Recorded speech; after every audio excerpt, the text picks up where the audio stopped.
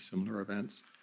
Yep, I'm responsible for federal policing. Federal policing program within the RCMP has about 5,000 people assigned to the program. Our mandate is to investigate national security, such as foreign actor interference, terrorism, ideologically motivated violent extremists. We also investigate transnational serious and organized crime. We are also responsible at the border between the ports of entry.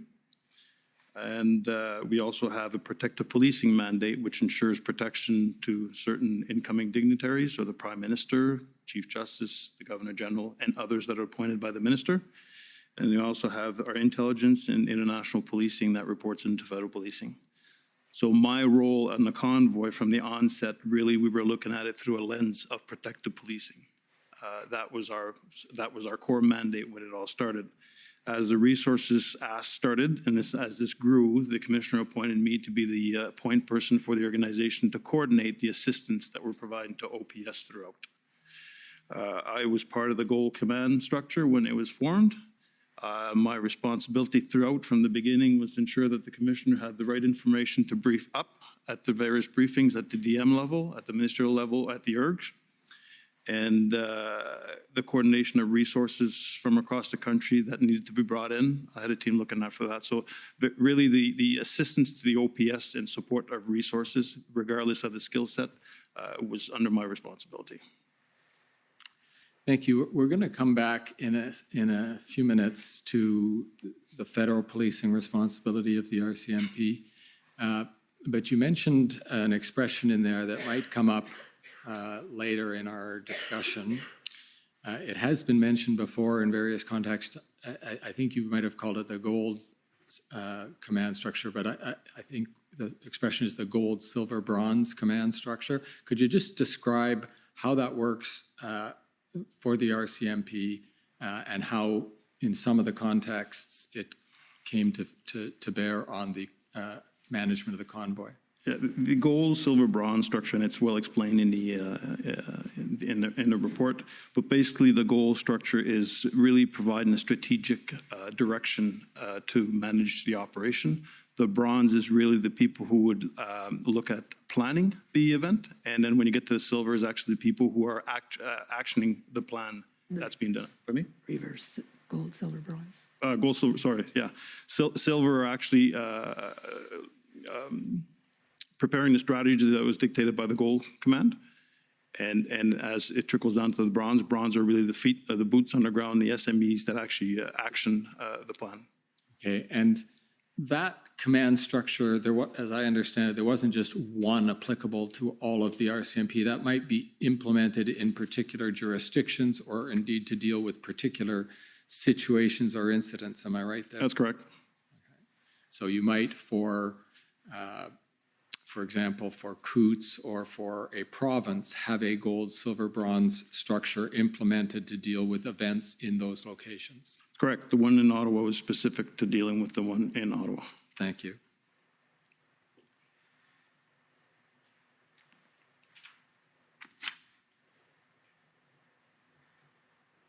Now coming to the RCMP federal policing mandate, this is the first, just to help you answer the question in context, the first of a series of questions I have to try to describe what the RCMP does with all of those 5,000 personnel in Ottawa compared to what it does with the personnel it has in the provinces where it is police of jurisdiction under contract to the provincial governments. So with that overall picture in mind, federal policing in Ottawa, you mentioned some of the areas it covers, but with respect to the convoy, your particular concentration was on the RCMP's protective policing mandate. Is that correct? That's correct. And I just want to correct this. When I mentioned 5,000 people, it's not 5,000 in Ottawa. 5,000 federal police employees across the country and posted internationally as well. Well, not just uniquely in Ottawa. I see. I'll come back to a distinction there, but how many are in Ottawa, roughly speaking? National divisions composed about 700 people. And then when you add the component national headquarters, probably around, I'm throwing a guess here, 1,200. That'll do for these purposes. Now, could you expand a bit on the RCMP's protective mandate, as it's sometimes called, the protective services that the RCMP offers in the city of Ottawa or the National Capital Region? Yeah, the protective mandate for the RCMP derives from the RCMP regulations. We are mandated to protect on a threat risk assessment base the Prime Minister, the Governor General, the Chief of the Supreme Court, visiting dignitaries, presidents from other countries it would fall under our responsibility, or any other appointed official by the Minister of Public Safety. We also have, within that protective, we also have an intel unit that feeds in to better prepare our posture and respond to any incidents. Here in Ottawa, we are looking at about 400 people that are assigned full-time. And when I say 400, it's all categories of employees assigned to protective policing. And if you can describe it, we might come to some particulars as it relates to specific incidents, but generally speaking, what was the impact of the arrival in Ottawa of the convoy? What was the impact of that on the protective mandate of the RCMP? Well, one of the things, and I forgot to mention, the people that were protected is also elected officials that fall under responsibility. So it was bringing a coordination and ensuring the secure transport of the elected official to Parliament on the Monday 31st, I believe, was it 31st, to it, coordinating routes to get into the area. There was also concerns with demos that would creep up at Rideau Hall or at the Prime Minister's residence, which required us to mobilize additional resources to make sure that we had the right posture to address any incidents that would occur during the arrival of the convoy or while they were there. Okay, well, that's a helpful example. So if you expected to encounter protest activity as part of escorting and ensuring the safety of the Prime Minister or one of the other people for whom you're responsible, and you encountered this protest activity, sort of, if I can put it this way, in the way of your the path that you expected to take, your protective policing mandate, would that include dealing with those protesters on a public order management basis? Or would it deal with getting your protectees where they need to go safely? In this instance, our POUs were not dispatched to clear the roads or to assist in any ways. We were working with the Ottawa Police Service to ensure what were the egress and ingress with regards to Parliament Hill. Without, obviously, with the dynamic and the fluidity of what was going on downtown, a lot of the routes could not be guaranteed, so that's something that we had to factor in and had to shift our plans as we went forward. Okay, again, at the risk of belaboring the point, I just want to make sure I understand correctly. The impact on your protective policing mandate wasn't that you had a public order mission to clear the routes. It was just that your mandate was more complicated because you had to coordinate with the OPS and make sure your routes were safe. Coordinate, but also with the elevated, the intelligence that we had, the increased resources that were required to ensure the protection of the different sites that we are responsible for. Thank you.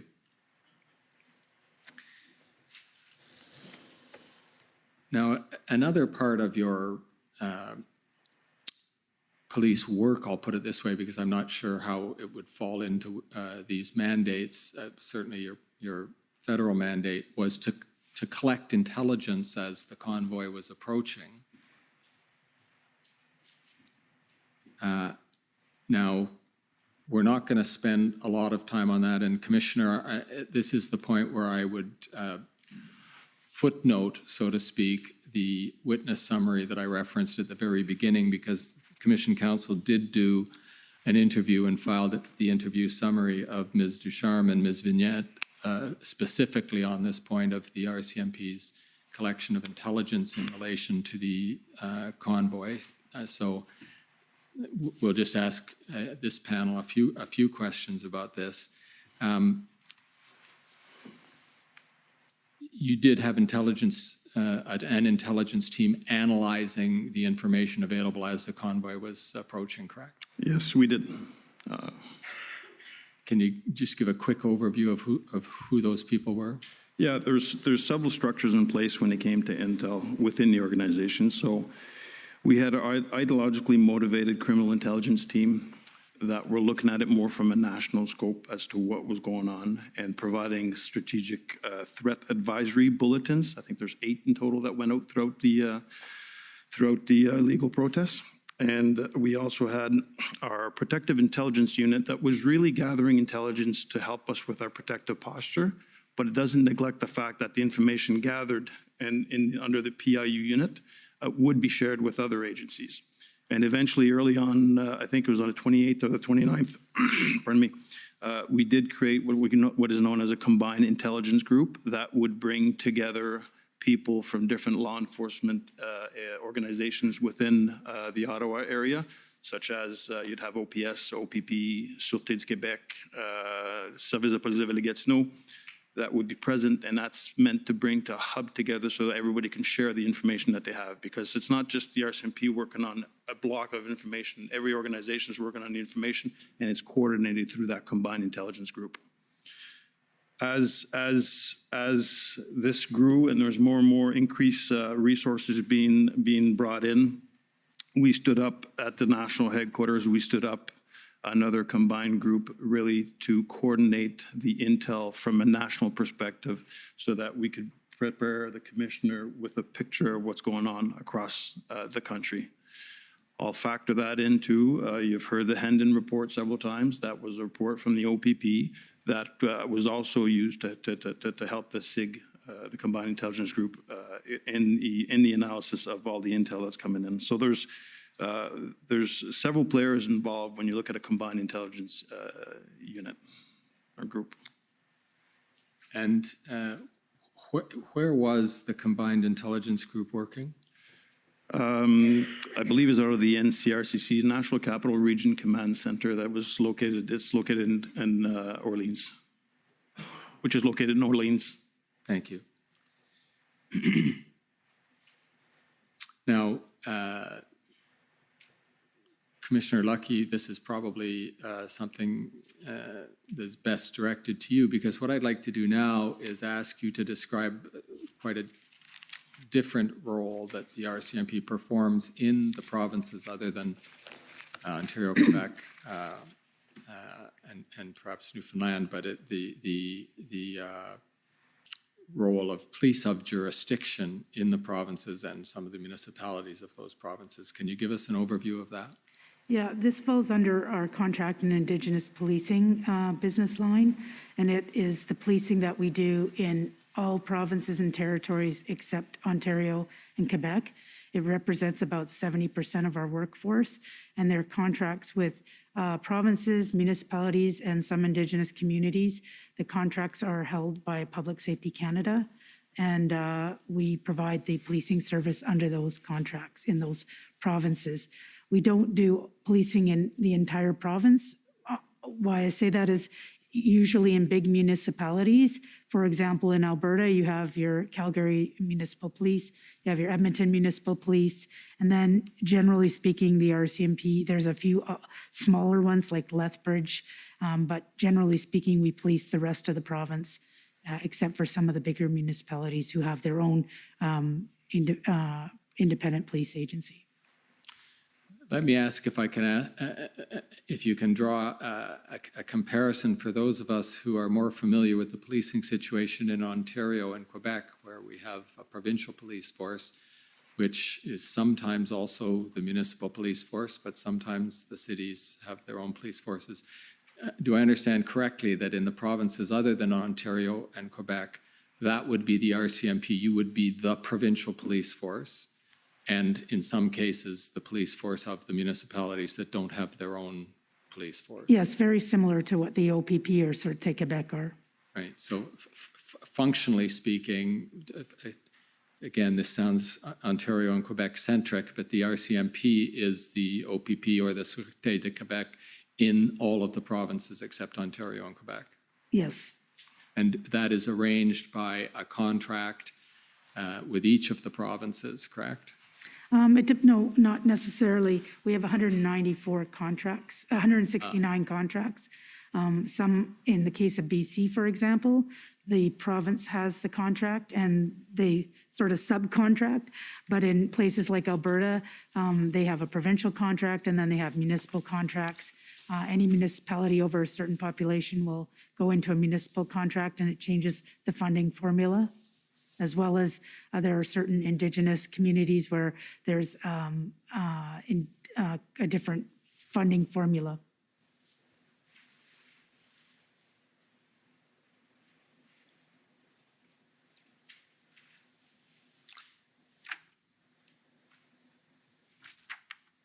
Now, when you two have left the stand, we're going to have Deputy Commissioner Zablocki here to describe the situation in Alberta in particular.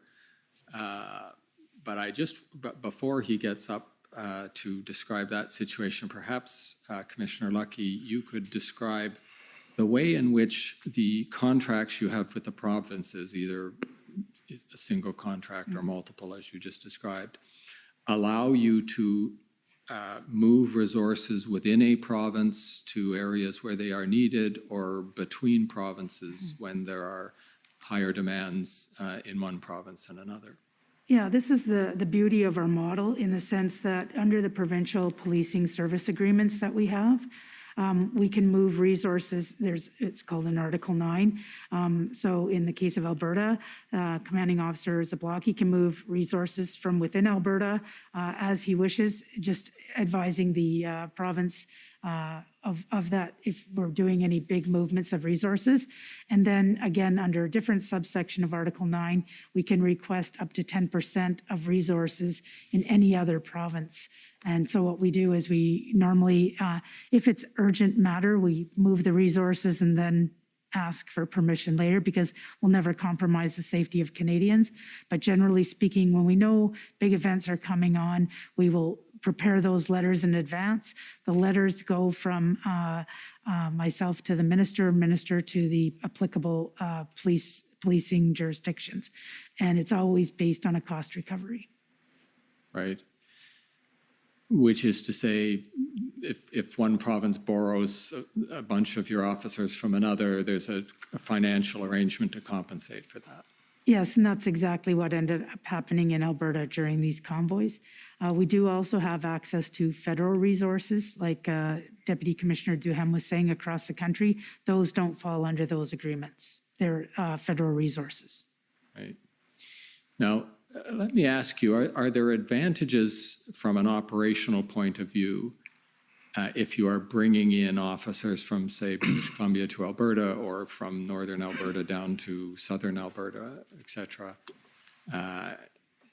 in having officers with the same equipment and the same training and the same command structure and whatnot? Does that offer you an advantage that you might not have been able to achieve, for example, when you were coming in to assist in Ontario?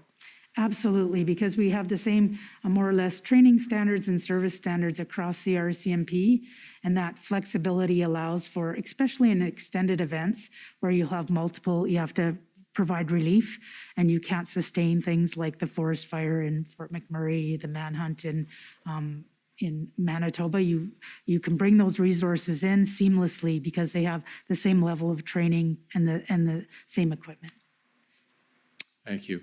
Now, moving a bit closer to home, at least insofar as it pertains to the events in Ottawa, I would like to ask, and these are probably questions for you, Deputy Commissioner Duhem, but not necessarily, so please feel free, Commissioner Nucky, if you are the better person to answer, to talk about the role of the RCMP in Ottawa. We've heard about their federal policing role and their protective services mandate, but I'd like to take you back a bit in history and ask you if you can, well, let's start way back, so to speak. Has the RCMP, at least in our living memory, ever been the city police, the police of jurisdiction in Ottawa? Not as far as I can recall. But there was a time that you've outlined in your summary, your witness interview summary, when there was a more substantial contingent of what you might call uniformed officers on the ground in Ottawa. Can you explain when that was and what the purpose of those forces were? Yeah, and that's correct. That the RCMP did have a larger footprint in the Ottawa region in the year 2000s, leading up to 2014, after the attacks on Parliament Hill. There was a review that was done, and I should just say that prior to that, the organization, the RCMP, was responsible for the security of Parliament Hill, outside component of House of Commons and Senate, not the interior. The interior was managed by House of Commons, had their own security, Senate had their own, and the RCMP was responsible for the outside grounds. At that time, also, that we had more resources when it came to our protective policing mandate. We had more clients to protect at the time. And then over years, there's a different approach on the way we did business that reduced our footprint when it came to protective policing, as well as patrols at the embassies. Back to our responsibility on the Hill, we had in excess of 120 people there that were assigned to the Hill on a permanent basis to ensure the security. When the attacks occurred, there was a review done of the entire security posture on the Hill, and that's when a new legislation was created to create the Parliamentary Protective Service, who the RCMP was responsible leading the integration of security of the different units that were there. What we saw after a year and a half being there, it was decided to put a plan forward that, realizing that the job that's being performed on Parliament Hill was not a policing function, but more a security function. There's a transition that was done with PPS, with the accord of the both speakers, to reduce the footprint of the RCMP.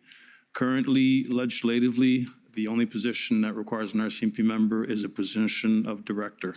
So when you talk about shift in resources and footprint, there's a significant one that happened recently. Protective policing, when it came to our clients, happened before that. So if I may, when you look at the dynamics prior to this change, the RCMP, when it was responsible for the Hill, looked after all the planning of the different events that took place on the Hill. This was prior to the creation of PPS.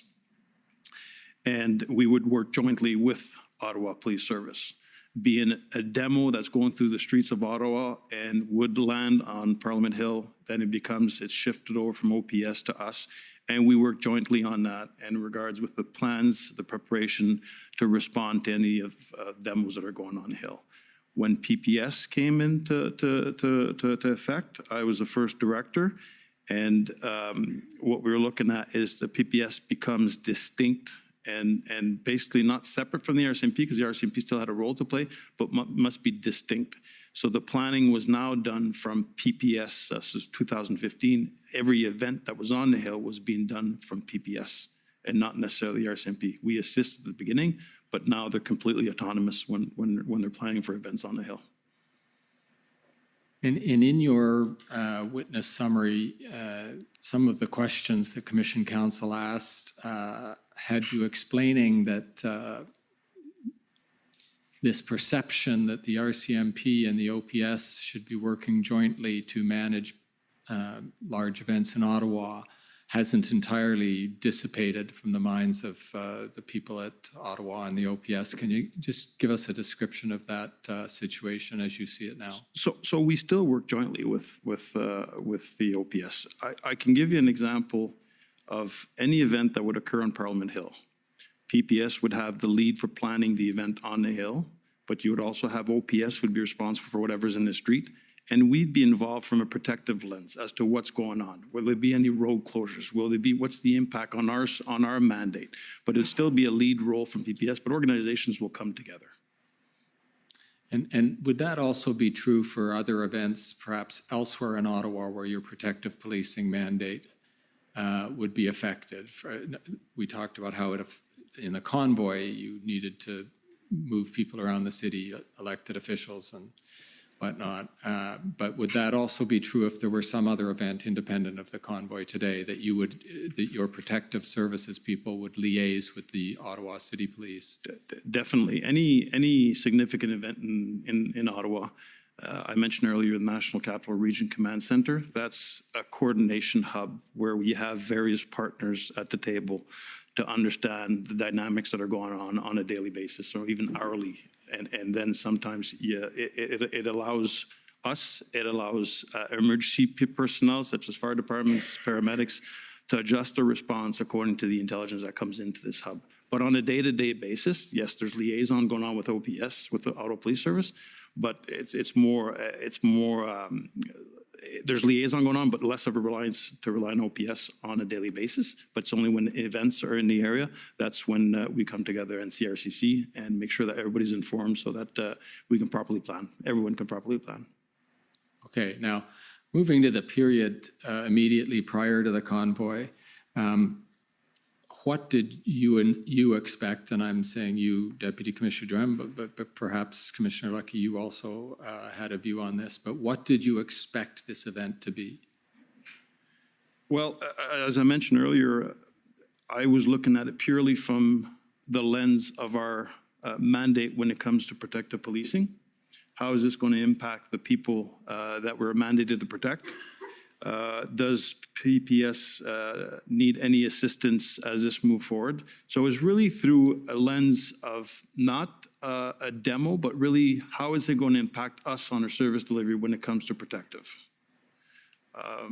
Early discussions I had with OPS on the matter, there seems to be no concerns whatsoever, good relationships with the organizers, and there's no need for us to question the relationship they had with them. And we felt comfortable, well, I felt comfortable that the Ottawa Police Service had things well in hand, negotiating with the organizers and having a discussion on how this would unfold in downtown Ottawa.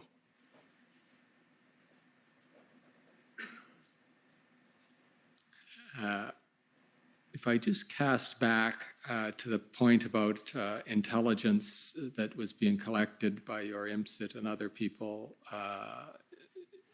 in conjunction with the convoy, your forces in Ottawa, including the intelligence people, would have been aware of the Project Hendon and similar intelligence that was being shared among intelligence agencies with respect to the size and scope and possible intentions of this convoy, correct? Yep. Yes. And despite your having had access to all that intelligence, you still viewed this as an event that the Ottawa Police appeared to have under control and didn't cause you any particular concern other than the extra attention you would have to pay to your protective mandate. That's correct, and there was no additional ask for resources as they were planning up when the convoy was going to arrive in Ottawa. So I was of the feeling that they had everything under control, and as I said, if there's no request for resources, I know in incidents, situations like this, that the organization on the intel side come together to share that information. But I didn't have any concerns because I was of the opinion that they had everything in hand. Thank you.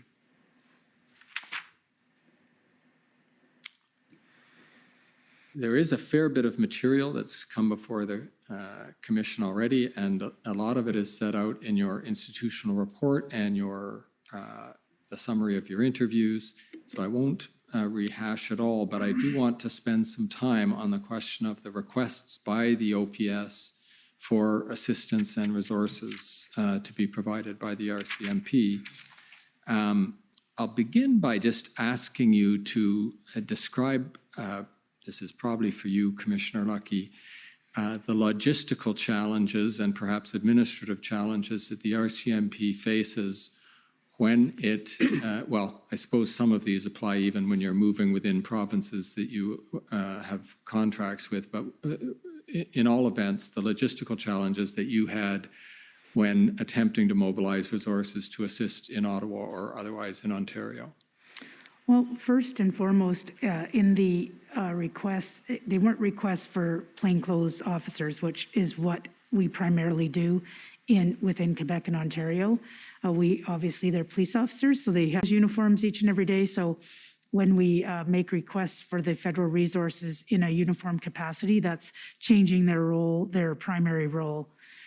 Within the two provinces, it's a lot easier than outside of the provinces, only because we have control of the federal resources, but also because they can drive into Ottawa, but they don't come in a big chunk. So when we need additional resources, we fan that out from Deputy Commissioner Duham's shop to the commanding officer of Ontario and Quebec, requesting additional resources, and then they do their what they need to do to get those resources.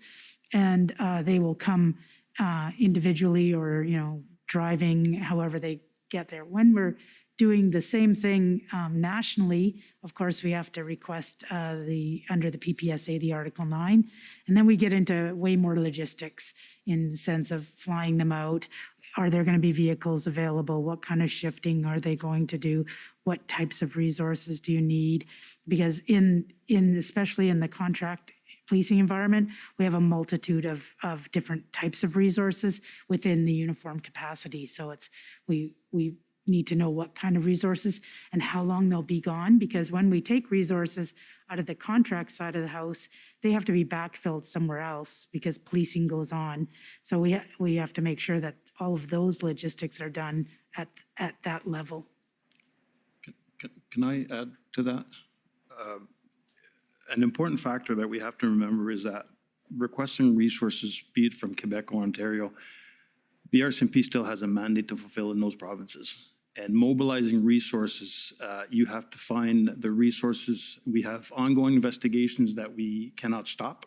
So it's finding that right balance of how many resources can we release to make sure we keep the lights on to ensure that we are still on mandate on what we're doing in the respective provinces. So it's not just, it's easy to say we need 50 additional people, but then we have to look at who's releasable in those divisions based on the functions or the responsibilities that they have right now. So, thanks.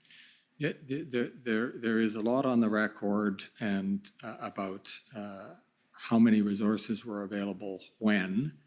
Can either of you give us the basic facts of how many RCMP resources were available from the beginning to the end of this and approximately when they were made available? I'm going to leave it to other parties to drill down on that, but just if we can have a big picture of what resources the RCMP committed to the events in Ottawa. so Go ahead. Commissioner. In a general sense, any requests that we got from Ottawa Police Service, we had fulfilled. And in the beginning, it was between 30 and 50, for example. And when that was the first weekend, and as the time went by, the resources started to increase. So we had not only increase of frontline resources, but increasing at the NCRCC. When we got into a unified command, there was people behind the scenes. Those numbers were increasing. And at one point, I think we got up to, what was it? The total number at the end, and the total numbers, we had in excess of 1,100 people.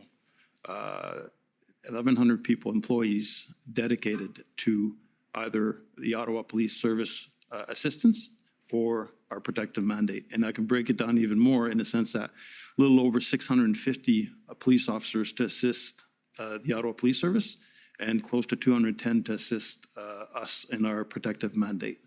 So that's a significant lift. I know there's been a lot of numbers circling around from 30. Why didn't we respond to 50? There's also that 250 that was raised. The 250, I just want to clarify that. It wasn't 250 dedicated to OPS, Ottawa Police Service. It was a mix-up. We tallied up everybody that was sworn in, and some of the people that were sworn in was actually in support of the protective mandate, not necessarily supporting OPS, but still available if they were required. And Deputy, if you could slow down in your testimony as much as possible for the translators, because you tend to speed up. Speed up. I know you want to get out of here and get back to work, but I will add as well, there was we had also provided resources to Windsor. So we diverted some resources for the Windsor blockade. Thanks. We're going to come back to Windsor, though if I don't offer you the chance to say more about that, please volunteer it at an appropriate point. But with respect to what you said, I sense there's a bit of a glossing over from the initial 50 to the ultimate 650. We all know that there ended up being a very substantial commitment by the RCMP and the OPP towards the very end when enforcement action was imminent. But can you tell me, roughly speaking, what the curve looked like in the first sort of 14 or 15 days before the implementation of the enforcement plan started to become imminent? I would say generally it started at around 30, and then it continued up in the 200s. It got up to about 200 throughout that timeline. And then, of course, when we were gearing up towards the actual enforcement in that last week, the numbers grew exponentially. And that's when we went outside of up till then, the resources were drawn from Ontario and Quebec primarily. And it was in those last week where we were drawing resources from across Canada.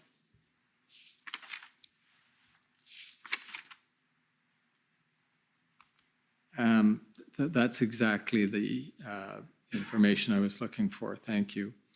On that point, there was a fair bit of controversy both between RCMP and the City of Ottawa and the OPS about just how many RCMP officers were available. You've acknowledged some confusion about whether they were available as boots on the ground to be deployed by the OPS versus people you were bringing in to assist in your protective mandate. But can you explain why there was that difficulty of communication between the RCMP and Ottawa or the OPS about just what resources you were allocating to deal with the situation in Ottawa?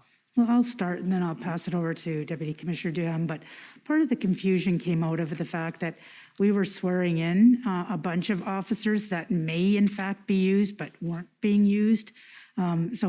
That were in the vicinity. So we made sure, like Deputy Commissioner Duham said, we swore in some of the people under protective in case they were brought over to assist in OPS. So their numbers, even they were swearing in certain numbers, those numbers might have not all been deployed at that time of the swearing in. Also, the fact that there was requests, and some of it was, there was confusions over, is it so many per shift, or is it a total number? But from the tactical or from the, the bronze level of our command that we were talking about, we were advised that any of the requests that they had for frontline, when I talk about frontline resources, we fulfilled those requests.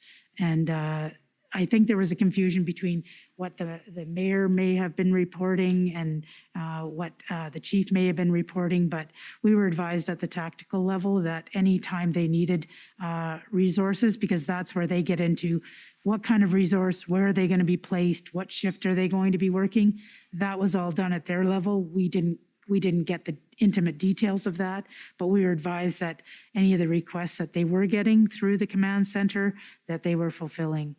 No, that's accurate. Okay, thank you. Mr. Clerk, perhaps I could ask you to pull up on the screen ssm.can.408433. And if I've got the number right, that should be the letter of February 7th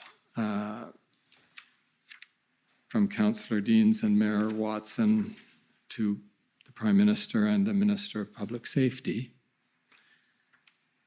And you're familiar with this letter, Commissioner Lucky? Or perhaps not the letter, but the substance of... Substance, yes. Okay. And I ask this in particular reference to your comment that all of the requests by the Ottawa City or the OPS had been responded to positively by the RCMP. And And yet, one might say, we have this letter, I would say, going from about as official as Ottawa can get to about as official as the city of Ottawa can get to as official as the federal government can get, in which there is a very specific request for certain categories of police officers, a total of 1,800. And Mr. Clerk, yes, if you just, that's right. Thank you, right there. And yet, this is February 7th, and that's why I asked you the timescale. You acknowledged to me that the substantial 600-odd figure of RCMP boots on the ground, so to speak, did not get to Ottawa until much after this, and yet at this same time you were assuring Parliament that all of the requests by the OPS had been met. And so the question for you is, how do you reconcile your statements with this letter? What was the date of the letter? The letter is February 7th. 7th.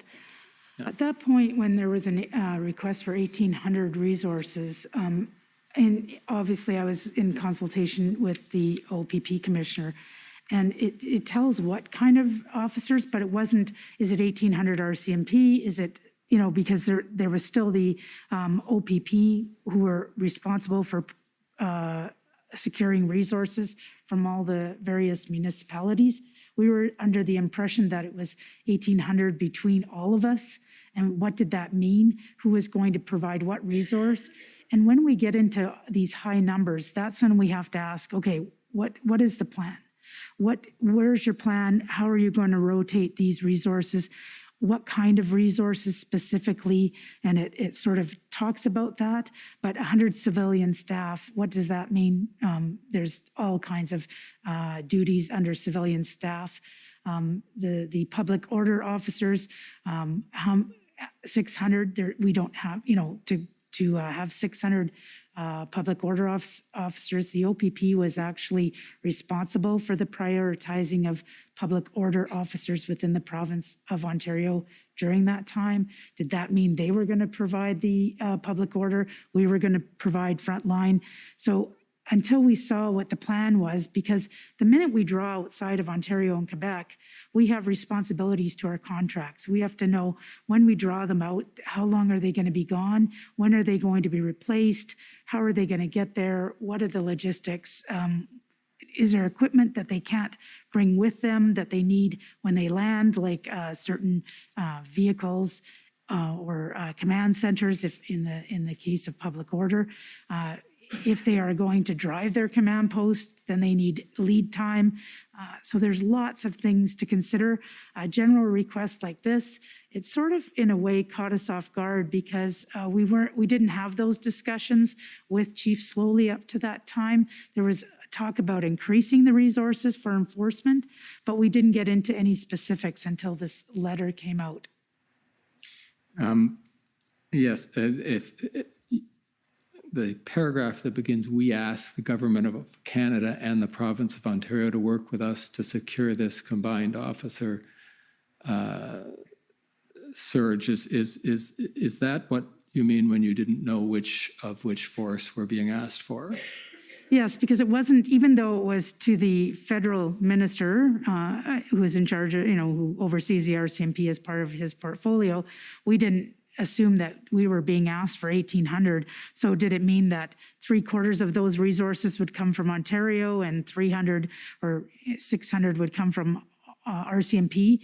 We needed to see a plan. So this is from politician to politician, but we needed to translate that into operational plan. So we wanted to see what the plan was and what kind of resources specifically they needed, with what skill set and with what equipment.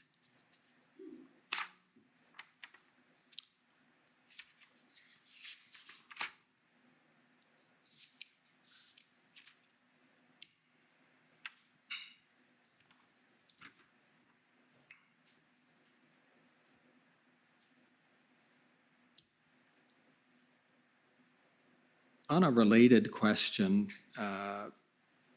during your interview, Commissioner Lucky, you described what you believed to be the appropriate sequence by which the Ottawa Police Service should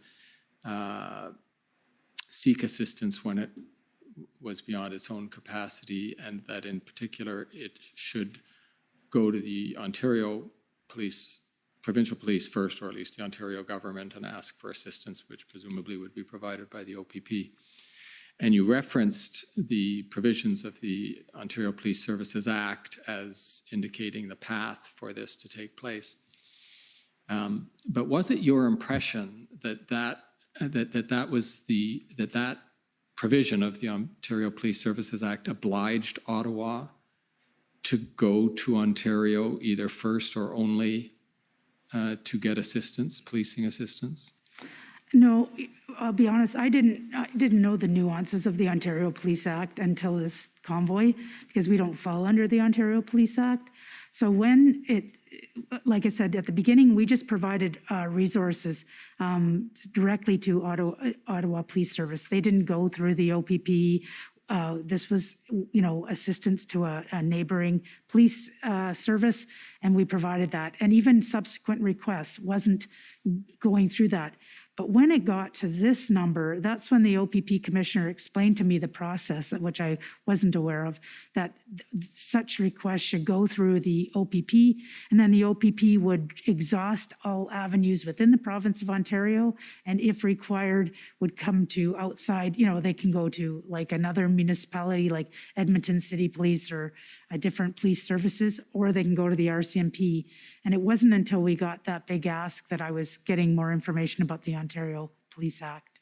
And that information came to you from Commissioner Creek? Yes. Thank you. I want to talk to you now about the role that the federal government, and I'll put in that category for now, both senior officials and politicians, what role they played in your decisions to allocate resources to Ottawa, or as it might be Windsor, but locations outside where you are police of jurisdiction. And in particular, if I could ask you to go back to the beginning and remind us for a minute who it is you report to and who it is gives you guidance or input on matters such as the events in Ontario. Well, first and foremost, any of the deployment of resources is the government or the minister has nothing to do with that. This is operational decisions, and we make those operational decisions based on our availability of resources, our ability to deploy such resources. If in fact, like obviously this was the last example you gave, this was a letter from the mayor to the minister. He would pass the letter on to us and say, here's a request. And he would never say, fulfill this request. He would say, see what, here's the request, deal with it, what you can do, depending on the numbers, because we may not have the numbers available to be able to do that. And that's why we were surprised, because it never usually goes to that level. It usually just goes, from police service to police service.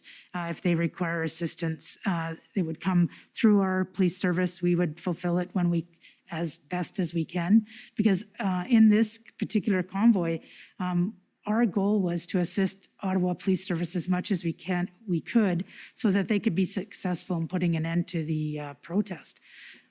As far as any of the operational decisions, the government isn't involved with that, and it's just more of an information where we provided, we're providing additional resources to Ottawa Police Service. Those were those were included in situational reports to the minister and the Prime Minister. So, if you can remind us just for a second, who would you have been interacting with to the extent the federal government was either inquiring about or expressing an interest in the situation in Ottawa? Well, obviously, the Deputy Minister of Public Safety, Rob Stewart, would have been sort of the interlocutor between the minister and myself at times. But when we were doing 3 briefings a day, one was at the Deputy Minister level, one was at the minister level, and after, I think, February 10th or so, was at the Prime Minister level. So there was lots of briefings on the situation, the movement of resources, if it included RCMP, because that's the ones that I would report on. But generally speaking, we didn't talk about numbers of resources specifically with the ministry.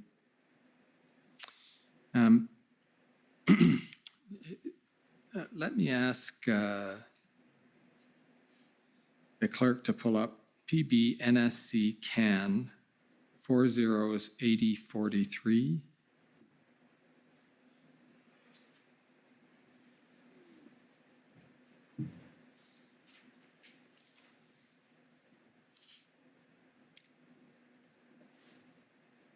And just so that we can understand the timestamps of these, as I understand it, these are about 5 hours ahead of time because they're in Greenwich Mean Time. So that's this conversation, which begins a timestamp at 5:59, would have been taking place at about 12:59 or about 1 o'clock that day. Is that right? Yeah. I don't think anything turns on that for this particular discussion, but it might later on in the other teams' chats that we look at. Mr. Clerk, can you scroll down to page 3? And the line I'm looking for is a statement by Flynn to the effect of, when the AG starts talking like this, there we are. Can you first tell us who Mark Flynn is? Mark Flynn is he's the second in charge of federal policing. I don't know his official title. Yeah, Mark Flynn's Assistant Commissioner responsible for National Security Program as well as our Protective Policing Program. And can you, either of you, recall what discussion was being, usually these team discussions are a discussion among RCMP personnel at the time some other meeting is going on, is that correct? Yes, because normally we'd be in a room and they'd be in the room with me. I'd bring people to assist with the information because there's often questions that I wouldn't know the answers, so I'd have my team. But when it was like, for instance, on the weekends, often people would be at home, so we would just create a Teams meeting. Right. And this February 5th Teams chat is observing a discussion in which we see a reference to the Attorney General talking. So this is an observation about a cabinet or SSE meeting, isn't it? Yeah. Okay. And did you understand what Mark Flynn meant when he said, I say this because you would have been listening to the conversation that he's listening to when he makes this comment, when the AG talks like this, we better get our own plan going. And your response looks like you were trying to thumb out Lametti. Well, because I think up top it says, who is this speaking? And because I'm a slow typer, I see. And a bad typer, obviously. So what did you understand Mark Flynn to be saying, when the AG talks like this, we better get our own plan going? Probably at the time I would know what he was talking about. Now fast forward, I can't connect the dots at all. We had, like I said, there was so many meetings going on, 3 or 4, sometimes 5 a day during this time. And if you had asked me at the point in time, I could probably give you a lengthy explanation, but I have no idea. Can you join me in the inference that just by what Mark Flynn said, that the Attorney General has said something to the effect that the RCMP might have to take some action? No, when I look at that, there's a lot of things I think that it could be possibilities. It could be the fact they could be talking about our protective mandate and making sure that our plan is going. I honestly, I wish I could help you with this. I have no idea what the reference was to this. Okay, well, it doesn't look like I can take it further than that. Let me try another one. Mr. Clerk, can you call up OPP 404583?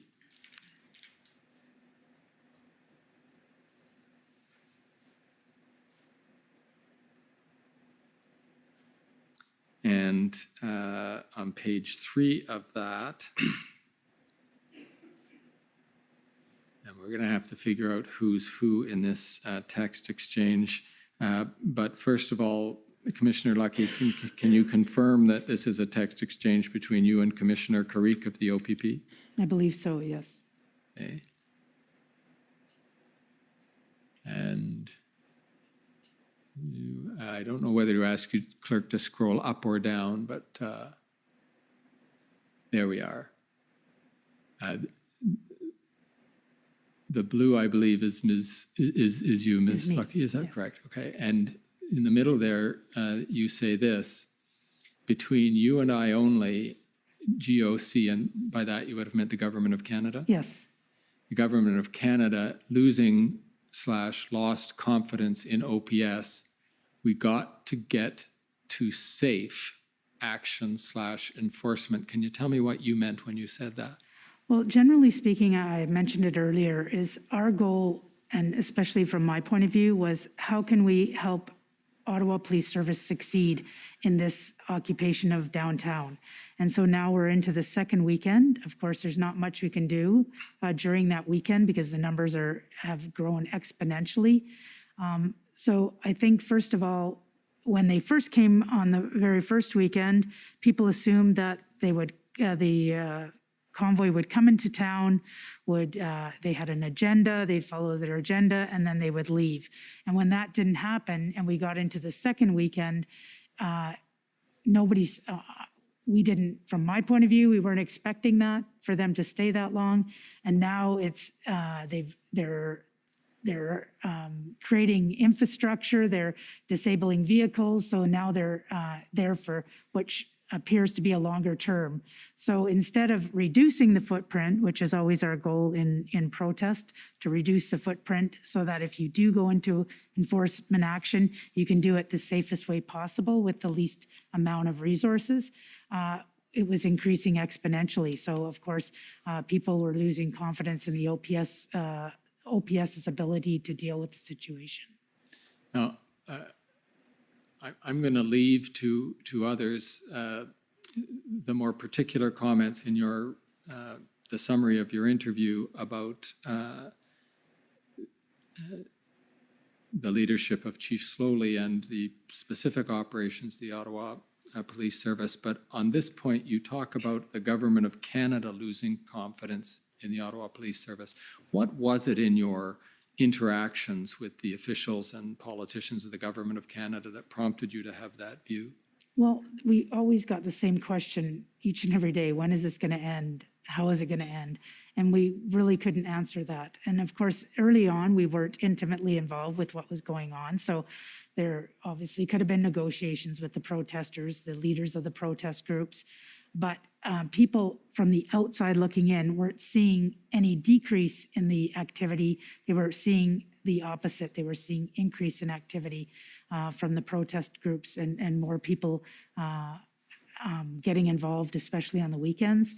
So of course, people were wondering if there was ever going to be an end to this because they hadn't seen any outwardly enforcement action. So in a way, it wasn't a completely, if I could use the word, educated point of view, because nobody knew the nuances of what was going on tactically from OPS. It was just a comment from the outside looking in. Okay, I've tried twice to get you to describe what it was made you believe that the Government of Canada had lost confidence, and I think twice you've told me why one observing the situation might have lost confidence. So if I can bring you back to that and ask you if you had some inputs that made you believe the Government of Canada had lost confidence in the OPS. Well, we had at deputy ministers' meetings, nobody said out loud that, I don't recall people saying, you know what, we're losing confidence. It was my observation by the various comments about how come this is still going on? When is this going to end? How come it's getting bigger? So I was inferring from those comments, when is Ottawa Police Service going to do some enforcement? When are they going to deal with this situation? I could hear the impatience, I could hear the frustration, and from that, I inferred that they were losing confidence in Ottawa Police Service. Thank you for that. Sorry. Now, if I can take you down sorry, not down, but further on in that text, you say, we got to get safe action / enforcement. Can you decrypt that for us? So that's all about, let's help them get a plan together so that we can help them with safe enforcement. So again, when having experience in public order, it's all about minimizing the footprints. You won't do that on those weekends. As we all saw, the numbers grew exponentially. So obviously, any enforcement action should be between, generally speaking, between the Monday and the Friday where the footprint was minimal. And so helping them get to a place, because we knew that the numbers were too big, even with a minimized footprint, for them to handle it themselves. And they already mentioned that they needed assistance from the various police agencies. So how can we help them do that is what Thank I you. was referring to. And then the last text here, first of all, the reference in there to the Emergency Measures Act, in retrospect, am I correct in guessing you meant the Emergencies Act? Yeah, I would imagine. Right, okay. So, because if they go to the Emergency Measures Act, you and is I, and okay, thumbs are not working Yeah. with perfect agility here. You or I may be brought in to lead, not something I want. So a concern you had was that if, and this is February 5th, and you're contemplating the possibility of the invocation of emergency legislation, if they go to the Emergency Measures Act, you or I may be brought in to lead. So that was a scenario you thought was a possible outcome of invocation of the Emergencies Act, was that either the OPP or the RCMP would be put in charge, so to speak, of the Ottawa situation. Yes, very early on when they talked about Emergencies Act, I had no idea what exactly that meant.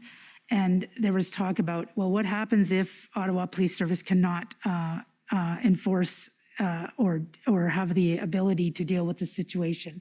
And there was talk about, do you change leadership? Do you change police? It was all in general conversation, nothing specific.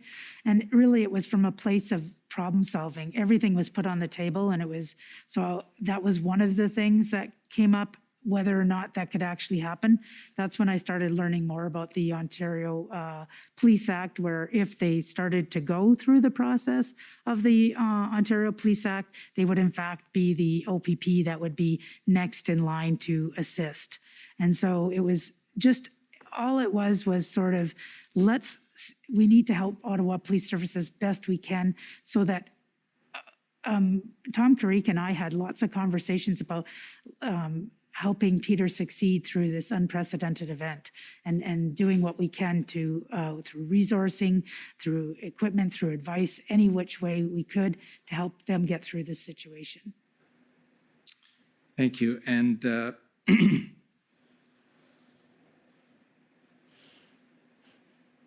if I could ask clerk to bring up PB NSC CAN 408042.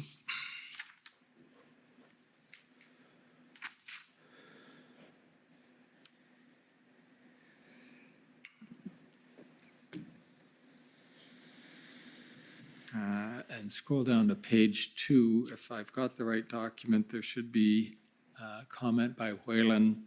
What is his objective? There we go. Thank you.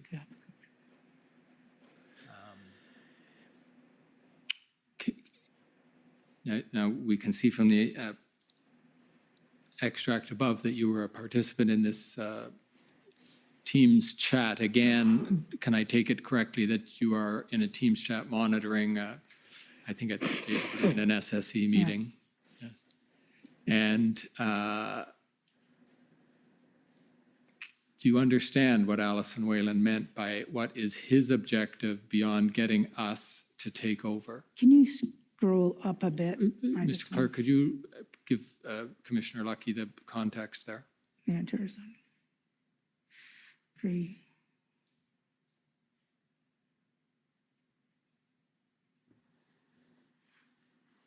I'm imagining, again, I'm speculating because there was a lot going on. I don't know who he is in this reference, but obviously it's somebody talking of, I'm imagining one of the ministers. or somebody in that meeting about what are the next steps if, in fact, OPS needs further assistance. I'm not exactly sure what it means, what she means by that, but I'm just wondering if there was any, she's asking, is there any other options besides us taking over? Well, let me ask you more directly then, rather than through what we have to agree are difficult decipherings of long ago choppy text messages. But were you having discussions with senior officials or your minister about the possibility of the RCMP actually taking over policing in Ottawa? Yeah, I think there was a misconception because people automatically assume the RCMP being the federal police agency, that's what our responsibility was. So there was a bit of education on that in us saying, of course, when people were looking at solutions, one of the solutions was, well, why doesn't the RCMP take over? We got asked that quite often, and we'd say, well, we're not the police of jurisdiction. We don't have jurisdiction in the province of Ontario. There's a lot of other layers before coming to, you would never come to the RCMP. That's not our role. But I think there was an assumption because we're the federal policing or national policing agency in Canada, there was an assumption that that's what that meant. And so we were trying to educate deputy ministers and ministers that, our role is not to overtake any police agency. We're here to assist in any way we can. And were you getting input from senior officials or your minister or other ministers for that matter to the effect of what more can you do? Can't you do more? Couldn't you be in there? Statements like that? Oh, there was things like, what do you need? Do you need any more resources? Is there any equipment you need? Is there anything we can help you with that would help Ottawa succeed in this event? Because I was the touch point for all police agencies. So whether it was Windsor, Coots, the Lower Mainland, it was always, whenever any big event happens, I always get the same questions. Do you have everything you need? Is there anything you don't have that you need? Please come to us. And so I get those same questions. Right. The question to you, do you have everything you need, is, I think, substantively different than, are you doing everything you can, or can't you do more, or, we've got a terrible problem in Ottawa, why aren't you in there helping to solve it? Were you getting input like that? Well, we were, again, when they were talking about us potentially, and it wasn't very lengthy conversations about us potentially taking over, there'd be snippets of that would come out and we'd have to correct that, saying that wasn't our role. But obviously, it was all hands on deck on the solution, problem solving. So people were asking, is there anything else that you could do to assist that you're not doing? How can we, again, when is it going to end? How is it going to end? Do you need anything else, anything to help make it end? Those were questions that were getting asked quite often. But did you get a sense that the senior officials or the politicians, understandably concerned about the situation in Ottawa, were asking you what you could do, not what resources you needed, but what you could do to solve the problem in Ottawa? Not specifically in those terms, but they've asked us, are you able to give them the resources that they're asking for? That was one big question, because between the mayor and the minister, there was lots of talk about resources. And we were explaining that a lot, as you mentioned earlier, the confusion over the numbers. And we told them we were giving them everything they needed.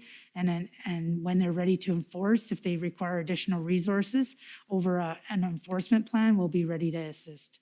But there was nothing specific like how you mentioned.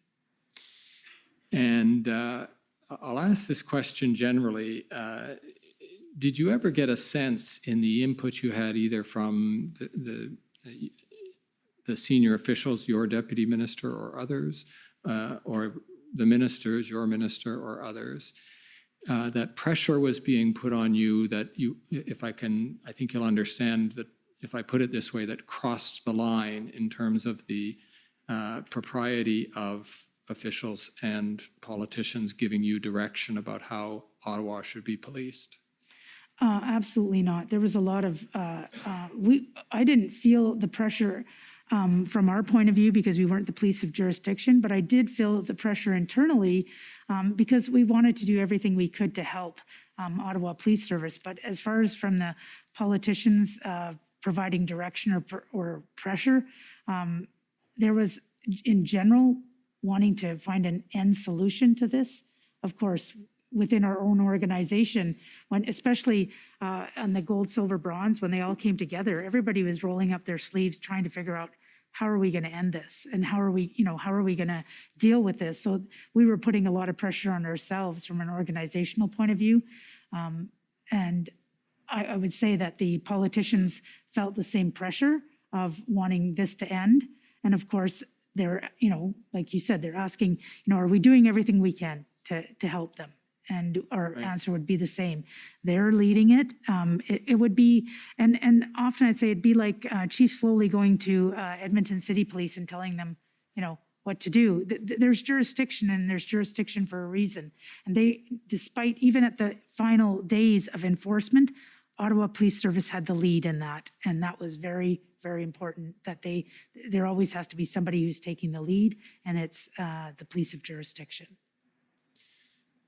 Coming back to this point about, I think it might have been you, but somebody used the expression, the line between church and state, which, whether that's what you meant in the context, we've all assumed means the line between the political side and the policing side, and all of the both jurisprudence and analysis that's been done on where that line should stand.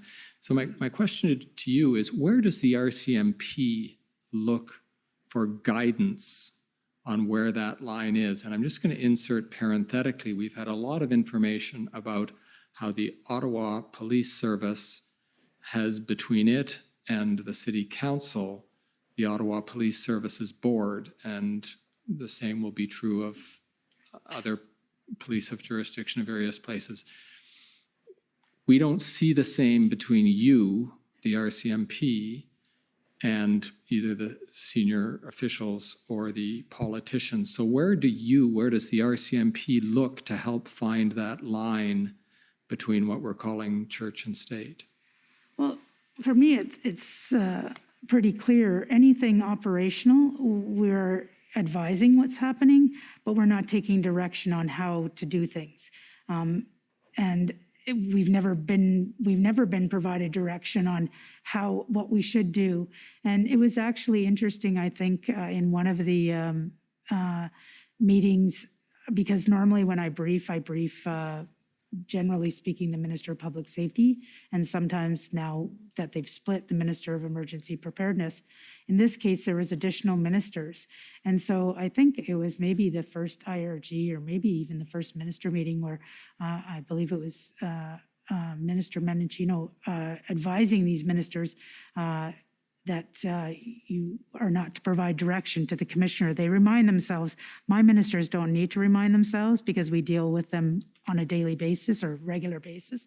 But with the new ministers, there was even just a reminder, because sometimes what happens is when you're into problem solving can sometimes translate into, we should do this and we should do that, and could we do this and could we do that? And sometimes that people might feel that that's direction. I don't consider any of that direction. Direction to me is something that you specifically would turn to me and say, Commissioner, we need you to do this, or don't do this. That's direction, that's interference. We don't get any of that. It's strictly exchange of information for the most part.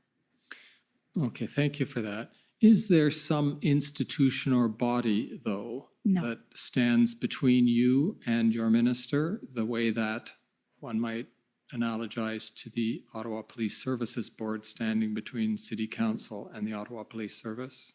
No, we don't have a police commission. We've just brought in in the last couple of years, a management advisory board. So, sorry, repeat that. I missed that. In the last couple of years, we just brought in what we call a management advisory board, but they are there to provide advice to the commissioner. They do not. They're not the filter between us and government. Right.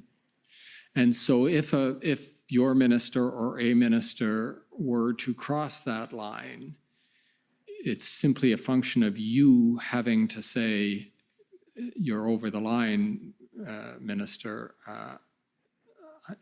or otherwise defend your own jurisdiction, so to speak. There's no institution that protects you from that. Everybody is just expected to follow the rules, or you call them out. Yeah, there's no institution in between the two of us, but we definitely have our policies and our procedures and our direction. And under the RCMP Act, I am in charge of the operational command of the RCMP. I can get ministerial directives from the minister, but it's in regards to administrative matters. But I won't get anything. For example, if I was to get a ministerial directive, I'm just hypothetically speaking, that I felt crossed over in the operational domain, I would bring it to my legal advisors and say, is this crossing over? You know, so I'm just trying to, as I'm talking, I'm trying to think of somebody that would act as that. And the only people I can think of is probably legal advisors that may, in fact, if I felt that happening, but I've never had to, in meetings, I've never had to really, you know, tell everybody to stop and you're crossing the line. Because they're very cognizant of it and they're very protective of it, because we have similar countries in the Five Eyes that are struggling with this, and they actually come to us and ask how we do it. But it's basically from previous testimony at the Mass Casualty Commission, because I've been asked this question several times, I think it's time that we put something to writing that outlines what you can and cannot do from both the commissioner's perspective and the politicians, especially from a rotational point of view. There's a lot of different, politicians change so that they are understanding, because we're not the only operational entity in the federal government. There's corrections, there's border services. So I think it's time to clarify it, because it's been a topic of conversation. I'm glad you went there, because that was the next question I had, because the provincial and municipal police forces have already run into problems with this. Those problems have generated commissions of inquiry that have made recommendations and given some guidance, and perhaps this commission will add to that body of material. But how would you envision this further or better guidance? And you might have noticed that Deputy Minister Stewart made the same observation yesterday, that there was room for development on this point. But how would you envision that? What would it be contained in? Some policy guidance document? And is there work on this now? Well, actually, I think one of the members of Parliament has put in a private member's bill on that very subject, and said it won't be difficult to do, because there's many police agencies who have examples of what needs to be put in text to make this happen, because it's already out there. And the name is escaping me, but there is a private member's bill to discuss this very issue. Thank you. And to be clear, I heard you say that this wasn't an issue with respect to the convoy or the blockade, but it is a topic you believe should be addressed. Is that fair? Well, absolutely, because in the last 6 months, I've had to respond to it on several occasions. And so my hope is that my replacement won't have to. So we need to clear this up. Thank you.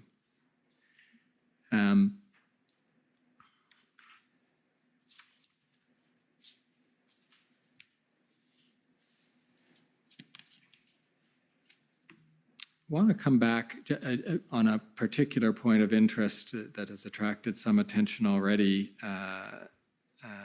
before the commission, and that has to do with, well, perhaps I could ask Mr. Clerk for you to call up WTS 6068.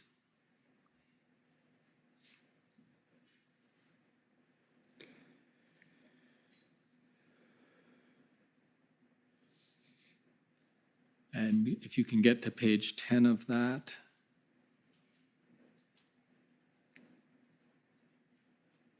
No, you had it there.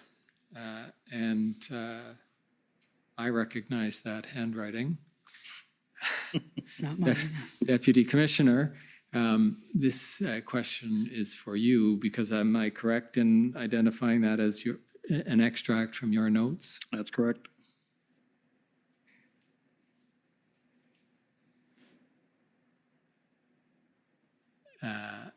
And perhaps you could first read, for those of us who haven't learned to decipher your handwriting, read the two asterisk points that are in your notes there. Yeah, the first one is Peter referring to the Chief Slowly from Ottawa Police Service, said he's going to ask double of what he needs. And the second asterisk is planners from our shop, integrated planning cell, what resources are required, because we were talking at that point, have an integrated planning cell, what type of expertise do we have to bring? And these notes stem from, on the page before that, I believe it was Steve Bell that was briefing us, providing an update, and that's a comment that was shared by Steve Bell. Okay, I was just going to take you to that. If you look in the typed text below your written note, you describe roughly what you just said, that the note reflects a call with Deputy Chief Steve Bell of the OPS concerning the OPS's request for resources.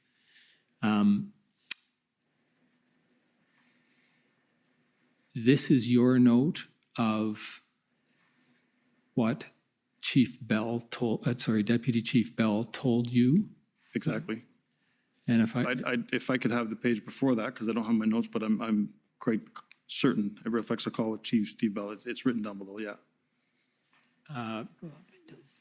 I can pull up your notes if you want. No, but that's okay. I can confirm for you that is what you have indicated earlier. No, I'm okay with that. Okay. Yep. And if you can help us with this, and you're not the first one to speak to this statement or comment, what did you understand Deputy Chief Bell to be meaning when he said, well, first of all, Peter slowly, is that correct? That's correct. He's going to ask double of what he needs. Can you explain at least what you understood Deputy Chief Bell to be saying? So the way I interpreted it, the numbers that were provided publicly and through the letter that went to the minister, the 1,800 asked, is that really reflective of the needs? Because again, I go back to what the commissioner said earlier, throughout this process, there was no plan to support or to demonstrate to the organization what skill sets and resources are required to support an operational plan and to support Ottawa Police Service. So I took it when this was briefed to me the first time, the 1,800 police officers, 1,000 police officers, 600 public order teams, 100 support staff.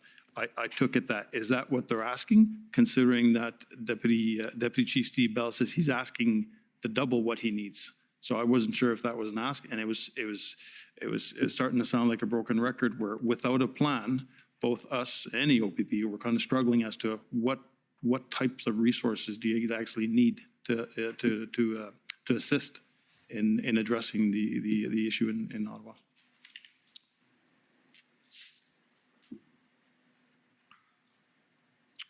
And I understand that an integrated planning cell, which we've sometimes heard called the IPC, was established by the RCMP and the OPP on about February 8th. Is that your recollection?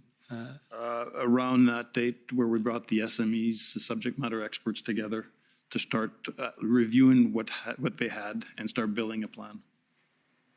And as I understand it, the purpose of the IPC was, among other things, to review such planning as had been done to date and to further develop the plan to deal with the situation in Ottawa. Is that right? That's correct. Did that effort, that is the establishment of the integrated planning cell, allow you, and presumably the OPP, but allow the participants in the planning cell to put a finer point on the resources that would be required to deal with the situation in Ottawa? That was one of the objectives, is to nail down what was required for Ottawa. Right.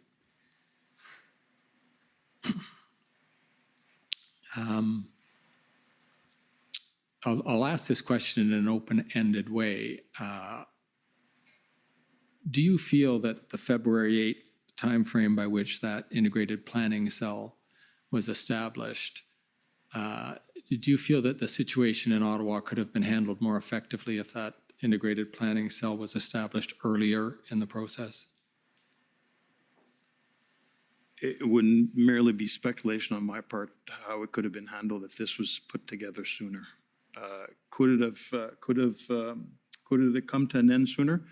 Perhaps, but I'm not in a position to say that it would, considering everything that was going on. So, Fair enough. and the other thing to factor in is it's one thing to look at the plan, but again, I go back to what I mentioned earlier. When it comes time to mobilize resources from across the country, it's not only challenging, but sometimes resources don't get in the next day.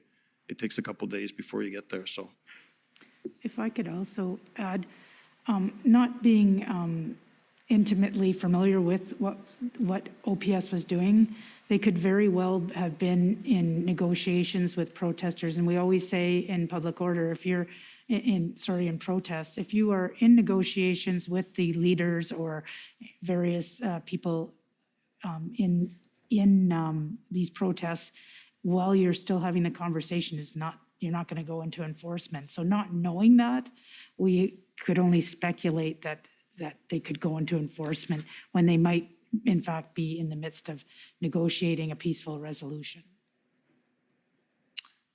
So did you view the integrated planning cell as strictly an enforcement a mechanism to organize enforcement? No, because part of that, when you're dealing with protests, you have taskings going to your police liaison teams who are dealing with the leaders of the protest group.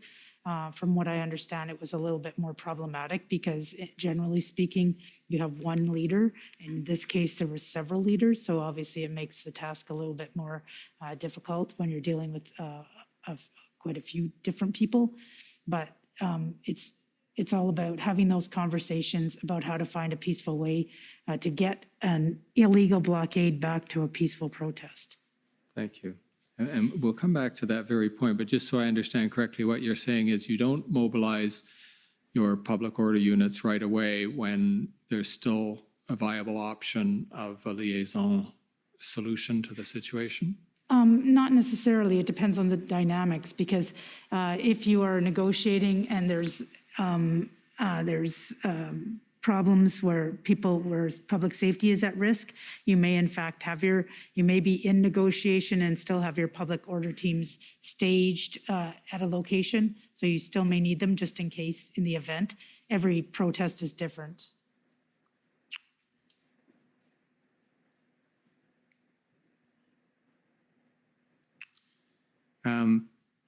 I'd like to move on to another topic now, and for that purpose, Mr. Clerk, could you call up OPP 50151, and the topic here is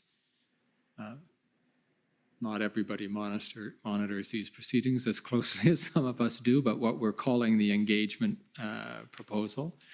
I think you're familiar with that, I think at least from our interview with you, Commissioner Lucky. Yes. So I just want to ask you some questions about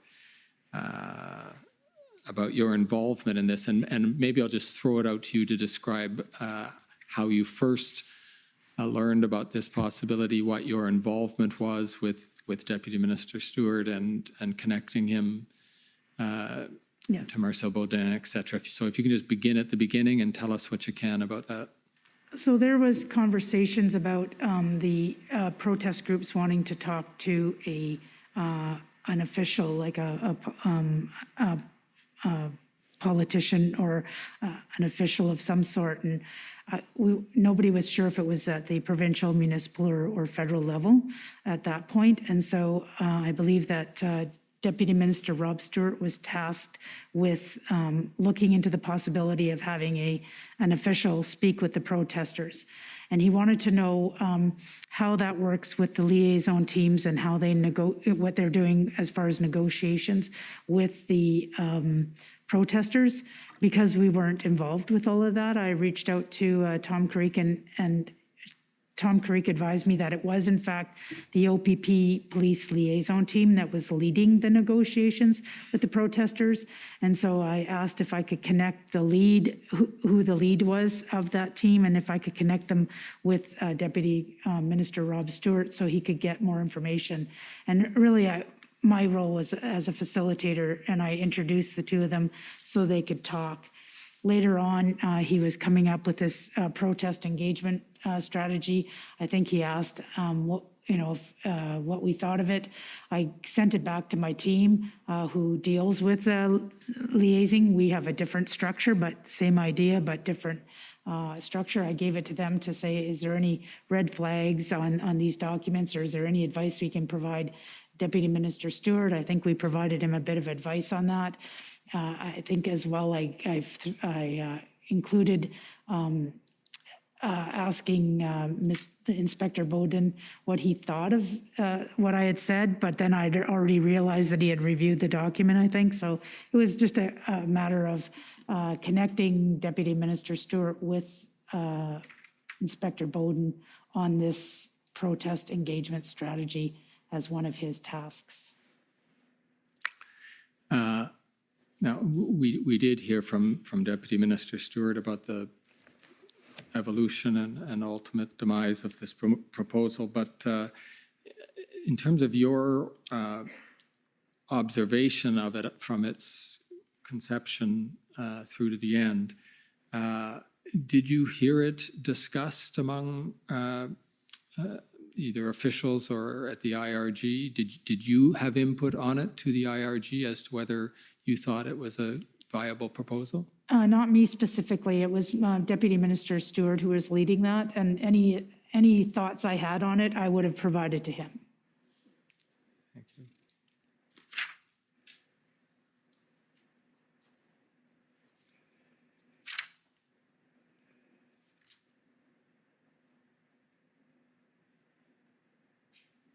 If I can switch gears here a bit on. Is this a good time for the Actually, morning break? Mr. Commissioner, this would be a very good time to break, yes. Okay, so we'll take the morning break for 15 minutes. The commission is in recess for 15 minutes. La commission est levée pour 15 minutes.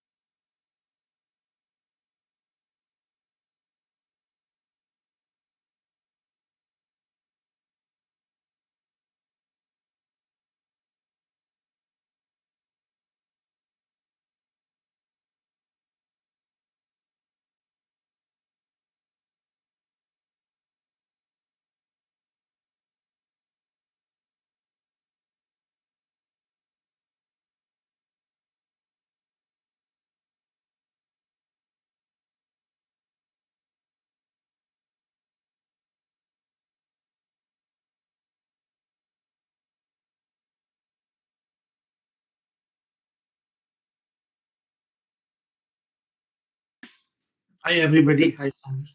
Cold enough for you? That's pretty chilly. At least the sun's out, though. Yes, actually, it's quite nice out. I was just outside and I was surprised. I didn't even have a hat on and I wasn't that cold. So, hello, Chief. Afternoon, folks. Hi, Wilson. Chief. Hello, everybody. Deputy. Good afternoon, everyone. Sandy, were you saying the weather's nice out? I might disagree with you on that. Well, I was just outside and I didn't have a hat on. And I thought, it's not that usual burning cold. When it gets this cold, it's like burning, it hurts and it didn't hurt. So I thought, hey, that's not that bad. I'm not going to say it's like go out in your shorts weather, but it's hey, it's Ottawa, it's January. Come on. Going out without a hat isn't a luxury that I have ever if it's winter. I think at some time one day, like a temperature like this, I took a pot of boiling water outside and threw it up in the air to see if it's true that it explodes and nothing hits the ground. This is something Blair could try someday. I'd like to see Steve in one of those mink issued hats tied under his chin. I think he would too. Just to be clear, though, these are not mink hats. We couldn't afford that with our budget. And that would be cruel to animals. So they're artificially fur lined, but they are probably the warmest piece of kit we give our people. Okay. I have one from my sister from the military, but that was it's probably 30 years old. So it is mink. It's the real deal.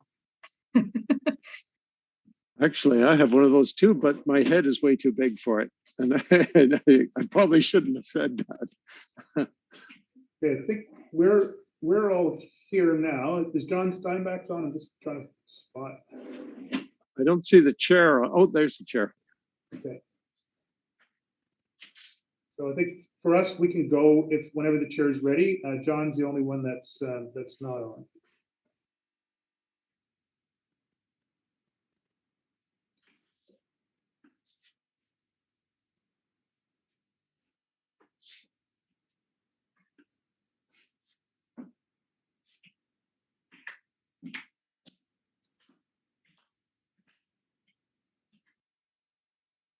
Okay, Chair, just so you know, we're all here now.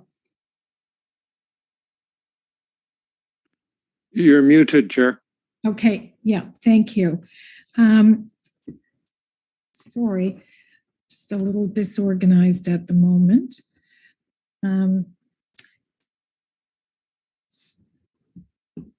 Just give me one moment, please.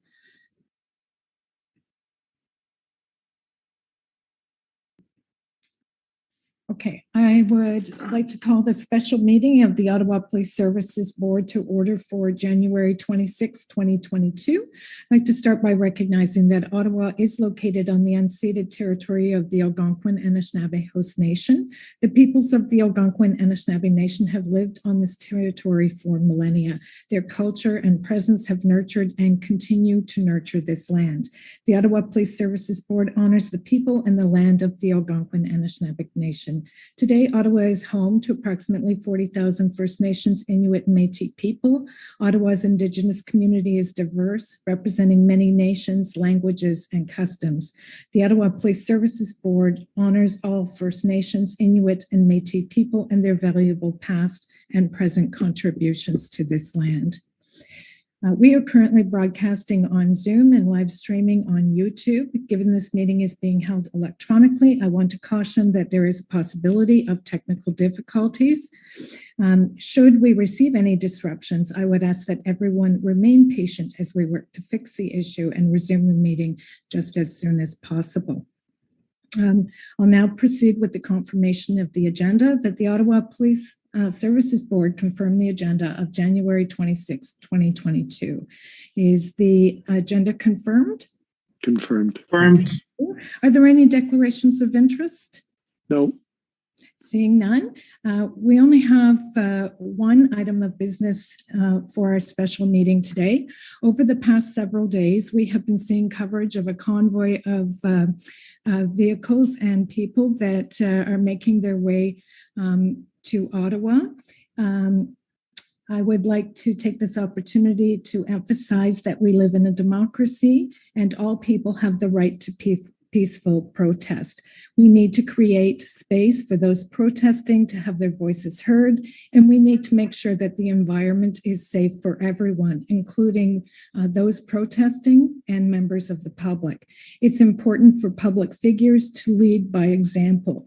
Regardless of our own political beliefs, we need to protect the safety of everyone involved.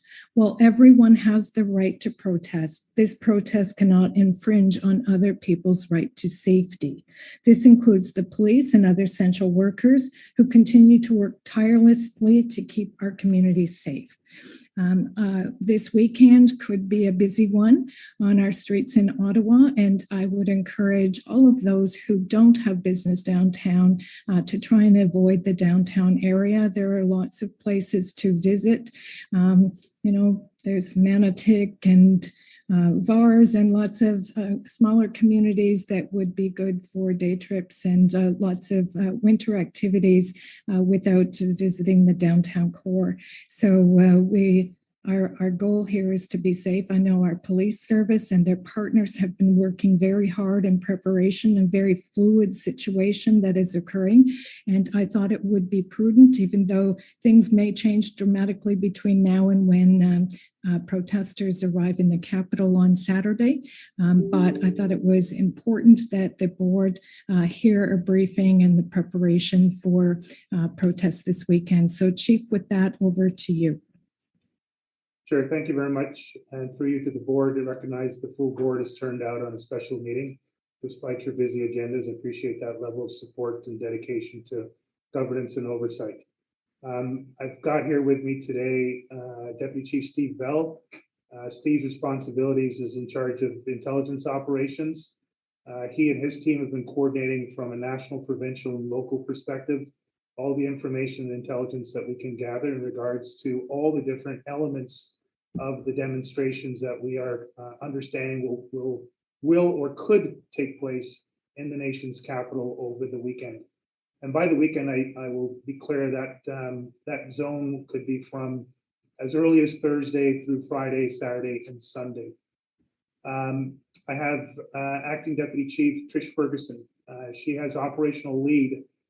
The operational plans are informed by the threat and risk assessments coming through Deputy Chief Bell. Using that information, she then identifies the potential risks or the known risks, attempts to create a plan that will anticipate, if not fully negate, all of those potential risks, and does that through a coordinated way, not just with other police services and national security agencies, but with city agencies, along with other partners in the community. Supporting all of that are communications efforts led by Executive Director John Steinbachs. John has established through Trish coordination with the other agencies, including the City of Ottawa, communications with the board, and that will continue today and throughout the entire event until the event is concluded. CAO Blair Dunker will be working on tracking any associated costs, which includes full cost recovery efforts to the extent that we're able to. But just understand, an event of this duration and nature will have significant operational demands on the organization and will incur costs associated to it, but that will be tracked, and we'll do our best to secure cost recovery wherever possible. This is an unfolding adventure, as you alluded to. What started out as a single expression of demonstration through what was called a freedom convoy involving vehicles from across Canada, over the last several days, and particularly in the last 24 hours, has changed substantially. There are a increasing amount of other interested parties who are considering, if not actually articulating, coming to the nation capital and participating in a range of related demonstrations and in some cases counter demonstrations.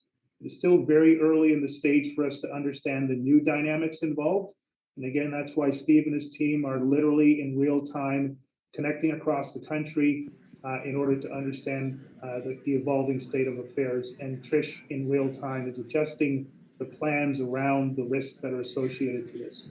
So we'll give you the best briefing we possibly can right now and answer the questions that you give to us in the best possible way right now. But please consider that literally an hour from now, the nature of the event may have changed, the risks associated to it changed, therefore the plans associated may have changed. Our commitment is to keep the board updated through communications like this and to keep our partners, including the City of Ottawa, updated with the best information we can going forward. With that said, I'd like to turn things over now to Acting Deputy Chief Ferguson for the core briefing for the board. And we'll take any questions or engage in any discussion that you facilitate after that, Chair. Thank you very much. Thank you, Chief. Appreciate that. So good afternoon. I would like also to thank the members of the board, the media, and city councilors for being here today for this briefing. We know there's a lot of interest in the community about these upcoming demonstrations, and we plan on keeping everyone updated and informed throughout the weekend. The Ottawa Police Service has already invested a lot of time and resources in preparing for this event, and I would like to take this opportunity publicly to thank our planning team, which is made up of veteran officers with decades of experience managing demonstrations. We have built a comprehensive joint strategy that is designed to manage the demonstrations and respond to events as they occur. Our police liaison team members are embedded with the Ontario Provincial Police Team, and this collaborative approach has been very effective in helping to inform our response to this. When these demonstrations arrive in Ottawa, the Ottawa Police Service is the lead agency for this event with overall incident command. In conjunction with the RCMP, we will be standing up the National Capital Region Command Center in order for all agencies to be in direct and real-time communication. Our priority is to maintain the safety of members of our community and participants in these demonstrations. Our mission statement is that the Ottawa Police Service, in a collaborative approach with other police agencies, federal, provincial, and city partners, community organizations, and event organizers, will provide a safe and secure environment in the City of Ottawa during the Freedom Convoy 2022 event. We will be placing an emphasis on proactive engagements through police liaison teams to facilitate communication, de-escalations, and peaceful resolutions to rising incidents. The current information that we have at this time is that there is one main demonstration called the Freedom Rally, which involves a number of trucks and private vehicles arriving in Ottawa from across Canada. The exact number of participants in the main demonstration is not currently known. However, all open source information and our interactions with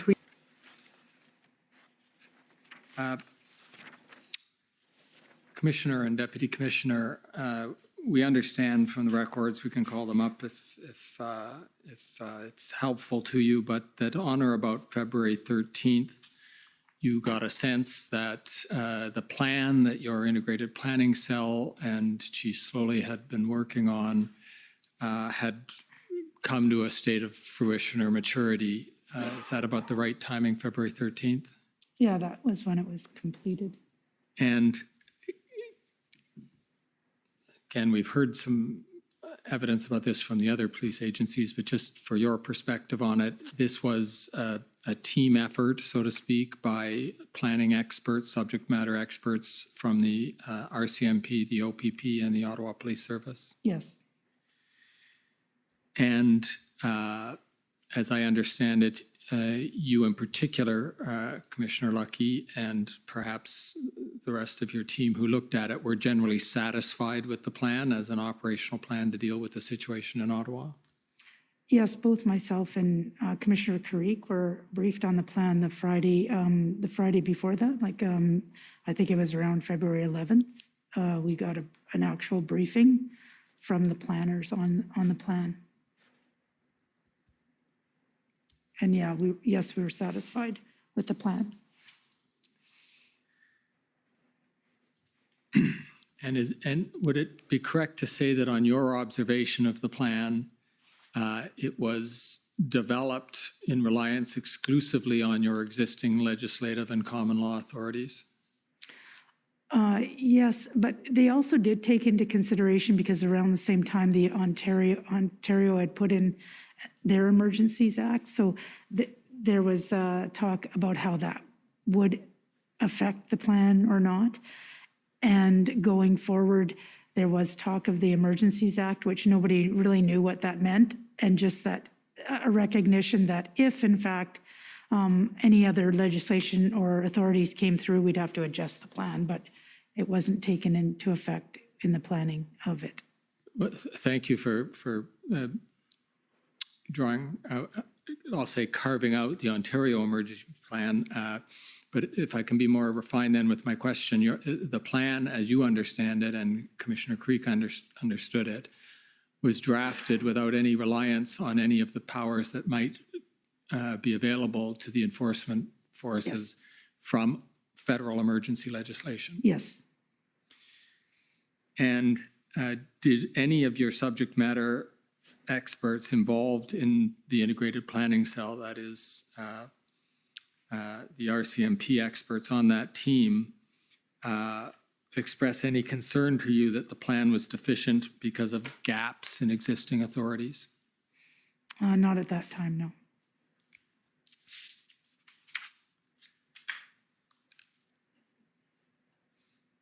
Now,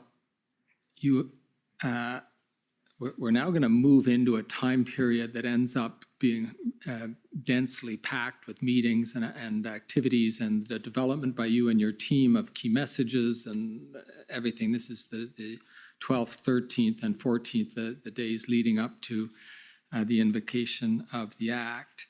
And I understand that on February 13th, you, Commissioner Lucky, attended, I'm going to insert parenthetically there, when we say attended a meeting, sometimes this would be virtual, sometimes it would be physical, or was it always virtual? No, both, depending on the deputy minister. The minister's meetings were generally virtual. Many of the IRGs were in person. Thank you. And on February 13th, if I can refresh your memory, there was a DMOC at around noon and a briefing with Minister Mendocino and Blair at about 1 p.m., an IRG at about 4, and a cabinet meeting at about 8:30. Is that right? Yes. And the subject matter of all of these meetings was the convoy and blockade situation across the country. Is that right? Yes.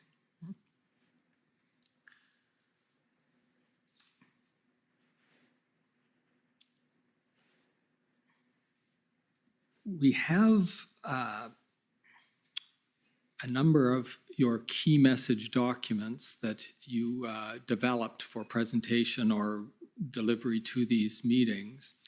And I'll just give you the sort of big question we're trying to get some elucidation on here, and then we'll break it down in as many parts as you think would be helpful in you remembering what went on in those probably very densely packed days. But the question we're trying to get to is how much of your key messages got delivered to the DMOC and the IRG and cabinet, because we've tried to follow the sequence of events, and we do this forensically by watching your team's chats and trying to figure out, as you folks are watching the meetings going on, whether you ever got a chance to speak at a given meeting or whether your points were ever discussed, etc. So rather than me trying to recreate that whole forensic analysis as to what happened on the 13th, to your efforts to educate the IRG and cabinet on your views about these events, maybe I can just put it over to you and say, if you remember those days, the development of those key messages and how, if, when you were able to deliver them in those various forums. Pretty well, I don't want to say 100%, but pretty close at the beginning of each of those meetings after they brought up the agenda. I would be generally the first person they would go to, and I'd give that situational overview and literally be reading those key messages. So most all of the information that were in those key messages were delivered. There might have been some exceptions, but very minor nature.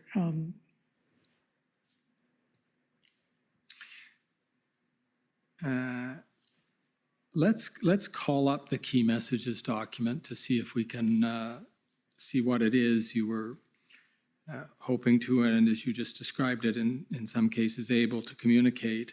And this would be SSM CAN NSC 402906.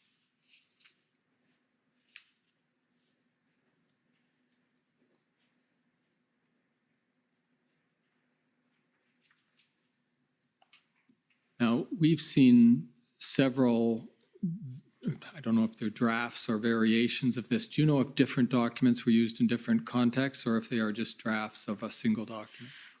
Sometimes what happened would be a very similar document was delivered at the minister's briefing, and then there might have been slight amendments because the situation changed, but that would be the only reason why it would change.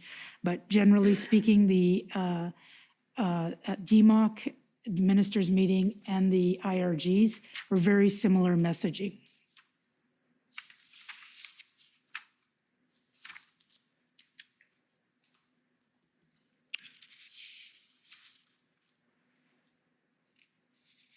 And if we could just scroll down, what would, and as we're looking at this,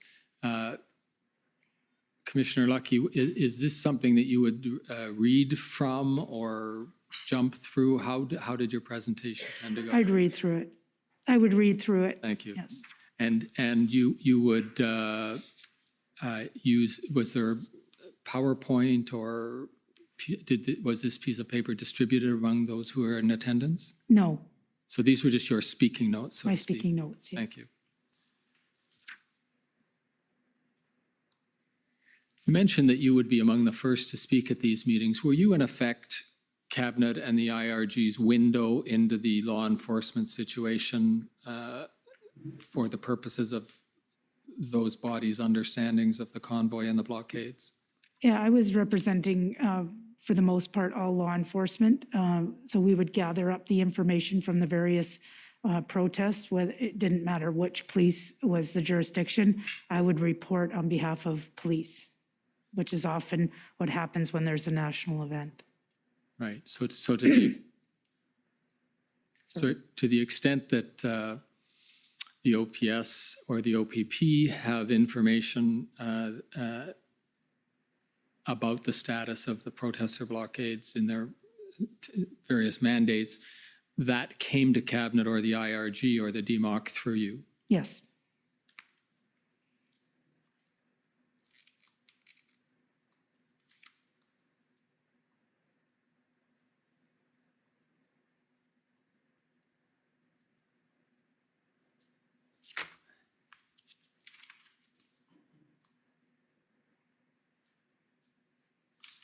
If you look, if we scroll down the page to the heading Additional Supports, it's, I think, page 6 of this document. Now, can you explain what this section of your speaking notes is about? Well, it's in reference to discussions on the implications of the Emergency Act. And that's where I'd mentioned earlier about being consulted as to whether any of the authorities that they may provide us we would be able to enforce if there was any challenges to that enforcement, and was it doable, so to speak, from a law enforcement perspective. We were also consulted on potential authorities. And so we created a little list of what we thought would be potential authorities early on. And in here, you see there's a few examples of additional tools that would be useful. Now, did you consult other police agencies in the course of compiling this list of possible other authorities? At that point, I don't believe so. I think we did consult internally within the RCMP, where like BC is, BC, Alberta, and Manitoba especially, because that's where some of the protests were in our area. I don't believe I don't believe we reached out to all of the other agencies, like all other police agencies. I don't think, because of possibly we weren't to reach out outside of the RCMP on this, because it was part of Cabinet. So there might have been obligations of, excuse me, confidence that prevented Confidence. you from consulting outside the RCMP? Yeah, I'm guessing. I don't know specifically, but I don't believe that we reached out to other police agencies. But there could have been talk at the planning level, like through the National Capital Region Command Center or the Integrated Command Center. They may have spoke about it, but you would have to ask Deputy Commissioner Mike Duhem because I wasn't involved in that command structure. Over to you. Yeah, to my knowledge, sir, there was no consultation. One, because of the confidence aspect, because they're drafting, they're looking at putting measures into the act. And the other thing I'd like to highlight is we had a very short turnaround time to get these recommendations or what we thought would be useful for law enforcement. So it was as I recall that it was done strictly internally of the RCMP.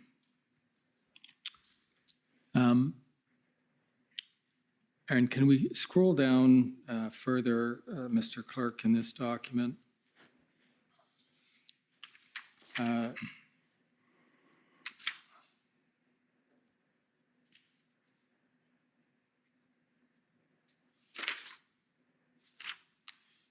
It's the paragraph that begins that said, the one that's up there, and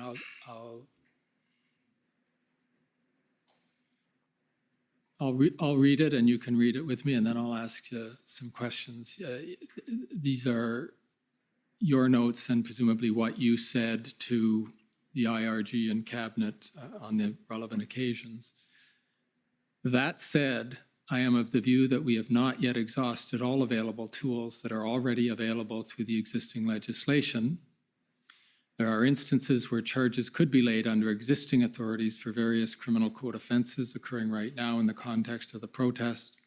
The Ontario Provincial Emergencies Act, just enacted, will also help in providing additional deterrent tools to our existing toolbox. And then the bullet below that, these existing tools are considered in our existing plans and will be used in due course as necessary. As I say, this set of speaking notes had been in various iterations and also ended up in an email that you sent to Mr. Jones, the Minister's Chief of Staff. Was this point that you mentioned here in your addresses to the IRG and Cabinet, was that also something you had expressed to, for example, Deputy Minister Stewart or Chief of Staff Jones before these speaking points were distributed or before your email on the topic? I'm not sure of the timing. I know that there was an email exchange with the Chief of Staff, so I don't know if it was before or after this meeting. If it helps you, it was short. It was in between the IRG. It was, if you look at the time stamps, it was right in between the IRG and the Cabinet meeting. You sent, in effect, these points, including, your speaking points, including these two bullets here. Had you had these discussions about your views on existing authorities with any of the officials before the circulation of these notes? Yeah, I think we would have been exchanging verbally. Like Deputy Commissioner Duhem said, it happened so fast. There was, Deputy Minister was working on this. We weren't in the working group. We were just brought in as subject matter experts on various authorities that, potential authorities, but we weren't in the drafting of any of this. That wasn't our role. So this would have been provided probably verbally. We would have spoken about it. And then obviously, because I was asked in an email, it was provided in writing. Hmm.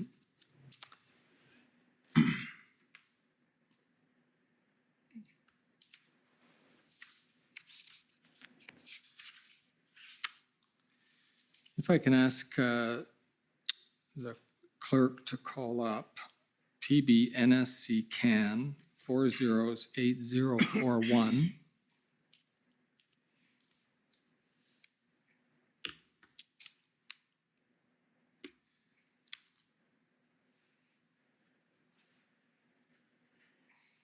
This is another one of the Teams chats.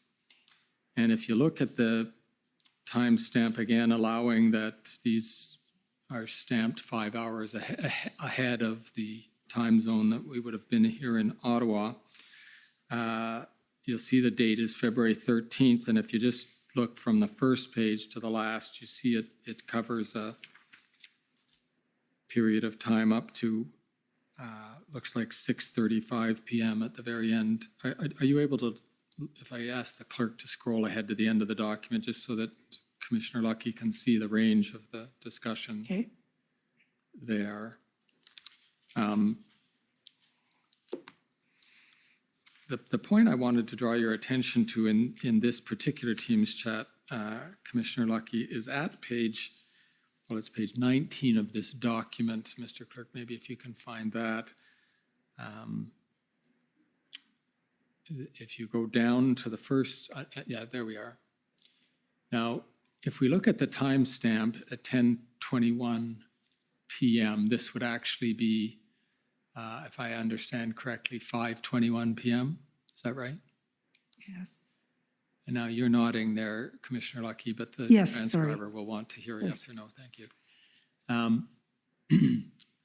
And again, just so the parties and viewing public can understand what's going on here, this is a discussion that you and your team are having sort of offline. These aren't actual comments in the meeting.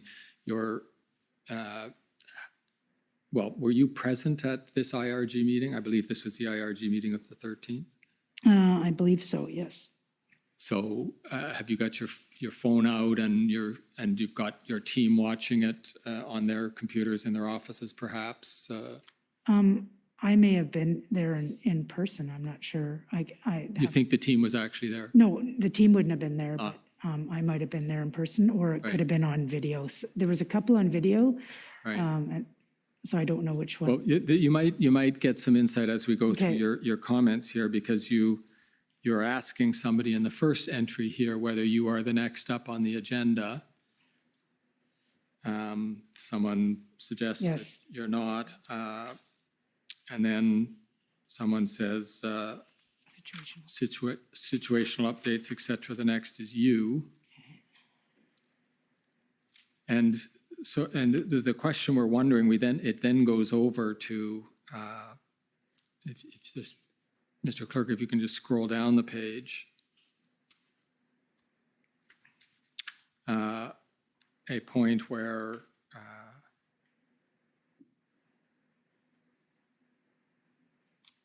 there's a entry under Flynn Mark on page 20. That's it. Situational update. And then it says under number 2, Minister Mendicino may turn to Commissioner Brenda Lucky. And I guess since these are from your notes, you may also ask to speak, etc. Do you figure that that's where you got asked to give the situational update with respect to Ottawa? Possibly, yeah. There was always usually a spot for a situational update. Sometimes on the ERG, there was always usually a spot for me to provide a situational update, depending as they got closer to the. There was one that I believe I didn't provide much of an update because there was a discussion mostly on the Emergencies Act. So it wasn't about me providing information, it was just them discussing the Emergencies Act.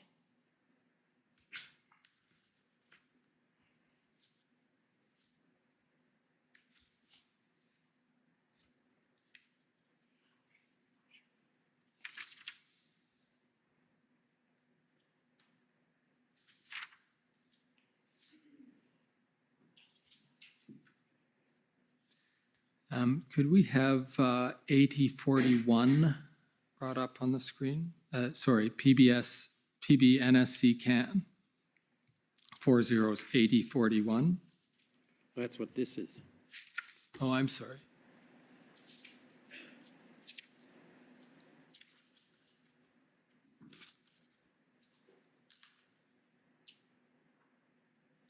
Right.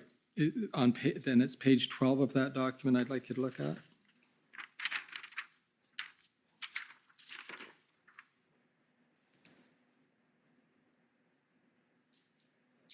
And there's a section under Mark Flynn. And I'll just read it for you. OPS just confirmed the plan is finally reviewed and approved. Their planning group will integrate here with our group. And parenthetical comment, this came from Carson, and figure that's Carson Party. Yes. Were you able to update the IRG with that development when it came in on your phone? I don't believe so. Okay.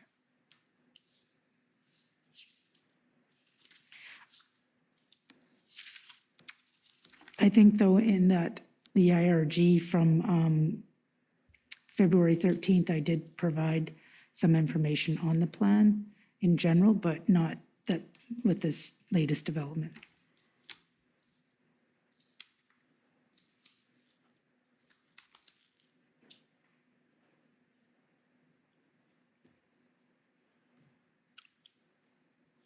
Now, if we could turn up OPS 000145566.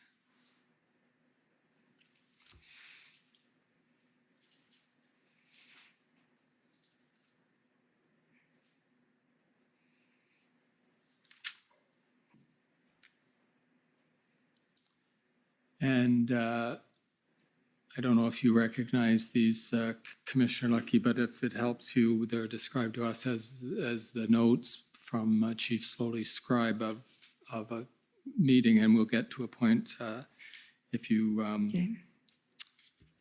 if you scroll down, Mr. Clerk, to the point where there's a meeting with Commissioner Lucky. It's about 2 pages down. There we go. So that's, again, if you understand these to be the notes of then Chief Slowly, this is a meeting between him and you and Commissioner Creek of the OPP. The point that I'm interested in light of the conversation we just had, is the second bullet under the redacted section, where Chief Slowly, again, this isn't your note, it's his observation of what he understands you to have told him, did not get the Prime Minister briefed on the plan. Can you understand why Chief Slowly would have had that impression? I'm not sure, because this was on the 14th.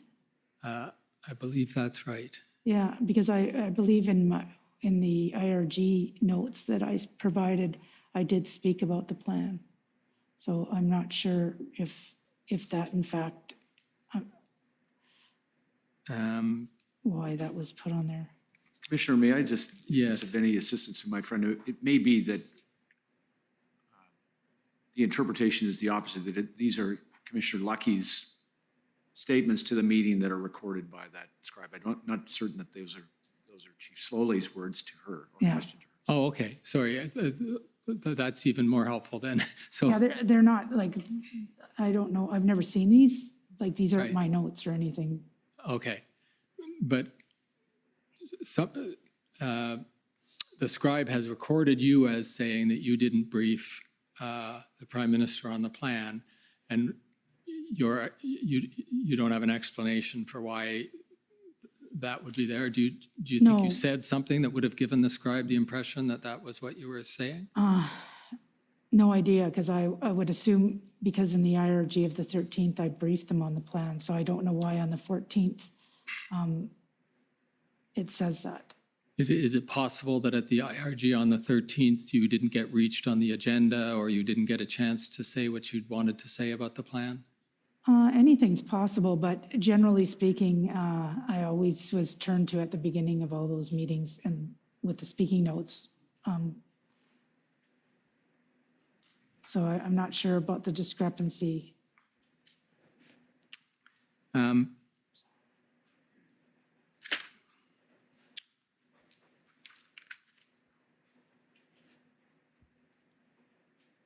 Mr. Commissioner, if I can just have an indulgence here, because I would like to see if I need to pursue that point any further. Just by seeing if I have a different version of the February 13th IRG minutes.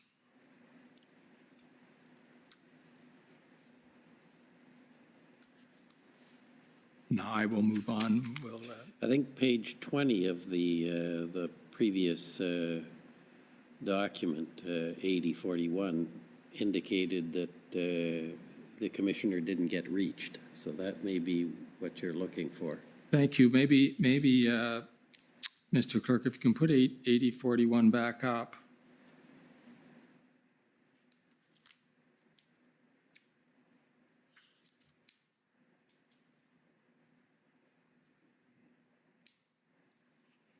Thank you. Yes, I see what's happened.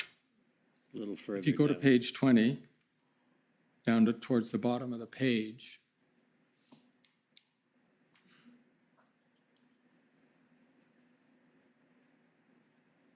you make the comment, Commissioner Lucky, so doesn't look like I will be reporting on anything. And what we were wondering is if that is why you said to Chief Slowly the next day that you didn't report to the Prime Minister on the development of the plan. Anything's possible. I don't want to refute the notes of the scribe, if that's what the scribe wrote. The only thing I would say is I would have to look if there were any notes on the IRG that were shared, then I would be able to compare that if I did, in fact, because usually when I was briefing in the IRG, that would have been shown. Well, so that, again, because I want to be fair to you here, just to make sure you have the best recollection you can of this February 13th meeting, because you can see you here saying doesn't look like you'll be reporting on anything. Andrea Howard observes that they are on the last item, which I'll infer was the last agenda item. Then at the top of the next page, Mr. Clerk, if you can scroll a little further, he may not go to you. is that the time frame, just to be sure, this time frame of 1754 is when the IRG was going on? Well, the time frame on the timestamp is 10:55, which would be 5:55 in the afternoon, which would have been when the IRG was sitting. Okay. And then I think you inserted a bit of exasperation or humor into this discussion if you scroll down further with the hypothesis that you did not get reached, you say, please do not invite me to cabinet. So with that recollection, and I thank the Commissioner for taking me back to that document, does that help you recollect that maybe you didn't get reached at that IRG meeting? It would indicate in all likelihood I wasn't, but like I said, Right. I'm Now- just going by these notes. It appears that that's what it's Right. leaning towards, yes. Now, in fairness to your recollection, there was a cabinet meeting the same night. Do you know whether you spoke at that? I don't think so. I think I was invited to support the minister, but I didn't speak at that. Okay. I'll ask you then to go with the hypothesis for now, acknowledging that your memory is just based on these notes, that you prepared the speaking notes in which you made, roughly speaking, 2 points. We didn't take you through it, but it was a description of the status of the OPS RCMP OPP plan that you had intended to present to the IRG.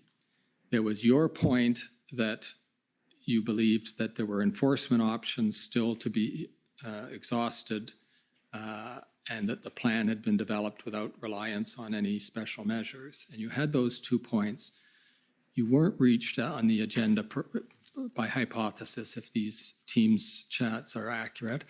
And that would also explain why you might have said to Chief Slowly the next day, I didn't brief the Prime Minister on the plan. If I put all of that together to you, does that help you accept the proposition that you didn't present your key messages to the government on the night of the 13th, and that is why you told Chief Slowly the next morning that the plan hadn't been briefed to the Prime Minister. Yes, and if I was to brief on the plan, I wouldn't have briefed them on the plan. I would have just told them of the existence of a plan to go forward, Right. but not the nuances. But it would, from what you're saying, and like I said, there's 5 or 6 meetings a day. It sounds like that's how it might have occurred. Okay. But I want you to concentrate on that scenario then. Cabinet is on the verge of invoking the Emergencies Act. You are their window on law enforcement. You told us this earlier. Your update to Cabinet as it is deciding whether to invoke the Emergencies Act is that the police now have a plan. They've pulled it together. And that you, as the Commissioner of the RCMP, consider that plan to be workable without the authorities of the Emergencies Act. And that doesn't get delivered. Your messages don't get delivered to Cabinet when they then deliberate on the invocation of the Act. Do you appreciate the significance of that scenario? Yes and no, because we had spoken about the fact that we had an integrated planning cell, that we were bringing together a plan, an enforcement plan to go forward. So there was talk about a plan and that a plan was in progress. I reported on that, I believe, in my previous IRG. So it wasn't a brand new concept. But yes, in fact, the fact that we now had a plan, I'm not sure if it was signed off either as of that point, because we were having difficulty getting it signed off. We didn't realize it needed to be signed off. But I know that on that same day, like I think it was the Sunday, that would have been, I'm guessing that was the 13th. I had actually, I think, reached out to Chief Slowly about signing off the plan. I'm not sure of the timing on that. But the existence of a plan was known. Just the fact that it was official or not official wasn't reported on. Okay. Let me summarize what you're saying and then put a question to you. As I hear what you're saying, though you didn't get a chance to present either the plan or your view that the invocation of the Act would be taking place before law enforcement tools had been exhausted.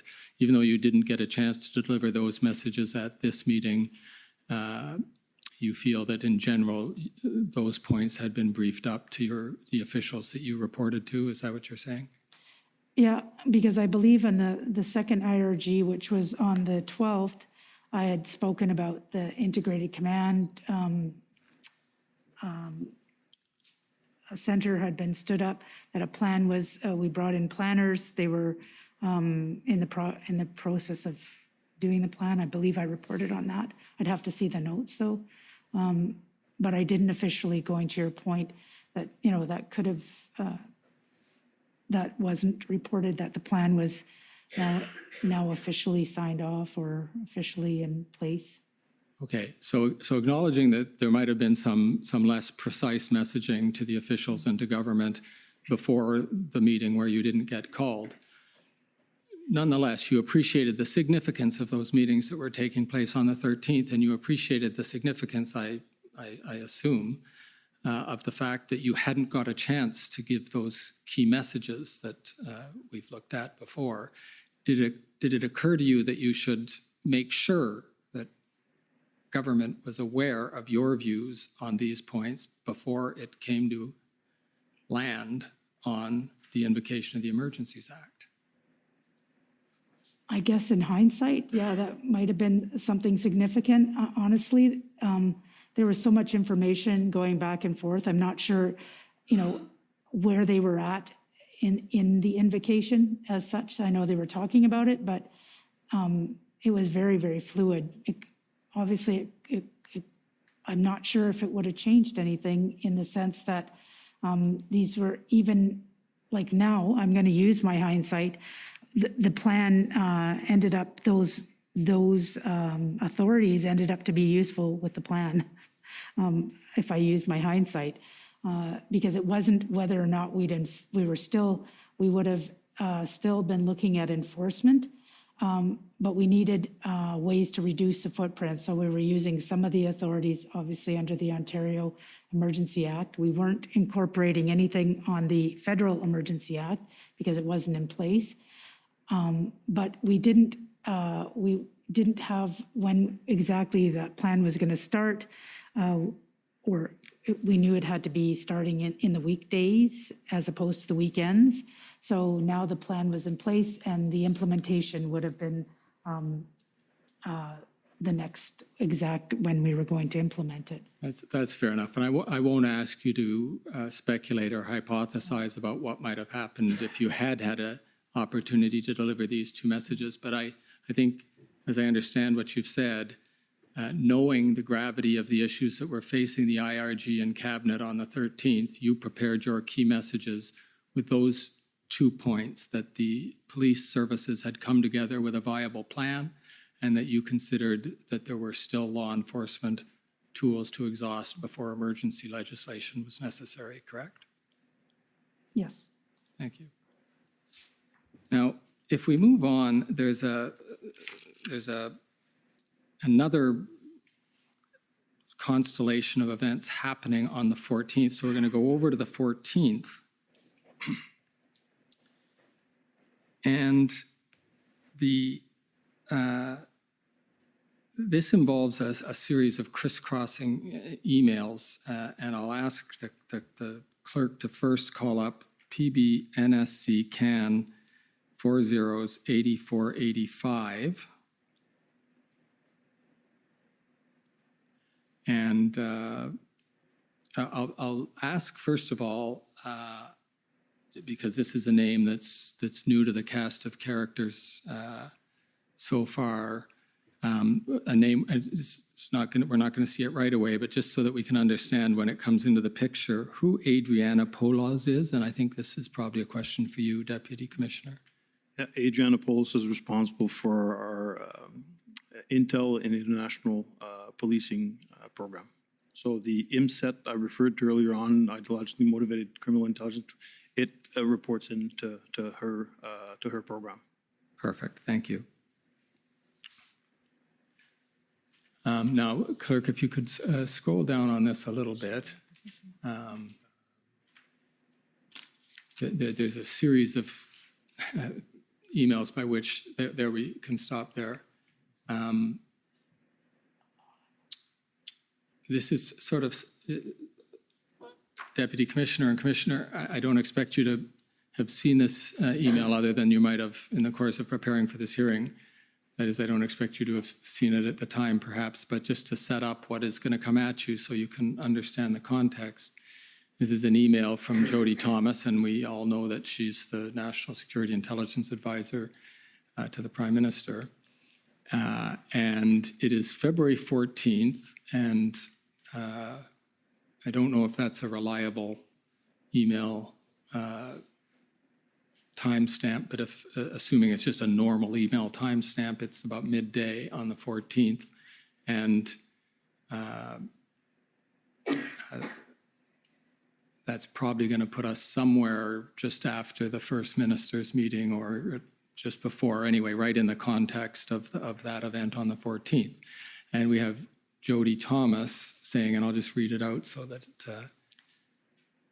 it's on the record. She is writing to Mike McDonald, and we'll learn later on who he is, but he's another person in the PCO intelligence apparatus, and he's copied Rob Stewart, who we saw yesterday as the Deputy Minister of Public Safety. And Ms. Thomas says, this is about a national threat to national interest and institutions by people who do not care about or understand democracy. We are preparing to be violent, who are preparing to be violent, who are motivated by anti-government sentiment. And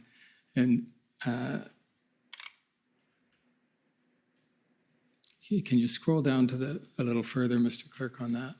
And then, again, we're all going to have to be a little bit detectives figuring out what's going on with these emails, because this is a sort of orphan email from Jody Thomas, not obviously to anybody, but is attached to the one that we just looked at, where she says, I need an assessment for Janice, and I'll just ask you to speculate with me that that's Janice Charette, the clerk of the Privy Council, about the threat of these blockades, the characters involved, the weapons, the motivation. Clearly, this isn't just COVID and is a threat to democracy and rule of law. Could I get an assessment, please? David, is this you? It is a very short fuse. Please call if you have any questions. Jay. Now, again, you're perhaps wondering why I'm reading you emails that aren't to you or from you. But what we'll see, and this will be the next email, is that the request for an assessment gets directed to Adriana Polas, which is why we talked about her. So on that point, could I ask the clerk to pull up PB/NSC CAN 403462.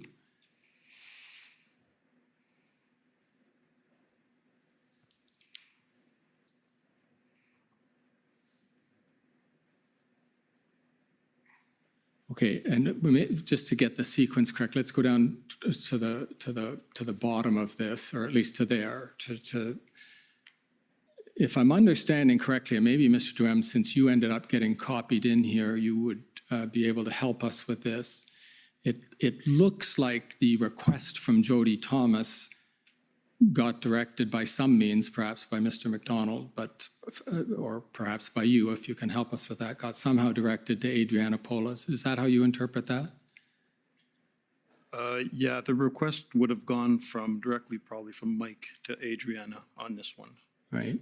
And that's because it's going, roughly speaking, from the National Security Intelligence Advisor and her directorates down to the RCMP's intelligence people, right? Correct. And they were probably looking for additional information because the strategic threat advisory reports that were being shared with government were also being shared for PCO. So those 8 documents I mentioned earlier might have been a follow-up on what was in one of those documents. So what you're saying is PCO was used to getting intelligence briefings from Ms. Polas's department, or at least a department that reported to her? The document was shared with them, yeah. Correct. Yeah. And then, again, Ms. Polas writing back to Mr. McDonald gives an assessment, and we're not going to read through the whole thing, but it appears to be, and Mr. Clerk, maybe you could just scroll slowly down so the audience can get a gist of what's in there. As I say, we don't really have time to read the whole thing. The document's available to parties if they want to look at it in more detail, but it's a description. We see a reference to 3%ers, to Diagolon, to Canada First, et cetera, to various movements or individuals that could be implicated in national security matters, and then a reference to IMVE groups, and then finally, in the penultimate paragraph there, a reference to blockades at the international borders.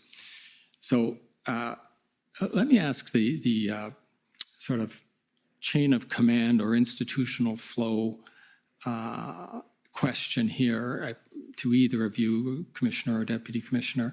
How does it happen that when the NSIA wants a security threat, it doesn't go through one of you, but goes directly to somebody in an intelligence directorate that, frankly, none of us had seen before we saw this email?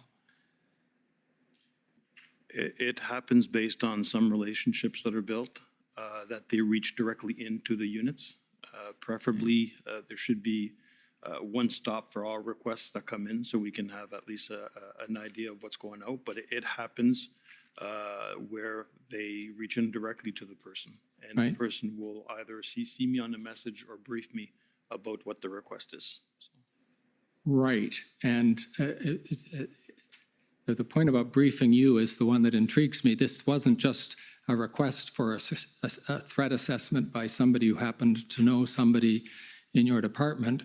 As I think everybody understood at this stage, the NSIA was giving advice to the government on the invocation of the Emergency Act for the first time it had ever been invoked, and that threat assessment goes straight past everybody to Adriana Polas, and then straight from her back to the NSIA. And is that how you would have expected things to happen if there had been more time, or more attention to conventional channels? So I honestly, I'd have to go through the document in its entirety because I think, I'm not quite sure if we're referring to a threat assessment. When I'm looking at this, Adriana is explaining some of the signs that we're seeing from IMV groups across the country, flags, posters, stickers. But I'd have to go through the entire document. And it's possible that Adriana would have briefed me before sending it out. But I think one thing that we have to understand is the NSIA, the RCMP is only one organization that's providing criminal intelligence to the NSIA. You have the service, ITAC also has a role to play. So the NSIA is getting information before she forms an opinion, an idea to brief whoever. She's getting information from other departments as well. So we're really, the RCMP is really in the criminal space when we provide that intel. Now, that's fair enough. And as I think we saw, this was a very time-pressured situation. Ms. Polas was asked to turn it around very, very quickly. Ms. Thomas was interested in very short order, so it might be understandable that corners were cut or direct contacts were used, as you said. I'm just trying to figure out, you ended up getting copied on this, Deputy Commissioner. Did you appreciate the significance of the fact that people under your command were giving a threat assessment, or at least they'd been asked for a threat assessment? Whether that's how you would describe the product they delivered is another question, but were you alert to the fact that this was a threat assessment going from your people to the Privy Council office in connection with the invocation of the Emergencies Act? Yeah, like I said, I don't recall if Adriana briefed me beforehand. And when I'm looking at it, they did produce a product with regards to IMVEs that I see some of the paragraphs are coming from that product. So did she cut and paste the information from a product that was already provided? Just to remind, here are the key messages? Or was it a completely different one? But yeah, no, so I wouldn't be able to confirm if she'd briefed me or other than just being CC'd on a message. But I'm led to believe that it's a cut and paste from the document that they had produced in the past. Okay, well, I think that's as far as we can take that, unless you have, in retrospect, was there any follow-up by you after seeing this, or any further involvement of Ms. Polas in this process that we should know about? No. Okay, thank you. Now, we'll switch gears just briefly, though quite significantly, to talk about protests outside of Ottawa. And I'll just ask us all to remember, which means you can remind me too, that Deputy Commissioner Zablocki is waiting, and we don't want to steal all his thunder talking about the work of K Division in Alberta. But I just wanted to talk briefly about the work that the RCMP was involved in with respect to the blockades and protests outside of Ottawa. And the first of these I wanted to ask you about was Windsor. And in the interest of time, we won't go through the whole sequence of events that led up to you getting involved in Windsor, but as I understand it, you received a request for assistance in Windsor. And can you begin by telling me where that came from? That is from Windsor or from OPP or from Ontario? Go ahead. I'll cover that, Commissioner. So it's important to note when that request came in, I was sharing an office with Deputy Commissioner Chris Harkins, who's part of the Goal Command with me. And the request went, to my knowledge, the request went directly in from Windsor Police Service to our folks in Ontario for a public order unit or a tactical support group, and with everything that comes with it. So the first deployment of members, and this was to assist with the blockade in Windsor. We sent a total of 64 members initially, and then another 50 members to help contain the grounds once they started moving with their tactical support group. So, and it was led entirely by, I believe, did OPP take them? OPP. Thank you. And can you describe some of the differences between the assistance you were able to provide in Windsor, I'll say at that relatively early date, compared to the ultimate deployment of your public order units in Ottawa a week or so later. Why, first of all, one obvious thing is you had units, as I understand it, available in Ottawa who could be redirected to Windsor. Is that correct? Yes. Yeah, that's correct. So they didn't have to be brought in from the other side of the country. That was just logistically easier to do, correct? It is, and faster because they're already mobilized with all their equipment in one single area. Right.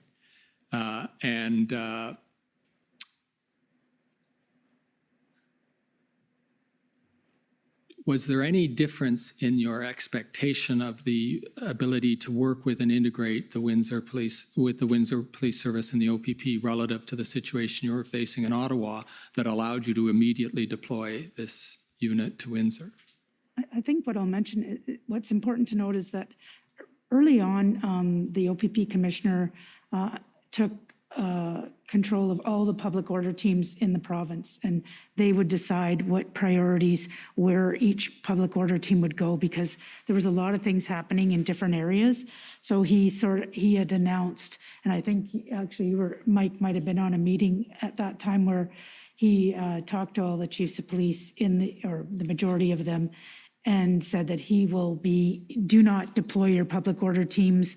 We will decide what the priority is, and we will deploy as and when necessary. So that request came from OPP. At the time, there was no active enforcement going on in the Ottawa area. So we felt, because we had a team that was originally from that area, and they might have even been back in their area in Ontario, that we could redeploy them to Windsor. And at the time you made the decision that it was appropriate to deploy these resources to Windsor, did the Windsor Police Service or the OPP have a plan for their deployment, or of the same type that you were waiting to see in Ottawa? We didn't get into the specifics of the plan. The fact that the OPP commissioner was deploying the various public order units, and the fact that he was sort of taking he was in charge of what was happening in Windsor, and they had this enforcement plan. We had advised that we could provide that public order team. So the absence of a plan before the fact needn't be an obstacle to you deploying, or at least sending resources to be deployed by another police force. Well, there's always, even in the early days of the Ottawa convoy, we gave 30 to 50 resources with the idea that there was a plan for those resources. But we didn't get into the intimacies of the plan in that instance, nor did we do that with the Windsor. The fact that they were going into enforcement, we knew that. We knew that they had an enforcement plan, that they were going to go what we call kinetic and actually move the protesters. We knew there was a plan. So that's why that's a specific type of resource. It wasn't a frontline group that they were asking for. They were asking for a public order team for enforcement purposes. Thank you. I'll leave it to others to see if that should be pursued further. I'll just ask you, was this a situation in which Windsor was a higher priority than Ottawa? No. Okay.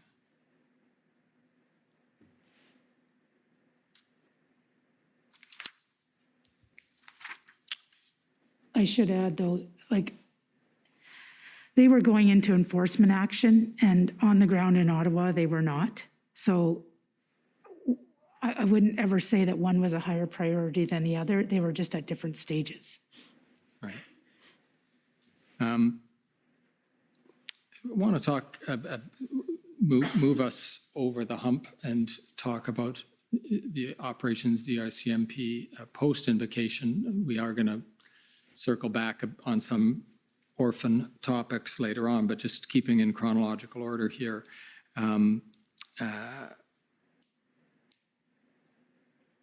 If the clerk could call up OPP 50788.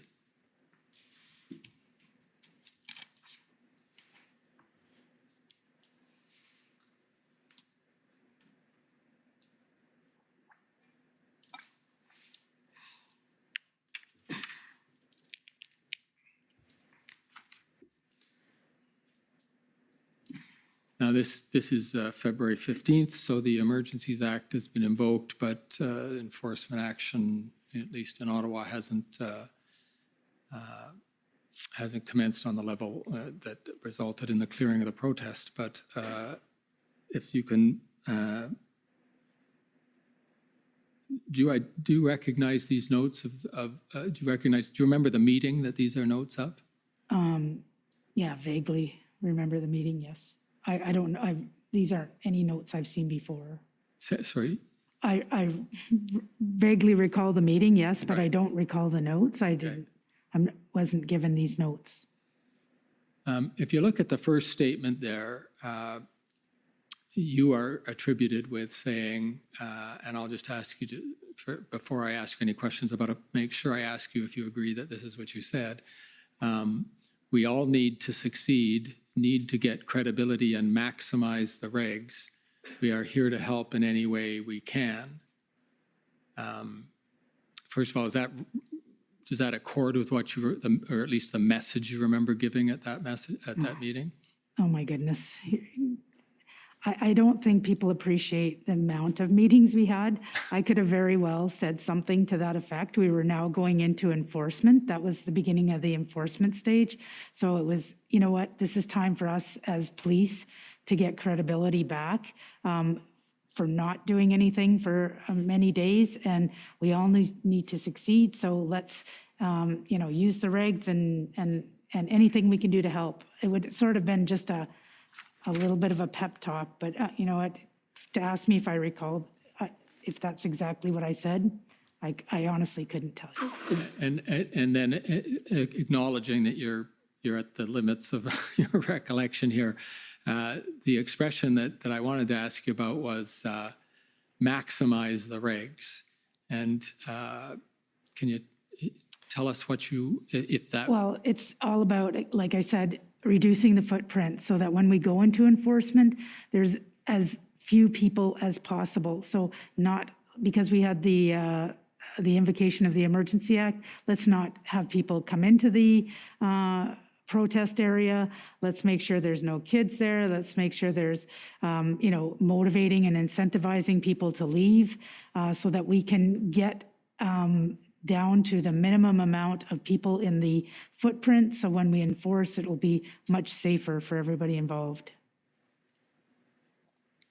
And that was kind of the essence of the plan.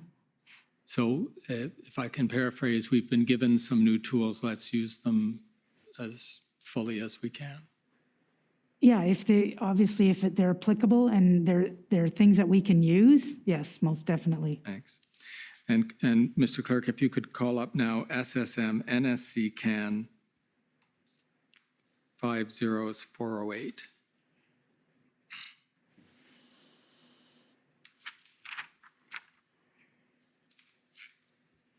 These we will see when they come up. IRG minutes. And Mr. Clerk, if you could scroll to page 7.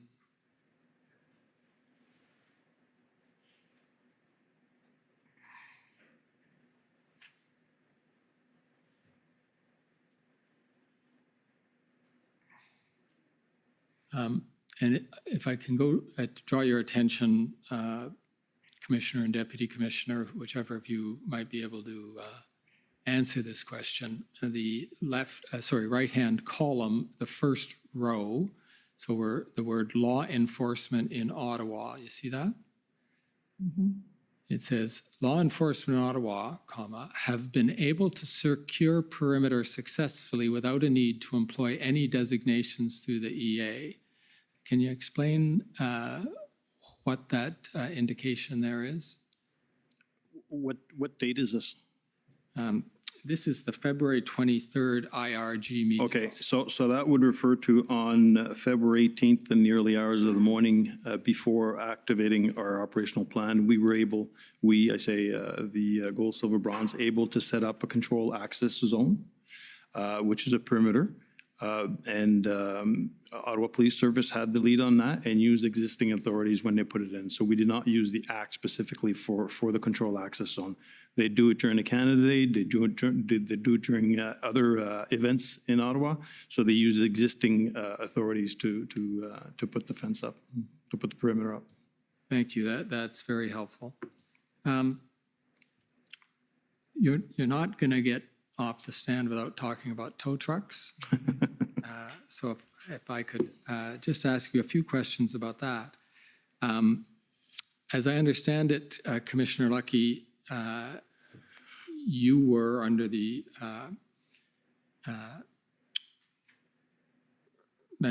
regulations passed pursuant to the Emergencies Act, empowered to instruct tow truck operators to make their services available.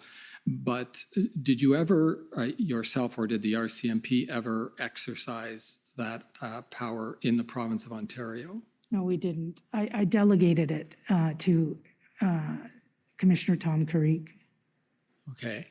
And if you can just help us understand what that means. You have the power, but you are able to, at least as you would have understood it, lawfully hand that power over to Commissioner Carrique. Is that right? Yes, I was allowed to delegate it. So in the event, let's say we didn't use it in RCMP jurisdiction, but if Commanding Officer Curtis Zablocki needed that authority, I could have delegated it to him, which I didn't, because things were solved before that happened. But because we were going into enforcement action, I delegated that authority to OPP Commissioner, to the OPP Commissioner.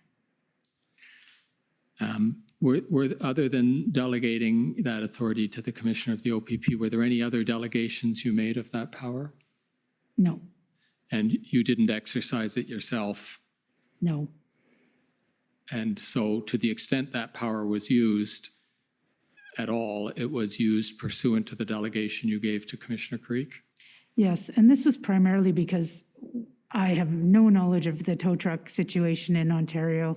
Each police agency has that, they have that knowledge. So for me to use that authority in a place where I have no jurisdiction wouldn't make any sense. So I would have done the same in Quebec if they had needed that, because we're not the police of jurisdiction. That makes sense. The challenge it poses, not for you, for Commission Counsel, is that when we try to trace what happened to that power, you've handed it down to Commissioner Carrique. And so does that mean that you thereafter lose visibility of the use of the power? I have no idea. It's the first time we've ever had that power, so there wasn't a playbook on what to do with that. You know, I delegated it to him so that he could use that authority. I would assume that they would take, account for that authority, but it wasn't, we didn't have a conversation. I know there was an actual delegation document I signed. Right. It may have had some instruction there. I can't recall. Right. I'm just wondering that delegation authority did not, it seems, include some requirement for the OPP commissioner to report back to you on the extent to which he'd used those powers. Not to my knowledge, no. Thanks. Well, then I'll ask you to bear with me on the next question and see if you can assist with it. Were you aware at the time, there's been a lot of information since, but I'd like to know if you could try to remember at the time, was it your understanding at the time that you delegated the power to Commissioner Carrique that the OPP had already been able to secure the assistance of some tow truck operators without the need for the use of that power? I wasn't aware of any of the details of the tow trucks. Okay. So you can't assist us with that issue as it relates to your delegated power? No, it was just if in fact they were going to use that authority, I delegated it to them. I wasn't sure if they would even use it or not, but it was delegated. I was assuming that they would need to use it. When you delegated the power, let me see if I can approach it this way. When you delegated the power, were you aware that one of the things that came along with the exercise of that power was an obligation on the part of the government to compensate tow truck operators for their work pursuant to orders? Yes. Okay. And has that come back to you? Has the bill come back, so to speak? Yes, Okay. And can you give us any information about that? it was a big bill. It was a big bill. In the context of processing that bill, for example, and you'll see why I'm trying to tease this out of you, and if you're not the right person to answer it, we'll just have to live with that. But were you self-conscious of the fact that you were giving the province a way to hand the costs of the towing back to the federal government? Under the Emergency Act, yes. Yes. You realize that that was one of the implications of giving them this power. Yes. And you probably realized that one of the implications would be that whether or not the power was needed to compel the use of the tow trucks, it would all be processed that way so that the compensation could come back up to the federal government. Well, I assumed that if they had to compel tow trucks under the Emergency Act, that we would, in fact, the federal government would pay for that. But if they had the ability to get the tow trucks on their own, that it wouldn't be under the Emergency Act and we wouldn't be paying for it. And would it surprise you then if some of the tow truck operators decided to go the route where they got paid by the feds and Ontario decided to process it that way, even though they'd been secured before the Emergencies Act was declared? I have no idea. Okay. I guess it's an integrity issue. Thank you.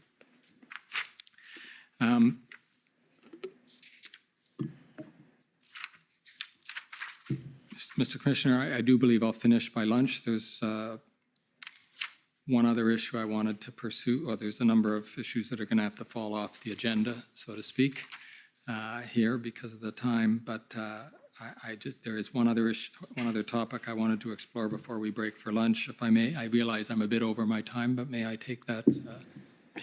Okay, well, yeah, you're a bit over your time, but we'll let you go to lunch. Okay, And you I do figure believe out I can. what's priority in what's Okay, I remaining. am prioritizing here.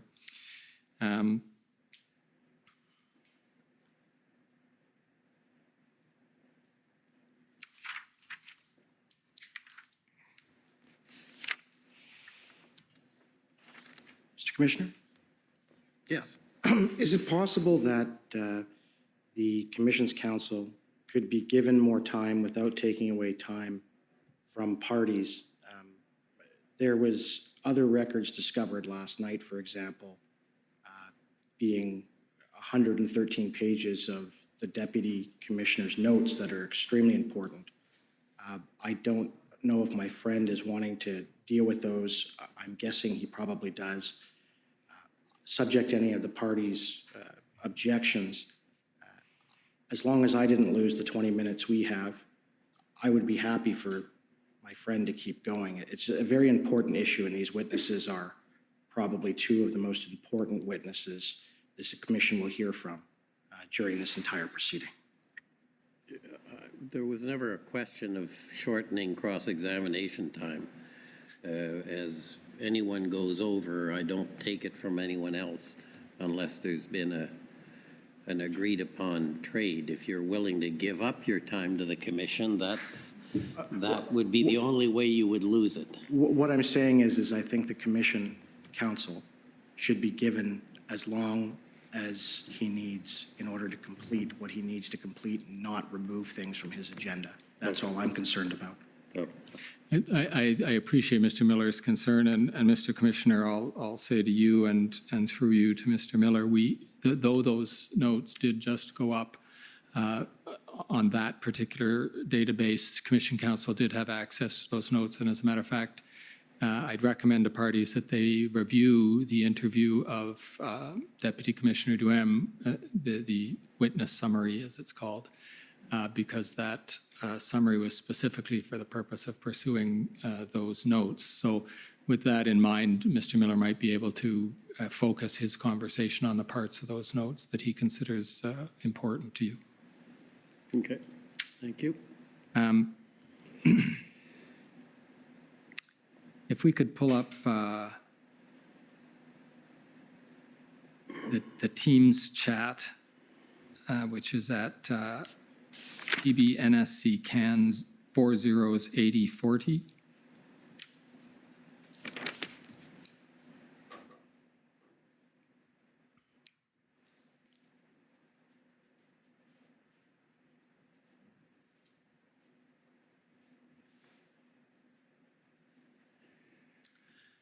And we're going to have to ask you, Commissioner and Deputy Commissioner, to try and recreate this in your memory again, acknowledging that a lot was happening at this time. It's February 12th, putting the timestamps 5 hours ahead.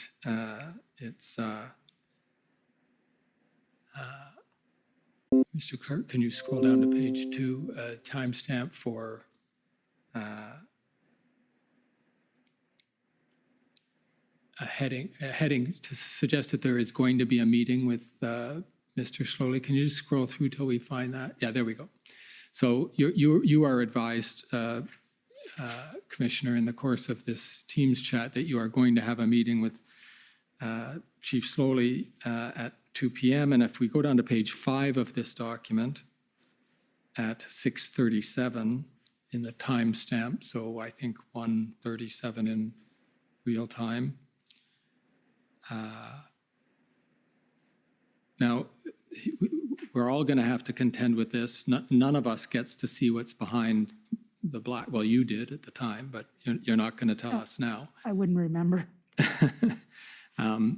But you come in at 6:37 with this statement: disregard, as OPP Commissioner advises, there is a pretty straightforward way in that the minister goes to the Ontario Police Commission. Can you tell us what you were talking about there? It would be sheer speculation. I honestly don't, I would say that it's about talking about if they needed to go to the Ontario, I don't even know, Ontario Police Commission. In fairness to you, let me take you to some more of this, and maybe when you see some more context, you'll be reminded of what that statement about. Mr. Clerk, can we take us down to page 16 of this chat?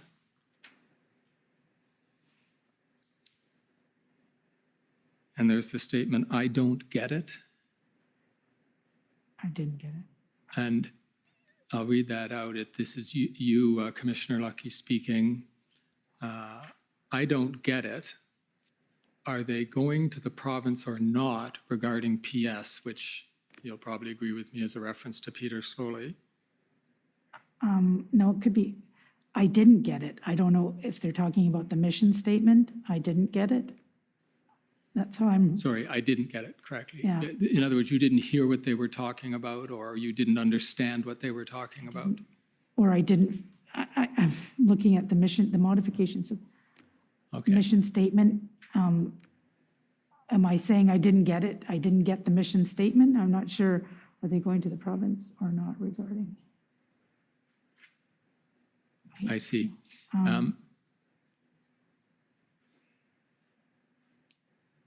Can you scroll? Yes, please, Mr. Clerk, please scroll up to help Just Commissioner to see if I can jog something in my memory. Yes. And maybe Clerk, go to the next scroll along so that she can follow the context of the point that I just put to her. Integrated planning, so.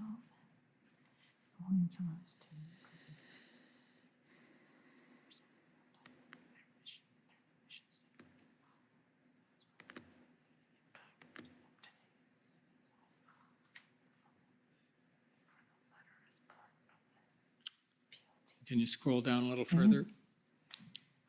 No, sorry, down, so she can follow the.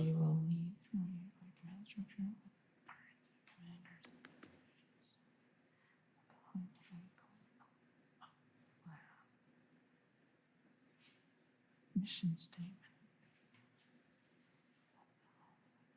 I don't know what he means by the modification is simply at the high political element of the plan. I didn't get it. Are they going to the province or not?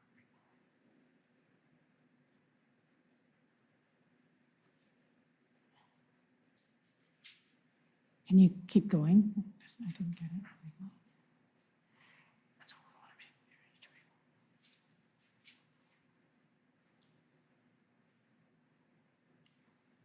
I have, honestly, I have no idea what that all means. Like, I can understand what some of the comments mean, but I don't know the context.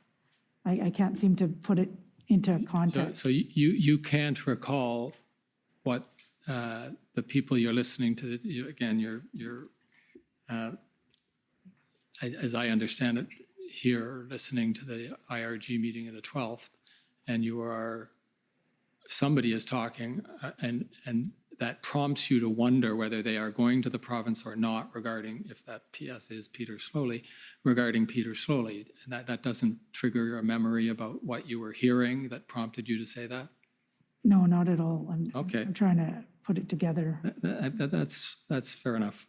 And if we go down to scroll a little bit further, we see the words, maybe I tell him. Scroll up, please, Mr. Clerk, so Commissioner Lucky can see the lead into this comment.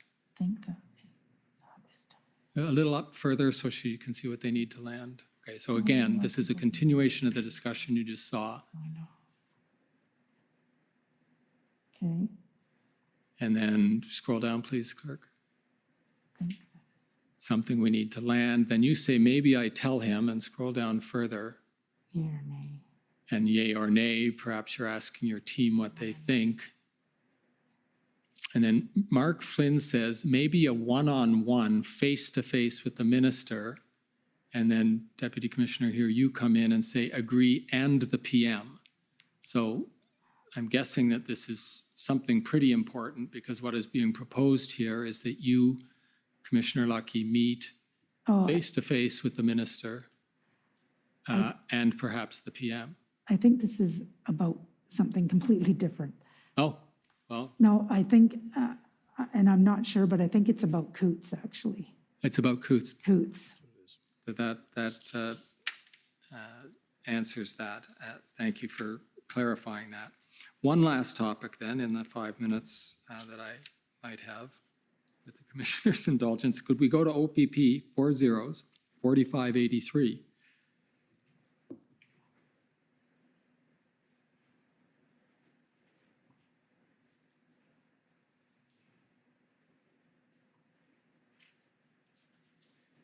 This is a long document, and perhaps, Mr. Clerk, if you can find page 52.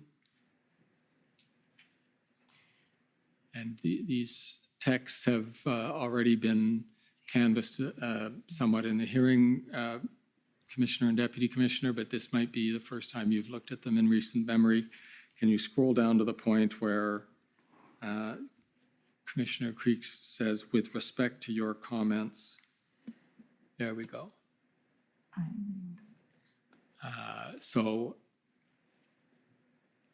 again, to orient ourselves, as I read this, the green is Commissioner Carrick and the blue is you.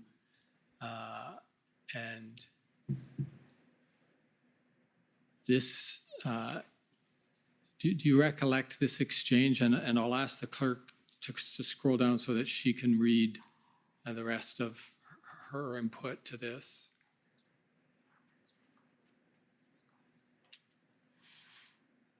Yes, and that's you, Commissioner Lucky, saying if you have some. No, that's. Sorry, I mean, that's Commissioner Creek saying to you, if you, Commissioner Lucky, have some influence, it would be helpful. And then could you scroll down a little further? 10-4. And here you are telling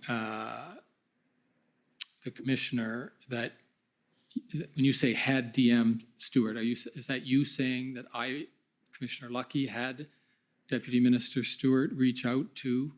Am I reading that correctly? Yeah, because this is 3 hours later or 4 hours later. Yeah. So that's how before I even saw that, that's how I figured, because Deputy Minister Stewart was speaking regularly to the Ottawa City Manager. So yes, that's what it refers to. I asked Deputy Minister Stewart if he could reach into Steve, and I won't try to pronounce his last name. He was the city manager. Kanalakis. Yeah, Kanalakis, sorry. Steve K. That's it. Steve K. Because obviously we didn't want to lose continuity. We were just now ready to implement the plan. The Integrated Command Center was going to take that integrated plan and implement it. So it was important that we didn't, since Chief Slowly wasn't there, and the Deputy Chief Bell had been involved with the plan and ready and knew about the plan, to have somebody new come in because there was talk, rumors, I guess, that they may bring somebody new in, and that would delay us going into enforcement action. So we were hoping that one of the deputies, it didn't, well, Steve was the obvious choice because he was taking the lead. It could have been Deputy Trish McPherson, I think it was. Ferguson, that could also have taken the place, but we knew that he was going to be the deputy chief. He was the senior deputy. So the upshot is you and Commissioner Creek are talking here about your hope that the new chief of police will be someone who's already be part of the command structure? No, it wasn't about who would be the new chief of police. Sorry. I phrased that wrongly. I didn't mean that. No. I mean, the new person in charge of the Interim by interim would be somebody that was already in place. By de facto, it was Steve Bell, but could have been Joe Schmo. It was whoever was already in place. Understood. You wanted continuity. Yes. You and Commissioner Creek wanted continuity with the work that had been done. I understand that. The question I have, though, is so understanding the sort of logic of the proposition. You mentioned earlier, both in the context of these proceedings here and other proceedings you've been in, the division between church and state. Were any red flags going off in your mind when this dialogue took place between you and Commissioner Creek that you would go to Canada's Deputy Minister of Public Safety, who would go to an official in the city of Ottawa to exercise influence about who would be the next interim chief? It wasn't about who was, Deputy Minister Stewart I never talked to Steve at all. They had communication, regular communication. For me, it was about the relationship that they'd already established, and that because we were on the verge of enforcement, that it was only about, can we continue on with the enforcement plan under existing personnel, and that was the goal of that. It wasn't about put Deputy Commissioner Steve Bell in that position so he can be the chief. It wasn't influencing them on who was going to be the chief, just the continuity of the plan, because that would have set us back if we had to brief somebody new and put somebody new in the position. I didn't look at it in the eyes that you're looking at it. Now acknowledging that for the reasons we discussed before, and your structure and relationship to the people you report to, you wouldn't have been familiar, perhaps, with the way that the Ottawa Police Services takes its direction. But it didn't occur to you when you were putting in place this communication from your deputy minister to a senior official at the City of Ottawa, that an option would have been, if such an approach were to be made about the importance of continuity, that it would have been better placed to the Police Services Board? Yeah, like I said, I didn't know how their structure worked at all. It was just a connection into Ottawa Police, or that's the person that they were dealing with. I didn't understand the board concept. If I can summarize, you had an important message to deliver, which was that continuity in command was important, and you used a connection that you knew about to deliver that message. Yeah, just that it would be preferable. Ultimately, the decision is theirs to do what they wish, but we were on the verge of enforcement, and it would be preferable if we had somebody who was already in the chair, knowing what the plan was, so that we could move forward, because it was literally, what was this? The 16th, which is on the Wednesday. We were full-blown going into the plan, and to stop that, and knowing that the weekend was coming, we had changed, that plan was originally supposed to be a 4-day engagement plan into enforcement, but because we had a late start on it, we only had 2 or 3 days before the weekend was coming, so time was not on our side. Right, so the message makes sense, and as I say, the path you took simply because it was a connection you knew already existed between Stewart and Cadillac. Yes, exactly. Okay. Thank you, Mr. Commissioner. Those are my questions for this panel. Okay, so thank you. So we'll take the lunch break and come back at 2 o'clock. The commission is in recess until 2 o'clock. La commission est levée jusqu'à 14 heures.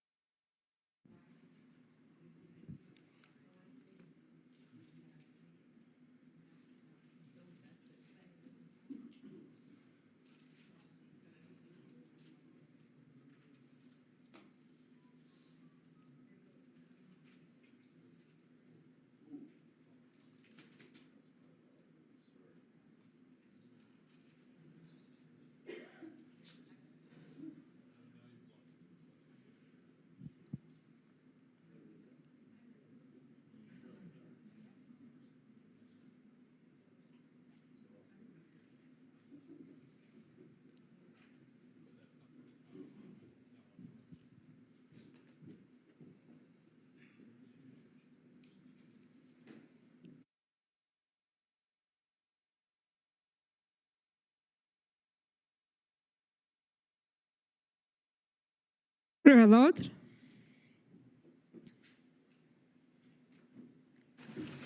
The commission is reconvened. La commission reprend. Hey, good afternoon, bon après-midi. Oh, okay, we're ready to go then. Go ahead. For the record, my name is Brendan Miller. I'm counsel to Freedom Corp, which is the corporation and entity that represents the protesters that were in Ottawa in January and February of 2022. First, both of you, thank you for your service, and thank you for testifying here today. So I just want to begin by doing sort of a housekeeping matter from yesterday, but I'm going to use you folks to do that. If I can bring up document SSM.CAN.0000283_rel.0001.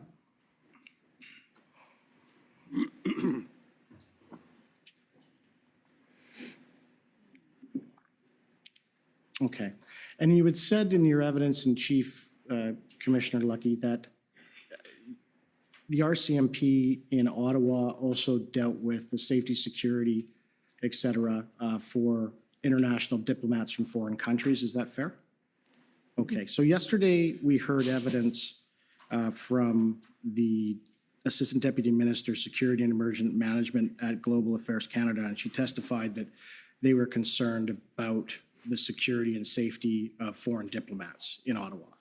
And this document is a February 4th email, if we can scroll down, please, from Bill McCrimmon, Deputy Director of Diplomatic Security and Outreach Programs with GAC, so Global Affairs Canada.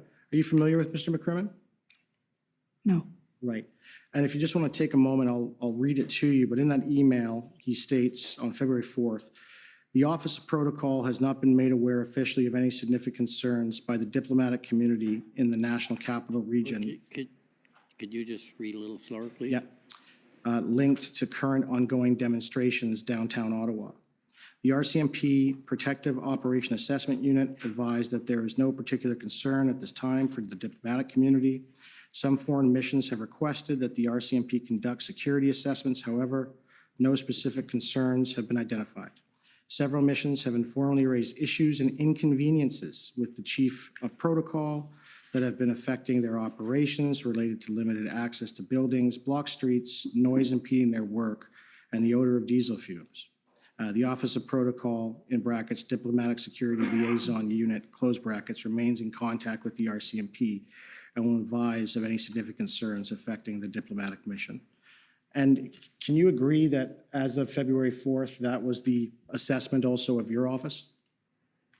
I'd have to see our assessment, but if he's saying that the RCMP said that. Right, and I take it that though this is February 4th, this situation as described here remained the same throughout the whole protest, did it not? I can't speak for sure. I don't have any of the documents. Okay, and yesterday, the Assistant Deputy Minister, she couldn't give us any other information other than a blanket statement with no evidence or information. So is it fair to say that if there was actual evidence or information? Excuse me, I don't think that that's a fair description of the evidence that was provided by the witnesses yesterday. All right, I'll rephrase it. So would you say then that you would have no more further information with respect to specifics than the Assistant Deputy Minister did yesterday? I don't know what the Assistant Deputy Minister said yesterday, but what I can say is I would have to look at the RCMP threat assessment documents or any of the requests to know what the threat environment was throughout the convoy, just to be fair. Okay. Now, Commissioner Lucky, I'm going to ask some pointed questions on the next following set. Now, Commissioner Lucky, can you agree that under the RCMP Act, it doesn't provide sufficient independence from political, executive, and political interference from your office? Is that fair? Well, I assume it does, but others don't. Right. And you know that from your appointment as commissioner under Section 5 of the RCMP Act, that appointment is what's referred to at pleasure. You understand that? Yes. And you understand that that means that the governing council, on a recommendation from the political executive, the Prime Minister, Cabinet, can remove you at any time at will without reason, right? And this is different than what's referred to as an appointment of good behavior. You understand what that is? Yes, not intimately, but And an appointment of good behavior, you at least understand, requires actual grounds of misconduct to remove you, kind of like a judge, right? You get that? yes, Right. And for example, I take it you're aware of the former SNC Lavalin, Jody Wilson-Raybould scandal with respect to the Director of Public Prosecution Services of Canada. That Public Prosecution Services Director, you're aware that they're appointed at good behavior. They're not subject to being removed at will. You're aware of that? no, Okay. And you understand, I understand you have an understanding of the SNC Lavalin, Jody Wilson-Raybould scandal, though, do you not? yes, Right. And the issue with that is that the political executive trying to use Ms. Raybould Wilson essentially tried to skirt the act with respect to advising prosecution services on how to conduct themselves. Is that fair? yes, I guess. Okay. I'm not intimately familiar with, Right. And the problem with that is that act, you know that any direction from the political executive via the Minister of Justice, the Attorney General, that seeks to compel the Director of Public Prosecution Services to do something, it has to be through the legislative process, and then whatever they direct them has to be published in a gazette within 6 months. Are you aware of that? no, All right. And you agree that your Office of Commissioner has no such safeguards, does it? no, And you know that the common law in policing is that you as commissioner and other chiefs of police throughout the country and the common law world really are to be 100% independent from the political executive. yes. And you agree with me that the political executive, I would say, though, we do get direction on the administration side of the policing, but not the operational side. right. And you can agree with me that the political executive should not be placing undue pressure on you or directing you what to do with respect to policing other than the administration part. Yes, Right. And it's not true, it's true, and I'm not trying to poke, but it's public knowledge that previously the political executive has asked you to do certain things in investigations, such as release information that could undermine an investigation. You remember that? you'll have to be more specific of what you're referring to. You agree that happened when you were asked by federal ministers to release the form of firearms the RCMP in Nova Scotia knew were used in the mass shooting while the investigation was ongoing? Remember? But what are you referring to specifically? I'm referring to the issue with respect to releasing the forms of firearms for the purpose of furthering the legislation. There was no pressure to do that. Right, but the minister asked you to do it. No, the minister asked me if, in fact, the information about the firearms would be part of a media release. Right, and when He didn't ask me to put that in there. Right, and when it wasn't, there's the transcript and the recording with respect to that, that you had said to some of your colleagues, why couldn't this have been done? The minister asked for a small ask, why wasn't it done? That's not the context in which that was taken. Okay.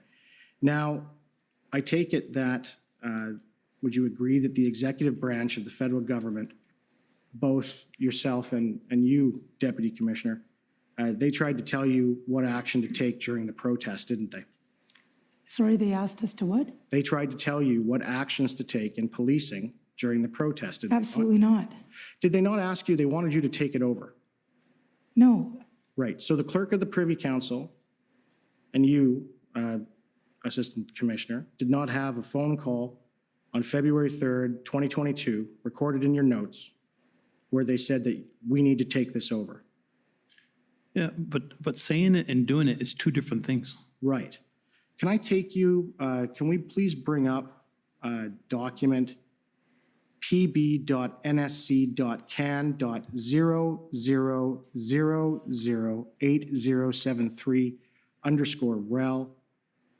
pb.nsc.can.00008001.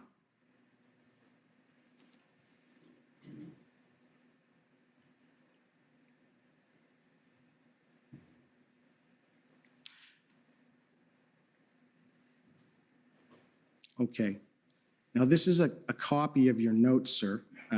There's two copies of your notes. The one that my friends had been referring to in your summary statement, Just so you're aware, that's document 8073. This is the other set, or that was document 8074. There's another set, and there's some highlighting that you've made in these notes, and I'm going to take you to it. Beginning first, we'll go right to the February 3rd note.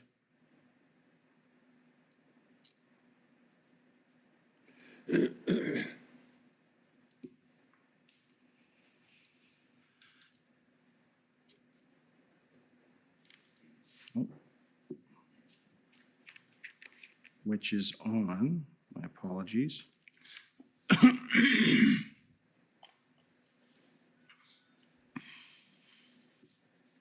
Fourth.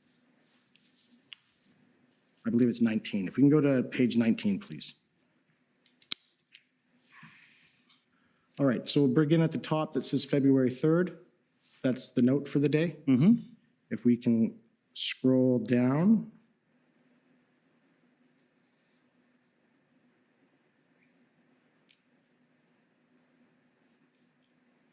Just a second here.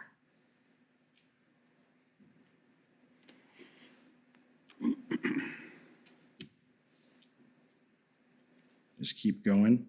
No.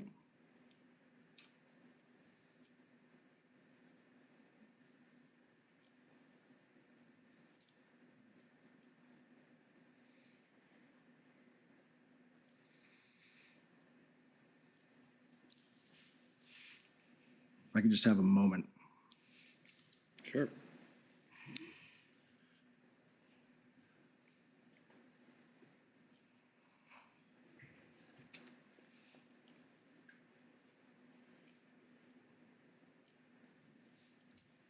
And so just for your understanding, this was the record we found that was deposited over the weekend. That's why I'm having a little trouble navigating it.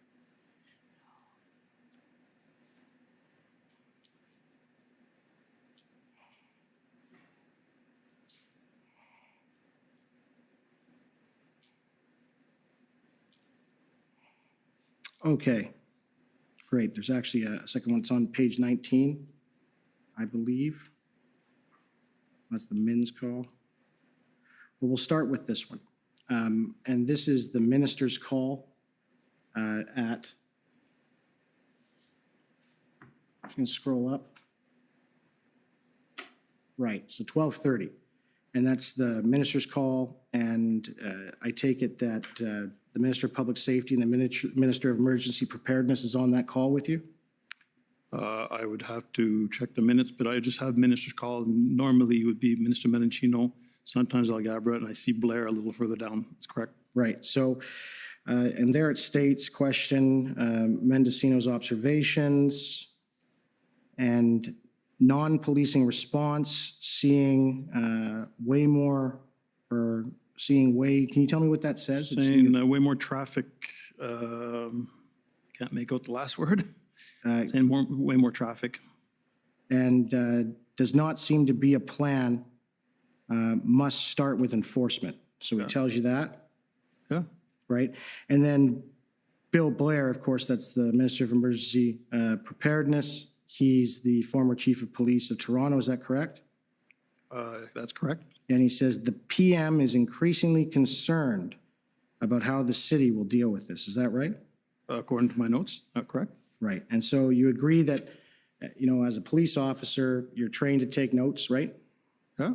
And you take notes of conversations and investigations contemporaneously to the investigation? Correct. And you write down relevant material matters that you want to remember later in time, right? Key points that I want to remember, brief up. Right. So it's fair to say that these things that you wrote down, this is what was said to you by those two ministers, correct? Yeah. Okay. And if we can scroll down to the next page, please. And this was already put in the other set of notes, but there I see that Minister Mendocino, he says to you that his colleagues feel unsafe going to the Hill. They feel, is that harassed, or what does that say? Feel harassed, yeah. Yeah. Shorthand written. Yeah, and then what is it, the second? Concern of Ottawa, essential citizens, essential care. Counter protests. Counter protests. Right, okay. So if we can keep scrolling down, actually, I think I understand why I had it wrong. The date I had with respect to when you had the meeting with the clerk of the Privy Council is actually the 9th. So I'm going to take you down to February 9th. Let me just find that there.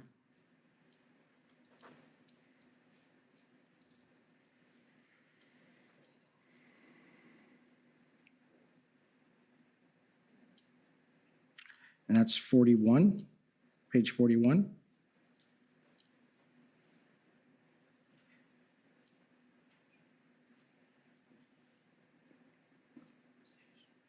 Or, yeah, so at the top there, you see that's the date, the 9th, and it says call with clerk, 800. And that's the clerk of the Privy Council, is that correct?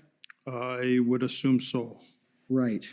And you were there flushing out financials, financial compensation, employees' business, and PS, are you referring there as Peter Slawley or public safety?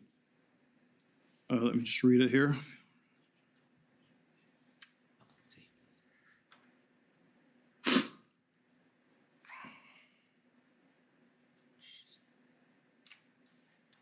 I'm not quite sure if that was public safety or Peter Slowly. Well, it says. I'm guessing if it was the clerk, it's because it's public safety. Right, so feels organized. What's that word right after the period? In organized? Ambassador Bridge. Ambassador Bridge, want to just read it out for me? Feel organized, Ambassador Bridge, stretched OPP, incremental success, OPS, working at incremental, very small things. Chief, 48, 76 hours to gather the troops. Right, so at the time, at least on February 9th, I take it that you thought the OPS was doing an okay job. Is that fair? Remind me of that date? That's February 9th. Not necessarily saying that they were doing a good job. Right, but they were making incremental. Well, that's what we've been shared. Right. But still, it was difficult to understand what those incremental gains were, very small things that were done. And the clerk responded to you that we need to take this over. Do they know what this means? No, and I'm not quite sure. There's probably other people on the line. I just said the clerk said we need to take this over, and not necessarily speaking to me. Rarely do I brief the clerk alone. We need to take this over. Do they know what this means? And again, I think there's a lack of understanding of how it works when you're looking at jurisdiction when a comment like that is made, just like when minutes. Right. But the clerk of the Privy Council is the highest ranking civil servant in the entire federal apparatus, right? They're the equivalent in provinces as what's called the DM, the deputy minister. She answers to the prime minister and the prime minister alone, right? My understanding. And so on February 9th, she's telling you that the federal government and yourselves, the RCMP, have to take over. Correct. Okay. And then we'll scroll back up to the top, if I can. I'm just going to go through this in order. If we could go to page 11.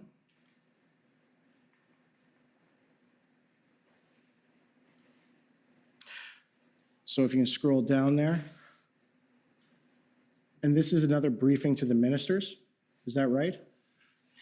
I see minister's brief, 1,300 hours, 3 points, yeah. Is that not what you're informing them, a police operational plan? They are being briefed on discussions that we've been having with OPS or that OPS would share with us. So one of the concerns the commissioner said earlier, how is this going to end, when it's going to end, was asked frequently. For anything we had on the planning side, we'd brief up to the ministers to inform them that there is something that we don't always have access to, but there's discussions that there's plans ongoing. Right. And is it not fair to say that throughout this protest, that the political executive and the executive branch of the federal government were asking you for operational plans and even asking you to give the operational plans of the OPS to them?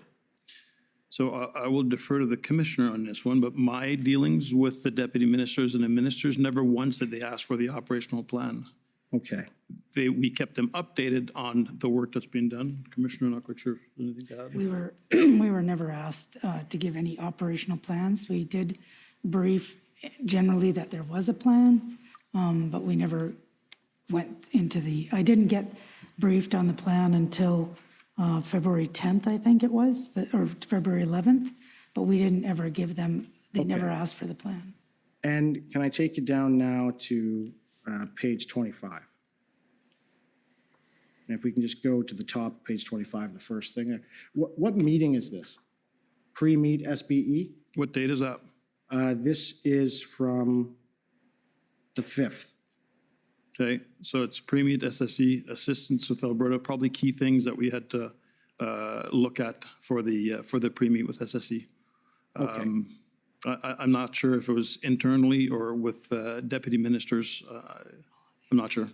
Right, and if we can just scroll down to where it starts with OPP, and it states here that OPP offered its legal expert worked Ipperwash hearing that the OPS is priority for political reasons.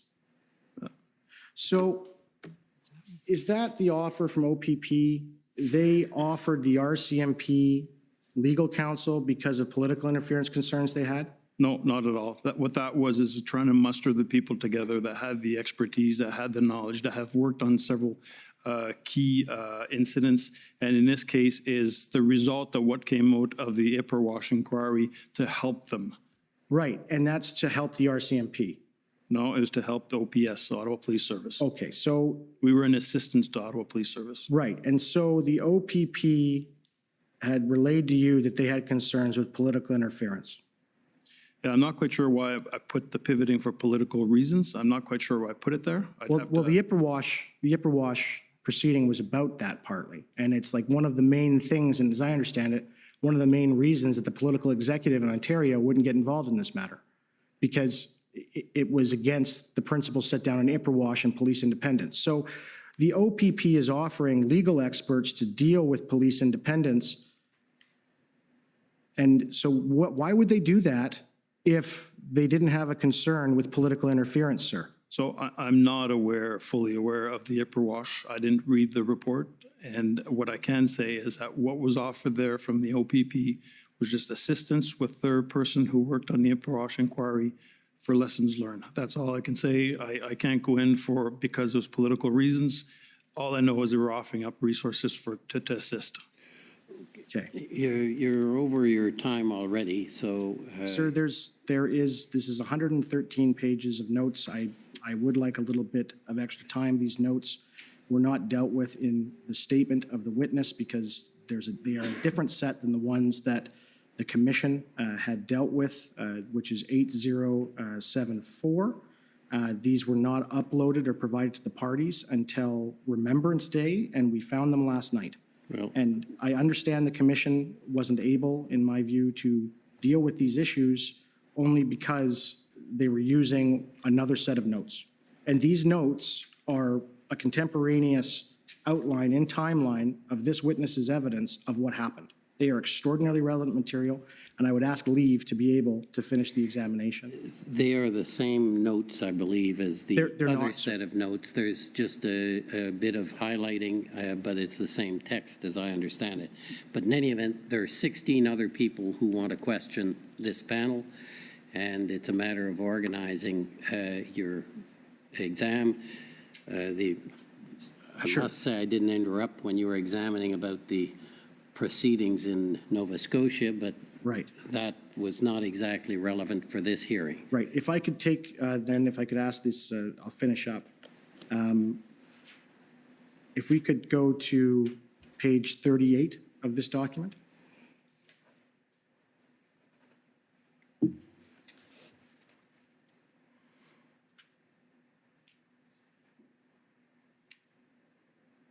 And so this is another meeting, if we can scroll down.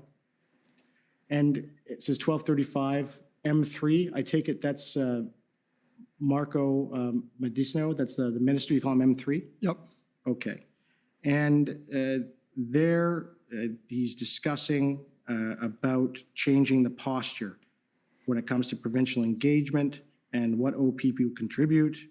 And then Blair goes on that it doesn't show how the chief will essentially base it on not having a plan. In his opinion, the chief of the OPS is not going to get the resources that he requires from the province. Is that fair? Can you scroll up before that, before Minister Blair, Minister Menachino? Okay. And the question, sorry?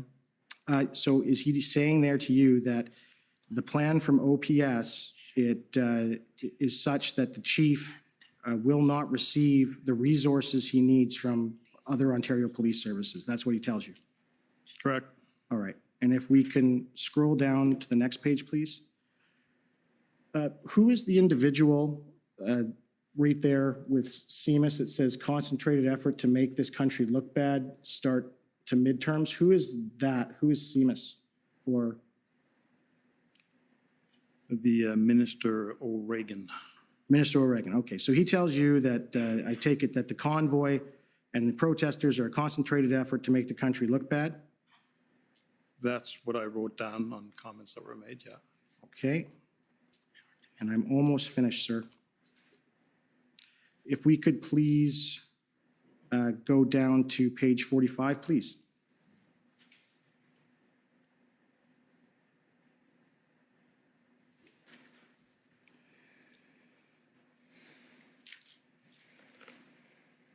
And scroll down. And there you highlight that the president will be calling the PM pressure to seek additional resources. Is that, who relayed that to you? That was in the call, the pressure to release additional resources. That's something that I put down in a sense that it was in relation to the Windsor Bridge, where there's concerns with the duration of the blockade, and I just put down seek additional resources ready to give to give the assistance required for it. So right, and then just to page 49, please. If we can scroll down. So this is the meeting from the 10th of February with the minister's briefing. Again, that's the Minister of Public Safety and the Minister of Emergency Preparedness. And I take it that the Minister of Public Safety states to you that the intel they're getting is not sufficient or timely, and to stop the protests and setting this up, view what is the plan and different for convoy. Can you read that last sentence there?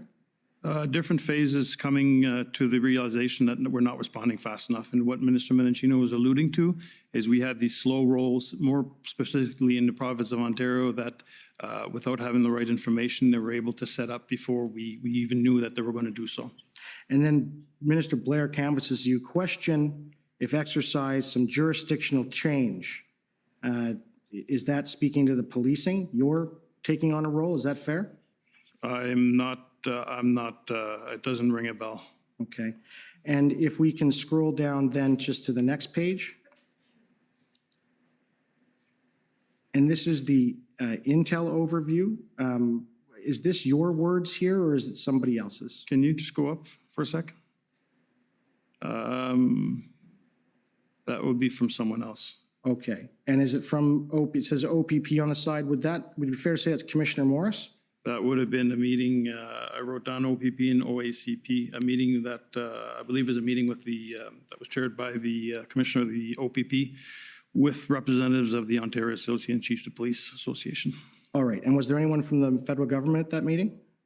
Other than the RCMP was present, I'm not aware of anyone else. Okay. And the intelligence that Commissioner Morris provided you there is similar to what he's testified about before this commission, was that these were normal people and they were essentially resentment to the Trudeau government for COVID measures in multiple groups, et cetera, right? Yeah. Okay. And so can I take you down to, this is February 11th? Okay, you're going to have to wrap up. Okay. I've been... So I will go then right to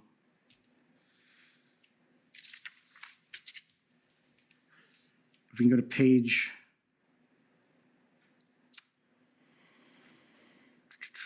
the one with, I believe it's the 13th. You actually had notes of the IRG meetings. 65, we go to 65, please. Well, 64 first. And there, Minister Blair discusses throwing Ottawa under the bus. That was your note? That was my note, correct? All right. And I take it when he's saying Ottawa, he's talking about the Ottawa Police Service. Is that fair? It's not the city of Ottawa? Correct.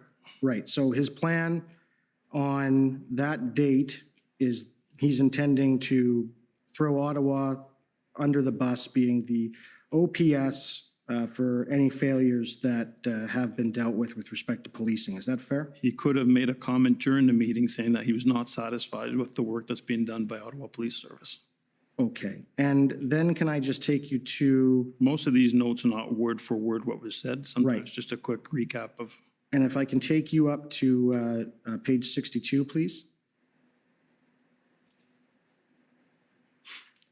And there you wrote, comment PM. I take it that that's the Prime Minister. And it says, regarding RCMP, they haven't done anything.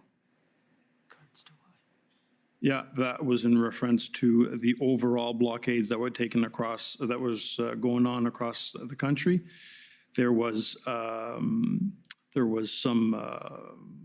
they were not displeased, but did not understand the flow, speed and flow, and what it takes when you're dealing with a demo.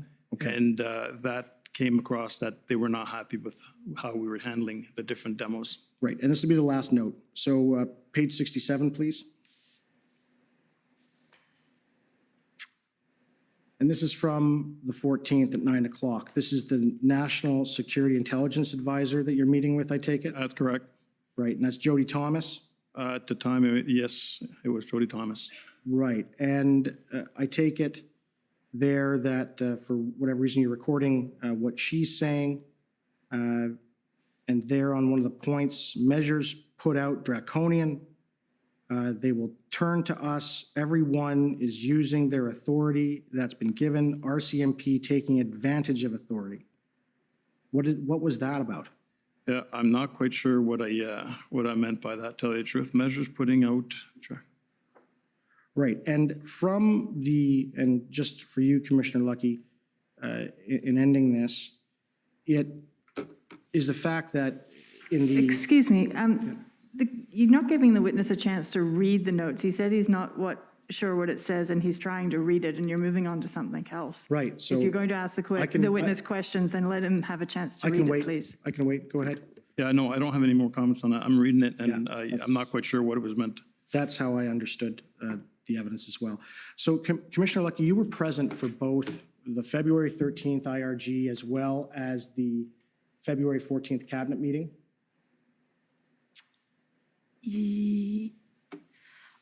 Yes, I think the cabinet meeting was on the 13th. And, well, and so the IRG meeting, they, according to the text messages and the messages that we've reviewed, they never even asked you to speak. Definitely not at the cabinet meeting, and what I did do, I don't think I spoke at either. I thought I did because I had speaking notes, but I did brief the minister before that meeting. Right, and the minister never asked you what your opinion was with respect to whether or not there was a Section 2 CSIS Act security threat, is that correct? In respect to what? Whether or not there was a threat under Section 2 as defined in the CSIS Act, if there was a threat to the security of Canada. No, he would have to ask CSIS. Right, and CSIS, you're aware, told him that there wasn't. That's what I've been told. So if... You're going to have to. Thank you, those are my questions. Okay, thanks. Next is the Ontario Provincial Police.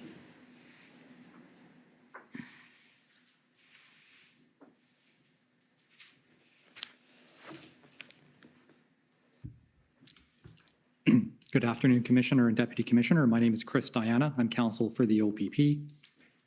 We've heard some evidence from Commissioner Kariq that, Commissioner, he worked very closely with you throughout the convoy time period. Is that correct? Yes. And we've seen some of the text exchanges between you and him. So is it fair to say that you either spoke with him or texted with him pretty much every day during the course of this event. Very often, yes. And it's fair to say that you worked together to help support former Chief Slowly in trying to manage the Ottawa event, correct? Yes. And in particular, Commissioner Karik had probably more kind of one-on-one dealings with Chief Slowly than you did. Is that fair? Yes. And ultimately, your mutual cooperation with Commissioner Karik helped lead to the development of the integrated planning team. Is that fair? Yes. Where both provided subject matter experts to make sure that there was a way to resolve the Ottawa occupation. Is that fair? Yeah, that was our goal. Now, I believe it's in the institutional report that at no point did you ever ask for the invocation of the Emergencies Act, correct? Correct. But you were asked, though, what tools would be useful, correct? Yes. So we've already seen that document, but I want to bring it up again. So if we can look at pb.nsc.can 403256, please.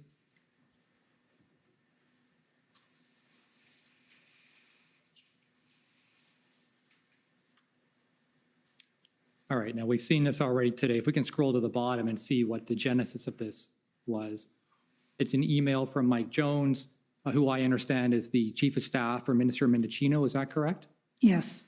And this is sent to you February 13th at 7:25 p.m. And there's a section that's blacked out there. I'm not entirely sure why. The reason for the redaction is not entirely made clear, but my understanding is that you were asked to speak about two things. You were asked to give some information on what tools would be useful, and you were also asked questions about critical infrastructure. Is that correct? Yes, I believe so. And as you can see, obviously there was timing was important here because as it says, quick follow-ups before cabinet. Now, what was your understanding of when that cabinet meeting would take place? Well, 7:25 p.m. I thought, I think the cabinet meeting was that night, so. Sorry, can't hear you. I think that cabinet meeting was that night, so I'm not sure. I thought it would have already been in progress, or obviously it wasn't. I'm not sure what time the cabinet meeting was that day. Okay, but regardless, your understanding was that this was a very time-sensitive request. Is that fair? Everything was time sensitive, yes. Sure, so if we can scroll to the top, we'll see that you responded at, I guess, 12:47 a.m., so approximately 5 hours later. Is that correct?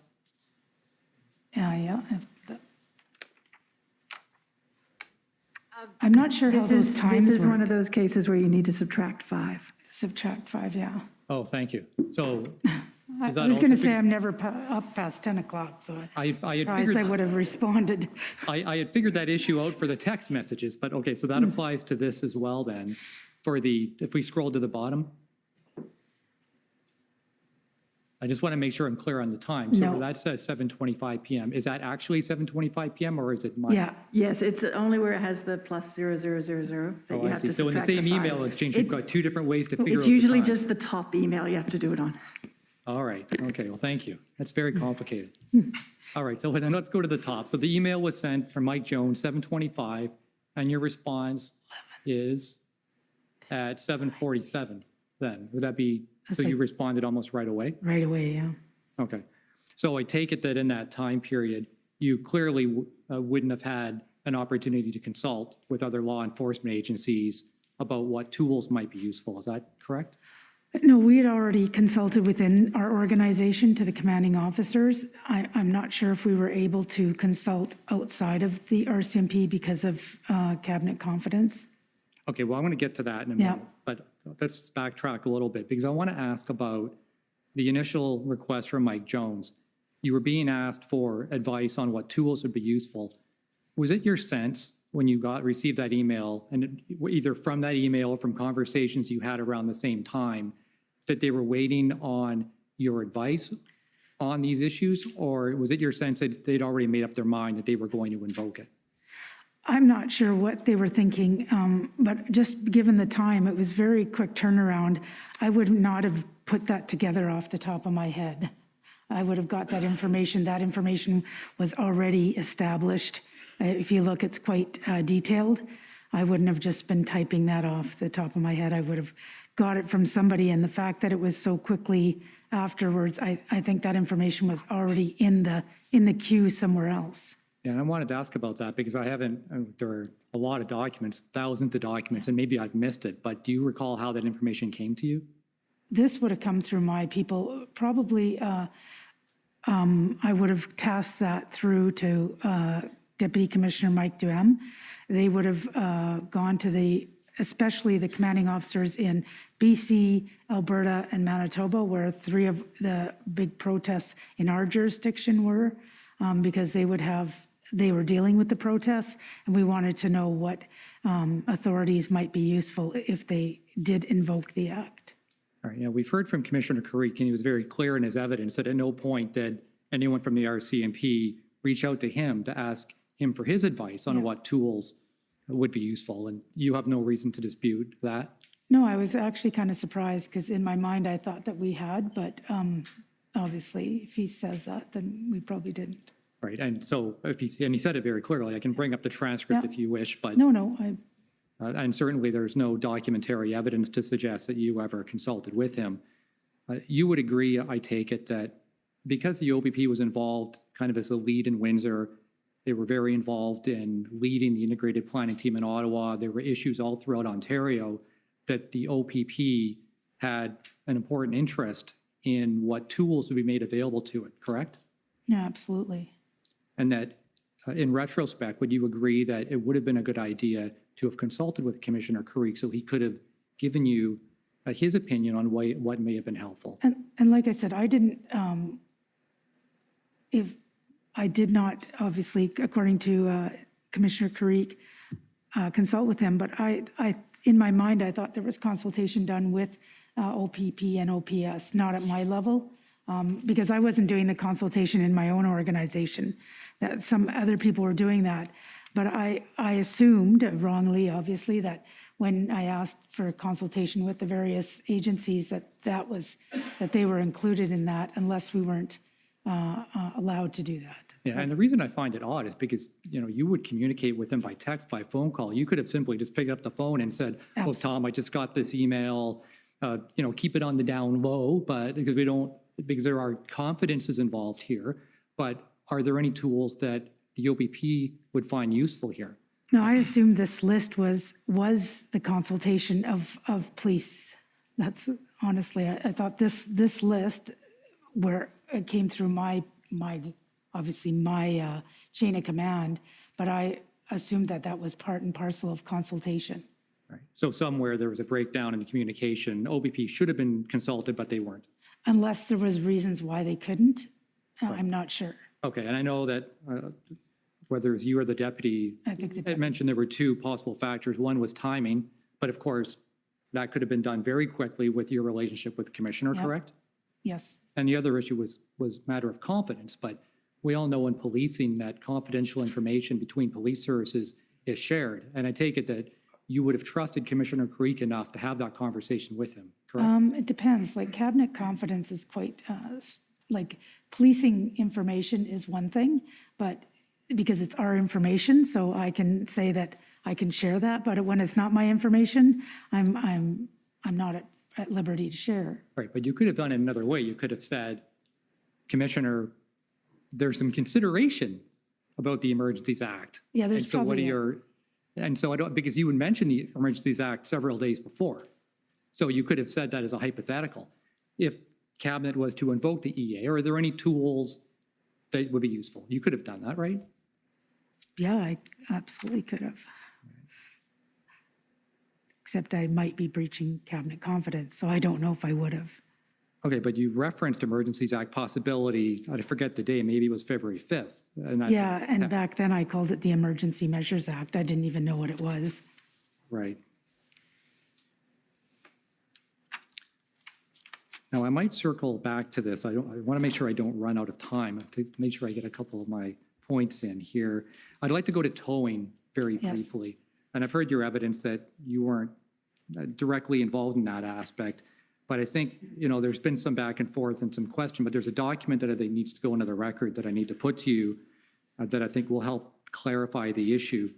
Do you know the name Sergeant Kirk Richardson from the OPP? No. All right. He was one, we've heard from Carson Party that he was one of the subject matter experts on the integrated planning team who was responsible for towing.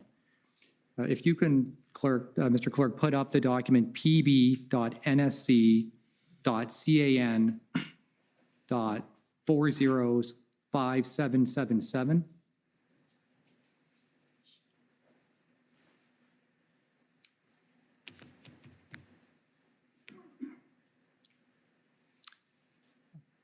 All right, so you can see that there's an email exchange here between some folks in the RCMP. Kelly Bradshaw, Deputy Commissioner, do you know who Kelly Bradshaw is? Yes. Oh. Yeah, Kelly Bradshaw was an RCMP member responsible for financial crime unit. And I believe there's already been reference to Mark Flynn. If you can scroll down, please, so we can get the context of this email exchange further down. All right, so stop there. You'll see Kelly Bradshaw. This is to an email to Kirk Richardson from the OPP. Hi, Kirk. I am being asked the following question. Did OPP use Emergencies Act on tow companies yesterday in Ottawa? So if you can scroll up for the response, and this is from the subject matter expert that was dealing with this, and you can see his response on February 20th. He writes, hello, the tow contractors used for the operations to clear the protest areas were approached to see if they would provide service. The heavy tow providers, 2 companies, both are contractors with the MTO. The light duty tows were arranged by Ottawa Police. I am not sure what the arrangements were related to costs. I do not believe the EO was used to make them tow, but it was referenced in relation to protection and compensation if damage occurred related to the protest. Now, I take it you wouldn't have any information to contradict that from the subject matter expert? This is the first I've seen this information. Right. And you have no reason to doubt the accuracy of that? I can't refute it or accept it. I have no idea. I've never seen this information. Okay, that's fine.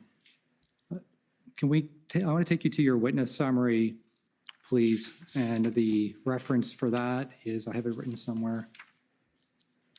If we can go to the RCMP witness summary, which is WTS 69.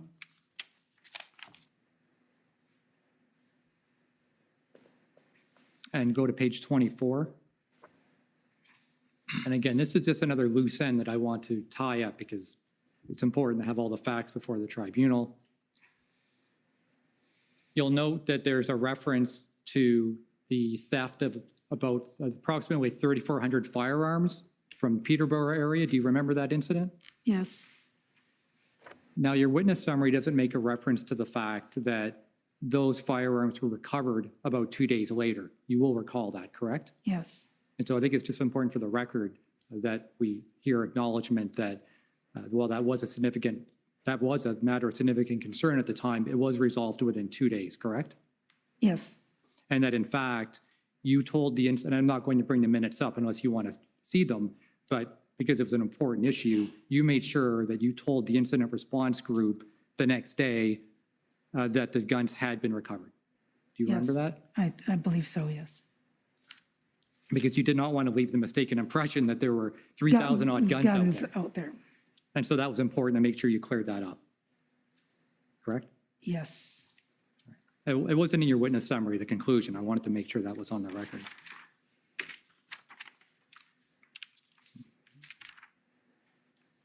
Now, if I can going back to the consultation piece, if they may have a few more minutes yet. 1 minute is the way I have the count, but. Sorry, David. If we can go to page 22.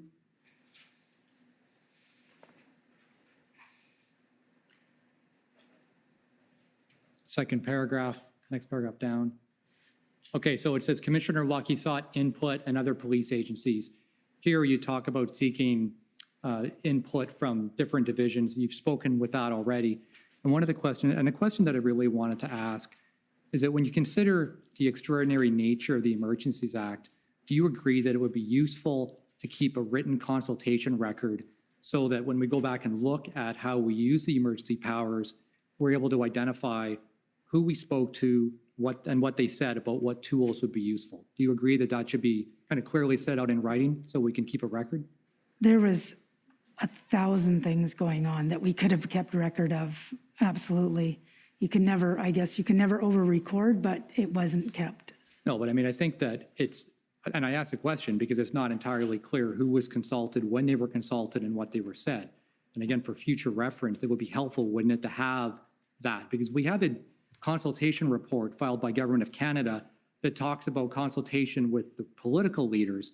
But what I'm putting to you is that it would also be helpful to have that kind of record on law enforcement consultation. Yes, I would agree it would be helpful. All right, well, thank you. I appreciate your time. It says it. See that? Okay, next, I'd like to call on the Ottawa Police Service, please.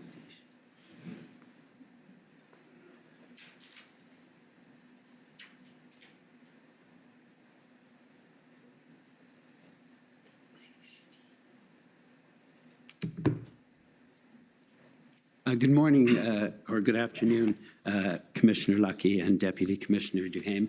My name is David Mijakowski and I'm a lawyer for the Ottawa Police Service. Commissioner, if I can start with you, you are on record as saying that you do not view the invocation of the Emergencies Act as a failure of policing. Is that fair? Did I say that again? That you're on record as saying, I do not view the invocation of the Emergencies Act as a failure of policing. No, I agree. Yeah. Right, you agree with that. And that's because, as I understand it, this was a very unique and fluid situation, and what happened in Ottawa was very different from what was seen across the country, correct? Yeah, it was the first of its kind. And I also understand, Commissioner, that you are a trained POU commander. Yeah, dated, but yes. And although you have a very lengthy history in law enforcement, I think this was the first time you saw a protest such as this one as well. Is that right? Yes. In one of your key message updates, and I won't turn it up, but I don't think it's contentious, but it was your February 3rd key message update. You talked about the convoys returning for the weekend, which we know was a phenomena that occurred, and there was a discussion of farm equipment. And you said at the time, look, there's no bar on farm equipment from coming into the city, and that there have been convoys in the past with farm equipment downtown in Ottawa in the past, correct? Yes. Deputy Duhaime, I understand that the NRCC, or the NCRCC, I apologize, was stood up for this event, correct? Yeah, it was stood up around January 28th, I believe. And the RCMP was part of that NCRCC? Correct, the RCMP and many other partners. And it is used as a hub for intelligence that goes on for the event? Not just intelligence, it's a coordination, it's a command center that ensures coordination with different partners who are at the table. As I mentioned earlier, you could have Ottawa City Transport that's there, paramedics, fire department, Service de police Ville Gatineau, La Sûreté du Québec, and other partners that are there, so that there's a coordinated approach every time there's an action taken on the scene. But included within that, I believe, was a hub for intelligence. That's correct. Okay. Commissioner Lucky, my understanding is that the RCMP followed the convoys across the country and in fact provided on-the-ground information to the OPP when the convoy crossed from Manitoba into Ontario? Yes. And that information then was funneled through a JIG, a Joint Intelligence Group? Yeah, or a SIG. I don't remember which one. And Deputy Duhaime, you indicated, I believe, in your witness statement that the OPS had the same intelligence as the RCMP, correct? Through our combined intelligence group. That's my understanding. And I believe You also indicated, Deputy, in your witness statement that when it became clear that the convoy was coming to Ottawa, police agencies began to share intelligence, including that through Project Hendon, correct? Yes, and I think the sharing started actually before that, but I believe it started before that. Commissioner, you were, and both of you, I guess, were part of a panel that was interviewed by the commission, and I think there were several of your colleagues that joined you, Deputy Commissioner McDonald, Deputy Commissioner Zablocki, Deputy Commissioner Brennan, and Liam Price, the Director General, correct? Yes.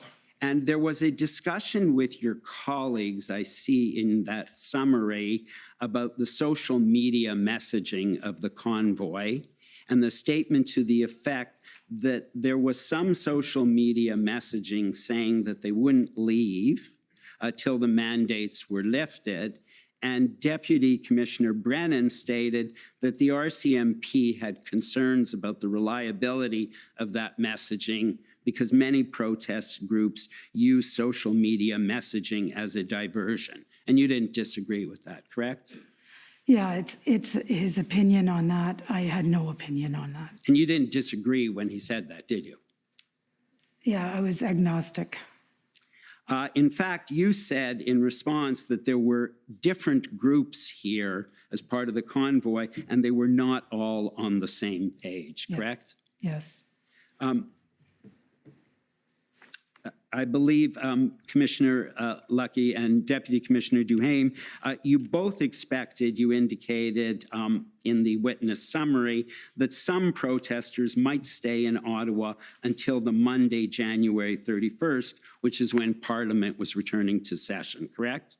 Yes. Correct. And initially, and I can take you to the document if it's necessary, but there was a PCO call on January. Oh, actually, it might be helpful if we turn up the document. Mr. Clerk, it is ssm.can.nsc 402591. And if we could please go to the first page.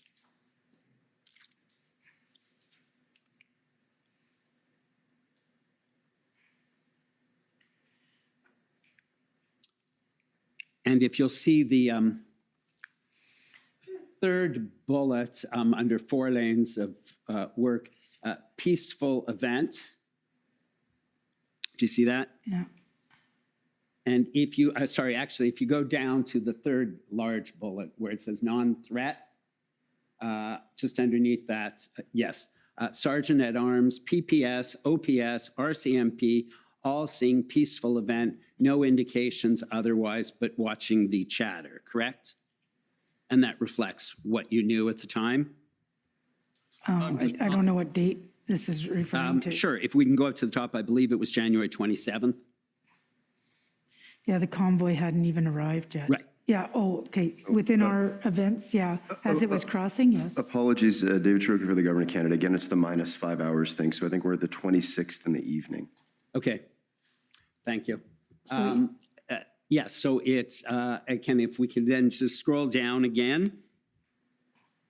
And if we can go to the second page, so this would be the evening of the 26th. So if we go to page 2, the first bullet, you'll see just at the top, blocking of intersections. Protesters say they're not going to do that, but it's a lot of cars, which is what you understood at the time as well. They were not planning to block intersections. Where is this? I'm sorry? This is in Ottawa? Yes. Because they're not even in Ottawa yet. I'm sorry? Like, from what I understand is that January 28th, the convoys. That's correct, but based on what you knew on the 26th in the evening, you understood that they were not planning on blocking intersections. In Ottawa? Correct. Okay, that I don't know, but if it's. Can I just add something here, sir? This is the first time I see this document. I've never seen this document. I don't know who participated on the calls. I understand reading through the lines at the RCMP, but this is the very first time I see this document. Okay. Are you disagreeing with it, or you simply don't know? I wasn't there, and don't want to question what's in there, but I wasn't there. Some of the things that I see, I can validate it through other intel that I had from other picture, but I don't even know who the representatives from the RCMP was on this call. Okay, you had no information to suggest at that point in time that the protesters were planning to block intersections. Is that fair? Not at that time. Right. Thank you very much.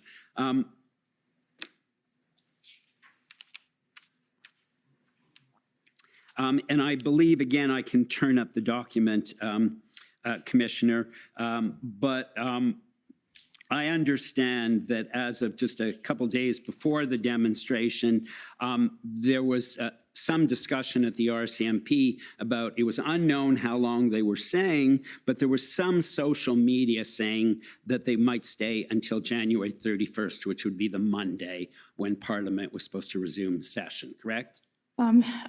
Again, I wasn't intimate, like I wasn't into the details of the intelligence, and maybe Deputy Commissioner Duhem would be better suited to answer that. I can show you the document if you want, Deputy, unless you're able. No, I do recall seeing a document saying that they were planning to stay until the 31st. Okay. And there's another document that I'm not quite sure if it's before they arrived or after they arrived that they didn't leave. They didn't want to leave unless they met with the Prime Minister. So I'm not quite sure if it was before they arrived or after they arrived. Okay, so just for the records, it's pb.nsc.can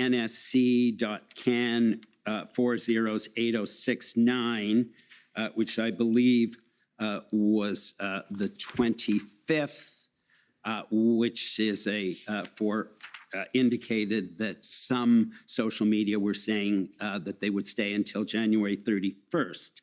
And if I could ask you, Mr. Clerk, to please call up pbnsc.can 401225.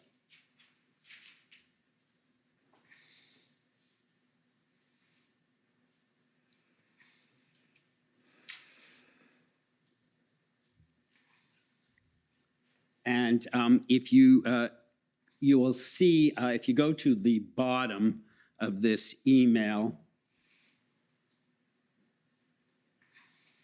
you'll have to go to the third page and then just so you can see what it is.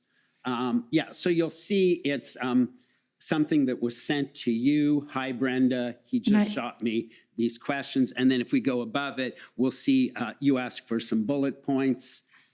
And you'll see anything you can give me would be great. And then you get some information in response. So this is January 28th. Okay. And so you'll see question 3A at the bottom was latest on what if scenarios. What if truckers leave vehicles parked on Wellington beyond Saturday? And a series of other questions you're asked about what if it turns violent, etc. And so if you go up to the first page, we see the answers to those questions. So you'll see, sorry, if you could just go to 3A at the bottom. OPS, I'm just on the third line. OPS has reached out to the hotel industry in the NCR who have confirmed that accommodations are fully booked through the weekend, but appear back to normal as of 22/01/31, so as of the Monday, correct? Yeah. And so OPS, it sounds like, was saying that they've checked the hotels. Contrary to some other evidence we've heard, they're reporting that, in fact, the hotels are back to normal on Monday, correct?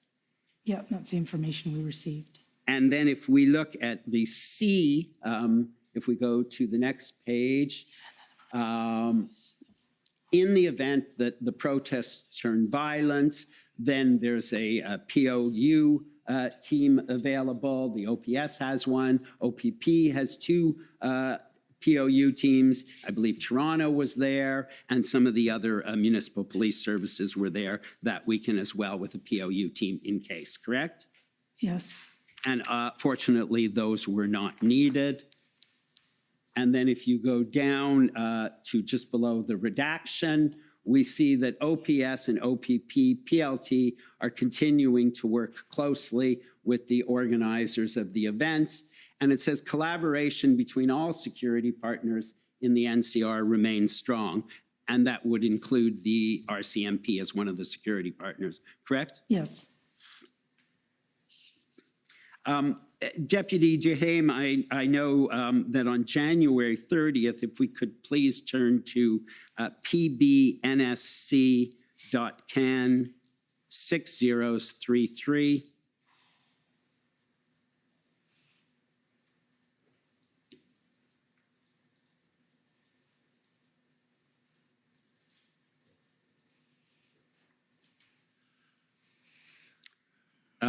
You'll see on the January 30th Intel update, this is an RCMP update. OPP PLT, you're now reporting, have it reported chatter that the end date of the event could be February 2nd, correct? So that would be the Wednesday? That's correct. You would agree with me, there were obviously very many trucks on the streets, and some of them we know traveled great distances to get to Ottawa, correct? That's my understanding of the group that were in the downtown core. And one of the things we've heard from various police witnesses and law enforcement officials in this inquiry is a concern about taking actions which can inflame a crowd and cause danger, and the need sometimes for police to show some restraint at the time. And that, as I understand it, is a standard practice in policing. I would say yes, every situation is different, but there comes a point that you have to assess and reassess your positioning and plan, I should say. Sure. And so if I can ask you, I just want to get your reaction to this. If we can call up pb.nsc.can 401154.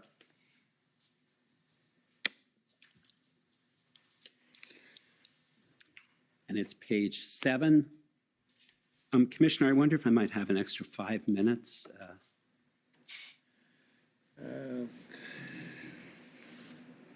I'll give you a few minutes, but. Thank you. Go ahead. And so if we can please go to page 7, the second to last bullet, is I want to get your reaction. Open sources are, it did not occur, but open source reports are suggesting police are setting up roadblocks outside Ottawa, and such reports seem to fuel some truckers' agitation. And so you see that can you can see how something like that can fuel truckers' aggression if they believe that, correct? Yeah, can I know what the document is, the entitlement of the title and the date, or? I'm just asking to just get your reaction to the statement. Yeah, it could. A police action sometimes could generate a reaction. Sure. And I also saw there was an email, and it's ONT 5099 from the Provincial Security Advisor. And one of the things he noted at that time under his assessment, he referred to the possibility of police stopping trucks from entering the city and noted that that could result in increased support or participation for the convoy. Does that make sense to you as well, Deputy? It could, but it's also speculative. Okay. You would agree with me that it could be a risk and it could inflame the crowd, correct? It could, like it could not inflame the crowd. So it's one or the other. The RCMP, you told us, was part of Intersect and was also part of the NCRCC, and in that context would have access to the OPS traffic plan, correct? Yeah, that's where the coordination takes place. And you're aware that the plans, that the traffic plan and the instructions that were sent out to the convoy participants clearly showed that there would be some convoy staging areas on Wellington, correct? I did not see the plan as it was rolling in. Okay. You're not disagreeing, though, that that information was available to the RCMP just as it was to the convoy organizers, and it showed that there would be some staging of vehicles on Wellington, correct? What I will say is that when I was initially briefed on the file, I wasn't aware of any stoppage in the downtown core, more of a slow roll. And if that's changed over the course of the negotiations with the organizers, I wasn't made aware of it. But I will agree that any intel on the situation downtown would be shared at under the NCRCC and the Combined Intelligence Group. Okay, if I can just ask you now to go to pbnsc.can 402476.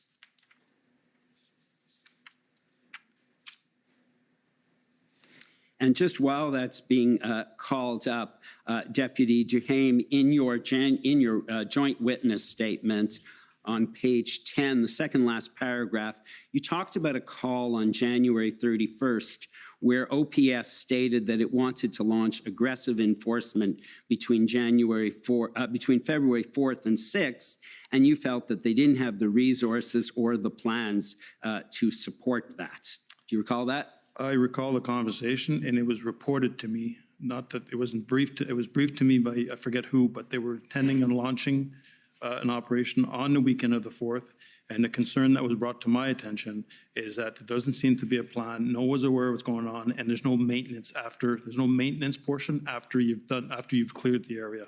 That's what was reported to me. And the concern about enforcement, I'll show you this document, is on February 9th, if we go to the second page,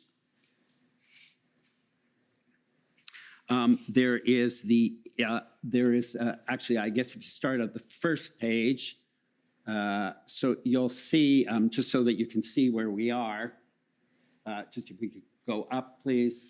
Yeah, so you'll see under background, February 8th, RCMP were advised that the OPP was attending Ottawa to assist. Then third bullet, February 9th, OPP and RCMP Superintendent Liu attended to OPS to assist in the development of a plan. And then at 1 o'clock, at 1300, there was a concept document that was provided. And then if you scroll down, and then go to the following page, you'll see just at the top. And so this is again the concern about taking enforcement action when it may not be appropriate. And it says, continuing in the meeting with less than 24-hour notice to partners and against the advice from the RCMP and OPP, the OPS chief announced that enforcement action was to take place on February 10th, beginning at 6, and then set out what it was. And then current situation, you see that it was then delayed. There was no kinetic plan. And so under the analysis, we see RCMP expressing concern about it not being a viable plan. Do you remember that? I do recall being briefed on that, correct? And I guess... We're well over time now. Thank you. I'll just finish off. I guess that concern about the about taking action before there's a full plan, and the absence of a plan was something that I continue to see Deputy Duhame and Commissioner Lucky in both of your notes where you, throughout your key message, reference there isn't a viable plan here, up until the very end when the integrated cell becomes involved. Is that correct? We were not ever shared a plan, so I couldn't say if there was a plan or not. Okay, certainly you reported at your key message meetings, and I don't have time to turn it up, but the documents are in the record, that you reported that there was no plan that you were aware of and that was never shared with you. Yes. And you did as well, Deputy. Yes, correct. And it's in your notes as well. It is. Thank you very much. I do have more questions, but I am out of time. Thank you very much. Well over time. I gave you more than 5, so you've done well. Next, I'm calling on former Chief Slowly's counsel, who generously gave up part of his time.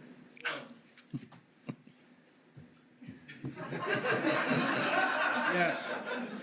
That Commissioner Lucky, Deputy Commissioner, that is this commissioner's warning that I'm not getting that back. So I'm Tom Curry. Let's see if what we can do in the 15 minutes that we have together.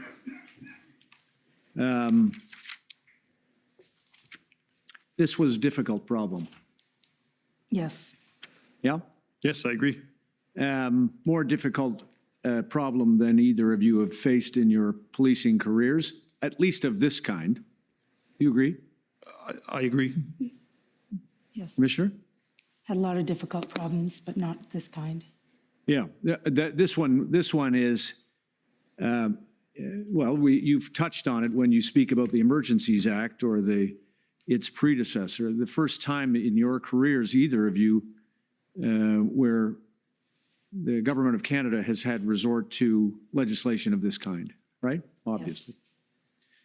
Now, I want to speak for a moment about the circumstances that faced the City of Ottawa and the Ottawa Police Service, because you were both involved in, among other jurisdictions, in dealing with the problems that were here. You knew Chief Slowly before he took this command. Is that true? Yeah, not very well, but we had occasion to meet, yes. And did you know, Deputy? No, I didn't cross paths with Chief Slowly. Did you know, either of you, did you know of his work in the City of Toronto as in the Toronto Police Service or internationally? I heard of his work with the Toronto Police Service. Okay. And he, like the two of you, he came to this role with a very long experience in policing. You knew that. Yes. And he came also, you knew, presumably, just in watching the police services, he came with a change mandate. You knew that? I wasn't aware of his mandate when he arrived. Okay. Commissioner, you Yes. knew that, yes? And a change mandate that was fixed, at least in part, on issues that were challenges for the Ottawa Police Service in terms of racialized communities, community policing, and the kinds of things about which he was very experienced. Yes, I didn't intimately know, but I knew that touched on some of that. And because you've probably had enough of these kinds of challenges in your own command, that makes leading a police service an extra special challenge, correct? Yes. And in the circumstances in which Chief Slowly found himself, I think you've both touched on this, there was enormous pressure brought to bear upon him leading this service at the time of the convoy protest, correct? You observed that? I originally would say I can't imagine the pressure he was under, but I could. And he was under a lot of pressure to succeed. Yes? And obviously, Deputy, you saw that too. Agree. Because he had the worst possible position, if you think about it. Every person in the country had an opinion about what he should be doing, first of all. Some of those elected office holders. You reviewed with my friend Mr. Miller some of the notes that came to you through the federal cabinet. Cabinet ministers were themselves frustrated about what they thought was inaction by the Ottawa Police Service in the first few days, correct? Yes. Correct. And the provincial government felt similarly to your observation? Yeah, I think that was the general consensus. And obviously, here in Ottawa, the elected officials of the Ottawa City Council, the Police Services Board, the residents, similarly felt enormous frustration that their city had become the site of this particular protest against the federal government's mandates, right? Yeah. No doubt. And it was also obvious, wasn't it, at least to you as experts in policing, that there were no solutions that could be had, at least within the resources of the Ottawa Police Service, right? It was overmatched. Within the existing resources? Yes. I would say that's correct. Commissioner, obviously? Yeah, I'm just thinking it through because I'm thinking from the beginning through the end of the convoy, depending on situations, but generally, yes. Yeah, I mean, well, you can do the count. It took essentially a doubling of more than doubling of the police or the entire police service to make this work. And it would have been obvious if the protesters, particularly because, as you've described, it ebbed and flowed and the protest grew and gathered momentum. The Ottawa Police Service simply did not have the human power to deal with a public order operation to remove the protesters. Is that obviously true? Again, it depends on what part of the protest I look at, because early on, depending on if there was a different plan, I'm just surmising.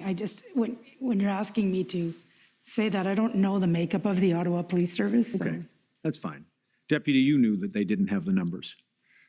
Based on what was there on the weekends, the numbers of people that were there, I think to me, it was clear that they needed additional resources based on the numbers we saw on the weekends. And Chief Slowly identified that issue early on and put up his hand to ask for help, correct? Yeah, he requested resources. And he requested them from the province, of course, and he requested them from the federal government to the RCMP, obviously, yes? Yes. And there was, you agree, a period of time where the province and the federal government were seemingly at odds about who should be the first port of call for resources, right? You knew that? I wasn't privy to that. I know at the beginning, the requests were coming directly to us, which was no issue because that's how we operated.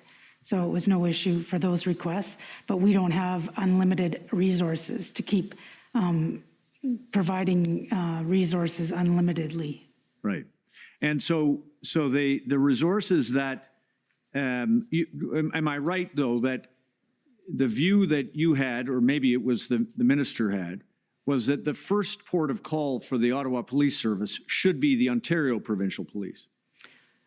Yeah, I don't think anybody thought that at the beginning. It wasn't unusual that we gave resources, and it was anything we could do to help. It was a big event coming to the city, so we weren't thinking in terms of that. It wasn't until maybe the second week that that I was even privy to the order of affairs under the Ontario Provincial Police Act. So when the chief identified and had the support of the community leaders to identify that there were approximately 1,800 additional human resources required, then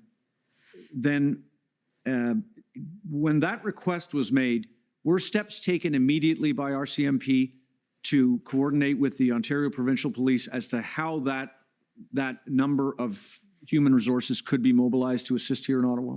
Well, there was definitely discussions and to determine what did that mean? What did 1,800 mean? I know there was a general overview in the letter, but we didn't know if it meant that, 1,200 were coming from Ontario, 600, we didn't know what that meant. So we had to get more clarity. Right. And did you seek that clarity from the OPP? I'm not sure who we sought the clarity. I know that's for us to get the clarity was to look at the plan, what the plan showed and what kind of resources they needed. And I understand it wouldn't have been your job as a commissioner to look at a plan. You never saw the plans that the OPS had, right? You yourself. No, I did get briefed on the final plan, only because it was integrated at that point. Yeah. Deputy, you were also not, it's not your role to paw through plans of the OPS, is that true? I did see the last plan that went forward. Okay. But that the goal command structure within the incident command response did see the plan. Right.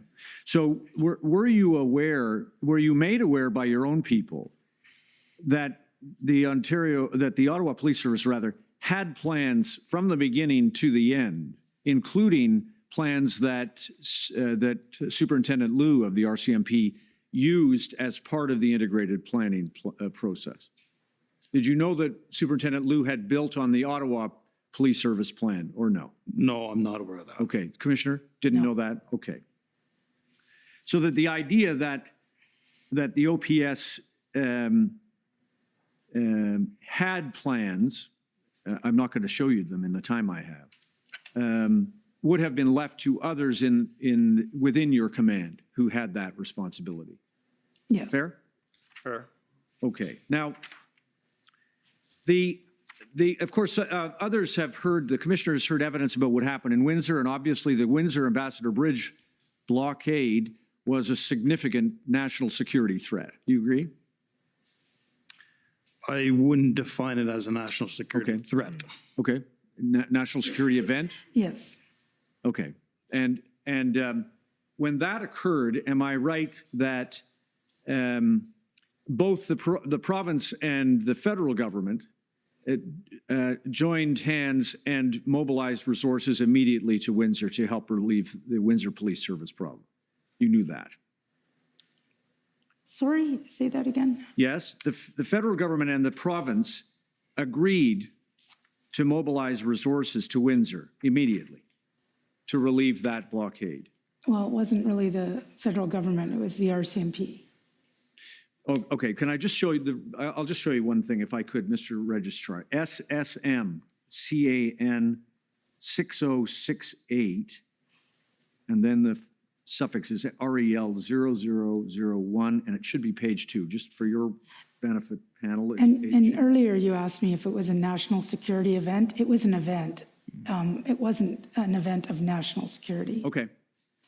Others have had their opinions about that. I just wondered where you were. That's fine. So page 2, and just to orient you, this is a summary, a transcript of of a call between the Prime Minister and the Premier concerning resources. And the Prime Minister makes a comment about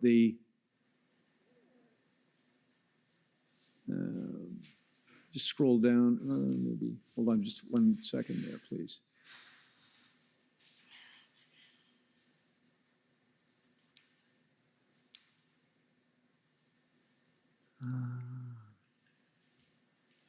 It's further down. Thank you.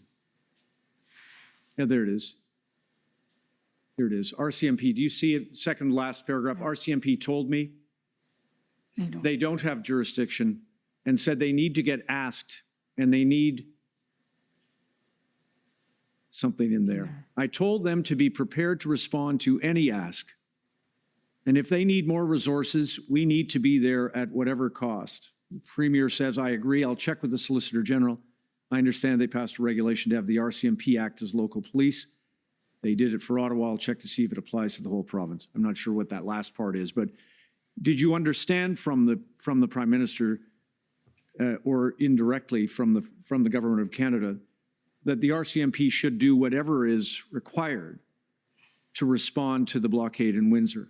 No, they never came out and said that to us. And yet, those resources were mobilized by our RCMP resources were mobilized even though no plan had been developed by the Windsor Police Service or the OPP at the time you were asked. No, we were told there was an enforcement plan by the OPP.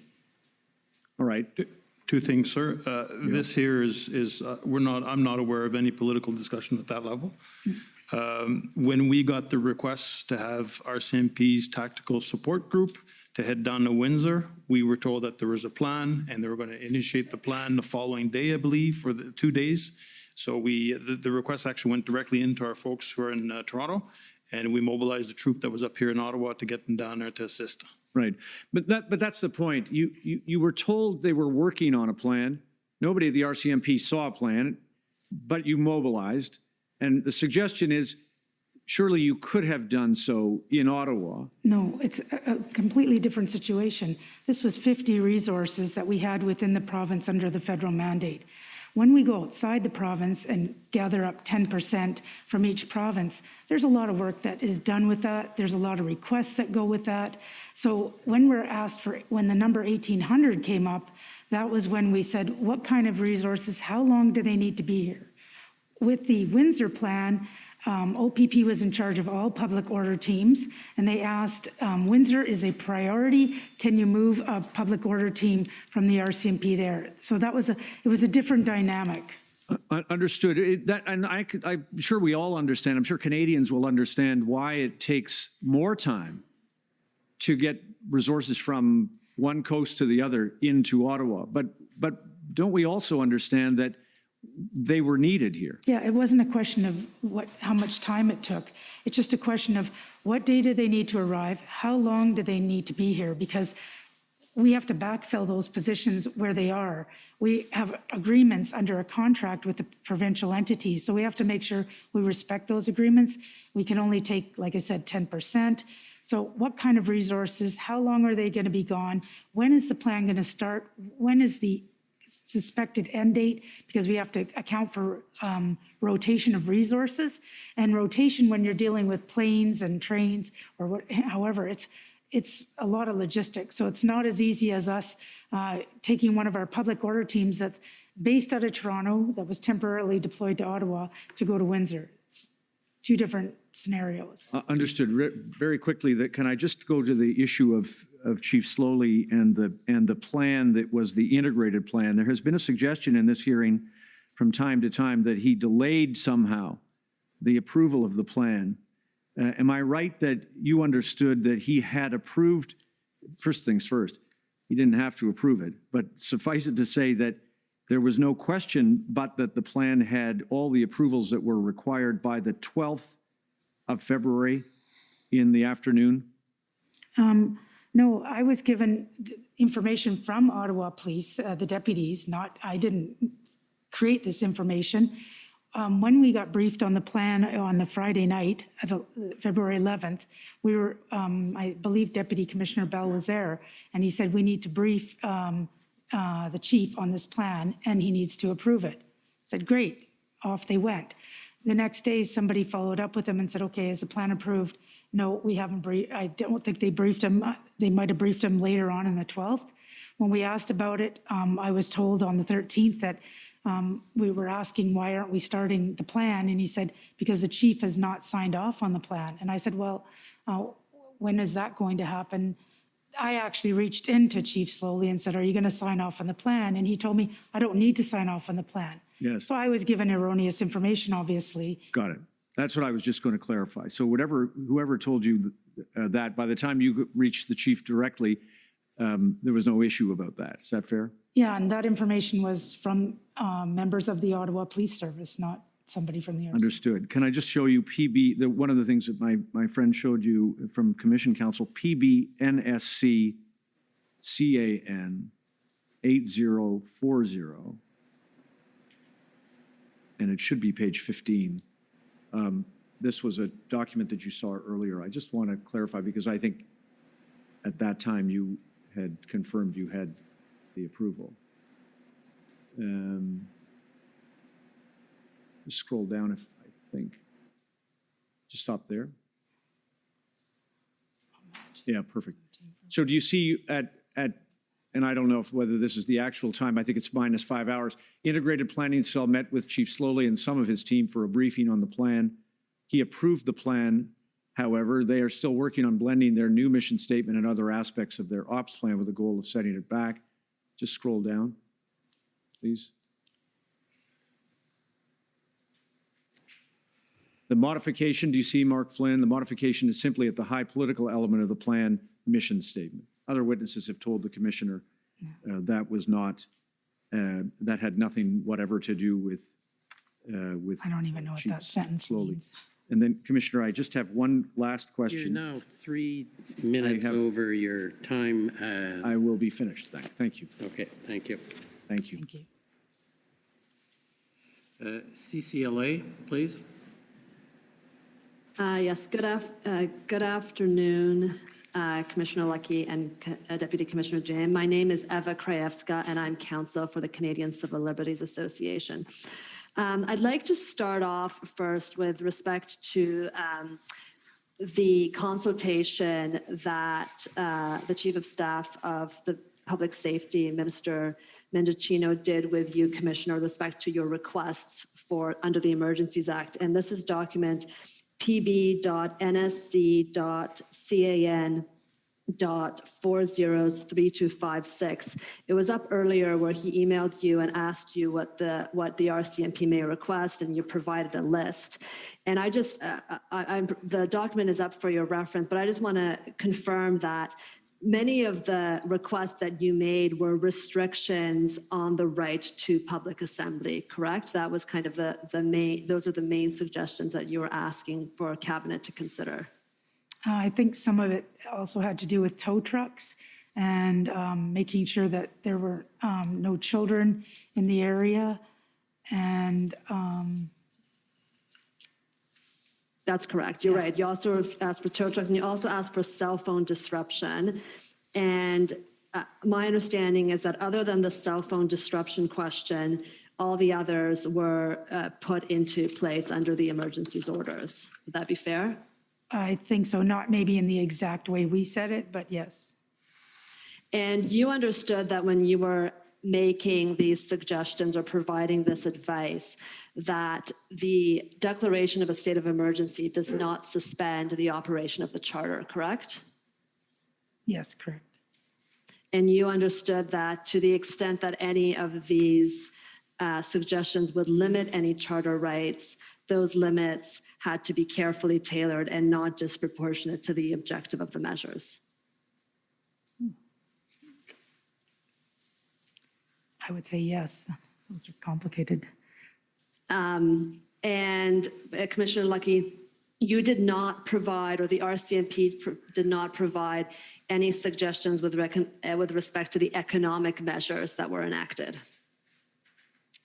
No, we may have been consulted, our financial people may have been consulted on process-wise, but not, I refer to Deputy Commissioner. I think we might have been part of the consultation process. I'm not 100% certain. So you may have been also consulted with respect to the economic measures that were enacted as well. I believe we were, but I'm not 100% sure. And if I take you to the economic measures that were enacted and their implementation, I understand that Mr. Denis Beaudoin was kind of the person at the RCMP that took the lead on that issue. That's correct. And we have his notes at pb.nsc.can.408065. Mr. Registrar, I'm sorry, if I could ask you to put that up on the screen and I can repeat it if necessary.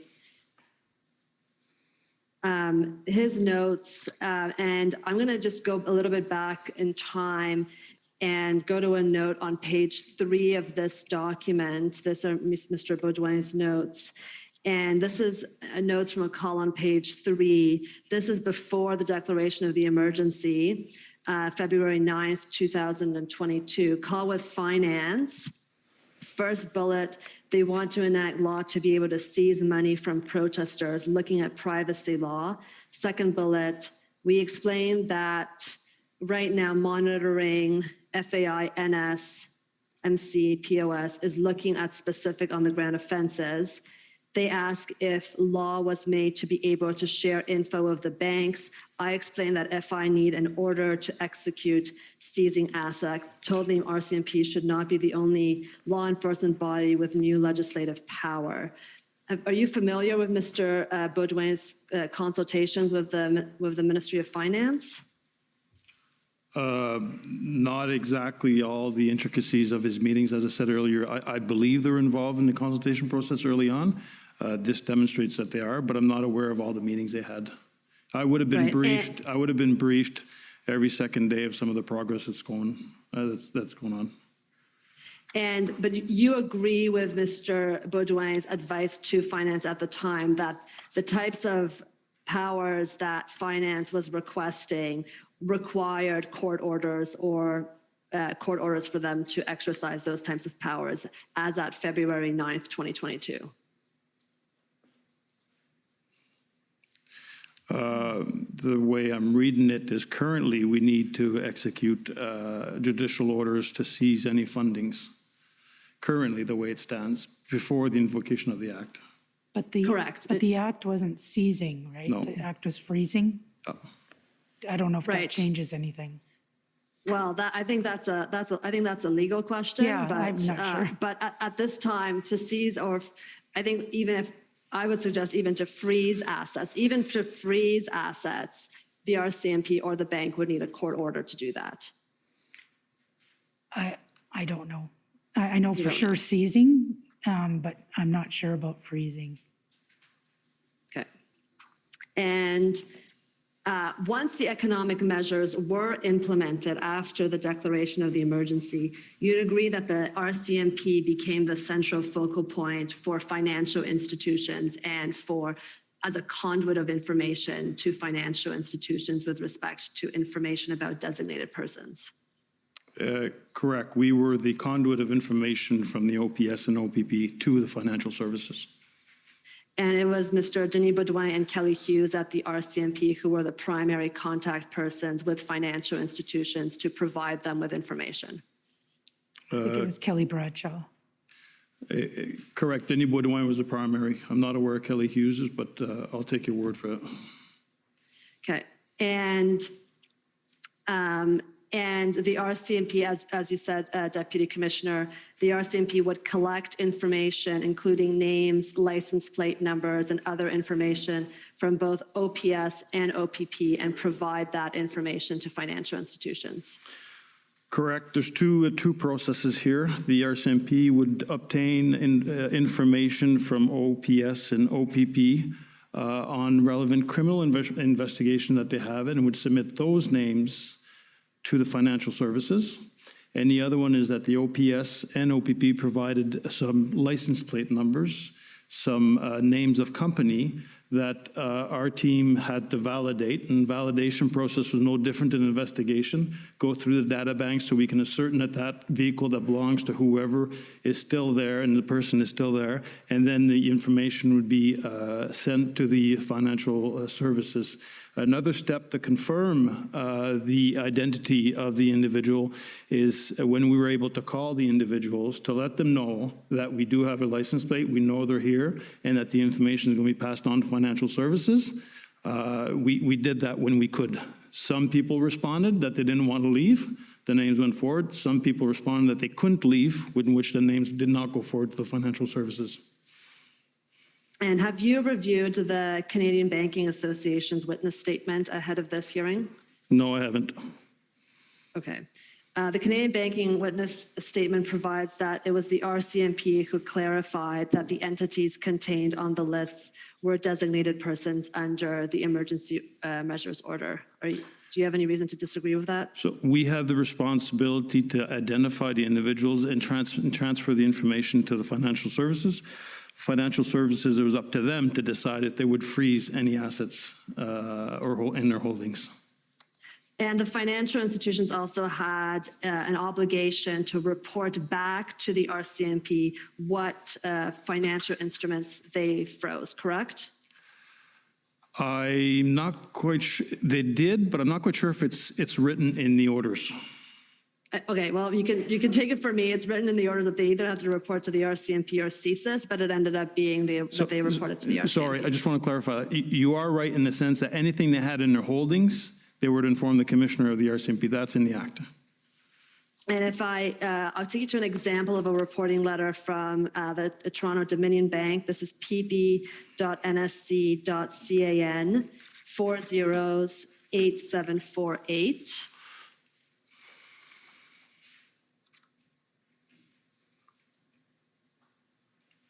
And this reporting letter is to CPL, I guess is that Corporal or Captain Hughes, dated February 18th, 2022. Sorry, we're just waiting for it to come up on the screen.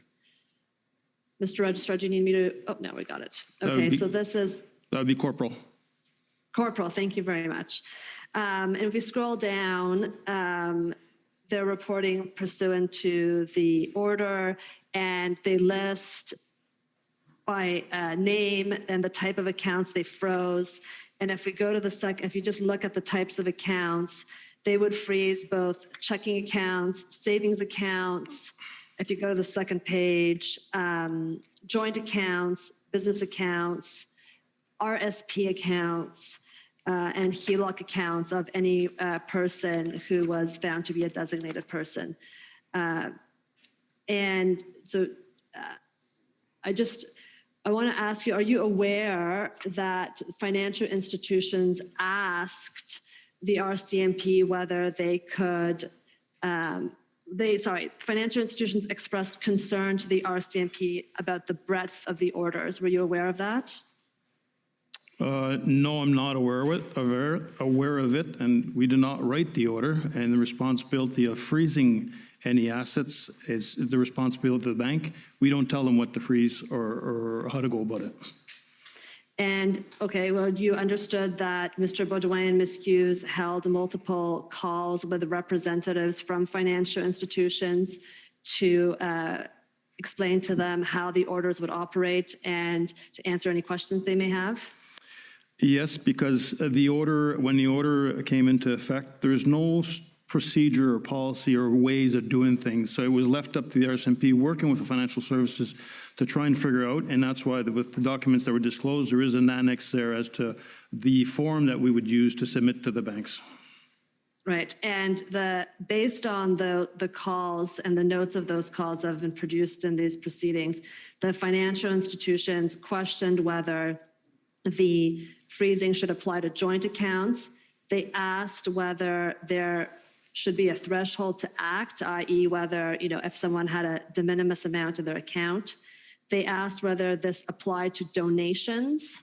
And I think, were you aware that they asked about the question of whether it applied to donations, and the RCMP said that they should not be pursuing donations?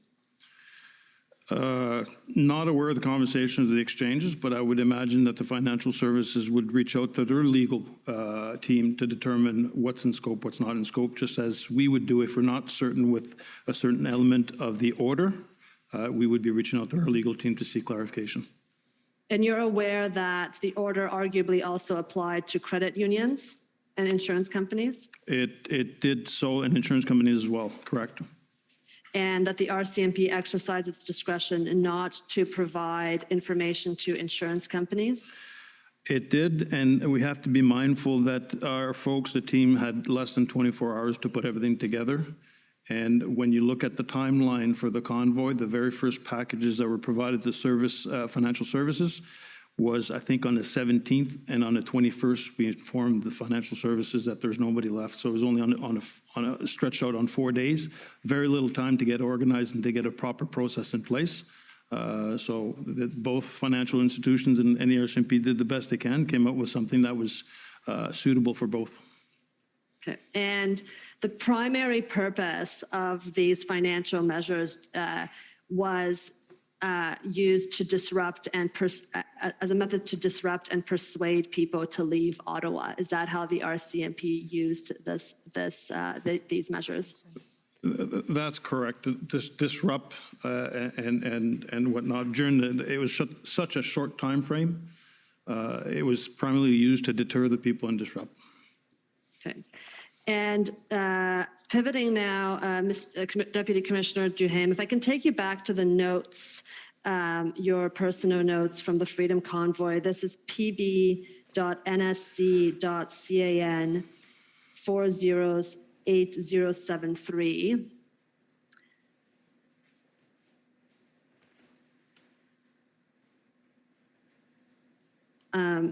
If we can go to page 58 of this document. This is a note from February 12th. So this is before the invocation of the Emergencies Act. If you scroll down, there's a note at 10:19 a.m. There's a note. Deputy Commissioner, sorry, if you could just read it out so that I don't mistake your handwriting. There is enormous frustration, and I might mistake my own handwriting, but there's an enormous frustration with law enforcement. Whatever promises were not fulfilled, and then not quite sure move around, protests move around. I'm not quite sure what I meant by that. All right, and then sorry, the next bullet, separate state and police, although the lines were crossed several times. Are you able to provide any context with respect to this note, Yeah. who was communicating to you first, let's start with who is communicating to you that there is enormous frustration with law enforcement, or is this your own observation? No, this was, these were notes taken from a meeting, and when I said separate state and police, although the lines were crossed several times, what I meant by that was not by elected official, but more having representatives from public safety portfolio, not at the elected level. People from PCO reached in directly to the chief of police saying what we could do. And I just didn't think that, I think it was a law enforcement matter, and anything to do with briefing public safety or or PCO would be up to the commissioner, and keep the departments out of it. And so you say PCO, you mean the Privy Council office reached out to Commissioner Lucky or to Chief Slowly? It was one meeting that they reached out to. I attended, the commissioner attended, and it was with Mr. Slowly as well as other people on the phone. I just thought it blurred the communication lines, and what you'd see is, you saw the mayor getting a letter directly to the Minister of Menachino, and the questioner resources or assistance should be dealt with at the policing level, and then we bring it up to our respective governments if needed.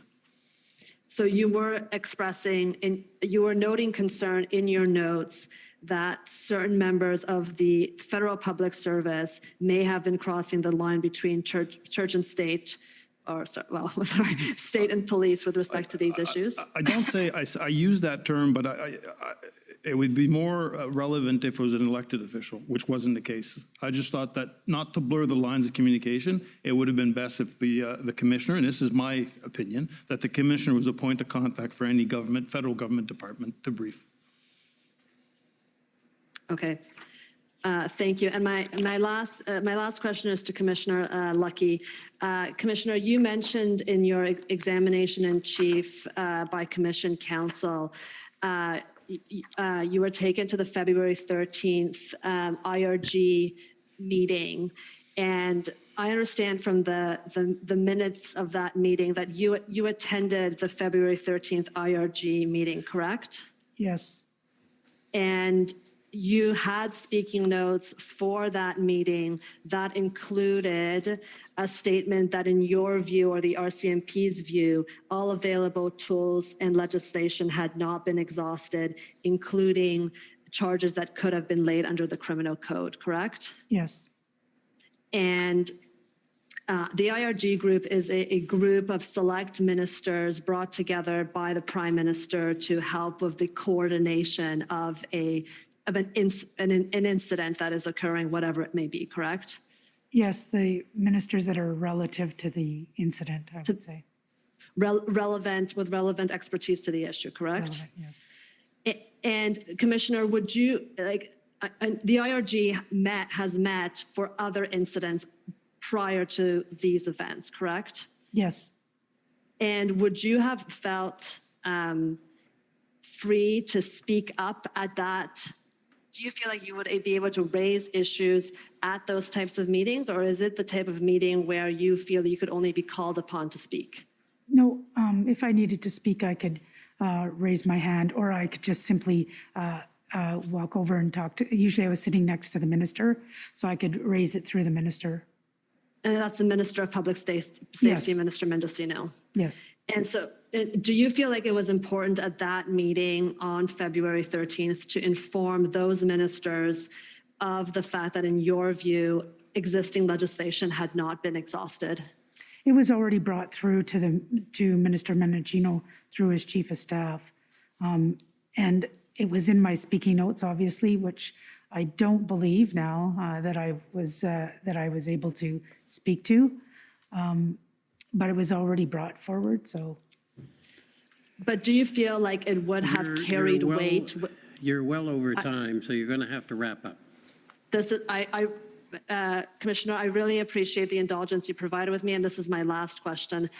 Commissioner Lucky, do you not feel like it would have carried weight for the ministers who are considering their response, including potentially considering invoking the Emergencies Act, to hear it directly from you? It may have, but it was only part, even when I gave it to the chief of staff, it was only one portion of information amongst many information that they were dealing with in the invocation of the Emergency Act. And when I brought it forward the first time, it was mostly for them to have all of the information when they made their decision. And having already given it to the minister, I felt that even though I didn't get the opportunity at that meeting, it was already passed on. Thank you very much, Commissioner Lucky and Deputy Commissioner Duham, and thank you, Commissioner Rouleau, for the indulgence. Okay, next is the City of Ottawa.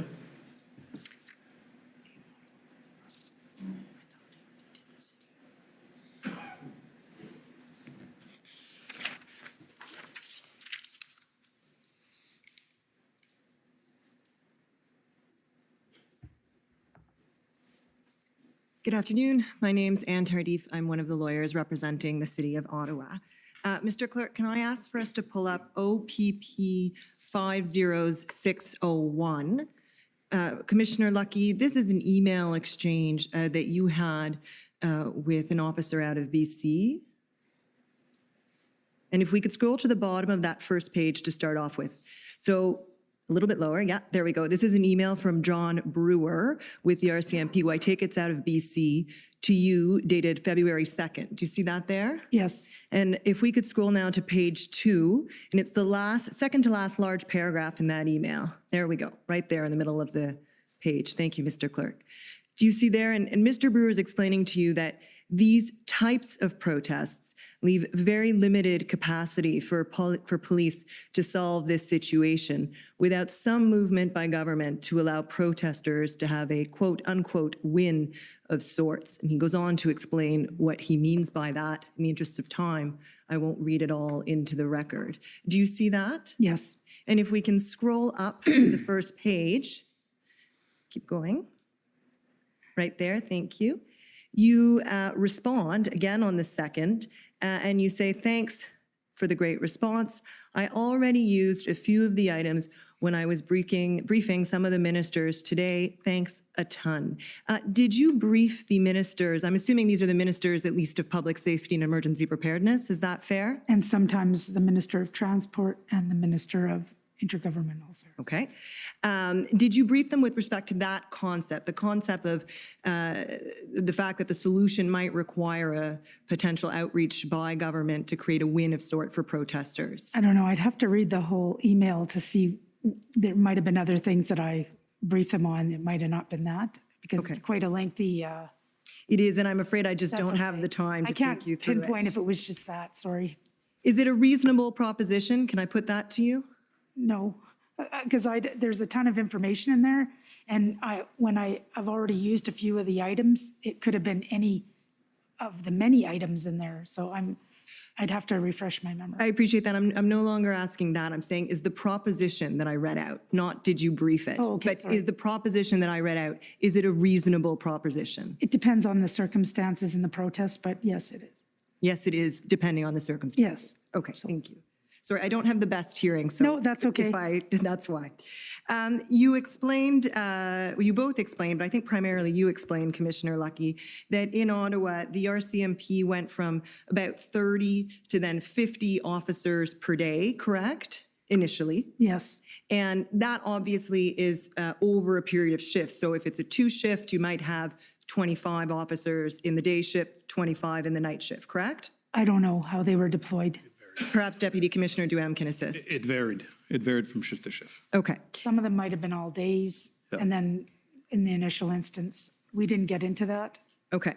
Let me put it this way. The Ottawa Police Service has prepared, and we've seen in evidence, a chart of deployment numbers that has a total of RCMP forces per day, hovering around 50 to 60 per day, and not getting anywhere close to, not hitting that 200 number that you were talking about into your evidence until after February 12th. Does that sound reasonable? Yes. Yeah. Okay, thank you. I won't bring it up in the interest of time. Now, you explained earlier, again, this was Commissioner Lucky, that you did not need, or that the RCMP did not need to see an operational plan before sending public order units, or POU, units to Windsor to assist with the OPP-led operation there. You recall that? No, partly because it was a specific ask. Right. And it was explained to us what they were going to be doing and what type of resource they needed. And a public order team is unique because it's the size of the public order team. So it's not, we need, yeah. I understand that. I'm just asking if you recall that Yes. evidence, right? And did you listen to Deputy Minister Stewart's evidence yesterday by any chance? No. Well, one of the things he told us, and one of the things he reported to the SSE Committee of Cabinet was that the OPS plan was subject to review and verification by the OPP and others. And that was the case, right? When we became integrated with the integrated planning cell, yes, it was integrated, so all of them participated. And that was really from, so the integrated planning cell, that was really from February 8th on. That's the evidence we've heard of when they arrived in Ottawa. So from that point on, yes, subject to verification by OPP and others. Fair? Yeah, well, it wasn't verification, we had a briefing. I wouldn't call it verification from my point of view, maybe others, like Deputy Commissioner Duhem, but for me, I was just briefed on the plan. So if I may add something, the question of getting the right people together to review what's been done stems from an ask that came out for 1,800 people. And that's when their SMEs came together, say, okay, let's get together, let's have a look at the plan, exactly what we need, how many people we need, what skill sets we need, and that's when, and then the ICC morphed in. But one of the reasons was exactly as to what resources they need based on the plan they have. So the February 7th request for approximately 1,800 officers resulted in what you just described, Deputy Commissioner, a process where we got SMEs together from the OPP and the RCMP, and of course the OPS, to see what was really needed, verify the requirements, and that resulted ultimately in setting up the Integrated Command Center on February 12th, correct? Yes, and I'll go to what was said previously, is that there was a number that was thrown out, 1,800. No one knew where this number came out, and no one knew what skill sets were required, what type of individuals we're looking for. And they had 1,000 police officers, some POU units, but what type of police officers that you need? That's what prompted a review of that ask in the plan itself. Fair enough, and I think you've explained that several times. I guess what I'm asking is, the RCMP wasn't going to fulfill that request until it had the information that you've just outlined. Fair? We were already mobilizing some of our folks because we know this was going to be big, but we wanted to wait to what the ask is from that plan. From the plan. From the in other review words. team. And from a verified plan, verified by yours and the OPP's subject matter experts. It was a collective effort of SMEs, subject matter experts. And I don't think we didn't know what resources to call up. Okay. Can we, seeing how much time I have. All right, Commissioner Lucky, you described earlier today that the ministers, the federal ministers, were checking in to see what other resources were required and were generally offering to provide whatever assistance was needed to bring the occupation in Ottawa to a resolution, right? Yes. And during the convoy, you provided regular briefings to ministers, deputy ministers, and to cabinet, correct? Yes. Your role was to provide accurate briefings, right? Yes. And you couldn't provide them with all the information for a whole host of reasons, but you wanted to make sure they had the key facts, right? Yes. And Commission Counsel put to you that you reported on a number of occasions that the RCMP was fulfilling all OPS asks. You recall that? Yes. And then he also took you to the February 7th request for 1,800 officers, right? Yes. And you've already explained some length, and I won't take you through it because I definitely do not have time, the process involved before you could send additional resources for enforcement purposes in support of the integrated operation. So you've explained that. But I think we can agree that the RCMP did not fulfill that February 7th ask or request until the enforcement plan was approved and almost ready to go. Is that fair?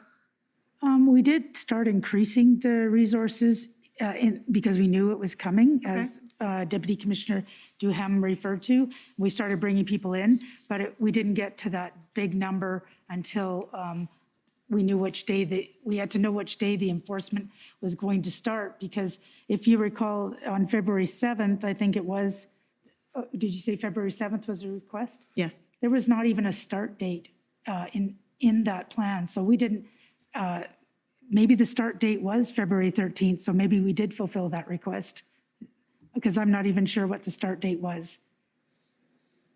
Okay. On the ask of, if you're asking for 1,800 resources on February 7th, my first question is, when do you need them?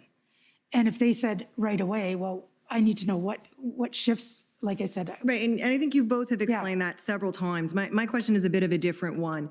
You told Cabinet and the ministers that the RCMP had fulfilled all OPS asks. And what I'm asking you is whether it perhaps would have been more accurate to say that you had fulfilled all requests for frontline officers and were assessing the latest OPS request for resources. Yeah, that probably would have been more accurate. Right. I think I have one more minute. And with that, I'm just going to conclude on, do I have one more minute? I'll give you 1 minute. Oh, I was out? Okay. You were, and I won't obviously take them up, but you were taken to your team's chats, Commissioner Lucky, Deputy Commissioner, you were taken to your notes, several references about, in your case, Commissioner Lucky, whether they were going to the, or whether there was a decision to go to the province with respect to Peter Slowly. In your case, Deputy Commissioner, a comment by Minister Blair querying jurisdictional change. And that didn't trigger any recollection. You couldn't recall, neither one of you, the context for that. Commissioner Lucky, on February 15th, you had a meeting with OPP representatives in which you said that you had lost confidence in Chief Slowly. And you indicated that you didn't want, it might be time to look at a command change at that point. You didn't want this and you didn't think he wanted this. Is that fair?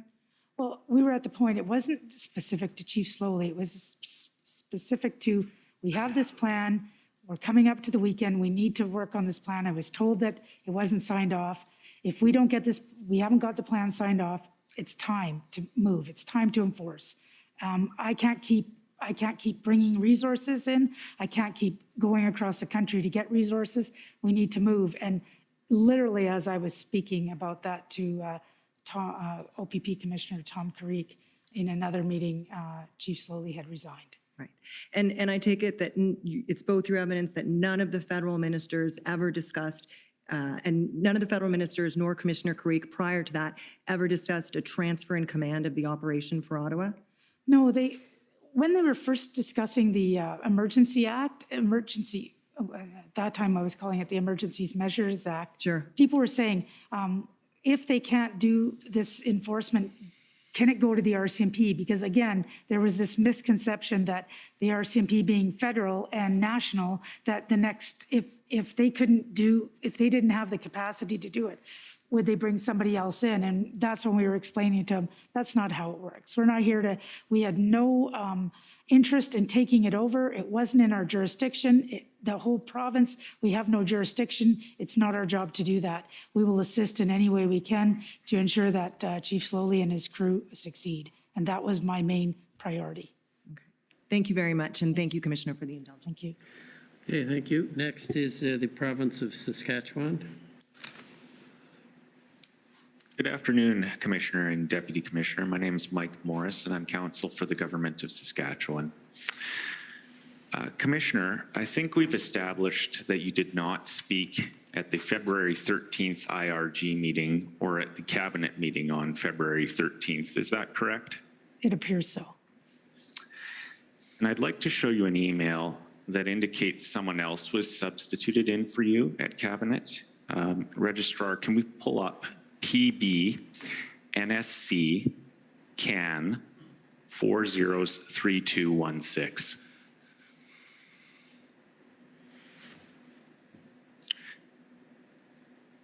This should be an email at 7:51 p.m. with the subject line, there it is, minor changes to reflect and others presenting on behalf of you/RCMP re TP's talking points for NSIA or minister. And it's from Allison Whalen. I understand this is somebody that works with you, Commissioner? Yes. Okay, so this email then contemplated Jody Thomas or Minister Menachino delivering remarks instead of you then, is that correct? Sorry, Jody Thomas representing who would me? be the, sorry, as the NSIA? Yes, well, you're saying that she was asked to, sorry, just if you can repeat the question. Well, I'm just asking if there was a decision that either the NSIA or Minister Mendicino would be delivering remarks that you would have given on behalf of the RCMP at the cabinet meeting? Yes. Okay. And I'd just like us to scroll down a little bit, right above the word Windsor on this first page. Keep scrolling. And it's the bullet right above Windsor. It says, all the information I'm sharing below is current as of 5 p.m. this afternoon. So that would mean 5 p.m. on February 13th, correct? Yes. And I'd like us to go to the third page then, and just scroll about halfway down. And there's a bullet in the middle of the page that says, RCMP and OPP assembled the foremost experts to develop a strategic plan. Do you see that? Yes. So this is information that was provided presumably to the NSIA and Minister Mendicino then, is that correct? Yeah, these were my original speaking points that I would have passed on to Ms. Thomas. I guess my point is these speaking points reference the operational plan, the February 13th operational plan for either the NSIA or the minister. Yes. But I take it that plan wasn't discussed at cabinet, was it? In detail, the plan? No. What you see is what would have been. Excuse me, Donna Nygaard for the government. If you're asking what the ministers were discussing at cabinet, that's obviously covered by cabinet confidence, and the witness couldn't speak to that. Okay, so she's unable to say whether the plan was mentioned by anyone at cabinet, not deliberations regarding it, but just rather whether it was a subject of discussion? Is that the government's position? The discussions as between the ministers are covered by cabinet confidence. Okay. The agreement is that discussion is not, but inputs, i.e. material that was put to the cabinet is disclosable. And does that include an oral input to then, Commissioner? I can look to the government, but I believe so. It's just the deliberations that are not. So just to guide the witness and you in your questioning. I don't want to know about deliberations. I just want to know if there was any mention that the RCMP and the OPS and the OPP had a plan in place that was approved at the February 13th cabinet meeting. That's all I want to know. Yes. Okay, thank you. Commissioner, you've been referred several times to an email you had with Mike Jones, Minister Mendicino's chief of staff, that was shortly before the cabinet meeting on February 13th. You recall that? Which email? Is it the one regarding the exhausting the? Right. What, that you haven't exhausted all existing legal authorities. Okay. And then that's the next question I want to ask you. Did anybody say at the cabinet meeting that the RCMP and other police had not exhausted all existing legal authorities? Can you answer that for me? I'm not sure. Sorry, once again, just the wording of the question is problematic because you're asking if anyone at the cabinet meeting said something. And if it was said in a discussion between ministers, that would be covered by the cabinet confidence. If it was said by someone providing inputs to cabinet, then it's not. Was it said by somebody providing inputs to cabinet? That's what I want to know. I can't say for sure. Obviously, I wasn't speaking at that meeting. I would have to look at maybe inside these notes that you have up on the screen. If it's inside there, it may have been provided because these were given to the NSIA, but I can't, I'm trying to scroll, but I can't. Okay, I understand. I'm going to move on, and I want to pull up another document. It's PB NSC CAN 408074. And just, these are Deputy Commissioner's notes, just for reference.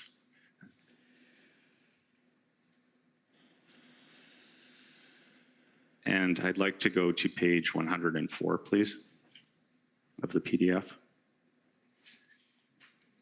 Deputy Commissioner, these are your notes, correct, from February 14th, 2022? That's correct. They reference a meeting with the NSIA at 9 a.m., is that correct? That's correct. Okay. Who called that meeting? I would say that it was probably called by PCO.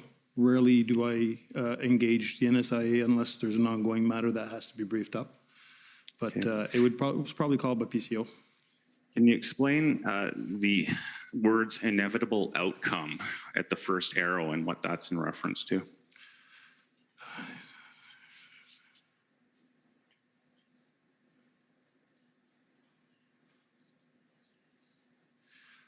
I'm trying to remember what I meant by that, because it's going back quite some time ago, but I'm just wondering if it's not with regards to the use of force that would be needed to bring this to an end. And I think it might be that, but I'm not 100% sure. From your recollection, did the NSIA know about the operational plan which had been developed as of 9 a.m.? I don't recall ever briefing her on the plan with regards to the intervention plan, because even on the 14th, we were briefed on the 13th. It was still not officially signed off until we had the final plan as we were moving closer to the weekend of the 18th. So I did not brief the NSIA with regards to the operational plan. I can add that there was nobody, there was a briefing of the existence of a plan, but nobody was briefed on the details of the plan. Okay. I want to pull up another document. It's OPS 14566. These should be notes of Chief Slowly's scribe, and I understand that Commissioner, you had a meeting, I don't know if it was virtual or in person, with Chief Slowly at 10 a.m. on February 14th. So if we can just scroll down a little bit, please. Okay, there we are, 10 a.m. meeting with Commissioners Karik and Lucky.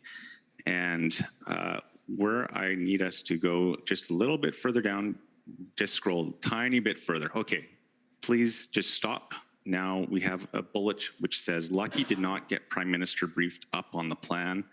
Prime Minister will be enacting the Emergency Measures Act. Advise her legal to review what the measures are, what's the process. Now, Commissioner, my question simply for you is it's a fairly straightforward one. Did you tell former Chief Slowly at this 10 a.m. meeting that the Emergency Act was going to be invoked?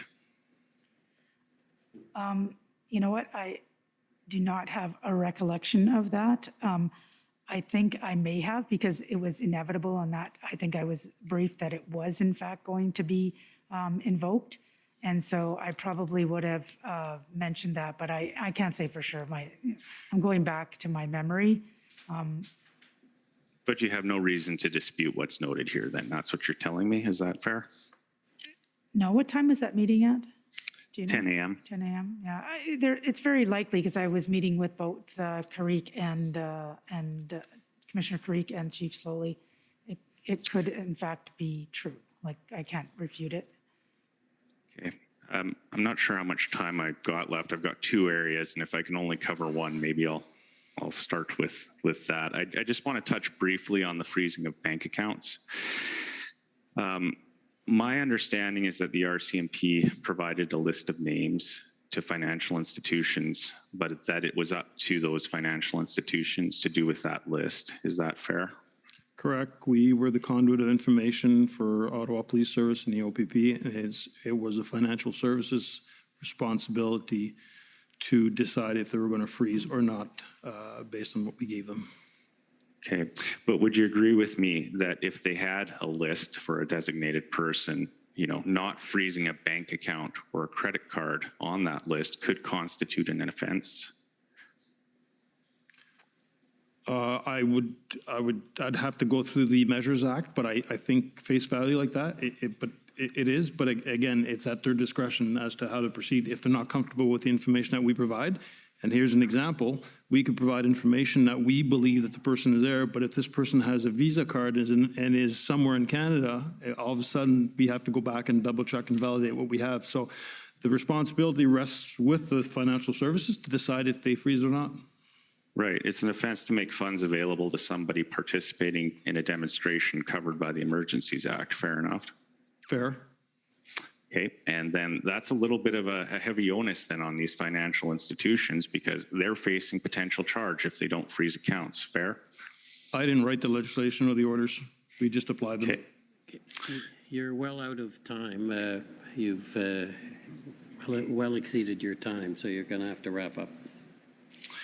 I have one last area then. Can I have 2 minutes, Commissioner, or not? If not, I understand. I don't want to take up all the time. No, you're over. We'll go on to the next. Thank you, sir. Thank you for answering my questions. Much appreciated. Thank you. Next is the National Police Federation.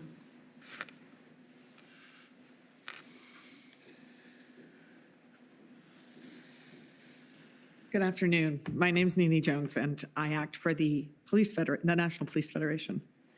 Sorry, I've just had my iPad closed up, of course.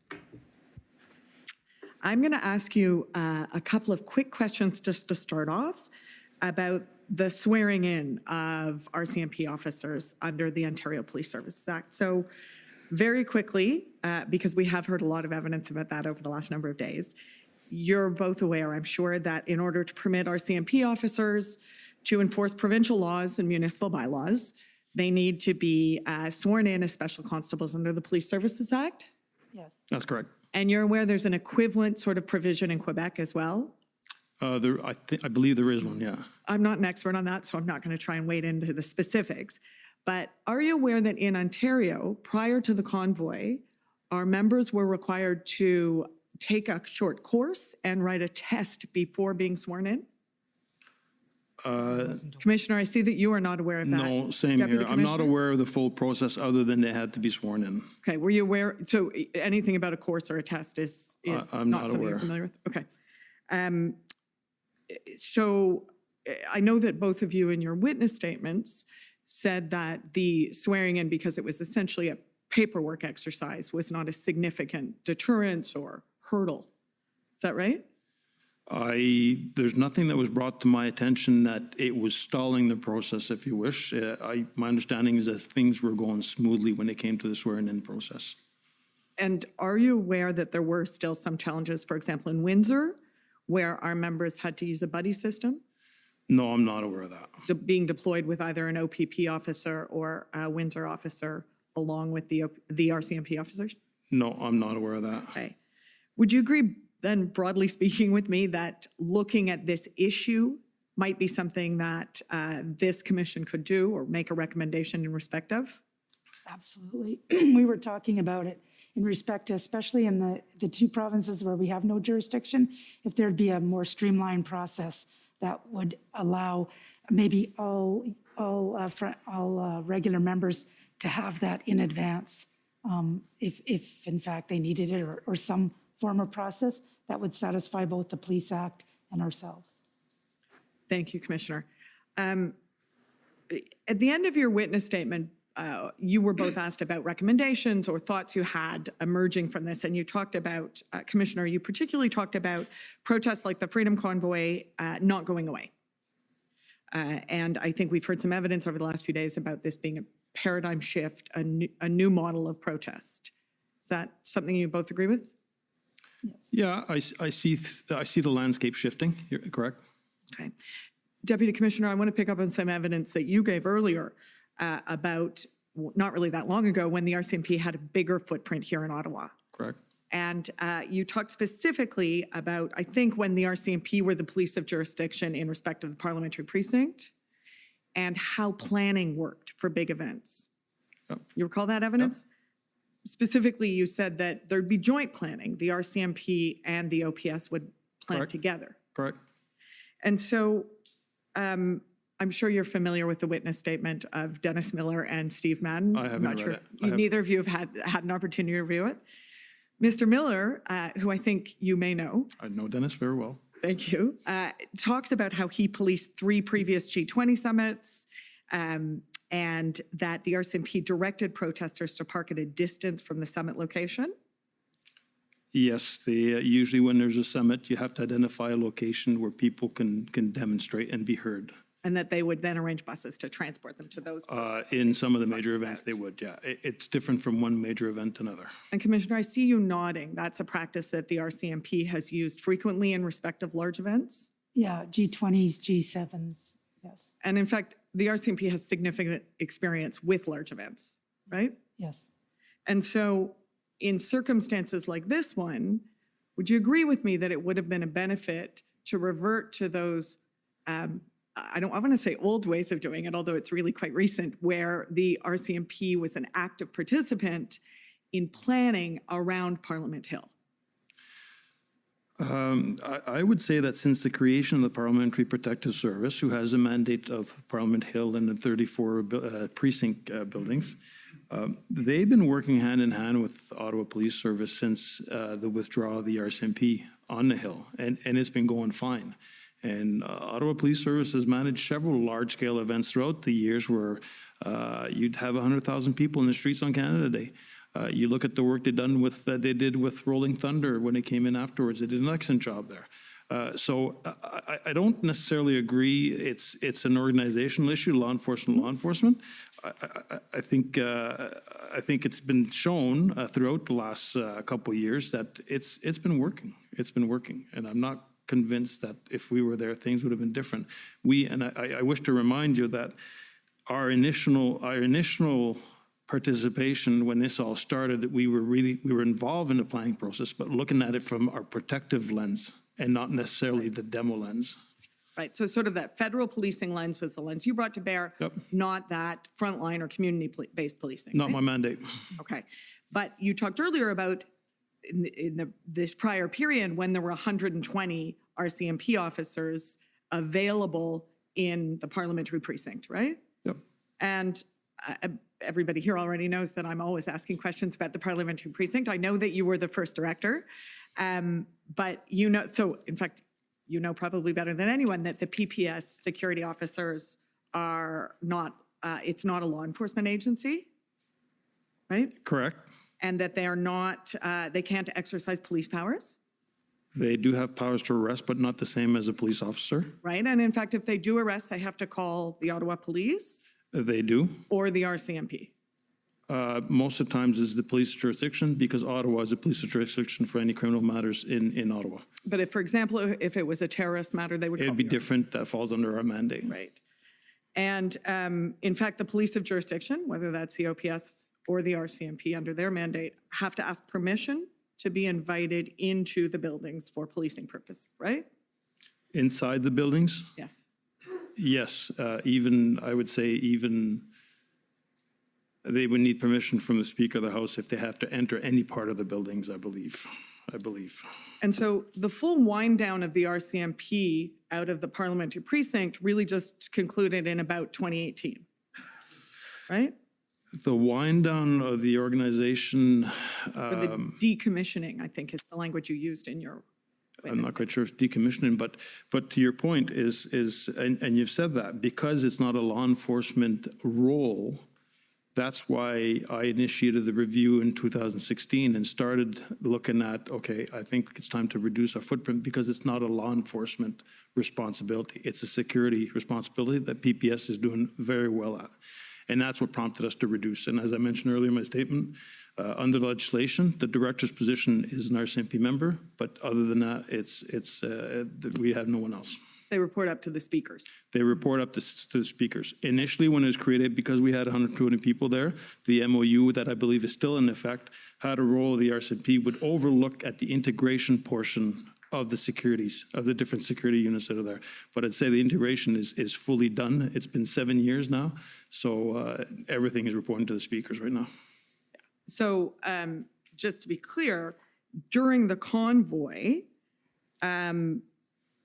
this group of a few hundred, maybe a bit more security officers, you probably have a better sense of the numbers than I do. I don't know what they had footprint-wise when this was going on. I'm not aware of the exact number. So they have an institutional report. It's PPSIR, a number of zeros and then one. And they say that they played no active role in, hang on, let me just make sure I got it. They were not an active participant nor a contributor to any tactical policing planning during the convoy. And that's at page 8 in the document, but we can pull it up if you need to see it. But does that make sense to you? You don't. I know they were in the NCRCC during the entire event.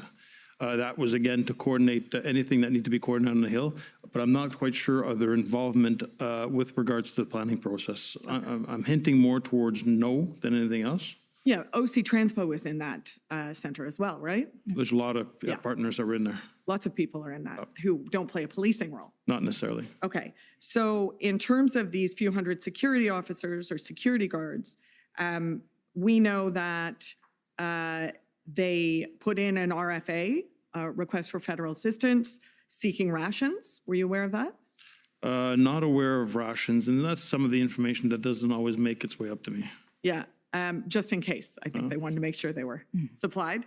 And they also stood up their own crisis management center. Yes, they did. Inside, but actually, the RCMP and the OPP had to deploy public order units to those buildings, right? They do not have any, I would say, tactical teams like we have, and we did provide a public order unit to assist. And are you aware the OPP did also? I think there was 2 public order teams involved, and I'm not quite sure if it's the OPP. RCMP had one of them, and I think it's OPP or Europe, but I'm not sure. So the OPP and the RCMP were responsible for providing that security during the convoy to these physical buildings. My understanding is that the RCMP and the OPP had public order units on standby, ready to deploy if required. Inside Parliament Hill, though? Inside, on the grounds or inside. Okay. And you'll agree. You're just about out of time, so you're going to have to wrap up. I'm absolutely about to wrap up. Thank you. You'll agree with me that Parliament Hill is a frequent target for protests? It is. You'll agree with me that Parliament Hill is a frequent target of threats, including of violent threats? The Hill itself, I'm not quite sure. And/or the people in it? I'd say the people in it, the people that work there, more than Hill. And would you agree with me that having a distinct organization, and I understand as someone who helped build this organization, this may be a bit of a difficult question for you, but that having a distinct organization with its own command center, its own communication processes, and its own people can stifle that flow of information that's so crucial in events like the convoy? Can, yes. But that's the reason why you have an NCRCC or an integrated command center where people from the different organizations come together and the flow, the flow of information is shared there and then bounce back to the respective organization. Okay, and then may I ask one last question? No. One last question. I apologize, thank you. Commissioner Lucky, we've had a lot of questions about the availability of bodies and boots on the ground in responding to the convoy. In the early days, but frankly, all the way through it. Would you agree that 120 additional RCMP officers at the parliamentary precinct would have been useful in responding to this event? Is that directed to me? It's to Commissioner Lucky, but I would certainly. I'll lead off. You got to be mindful that even if you have 120 resources, we do have a primary mandate with regards to protective policing and the Hill. So it doesn't mean that you would have 120 resources at your availability to deploy it elsewhere. You still have to maintain that mandate. Of course. And if it takes 75, maybe you can take 10 or 15 people away from that that are on their days off. But that exact number, I'd have to dig a little deeper in that. Ditto. Okay. You'd agree 10 to 15 would come in handy though, right? Any additional resource always comes in handy. Okay, I think it's been pretty long so far. It's a little unusual, but I think we can take a break for 15 minutes because we're unfortunately not through the list. So I'll take the afternoon break now, 15 minutes, and then we can come back. The commission is in recess for 15 minutes. La commission est levée pour 15 minutes.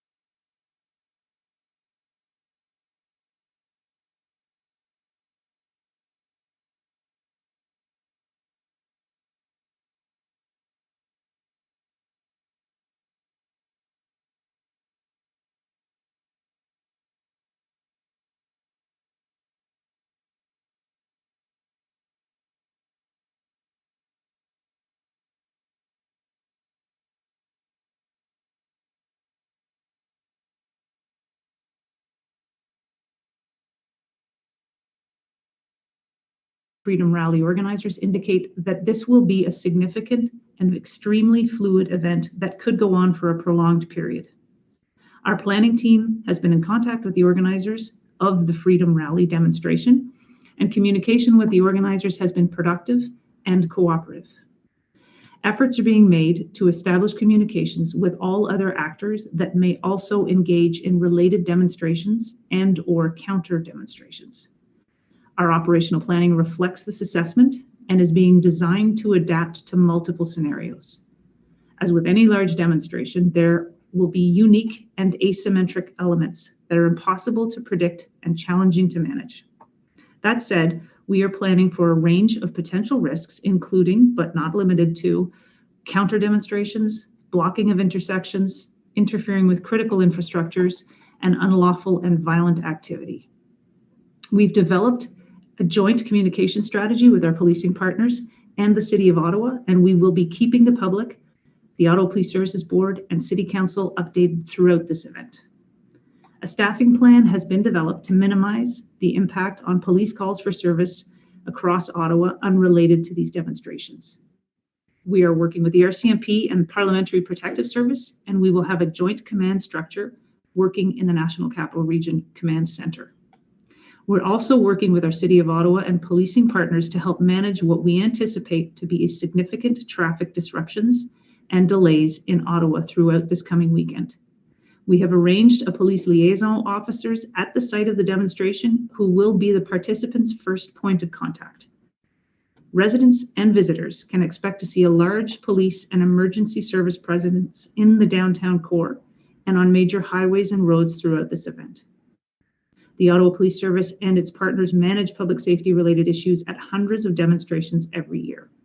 And we will do our best with demonstration organizers to preserve the peace and minimize impacts for residents and businesses while protecting the right to demonstrate. As I said, this is likely to be a very significant event in Ottawa's downtown core and on local roads and highways. We encourage visitors and residents to be aware of traffic updates from the City of Ottawa and avoid travel in the city core, if possible, to expect significant delays. I'm happy to answer any questions now. Thank you. Thank you very much, Deputy Chief Ferguson and Chief Slowly, for the presentation. I'm going to entertain questions from board members first, followed by questions from members of council. So we'll start with Vice Chair Smallwood. Thank you very much. And I appreciate you may not be able to answer this question because the situation will be fluid and I'm sure you'll be making decisions on the fly. But I just wondered if you mentioned about the potential for transportation interruptions, major highways and roads.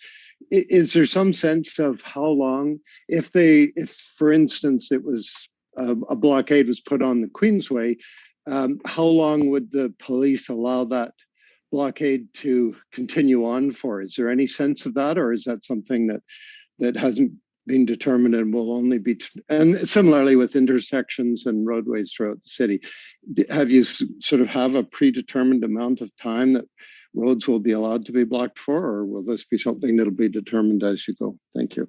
Thank you, Vice Chair Smallwood. There'll be a number of factors that will go into any consideration around any aspect of the demonstrations where they cross into unlawful activity. And that could be from blocking a roadway to breaking a window. It would depend on whether or not the action actually creates a larger public safety risk than can be justified to facilitate the protest to that point. So is the access to a hospital or is the access to a works yard? Obviously, a works yard has a much lower risk factor than the access to a hospital. Is the time of day late in the night when there is almost no traffic on the road?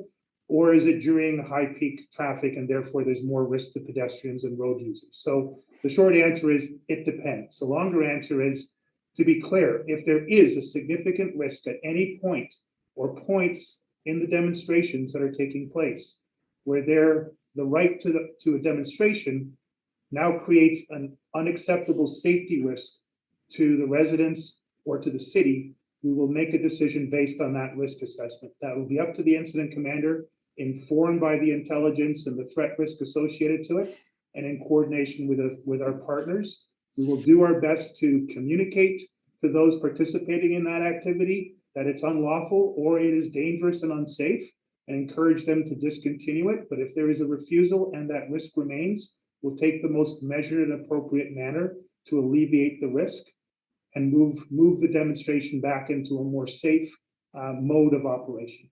Hopefully that answers your question. Yes, it does. I appreciate your answer, Chief, because I realize how this is so difficult to determine in advance what might happen some point in the future. So thank you very much for that. Thank you, Vice Chair Smallwood. Member Meehan. Thank you, Chair. Chief, I'm wondering, are we going to be setting up a perimeter? Like, will the trucks be able to go anywhere, or are you going to try to contain them in the downtown core? And I guess secondary to that question is, what kind of resources, like how many members will have to be out on this? And I guess you can't actually say how long this is going to continue. So do we have the resources? Thank you. I'm going to turn a number of those questions over to Deputy Chief Ferguson. We do know that it's a multi-day event. So far, the original core demonstration, the Freedom Convoy, indicated that this will be a multi-day event taking place over the course of the weekend. We have yet to establish the same level of certainty with the other actors that are indicating that they will be engaging in some form of demonstration within the National Capital Region. There is a resource plan, and I'll ask Deputy Chief Ferguson to speak to that.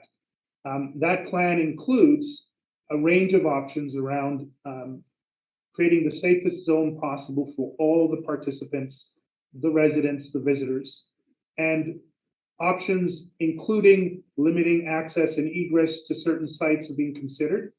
What we've seen so far in other jurisdictions is that the core demonstration involving the vehicles have been peaceful, well coordinated, cooperative in nature in the other jurisdictions. This is different because this is the terminus of all the different demonstrations. And so there are going to be multiple other actors involved. It'll be much harder for us to create the same level of certainty around what's going on. So as we've said, we're planning for a maximum flexibility until we can get to a level of certainty. With that, you've asked some more specific questions around staffing levels, our capacity to manage a multi-day event. So I'll turn those more specific questions over to Deputy Chief Trish Ferguson. Thank you, Chief. So I think we are building a scalable plan. Again, the information has been coming in, has been pretty fluid from the beginning of the week to now. So what we have asked for our planners to put in is build in some surge capacity if we feel we need it, but to make sure that we are not overtaxing any one group of our members to the point where we're not able to respond should this be a prolonged event, which we are expecting and planning for. In terms of our staffing levels, we are able to draw on some other units that, are not on the front line right now. So we're able to provide some of that for a short period of time over the course of the weekend. So I think we will be well placed in that regard.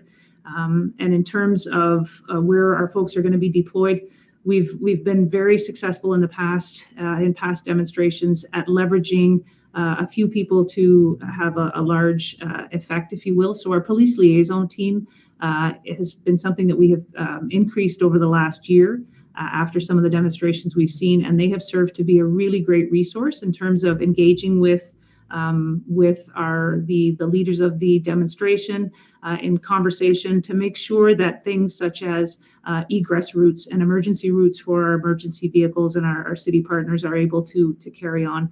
And as the chief mentioned, thus far, the groups have been fairly cooperative in that regard, and they're not interested in creating an unsafe situation for the communities that they're in. So we're taking some positive from that, but ensuring that our plan will provide us the opportunity to flex should we need to. Maybe just one pop up on that, and thank you, Trish.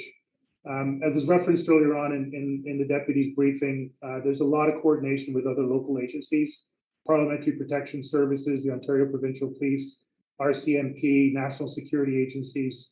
Ottawa Police has the overall incident command. Trish and her incident command team will be able to draw on additional resources beyond the Ottawa Police Service.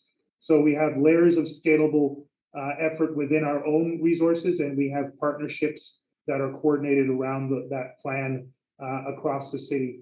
It is a reminder, it doesn't need to be explicitly said, but I will remind, weekends are our busiest time in the city. We still have 1 million people that call this their home, and it's the largest municipality in Canada, and we are a 24/7 business. So in addition to this series of demonstrations in the downtown core, we still have policing for the rest of the city, and we'll have to manage that as part of the overall plan that Trish is putting together. Hopefully that answers your questions, Member Meehan. Thank you, Chief. It does. I'm just concerned, I guess my concern, and I don't even know if you can address it, is like a multi-day event. These are truckers coming, they're going to require, I don't know, accommodation, washroom facilities, food. I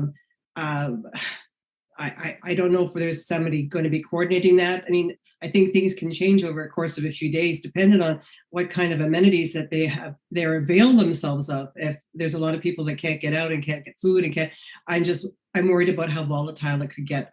Do we know anything about if anyone's going to be assisting in that regard to keep everybody, fed and watered and happy?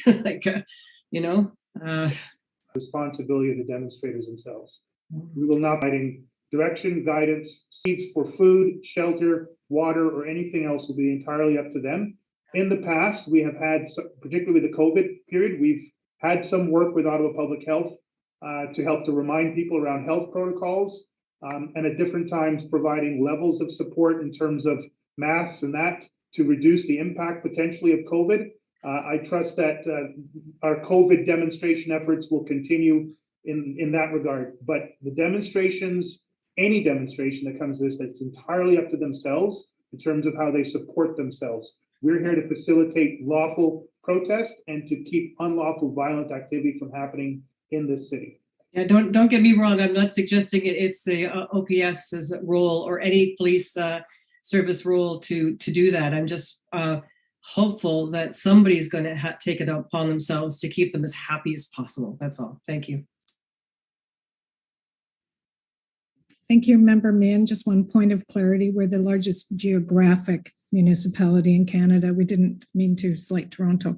Member Norman. Thank you, Chair. So first of all, Chair, let me thank you for rising to this occasion and calling this special meeting. This was the need of the call, and I thank the Chief and the entire command for coming up and giving this operational important update to us. And this is really, really important because we have been receiving a lot of calls, as you would all have been. So, Chief, I have some of the general questions. Events like this, we all agree, cannot and shall not be ignored and needs priority because these are unforeseen events and community safety of the protesters, everybody is concerned. What is the general cost impacts on the event like this, hypothetically? Thank you, Member Norman. I may rely more on Trish and Steve as they've seen different events in the city longer than I have. This as it's the Freedom Convoy's stated length of demonstration is over 2 days. I haven't in my tenure here as Chief of Police seen a multiple day event. We've had all day long events. The simple answer to your question is we're going to be tracking the costs from when we started planning for this last week all the way through full demobilization and any days after where there are still police resources involved in managing the after effect of whatever occurs during the demonstration. Blair Dunker, as a CAO, has already started to track all associated hard and soft costs to this demonstration. We'll exercise whatever legitimate cost recovery opportunities we have. And so you can be assured that at the end of the year, the board will receive a breakdown of the costs associated to large events like this, the Maryvale explosion, which was a multi-day event just from last week. And we'll make sure that that is tracked over the course of time so the board has a full understanding and as full an accounting as possible. I will ask Steve or Trish if they've seen previous multi-day events and if there's any reference to the total costs associated from those events prior to my arrival as Chief of Police. So, Chief, I can speak to that first, and then Trish can add in. We have had several multi-day protests of many different varieties, some occupying parks, some occupying major intersections for multiple days. The history on all of those is every demonstration we have in the city is unique. So the policing expectations and city expectations on them are unique in every circumstance. We don't expect or anticipate this demonstration to be, or series of demonstrations to be any different. And so like the chief said, we will be actively tracking costs all the way through so that we can apply a number to it at the end of the day. I wish I could say a demonstration that lasts this long will cost us this much, but they're also different. It's impossible to apply a number against it other than to say it's something we're actively tracking. Yeah, I don't think I have anything additional to add. I think it's going to be a unique event, and depending on it will be, the cost of overtime for officers and a few key pieces of equipment that we may be required to have on hand for this. But I think Steve said it all. So thank you, Chief, and Acting Deputy Trish and DC Bell. So as we all know, this event, irrespective of whether we have a budget or not, we have to prioritize because this is concerning our all safety and well-being. So just a quick comment. Events of this magnitude, once they are done, you track and everything. What is the recovery rate? Meaning that if the federal or the provincial or the city is responsible to compensate the OPS for the these expenses, what is the success rate? Meaning that are the 100% costs are recovered or some percentage, because that will ultimately affect our budget. Thank you, Member Nerman. And I'll look to the command team as who's best placed. Okay, Blair, thank you. Yes, thank you for the question. So from my understanding, we do have a federal budget line up to $3 million, and that generally offsets costs related to events such as Canada Day, for example. And I'm not sure that we've been drawing on that as much through our COVID times because there haven't been many planned events.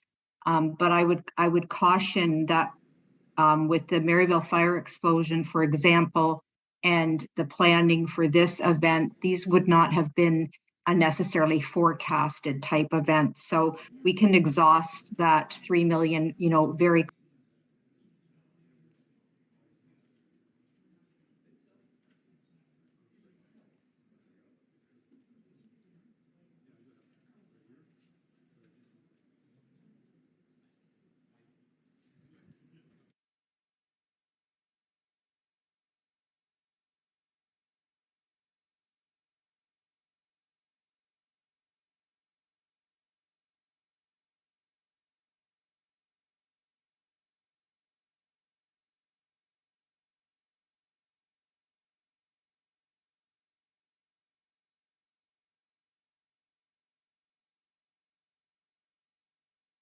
Order à l'ordre.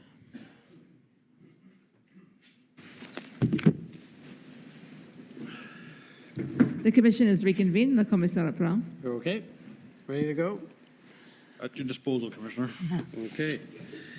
Next is the Democracy Fund, JCCF.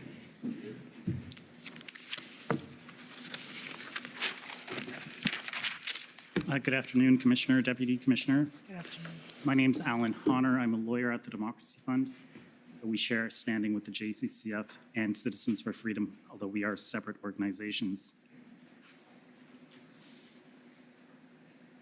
Can we just pull up PB NSC.can.40 5820?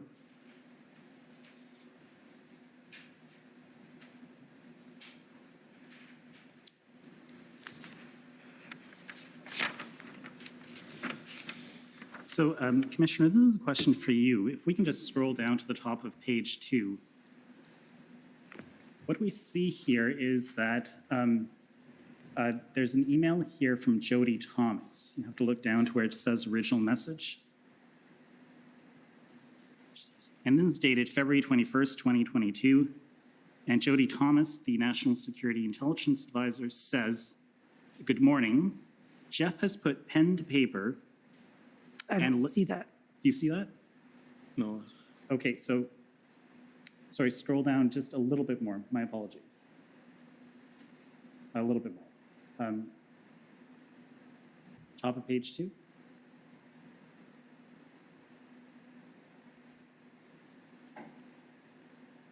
Scroll down more. Page 3. Okay, I'm sorry, scroll up. A little bit more.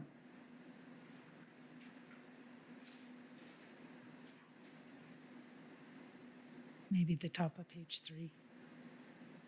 Let me just, I'll just check to make sure I have the right document here. This is a version of it.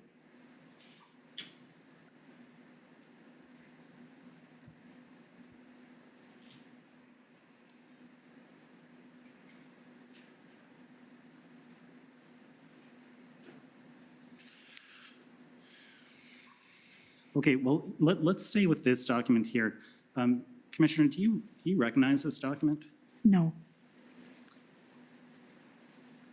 Do you know if there would be any reason why Jody Thomas would be asking you and other people for reasons to, for comments on criteria for revoking the Emergencies Act? Oh, is that what it is? Okay, so. Do you recall being asked about that? I know that there was talk about as soon as the second the Emergency Act was invoked, the next question was when they undo that.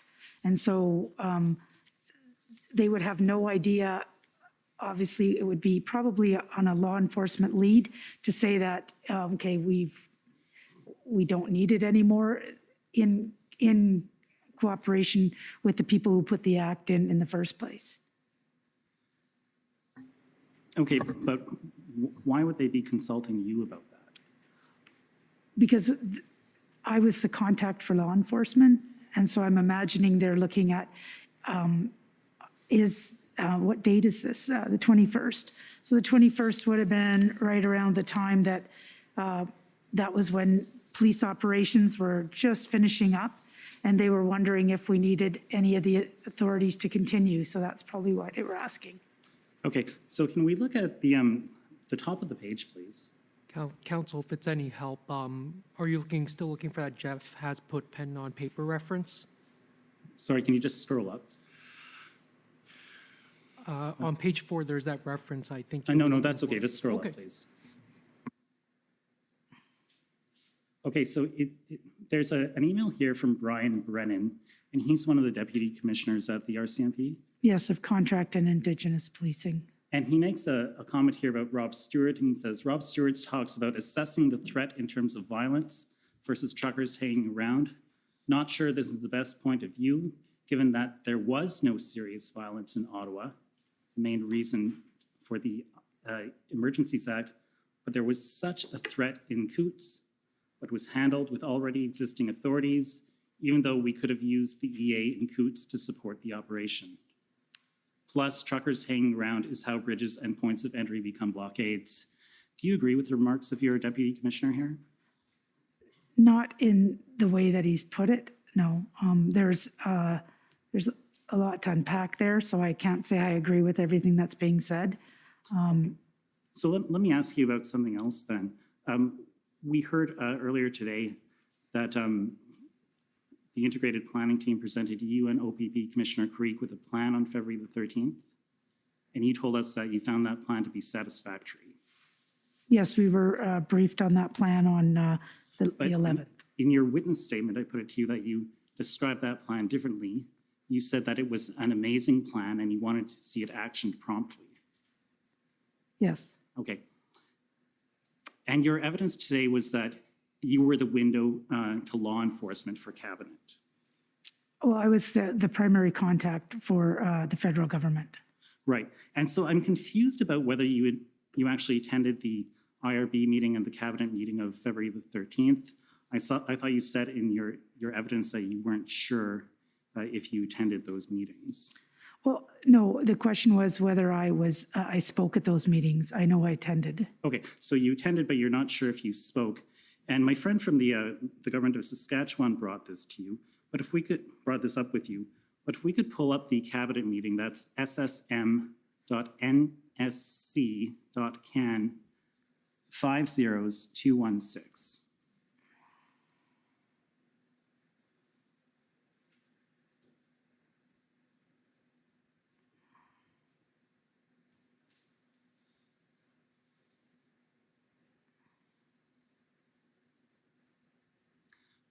Okay, so if we go to page 8, you are not giving the situational report here. Advisor Jody, NSIA advisor Jody Thomas is giving that that situational report.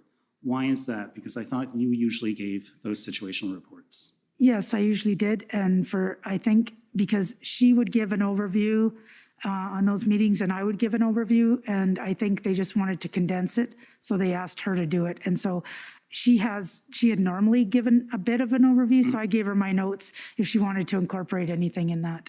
Okay, and let's go to the cabinet meeting. Sorry, this is the cabinet meeting. That's the IRG, I think.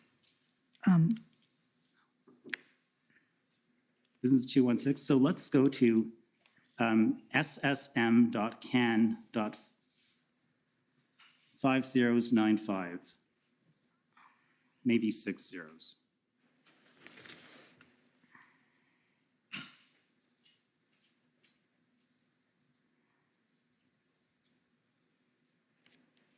And what we're looking at here is, I believe it's the incident response group meeting from February the 13th. And if we can scroll down to page 5, please. Here we see the Minister of Public Safety is outlining the great progress that has been made on clearing the Ambassador Bridge. He talks about enforcement actions that are occurring at Coots and Emerson, and he talks about the establishment of the Integrated Command Center in Ottawa. He describes that as a significant concrete action. But what he's giving here, it seems to me, is an update on law enforcement. Do you agree about that? Is not what? Isn't this an update about law enforcement? It's an update of the situation on the ground that is by law enforcement, yes. And that's something that you would usually give, but you didn't give it that day. No. Okay. And both of these documents that we just looked at, they're heavily redacted, but I don't see you speaking on either of those days, although the documents confirm that you were in attendance. Yeah, as per previous documents revealed, I think it was in an email, it shows that I wasn't going to be speaking and that the NSIA was going to. Right. No, I saw that. And do you think that you were not invited to speak because you had reservations about invoking the Emergencies Act? No, not at all, because the primary purpose of that day was all about the Emergencies Act. And I think that the fact that they had because normally I'm just giving a situational report on what's happening from coast to coast. I wasn't going to be talking about the Emergencies Act anyways. What I'd normally give is a sit rep, so maybe they were just in the economy of time. My friend from Commission Council earlier today brought you to a request for a security assessment, which was directed to Adriano Paulez and not to the RCMP. And was that perhaps because you had reservations about the invocation of the Emergencies Act? Commissioner, I know I'm just about out of time. I wasn't aware of that request for a threat assessment, so it wouldn't have been attached to the Emergency Act specifically. And it's not connected. Excuse me, but in addition, I think you've mischaracterized the evidence. Ms. Palazzo is with the RCMP. Right, okay. So she was asked, but you were not asked. I don't do threat assessments, so she would have been asked. But you were not even notified about it? No, and nor would I be at my level. You learned about that today? Yes. Okay. And I just want to show you very quickly the email of February the 14th. This is ssm.nsc.can 50216. 50216.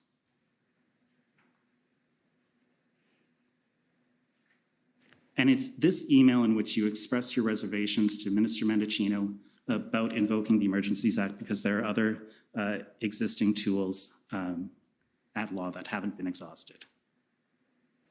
And I just want to show you the time of that email. I believe it's sent just after midnight, but if we're doing Greenwich Meridian time, that would be 5 hours back. Yes. So I think between 7 and 8 o'clock. Council, I think, was that the SSM 216 that you just mentioned? Yes. SSM NSC CAN 216 goes back to cabinet minutes. Okay, that's fine. Do you recall the email was showed to you earlier today and it was dated, it was timestamped just after midnight? I can't recall the time stamp. Okay, well, would you take it from me that it was it was timestamped just after midnight? Or should I pull it up? Okay, sure. You know what, I have no idea, so I'm... Okay, and if we deduct 5 hours, that brings us between 7 and 8 o'clock Eastern Standard Time.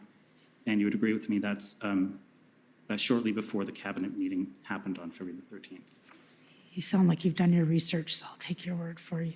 Okay. And so before that cabinet meeting was held, Minister Mendicino and others knew about your position on the Emergencies Act. Yes, in fact, if it was before the cabinet meeting. Yes, thank you very much. Thank you.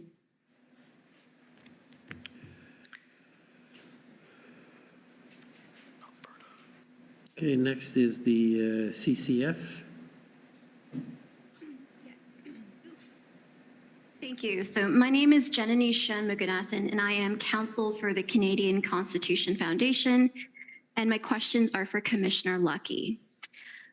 So earlier today, when Commission Counsel was asking you questions, he brought up discussions with federal ministers about RCMP taking over the Ottawa Police Service, and you responded and said, you know, that was an issue that you were asked about often, and that you had to explain that the RCMP was not the police of jurisdiction in Ottawa. You recall that?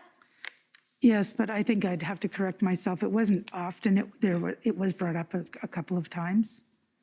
Sure, and the response was, you know, the RCMP is not the police of jurisdiction in Ottawa.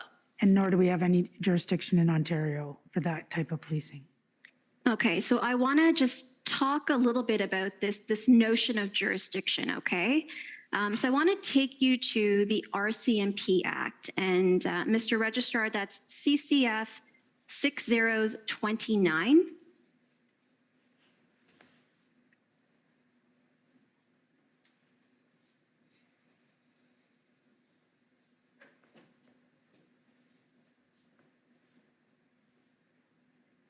And if I can ask to be taken to page 20, please. If you could just scroll down and just stop there, great. So Section 18 of the RCMP Act, 18A specifically, sets out the duties of peace officers, the duties of RCMP officers. And what 18A says is, it is the duty of members who are peace officers subject to the orders of the commissioner, A, to perform all duties that are assigned to peace officers in relation to the preservation of the peace, the prevention of crime, and of offenses against the laws of Canada. And it goes on to say, and the laws enforced in any province in which they may be employed, and the apprehension of criminals and offenders and others who may be lawfully taken into custody. So you'll agree that this is the provision that sets out sort of the powers of RCMP officers. Yes? Yes. And, where it says the prevention of crime and of offenses against the laws of Canada, that's part of the federal policing mandate of enforcing federal statutes. You'll agree? Not necessarily, because anybody can enforce federal statutes. It's not just a federal law enforcement. Provincial and municipal police services can also enforce federal statutes, like the CDSA, the Drugs and Substance Act, for example. Okay, so you'll agree, though, that RCMP officers have the power to enforce the criminal code, for instance? Yes. Right, and they always have the power to enforce the criminal code. It's just part of what they're allowed to do, Yes.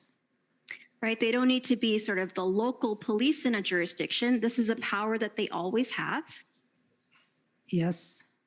right? And there's nothing in the criminal code, for example, that says an RCMP officer can't enforce the criminal code in one particular place. They can enforce it anywhere in Canada. I'm not sure where you're going with this, but I think, in fact, like for instance, anybody can enforce if you find somebody committing under the criminal code. So you don't even have to be a police officer. But there is a jurisdiction where obviously if police and public safety is involved and you are standing there, you have to act on that. Any police officer has to act on that. But including RCMP officers. Yes, including RCMP officers. Okay, so just to use sort of a bit of a silly example, if we have an RCMP officer that's standing on Wellington Street in Ottawa and they see somebody committing an offense under the criminal code, they don't need to call up Ottawa Police Service to arrest the person. They can go and arrest the person themselves. Yes. Right? Okay. And now we've heard a lot about, the appointment of special constables under Section 53 of the Police Services Act, right? And what that does, it gives an RCMP officer who's appointed a special constable the powers to enforce provincial and municipal authorities that, Ottawa Police Service would be allowed to do. Yes. And this would be in addition to the power to enforce their criminal code, which they always have. Yes. All right. And now, it's fair to say that, during these protests, criminal code offenses were being violated. You'll agree with that? There were some, yes. Some. And I'm not sure if you're aware of this, but there was an injunction that was granted in Ottawa in relation to several City of Ottawa bylaws, which include, open air bylaws, fireworks bylaws, noise bylaws. Are you aware of that? Yes. All right. And you'll agree, of course, that an injunction is a court order. Yes. And Section 127 of the Criminal Code makes it a criminal offense to breach a court order. You'll agree? Well, with injunctions, though, usually there has to be an enforcement order attached to the injunction that we would allow police to enforce the injunction. So okay, I don't know so if there was any enforcement order attached to that. Okay, so if I was to say to you, hypothetically, if there was an enforcement order that's attached, a police officer could arrest somebody for breaching a court order, in this case, an injunction. I'm not sure. I'm not a lawyer. I honestly don't know the answer to that question. So you don't know whether a police officer is allowed to, under Section 127, to arrest someone if they're violating a court order? No, you weren't asking that. You were asking the RCMP in Ottawa, and it's not our jurisdiction. So I would have to refer to my legal people to ask that question. And we do that all the time when it comes to enforcement. Okay, so if it fell within the ambit of Section 127, which speaks to breaching a court order, an RCMP officer could arrest a person for that, right? But I'm not sure how the injunction was obtained, if it falls under the criminal code and if it's an actual court order that's breachable. I'd have to do a little bit more research. Sorry. Sure. Okay, so leaving aside, the research you say you need to do, if I was to put to you, and I can bring up Section 127 if that would assist, Mr. Registrar, that is CCF 6028.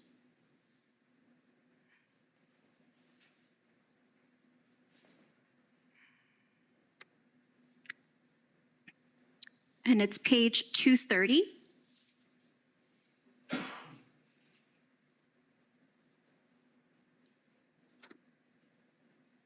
So we see over there 127 says, everyone who without lawful excuse disobeys a lawful order made by a court of justice or by a person or body of persons authorized by any act to make or give the order other than an order for the payment of money is unless, and it talks about the punishment. So you'd agree though that an RCMP officer who has the ability to enforce the criminal code and always has this ability could arrest somebody under Section 127 for violating 127.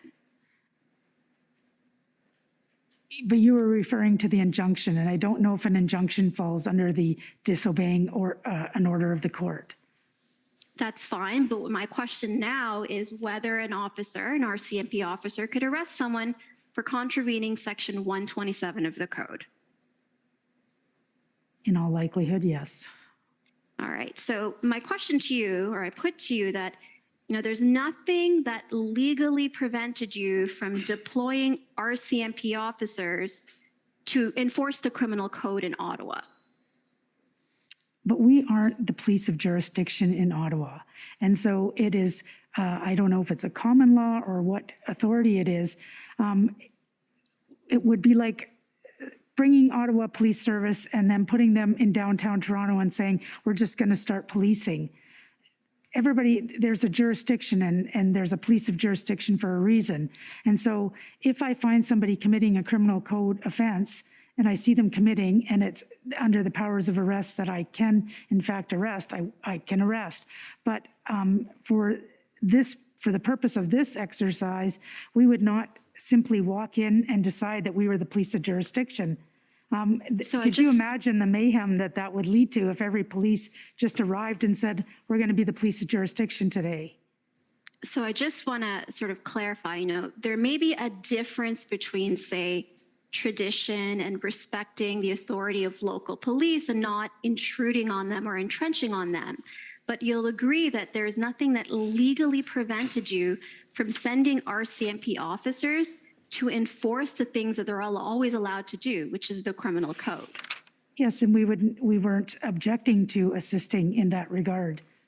So that's why I'm not understanding your questions. All right, those are all my questions. Thank you. Thank you. Okay, next is the Union of British Columbia Indian Chiefs. Good afternoon. My name is Cheyenne Arnold Cunningham. I'm counsel for the Union of BC Indian Chiefs, and I will be directing all of our questions today to Commissioner Lucky. Commissioner Lucky, did the RCMP consult with First Nations governments or Indigenous groups or representatives during the convoy situation? I'm not sure, definitely not in the Ottawa area, as we weren't the police of jurisdiction. They may have done that in BC, Alberta, and Saskatchewan. I'm not sure. And generally speaking, if there was in fact Indigenous involvement or if it was on Indigenous land, they would have in fact, we have special liaison teams for that. Okay, thank you. Actually, would you mind mentioning what the names of those teams or groups may be who take on the lead of consultation and cooperation with local First Nations and Indigenous groups? Each division has a different name, but they are divisional liaison teams, or in BC, I think they're called the CCIG, Community Consultative Indigenous Groups or something, CCIG. Sorry, I think it is actually helpful. In John Brewer's email. It's in there. Sorry. Thank you so much. That's helpful. Are you familiar with Bill C-15, which received royal assent and came into force as federal legislation on June 21st, 2021 to adopt and implement the United Nations Declaration of the Rights of Indigenous Peoples, also known as UNDRIP? Yes, not completely intimately, but yes, I'm familiar with it. I take it that you're familiar with Section 5, which mandates the Government of Canada to take all measures necessary to align the laws of Canada with UNDRIP. Yes. Go ahead. Would you agree that UNDRIP plays a significant role in policing and police policy in public order emergency events?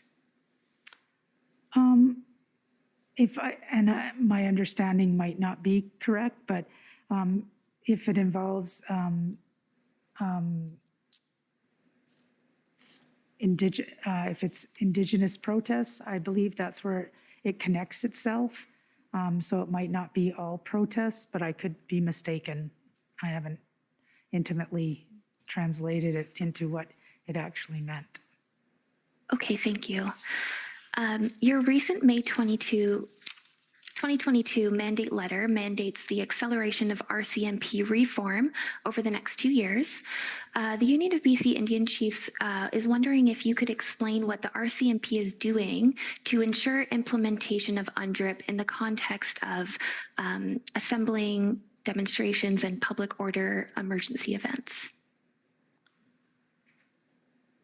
That's a good question. I know that there's been a lot of work developing liaison teams. When, for example, in some of the Indigenous protests that we have gone to, we've included cultural awareness and specific cultural training to the area in which we're policing, so that we have a better understanding of the impacts of our actions. We have increased, obviously, our training in general in that regard. Our liaison teams are specific to protests on Indigenous lands, which can be different than non-Indigenous lands, for example, having a better understanding of the history and the culture. Okay, thank you. You mentioned actually earlier today of the Management Advisory Board as a recently established body within the RCMP. Yes. Is there any mandated First Nations civilian representation on this board? There was. We had John Dom, who was representing us, and we actually had Wally Opal at the beginning, but he got put on a different mandate, and we've had some vacancies, and so we're filling those vacancies. I'm not responsible. It's public safety who's responsible for filling those vacancies, but part of that is the diversity and including Indigenous representation. Thank you. And can you confirm whether or not you're aware of the RCMP updating its strategic plans and policies and protocols to ensure alignment with UNDRIP, or is that kind of work ongoing? It's ongoing in our initiatives. We have our contract in Indigenous policing. We have many projects on the go, many of which are geared towards reconciliation, but there is also making sure our policies and procedures align properly with UNDRIP and other recommendations that have come out of other reports. Okay, thank you. Is policing response in a public order emergency event different depending on who is involved in that assembly or event? No, it's not. It's not necessarily who. It's how. I would say more how. Like depending on, I think you have to have an understanding of the issues, and that's what we spend a lot of time on, understanding why the protest occurred in the first place, trying to connect with the organizers, it's all about, we're all about peaceful protests, which we definitely promote, and we do everything we can through our liaison teams to promote that peaceful protest. It's only when it becomes an illegal blockade, we can't, unfortunately, when injunctions are brought to court, we're law enforcement. We can't decide when or what we're going to enforce. We don't have that discretion, but we do have the discretion on how and when we enforce, but there's still the duty to enforce if there's an injunction in court. Okay, thank you. If I could ask the clerk to please bring up OPP 50601, and I'll just stay on page 1 of that document. Commissioner Lucky, we've looked actually at this email exchange today already, but on February 2nd, 2022, there was an email exchange between yourself, Commissioner Lucky, and your subordinate, Superintendent Brewer of E Division. Yes. In the email exchange, Brewer notes at the bottom of page 1, quote, "I/we do not presume to have all the answers. However, we have been heavily engaged with these sort of ideologically driven protests for a while now. Through hard-earned experience, we have managed to pick up a few strategies that may help. unquote. He then refers to old growth logging, Coastal GasLink, and other, quote, ideologically driven, unquote, protests. You replied to his advice to say thank you for the great response, and you referenced that you had used these points in your briefings of superiors like ministers. The Union of BC Indian Chiefs would like to know if Indigenous peoples advancing their rights through public assembly and awareness strategies would be considered ideologically driven protests in the same way or the same manner as the Freedom Convoy was considered. I'm not sure I have an opinion on that, in the sense that I think if somebody has an opinion, or they are wanting to hear their voice in a certain ideologically way, it doesn't mean that it's a negative thing when we say ideologically motivated towards something. Like I said, it's about, it doesn't matter what the cause is, it's just making sure it's peaceful and making sure it's following the rules that are set out in law. Okay, thank you. Just to ask one last follow-up question on that.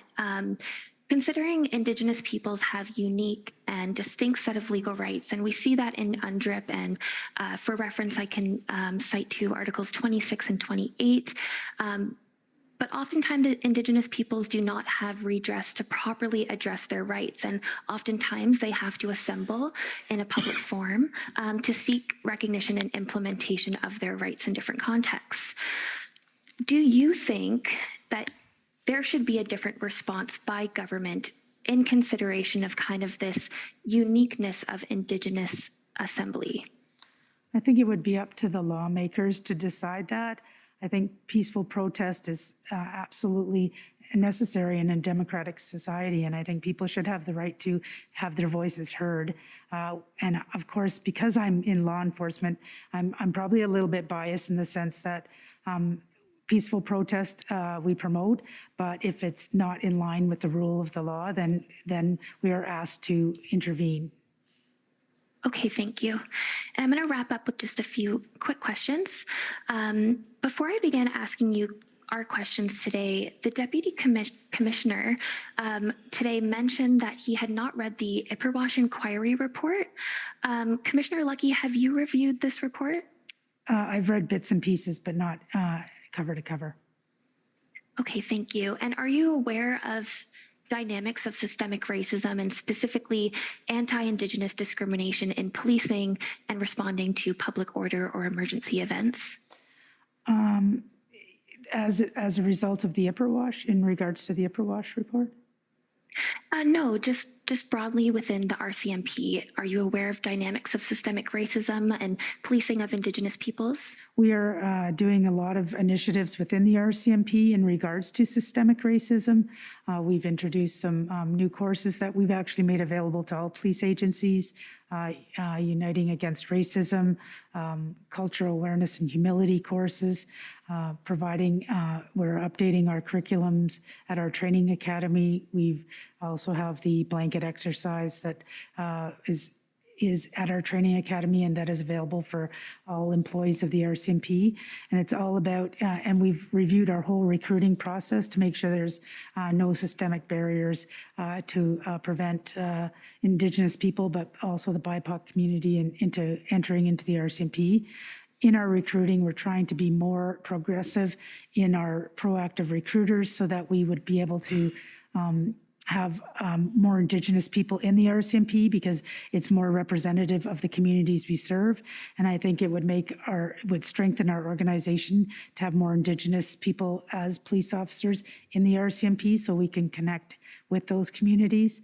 We do try to have people that are Indigenous to go to Indigenous communities that can assist us, but also, we do have a higher than average percentage in the government for Indigenous employees, but it's not very high in general. It's at about 7%. And I think we need to have, I think if we had a greater diversity within our organization, it would bode well for working in Indigenous communities, working with Indigenous people on protecting their, rights and allowing them peaceful protest. Okay, you're now out of time, so if you could wrap up, please. Okay, thank you. May I ask one last question, Commissioner? Yes, go ahead.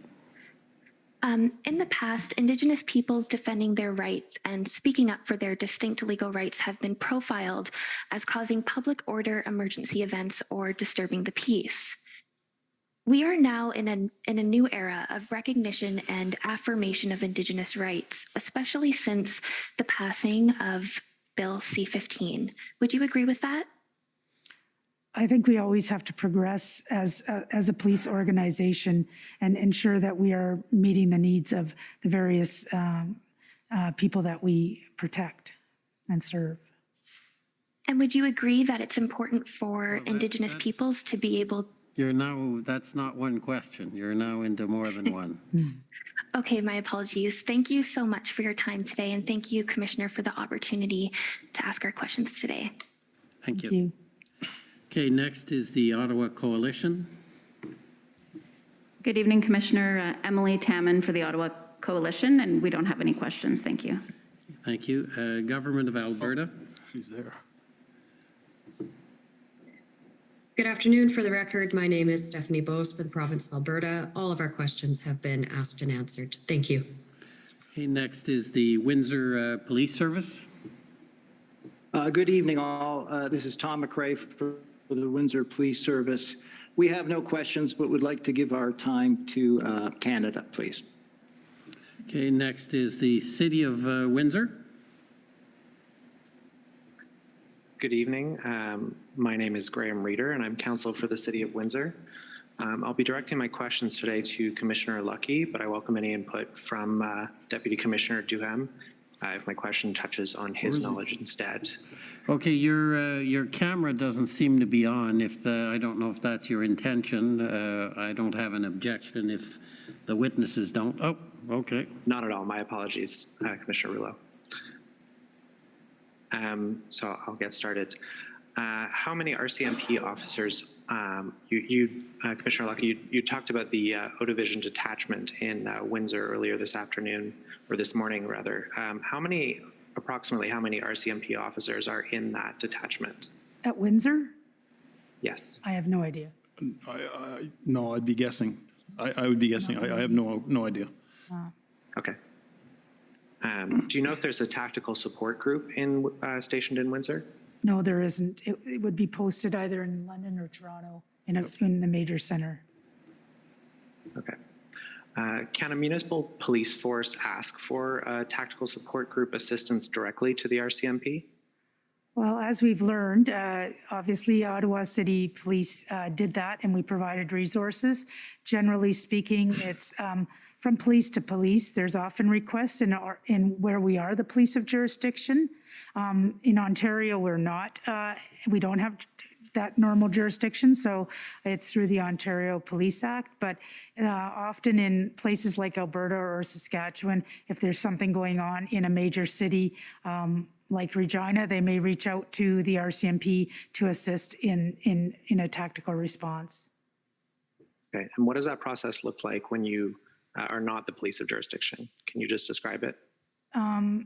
Well, like I said, I've been told that normally it goes through the Ontario Provincial Police in Ontario, where any municipality within Ontario, if they need additional resources, they go to the OPP, and they may not need to ask the RCMP because the OPP may find resources at a neighboring detachment or municipal police agency within Ontario. Understood. So, as I understood, police jurisdiction, a municipal police force would not go directly to the RCMP. They would go through the OPP. Yeah, that's what the normal course of event is. Okay, thank you. Would you agree with me that when the RCMP is not the police of jurisdiction during a disruption, particularly at a port of entry, as in Windsor at the bridge, that the RCMP's role is to support the police of jurisdiction in protecting the port of entry? Not when we're not the police of jurisdiction, but we can assist any police with the right process. But for example, in Ontario and Quebec, if in fact Windsor, which is right on the border, if they needed assistance, it wouldn't automatically default to the RCMP. We're not policing in that capacity in Ontario or Quebec. Okay, understood. Has the role of the RCMP changed at all in Windsor with respect to the protection of the bridge since the convoy protests? Not at all. No, not at all. We're in Windsor, our folks are still focused on the federal mandate. Okay. And to your knowledge, has the RCMP ever been the police of jurisdiction to respond to events at the Ambassador Bridge? Not to my knowledge. I don't believe so. And it's not because if it's a federal location, it doesn't necessarily mean that it's a federal concern or issue or policing matter. We've heard that a couple times here with the NCC grounds. It should be RCMP, but again, here in Ottawa, the police jurisdiction for criminal matters in the city of Ottawa is Ottawa Police Service. So. Thank you. Those are all my questions. Thank you. Okay, thank you. Next is the Government of Canada.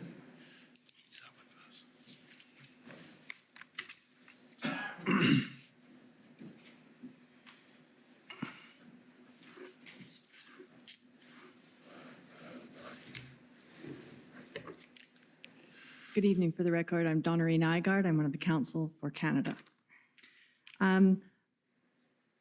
There's been a bunch of discussion today about the various meetings that occurred on the 13th, but I just want to take you back one day. And if we could have SSM, NSC, or .NSC, .can, .50214. And just to situate you, Commissioner, this will be for you. These are the IRG minutes. Oh, did I? No, that's not it. These are the IRG minutes, or they should be, for the day before on February 12th. See that? Yes. And this was a virtual meeting of the incident response group on that day, and you attended that virtual meeting? Yes. So if we can go to page 6, please, of the minutes.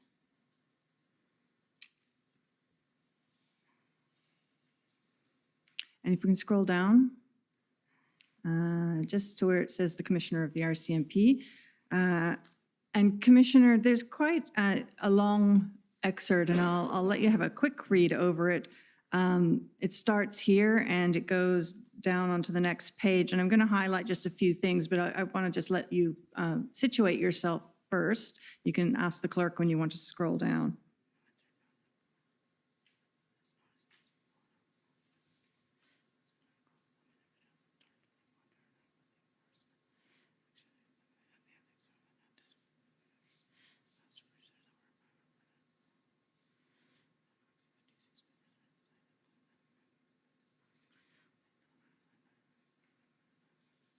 Okay, you can scroll.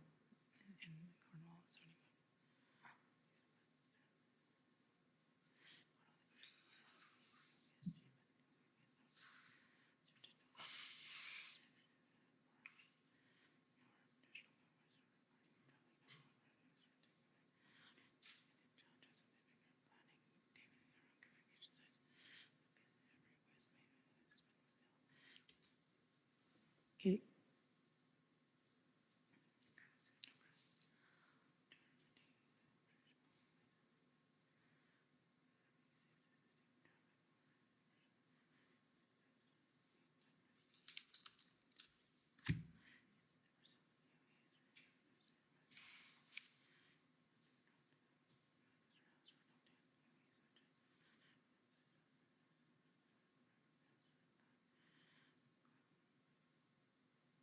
Okay.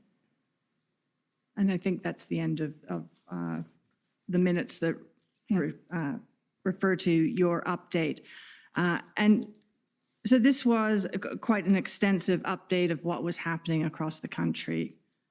And you have, I just want to draw your attention to a few things. If we can go back up to the beginning of where the Commissioner's comments are started. So yeah, right there. So you started by talking about things that were happening at Thunder Bay and the GTA. Yeah. And, Yes. and then you went on to discuss the situation in Windsor, correct? Yes. And you mentioned the negotiations that were occurring in Windsor and the delivery of the letter from the Ontario government that occurred there, but that the protesters did not accept that letter, correct? Yes. And then you also described the situation in Cornwall at the bridge there. Yes. And then you go on to describe the situation in Ottawa, including halfway down that paragraph, that there were a number of additional convoys that were reportedly still traveling towards Ottawa on February 12th. Yes. And then you go on to describe the situation in Coutts on the next page. Yes. And you indicate there that the situation in Coutts is unique and there's a heightened risk to safety of persons, including police, including indications of weapons on site. I just wanted to pause there for a minute. The arrests were made in Coutts the following day, is that correct? Yes, I believe so. On February 14th. And so that was the information that you were giving to this committee as a whole at that point in time about what was going on in Coutts. Yes. Okay. And then finally, you talked about the situation in Emerson. Yes. So with this kind of sort of cross-country update on February 12th, is this what you were referring to in your speaking notes that you didn't actually get a chance to give on February 13th when you said there's a number of ongoing incidents which we're all well aware of? Yes, this is the normal type of situational report I would give. And I think this is probably being cleared up by my friends, but just to make sure, you did appear at the IRG and at the cabinet meeting on February 13th, but you did not speak at either of those meetings, correct? Yes. But the notes that you had prepared for those meetings, you did in fact pass along to various people, correct? Yes. So, and if we can pull up PBNSC CAN 403256. And this is, you've seen this already, but this is the email that you sent to Mr. Jones. And can you tell us who Mike Jones is? He's the chief of staff to the Minister Menachino. So he's in Minister Menachino's office? Yes. Is that correct? And you would expect him to pass this information on to Minister Menachino? Absolutely. And so in what you set out in that email to Mr. Jones, that was other than the situational report, but as far as your discussion of the Emergency Measures Act, that was included in that email, correct? Yes. And then if we can pull up pb.nsc.can 403245. And that was at, that previous email was at 7:47. Oh, it's still up there. It's 12:47, which means it was 7:47. So that was prior to the cabinet meeting, correct? Yes. And then you also forwarded it on directly to Minister Menachino and also to Jody Thomas. And just for those who don't know, who is Jody Thomas? The National Security Advisor. And she's the National Security Advisor to the Prime Minister, correct? Yes. And this particular email includes the majority of those speaking points that you had earlier prepared to speak at the meeting, Yes. correct? So that information was passed on to both of those individuals at 8:03 by the looks of it from the timestamp on there. Is that correct? Yes. Thank you. And part of that briefing, one of my friends took you to this, had to do with the guns that had been stolen in Peterborough, correct? Or part of your talking points had been to alert people to that. Do you recall that? Yeah, I'm not sure if it was another meeting, I think, or it may have been this one. I'm not sure which one. I think if we scroll down in here, we will, and I didn't make a note of the plate. All right. There it is. All right. Yes. Very good. Okay, you're right. It was this meeting. So that was information that you had passed on February 13th, correct? And my friend indicated that those, and at this point in time, you say that it's still being looked into, there's an ongoing investigation. You don't know if it's related to the current protests at that point in time, correct? Yes. And my friend rightly pointed out that it was sorted out rather quickly and the guns were thankfully retrieved a couple of days later, but that wasn't, that was on February 16th, as I recall, after the Emergencies Act was invoked. Is that right? Yes. And if we go to the February 16th IRG minutes, which is ssm.nsc.can 50401.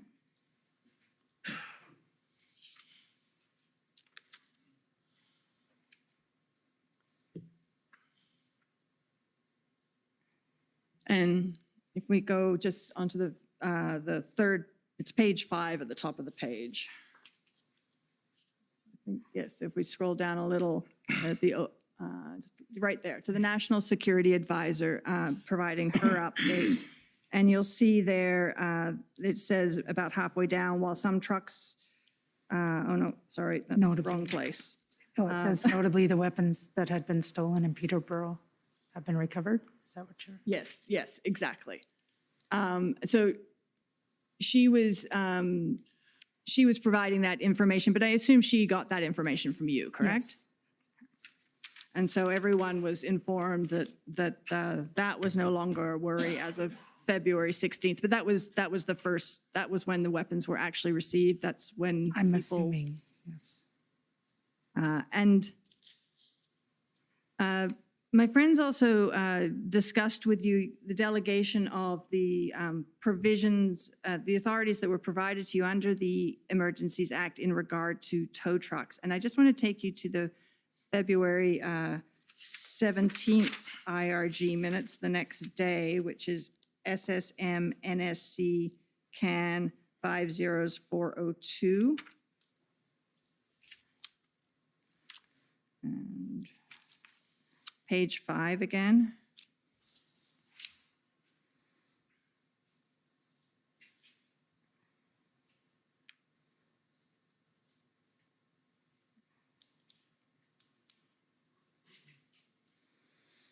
And about halfway down the page, just after those redactions, if I can have you read that. Which one? Just after the second set of redactions there. Second set. She also confirmed that she has delegated some powers to other RCMP and OPP officers to be able to compel or commandeer equipment such as tow trucks, confirming that the RCMP will cover costs associated with this. RCMP will manage these pressures in the short term. So my question to you was, I think you said earlier that you had only delegated those powers to Commissioner Karit.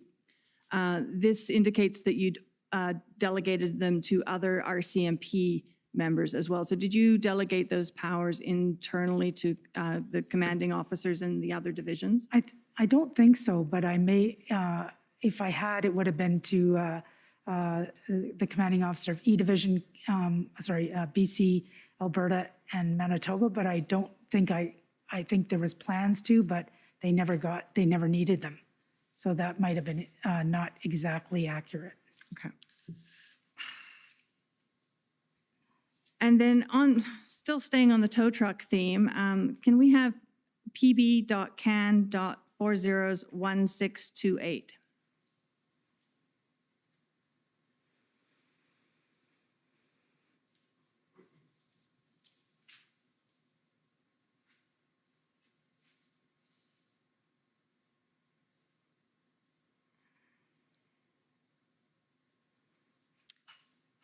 And maybe we can just scroll through so the commissioner can see the entire document.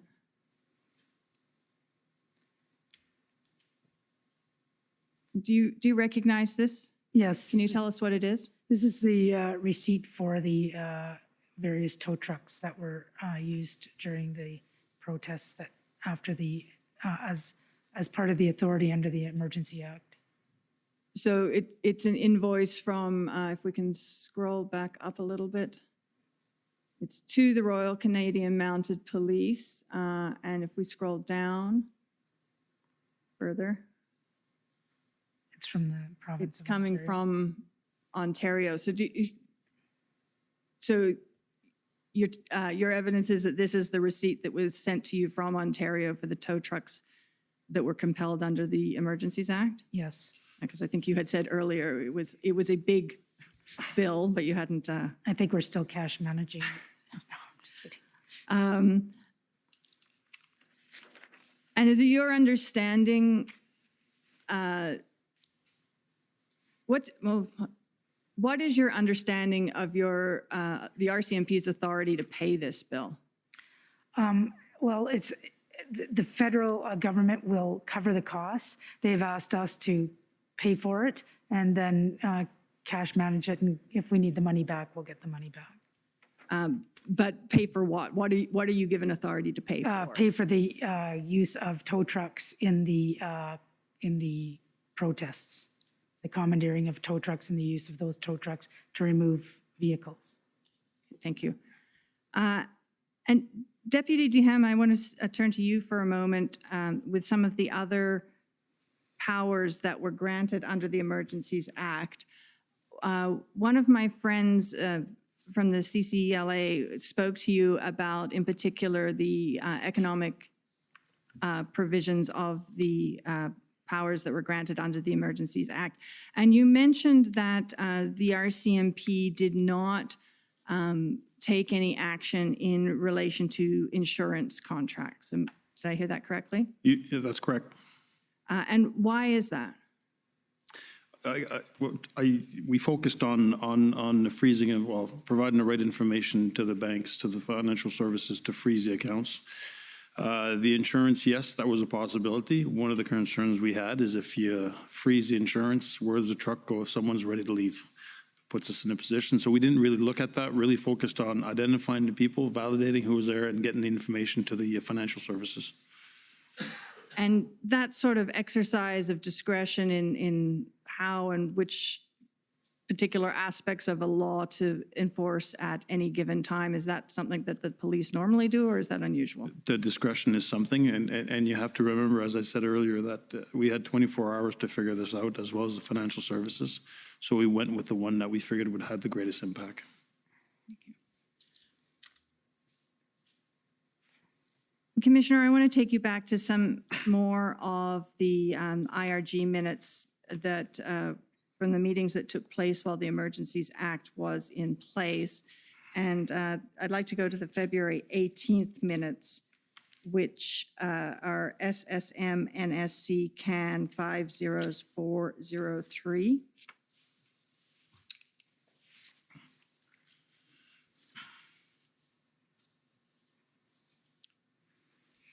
And when we get there to page 5, please. Your updates always seem to be I was going to say page 5 is pretty popular.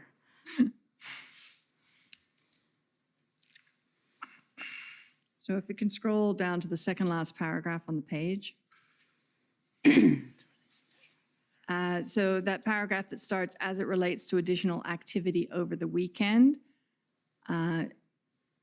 There are reports of additional convoys en route to join the Ottawa protest, including the Alberta Freedom Convoy, 3 chartered buses from Toronto, 2 from St. Jerome and Gatineau. Police are ready to intercept and divert these convoys where possible. That ability to divert convoys what is that based on? That's based on one of the authorities in the Emergency Act. And if we can also, sorry, I'm afraid I didn't take very good notes here. We'll go to the next day's IRG at SSM NSC CAN 50. Oh no, sorry, it's not the next day. 406. This is a couple of days later, a few days later on February 21st. And it's page 5 again.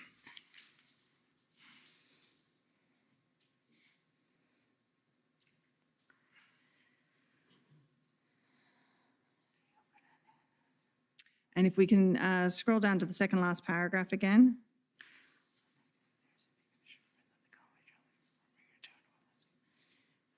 And you'll see there in the middle of or to the beginning of the paragraph, it talks about a convoy traveling from Fort McMurray to Ottawa was indeed intercepted by the Ontario Provincial Police, who advised participants not to go to Ottawa, but not prevent them from continuing their trip. And is it your understanding that that advice, or what is your understanding of the advice that was given by the OPP that, at that point, if you have an understanding? Well, just with the Emergency Act, the authorities were not to go into a protest area. So they were advised not that they wouldn't be allowed to go into Ottawa. So some of them went to Arnprior. There was a secondary, not a protest site, but a secondary site where trucks were getting together at another site. But that wasn't, there was no protest at that area. Okay. And if we can just go back a couple of days, the commissioner has asked questions a couple of times about the ability for people to lawfully protest while this enforcement action was being taken. And so I wanted to take you to the IRG minutes of February 20th, which is SSM NSC.can 50405.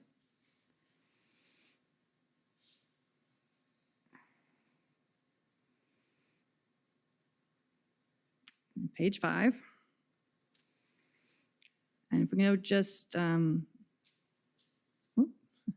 scrolling down, just before the redaction, a little ways up from the redaction there, you'll see police order units continue to wear tactical gear. Oh, sorry, no, the next one. Police are also monitoring a gathering that has formed at the War Museum of approximately 100 people and a smaller gathering of 30 to 50 individuals at Confederation Park. So can you tell me what you know about those gatherings? And well, of course, there's always potential for lawful protest in and around Ottawa. That's two examples. These people were lawfully protesting. They weren't impeding the flow of traffic or the flow of pedestrian traffic. And so I believe that they were allowed to continue with their protest. And we monitor those protests because it's not just safety of people not in the protest, it's also safety of the protesters. When they're lawfully protesting, we want to make sure that they are safe when they're doing that. But they were permitted to remain there and protest. Thank you.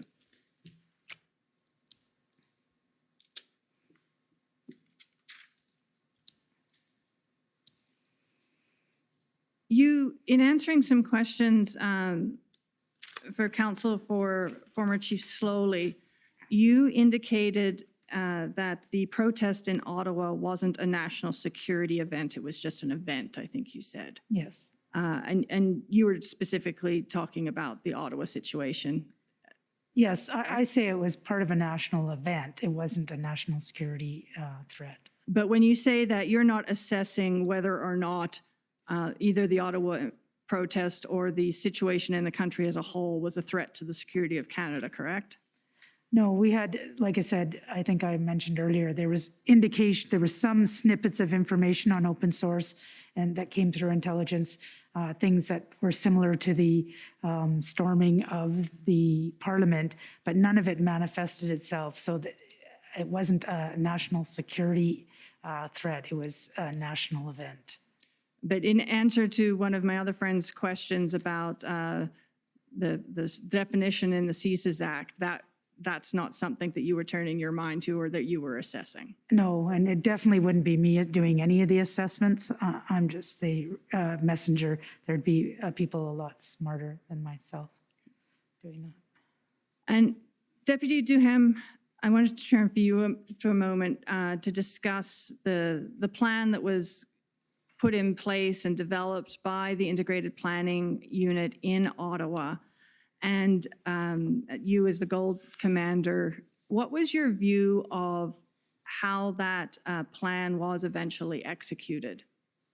The final plan, I mean, I think the result speaks for itself. Minimal force used in the execution. And over a couple days, 2 days and a half, we're able to successfully clear the sites. I should mention that there's approximately 7 or 8 sites where the trucks were parked in the downtown area. And by the time we got to, the first one would be Weller and Nicholas. By the time we were done that, we took care of Sussex and Sussex and Rideau. And then a third site was in front of Parliament Hill. And by the time we were done with Parliament Hill, all the other sites the people had left. So I think the results speak for itself. There's no injuries, very little use of force, and it was done in a coordinated fashion, very professionally. Thank you. And in that plan, when it was developed, what was the role of tow trucks? It was, I should say it was a phased-in approach in the sense, and you heard the Commissioner mention about the role of the PLTs. On that Thursday night, February 17th, Thursday, there was an increased presence in the control access zone, or what became the control access zone. There's increased communication with the people who are there, informing them what the act is, give them an opportunity to leave. And it's only Friday morning with light snow on the ground that we started operationalizing. So what would happen is we go to one site, and this is typical procedures where tell the people to leave. If they don't leave, then use the right amount of force necessary. But then if we had to arrest people leave, if people left, it was good. If we had to arrest people and remove them, tow trucks would come in, tow the vehicles, and impound them. Okay. And that was an integral part of the overall plan to clear out Ottawa. It was for the first 3 sites for sure. And you wouldn't have been able to accomplish that without those heavy tow trucks. We would have had to explore other options. But there weren't many options. For big rigs, what are your other options?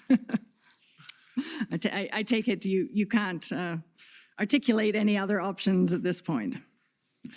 No. And you've both spoken about the need to shrink the footprint when dealing with protests in general, and this protest in particular. Can you, either of you or both of you, explain to us why that's important? Well, it's all about public safety and officer safety. So when you have thousands of people, that is not the time to do enforcement because the risk to public and police safety is at a much higher level. So even sometimes if there's a criminal code offense, sometimes you will deal with it after the fact, because if you go inside that crowd to deal with it, you might inflare that crowd. And just police presence can be enough to inflare a crowd on the right time, at the, being there at the wrong time. So what our tactics are usually to reduce the footprint through incentivizing or motivating people to leave. Obviously, sometimes it's as simple as you will be arrested, but there's always going to be groups of protesters who will stay and will wish to be arrested. But you still have to get rid of that footprint. So obviously in the Ottawa scenario on the weekends, it was far too big. And so trickling off Monday and, looking at we looked at past weeks and our numbers were the lowest on, I think it was Tuesday, Wednesday, Thursday. So that was the time to start doing the enforcement. Unfortunately, we lost some time in our plan. So we did a very, quick engagement of 2 days with the crowds to say, now the Emergency Act is here. This is what will happen. If you don't leave, these are some of the consequences. There was many people who actually wanted to leave, but their trucks were kind of stuck in amongst trucks. And those people, we tried to make arrangements when the time came to move those trucks to get them off the site. And once the footprint was down to the minimum numbers we felt we could get them down to, that's when we started our enforcement action. And that makes it a safer environment for everybody. If I may add, and I believe it's Chief Slowly who shared this at a briefing, or Steve Bell, when you're referring to a lot of people, they were in a situation that in some instances they couldn't perform an arrest on an individual because the OPS would be swarmed by people around the police car, and the only tactical option would be just to release the individual and get out of there. So the control access zone that was in place on Friday morning, that was a benefit to our operations in the sense that Friday morning there's no one that was entering the control access zone other than the people that were already there. They're not allowed to leave, not allowed to come back. So that limited, and the fact that the work that was being done with regards to informing the people what the EA is, I seriously think that deterred people for coming to see what was going on the Fridays and Saturdays.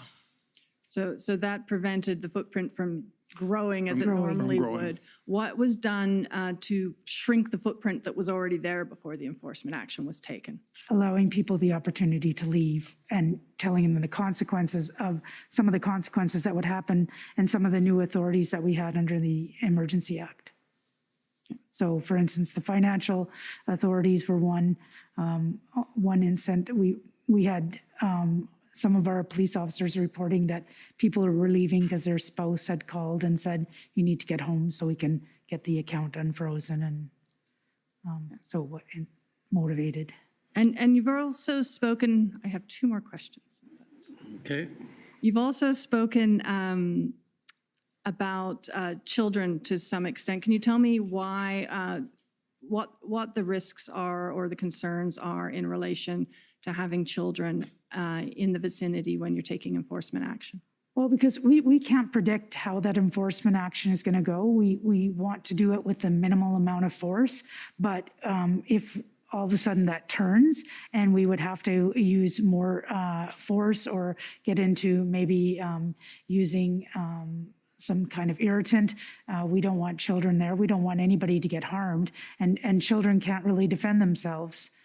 As adults can run and know a direction to go because we always provide an egress, but children aren't, able to do that in all cases.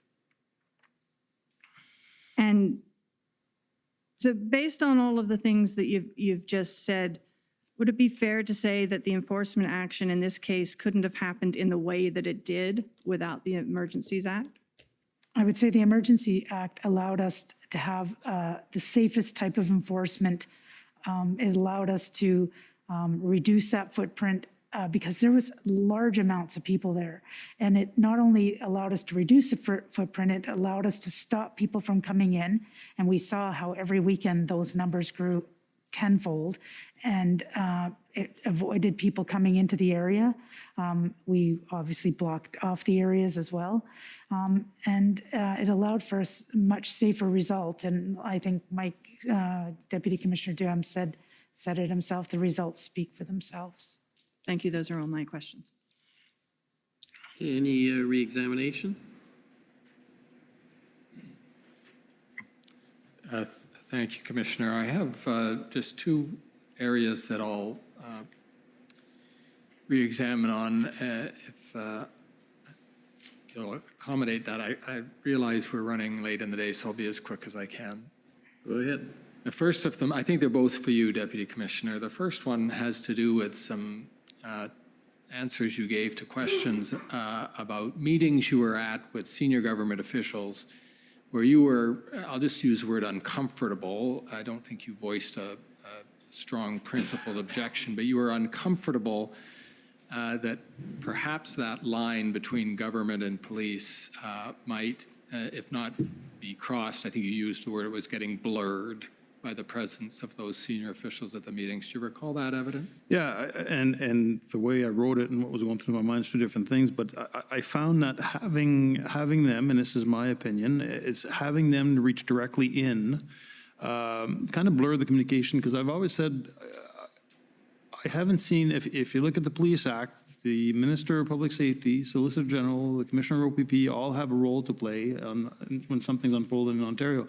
And I just think that having federal representative reaching in just blurred the lines as to exactly requests, how the requests should be funneling in. I viewed it as the commissioner is ultimately responsible for the RCMP, and any briefing of government departments should be done. But this is my own opinion, should be done to ensure that we keep each other in the right lanes and whatnot.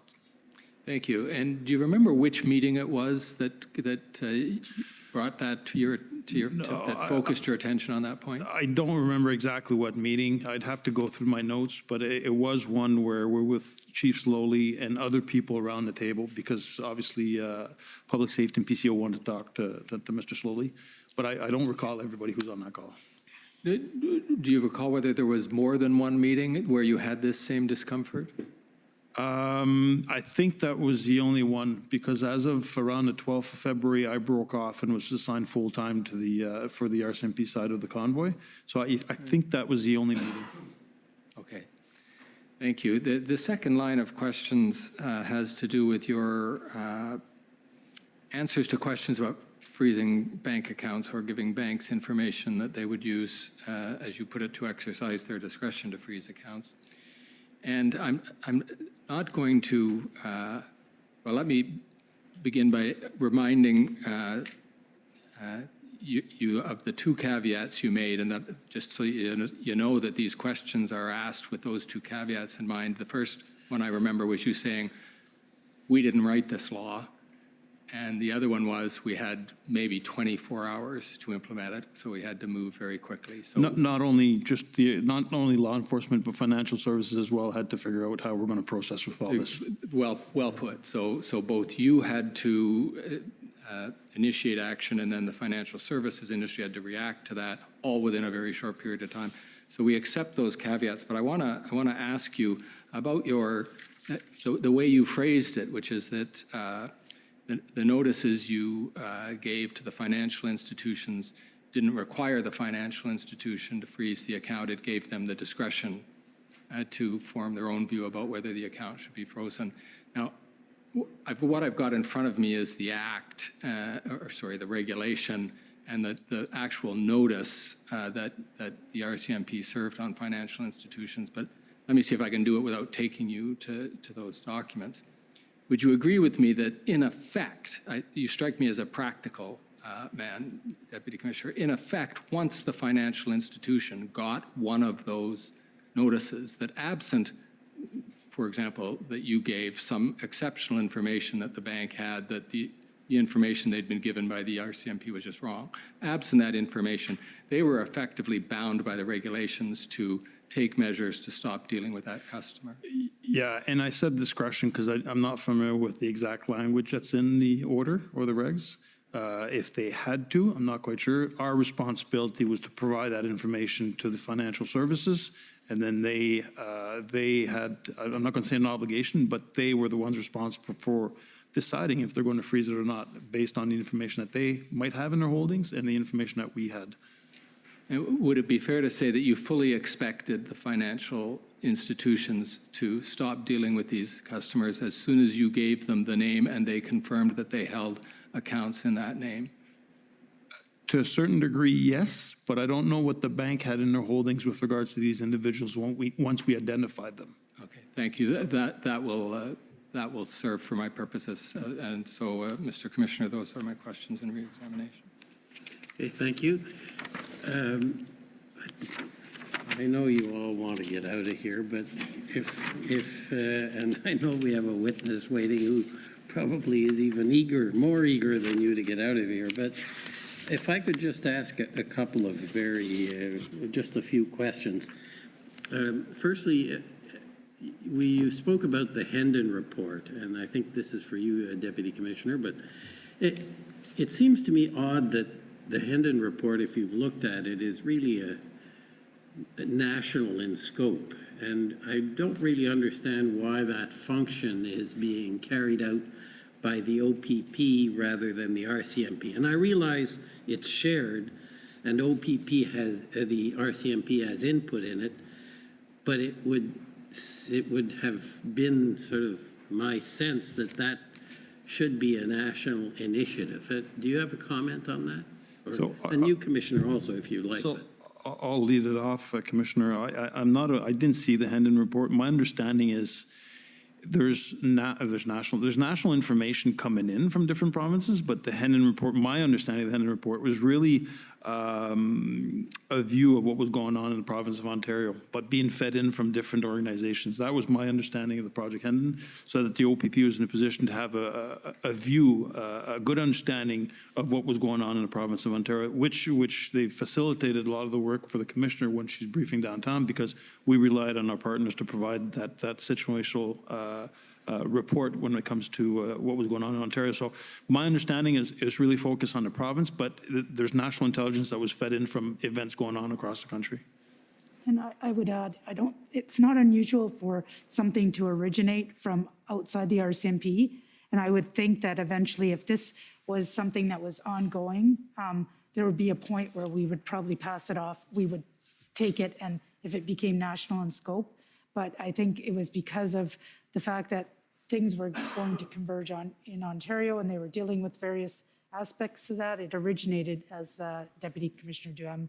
So, and I'm not intimately familiar with the report myself, but. Yeah, I think it originated from an Ontario need, but developed into something bigger. And I guess the follow-up question is there something that the RCMP produces that's equivalent to the Hendon report that updates nationally? So we were, sorry, go ahead, Commissioner. No, but we do have, like, each province has a criminal intelligence service that is integrated with all police agencies.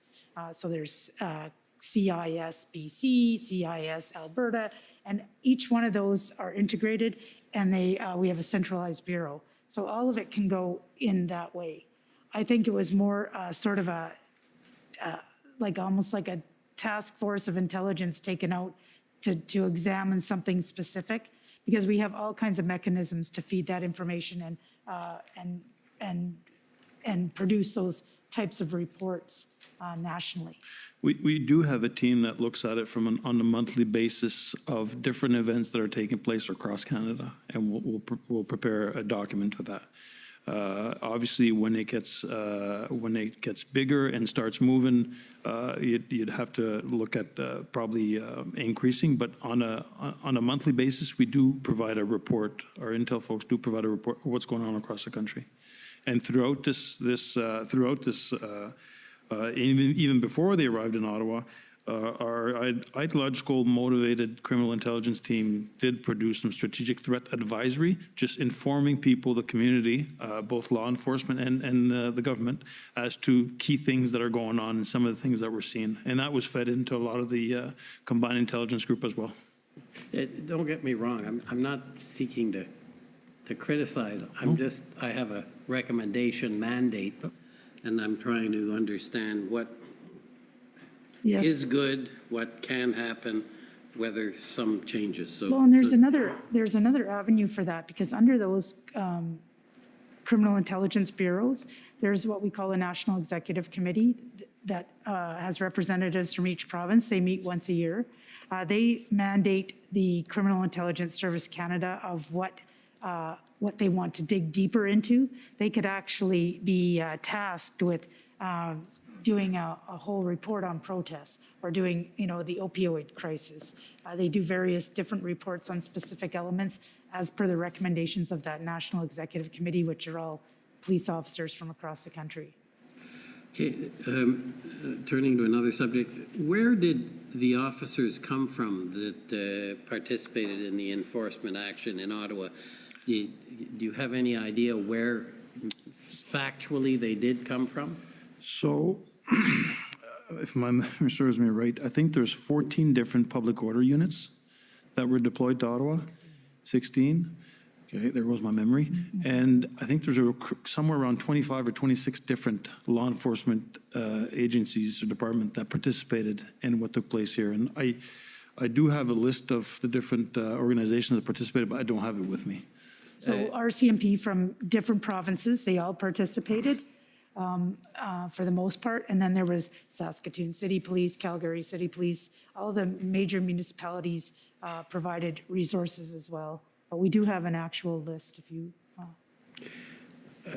Okay, and which leads me to the next question. In the period immediately leading up to and at the time that the emergency was declared and the actions in Ottawa, what was the status of police resources available if there had been another crisis somewhere? I'm just trying to get a sense of what was the status of the police resources for regular policing as is necessary and to cover for some emergency, any kind, whether it's a... I can't speak to outside of the RCMP, but that's exactly why we only draw 10% at any given time out of a province. plus to that 10%, we also have federal resources that are, like Deputy Dem explained, we have 5,000 across the country. We can draw on those resources. They aren't first responders. They are on important tier 1 investigations, for example, but they're not first responders. And that's why on the provincial side, under our provincial and municipal services agreement, we only can draw up to 10% for that very reason, so that we're not leaving some area vulnerable by taking too many from one area. The initial concern, Commissioner, is we were seeing some popping up here and there, and that's why we decided to go within the organization. The first step was to use federal policing members across the country, so it has no impact, as the Commissioner said, on the frontline policing in those provinces. And again, as the Commissioner said, I'm not able to speak on behalf of other law enforcement as to what was that threshold for them where they felt comfortable in releasing a number of members. So. And another example would be, I don't believe we took any resources from BC, because you'll hear from Deputy Commissioner Zablocki, he had invoked an Article 9 to take resources from BC for his situation in Coutts. And would there be many POU units available for redeployment that weren't already deployed to Ottawa and to BC, or rather to Alberta at the time? Or I don't know how many there are available. I don't either. Yeah, but most big municipalities have their own public order unit. So, and some of our bigger divisions have 2, or one of our divisions has 2. We don't have anything in certain divisions, but I would say that the number of public order units, I'm not sure how many they have in Ontario, but there was a big majority of the public order units were here in Ottawa.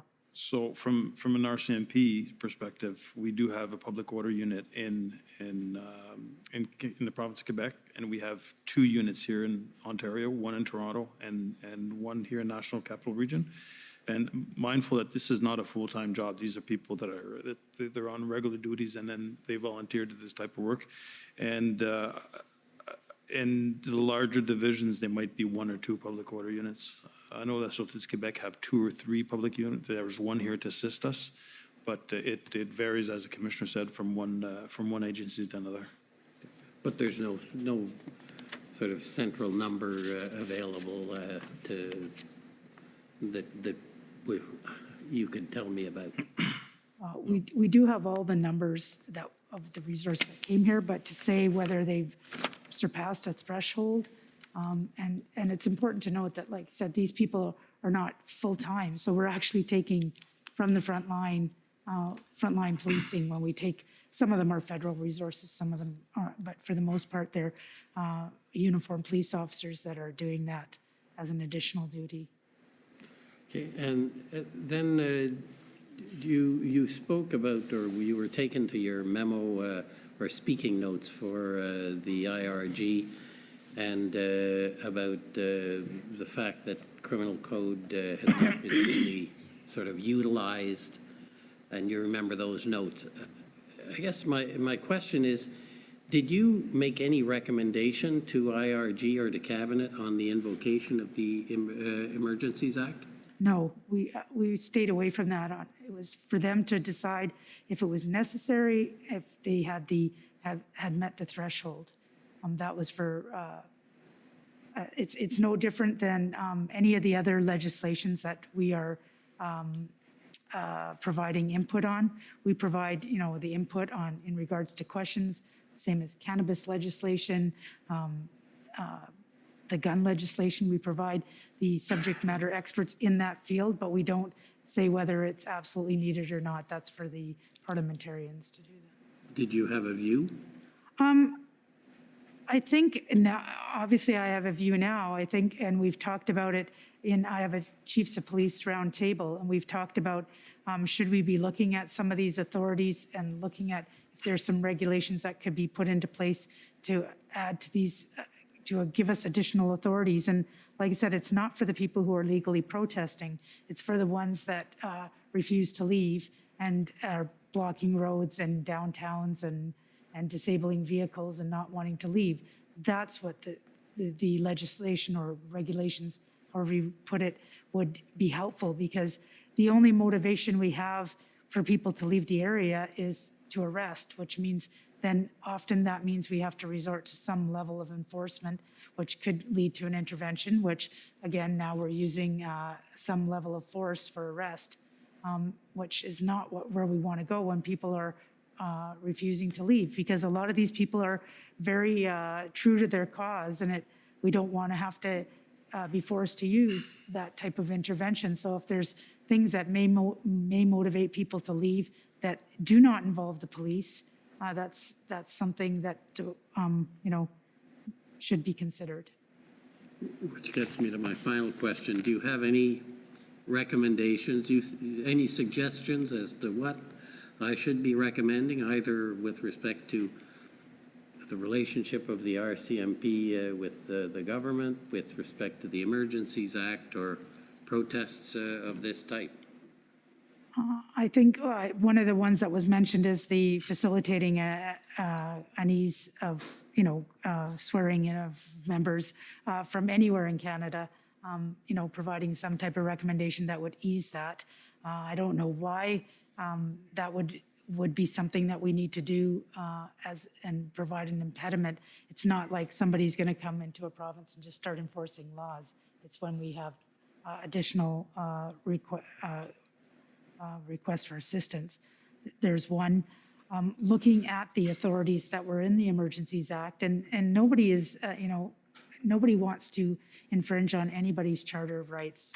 But when people aren't following the laws, this is where, like I said, we don't want to be having to use force to deal with that. We don't pick and choose what we enforce. We just, that's the unfortunate position that we're in. And I think more and more people are going to want to let their voices be heard.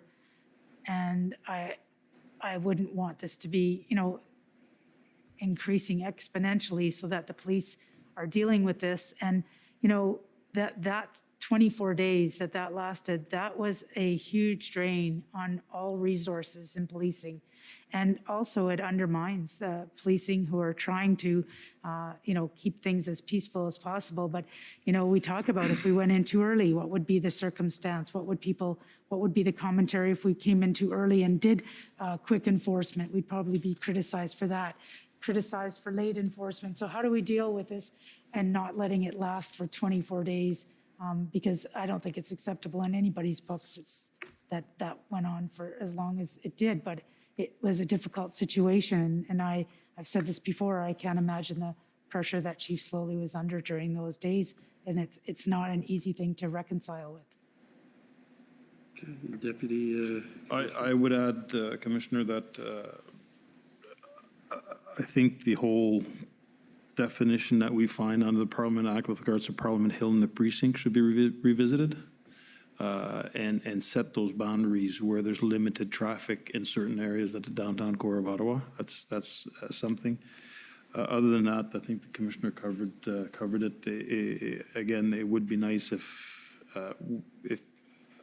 I was told that the swearing-in process, although I thought it was smooth, I was told that there were some hiccups or bumps on the road. So if there's any way we could do it from a national perspective, that would be great too. So.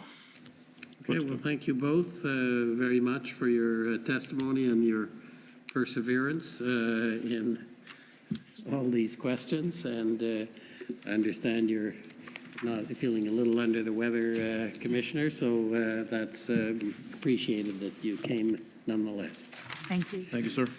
So I think we're going to go on to our next witness finally. I don't know if we need a couple of minutes to change the setup. Yes, we need maybe 5 minutes. So we'll just take a few minutes to get the witness up and organized.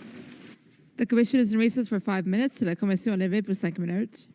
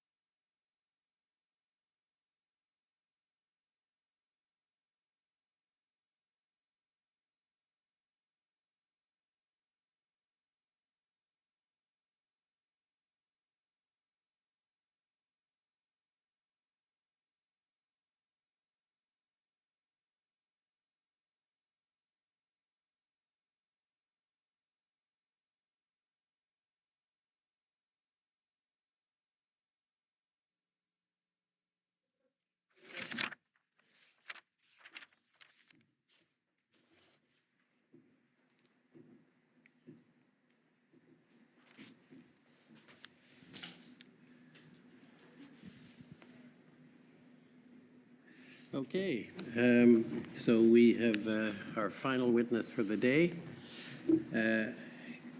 We have a witness sworn, please. Will you swear on a religious document, or do you wish to affirm? The Holy Bible, please.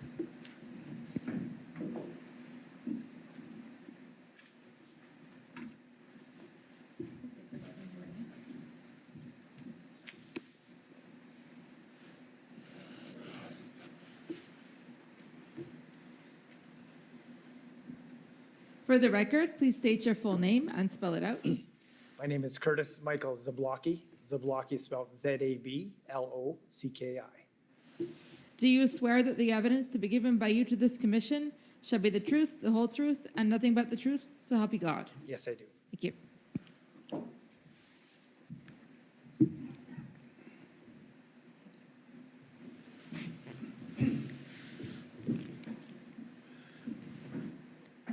Good evening, Deputy Commissioner Zablocki. And my name's Gordon Cameron. You might remember we met out in Saskatoon for the interview of you and your colleagues. And now the summary of that interview that you will have looked at to confirm its accuracy has already been adopted by those who proceeded before you. But while I've got you in the stand, what I'm going to do is just ask you to confirm that you did review that summary of your interview, and to your knowledge and belief it's accurate. Is that correct?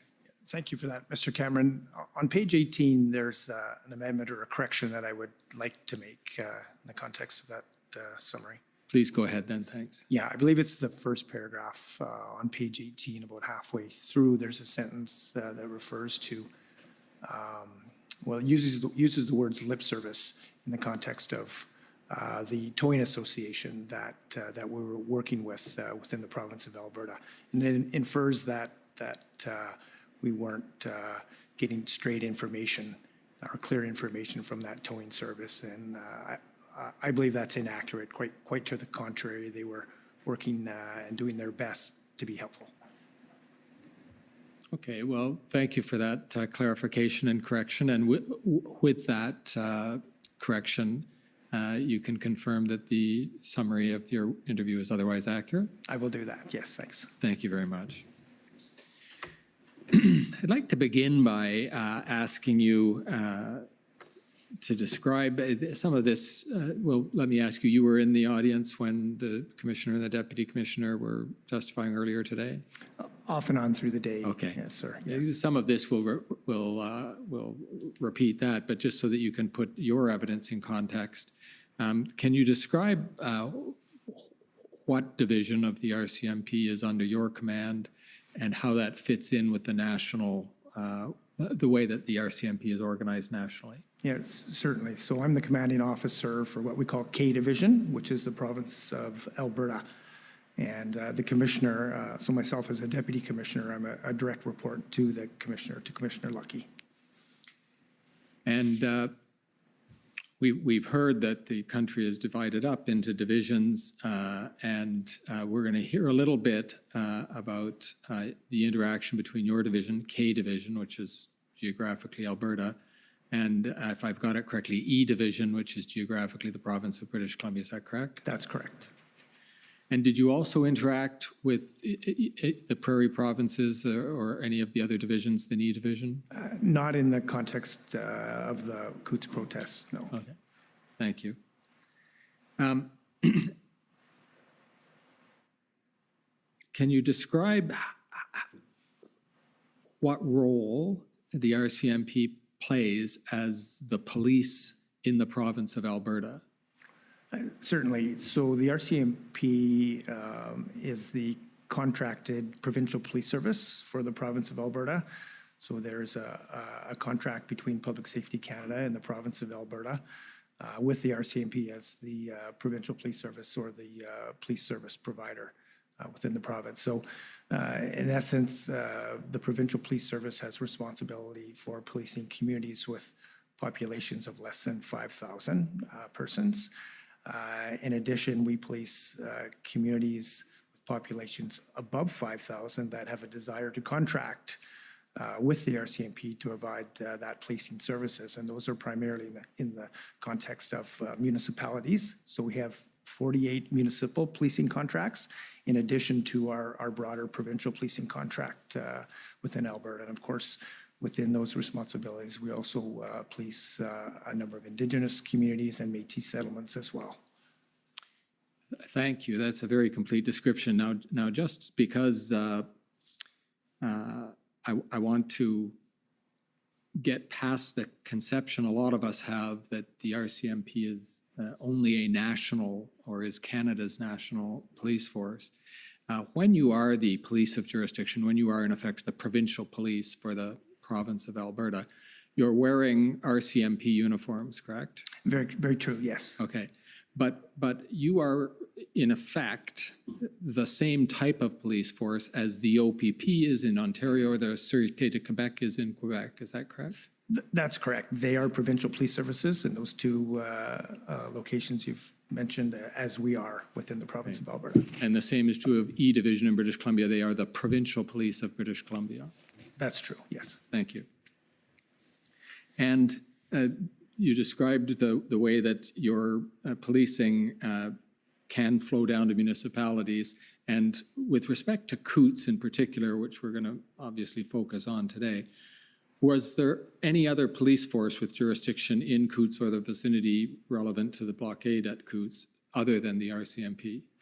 No, the jurisdiction for policing in Coots, the community of Coots in the area, was the jurisdiction of the Provincial Police Service or the RCMP. Thank you. And I'll just see if I can refine that a little bit. That was all the RCMP K Division as provincial police, not any of the municipal, not where you were providing municipal police forces. Correct. Okay, thank you. Can you help us with I'll give the acronym and the name, the Community Conflict Mediation Group, the CCMG, and where that fits in your organization for K Group. Doubtless it's the same for the other divisions, but if you can describe it for K Group, K Division for us. Yeah, certainly. So that is a group of trained individuals that we use, I'll say, to intervene or engage in protest situations like we had at Coots. These are individuals that are trained in mediation, negotiation. They're trained to engage, communicate, open the channels of communication. They're trained to de-escalate as well. So it'd be similar to the PLTs that I think maybe have been described previously during the commission here and such. So we often utilize these teams to engage with the organizers of protests in advance of protests if we have alerts and information to suggest that there's going to be blockades or issues or challenges around protests. And are some or all of the members of the CCMG full-time and dedicated to that role, or all of them perhaps, some part-time? How does that get structured in K Division? Right, so these are police officers that have substantive work outside of their CCMG roles. But if an event arose where some interaction with a public order incident was required, you would call on those people, perhaps take them out of whatever other station they're in and bring them to the location where they're required. Correct, yes, correct. And is it fair to say that in K Division and in the province of Alberta, those officers would get some reasonable level of experience at that work, given both the environmental and perhaps Indigenous issues that are encountered in the province of Alberta? Yeah, that's a very accurate statement. Our folks have been engaged in a number of protest situations, giving them that experience. Thank you. Now coming to the events in question at Coots, can you describe first, just to begin the story, where you first where and when, where you saw the protests forming up, when you first became aware of it. How did this first come to your attention, or perhaps people who report to you when it first came to their attention? Yeah, I think it first came to our attention in, I'll say on January 19th, we received some open source information suggesting that there was going to be a protest or a blockade at Coots the very next day on the 20th of January. Again, on the 19th, there was a separate source of information received. I believe it was open source information that suggested there was going to be a blockade on the 29th of January at Coots. So the 20th came and went without any protest, without any activity at the Coots port of entry. On January 26th, we received some further open source information about a potential blockade, convoy to Coots, and a potential blockade at Coots as well. So we started to, of course, started some of the planning around that. We engaged with our CCMG staff, identified the organizers of the convoy, and engaged in open communications with them. Over the course of the days leading up to the 29th, we had several meetings engaging partner agencies, including the Alberta Sheriffs, Canada Border Services, also our U.S. partners in the U.S. CBP, Customs and Border Patrol entities there as well. Some of the information indicated that there was going to be a number of trucks, up to 1,000 trucks on the United States, on the USA side, coming to the port of entry. So we had, like I mentioned, we had engaged our U.S. partners there as well. We prepared to deploy some resources to Coots for the 29th as well, but we had activated our gold-silver command structure as well. We had activated our Division Emergency Operations Center because there were other planned protests or convoys in the province of Alberta scheduled for January 29th as well. We consulted with legal counsel around our authorities to stop vehicles, just to confirm that as well too. So we took a number of steps in preparation for the possibility of a blockade. Now I'll go back to our engagement with the protest organizers. And the last information, the best information that we had leading up to the 29th, and it was from the protest organizers, was that they were no longer going to blockade at Coots, but they were simply, well, not simply, but they were going to conduct slow rolls through to Coots with the convoy. And we were advised that it was their intention to do 3 slow rolls to Coots, back to Milk River, the community of Milk River, which is also on Highway 4, north of Coots. And that they would conduct 3 slow rolls through this area, ensuring that they had maintained the at least 1 lane open at all times while they were conducting these slow rolls. At the time you were performing all of these preparatory measures and analyzing the intelligence, did you or the people who were doing the intelligence analysts for you form a view about whether the people who were planning the slow rolls, as it was initially envisaged, whether they were associated with or aligned with the other convoy events that were emerging then, coming all the way from Vancouver towards Ottawa, and from other locations ended up being various other ports of entry and ultimately Ottawa? I think it was reasonable to conclude that this slow roll was associated to perhaps the larger convoy that was traveling west-east across the Prairie provinces and into Ontario. Okay. I'm going to try to do this without a map, but you mentioned Highway 4, and would it be fair to say that the Coots border crossing is a particular place on the Canada-U.S. border that one can drive up to and there's a CBSA border point there. But that the slow rolls wouldn't just be at the border point. I mean, I think this was one of the things you've described in other parts of your evidence, that the whole highway was vulnerable to whatever activity, the whole highway down to the border point was vulnerable to whatever activity that the slow rolls would engage in. Maybe you could just describe the geography for us and what a challenge that presented to you from a policing point of view. Sure. You know, as you've alluded to, the slow rolls wouldn't go right to the port of entry, and it would be, if they were going north to south, they would come to the U.S. Port of entry as they traveled southbound. But there was a turnaround in advance of that, and that convoy would utilize that turnaround between the two. It would be between the two southbound and the two northbound lanes, and then be able to do loops back to Milk River if they so desired.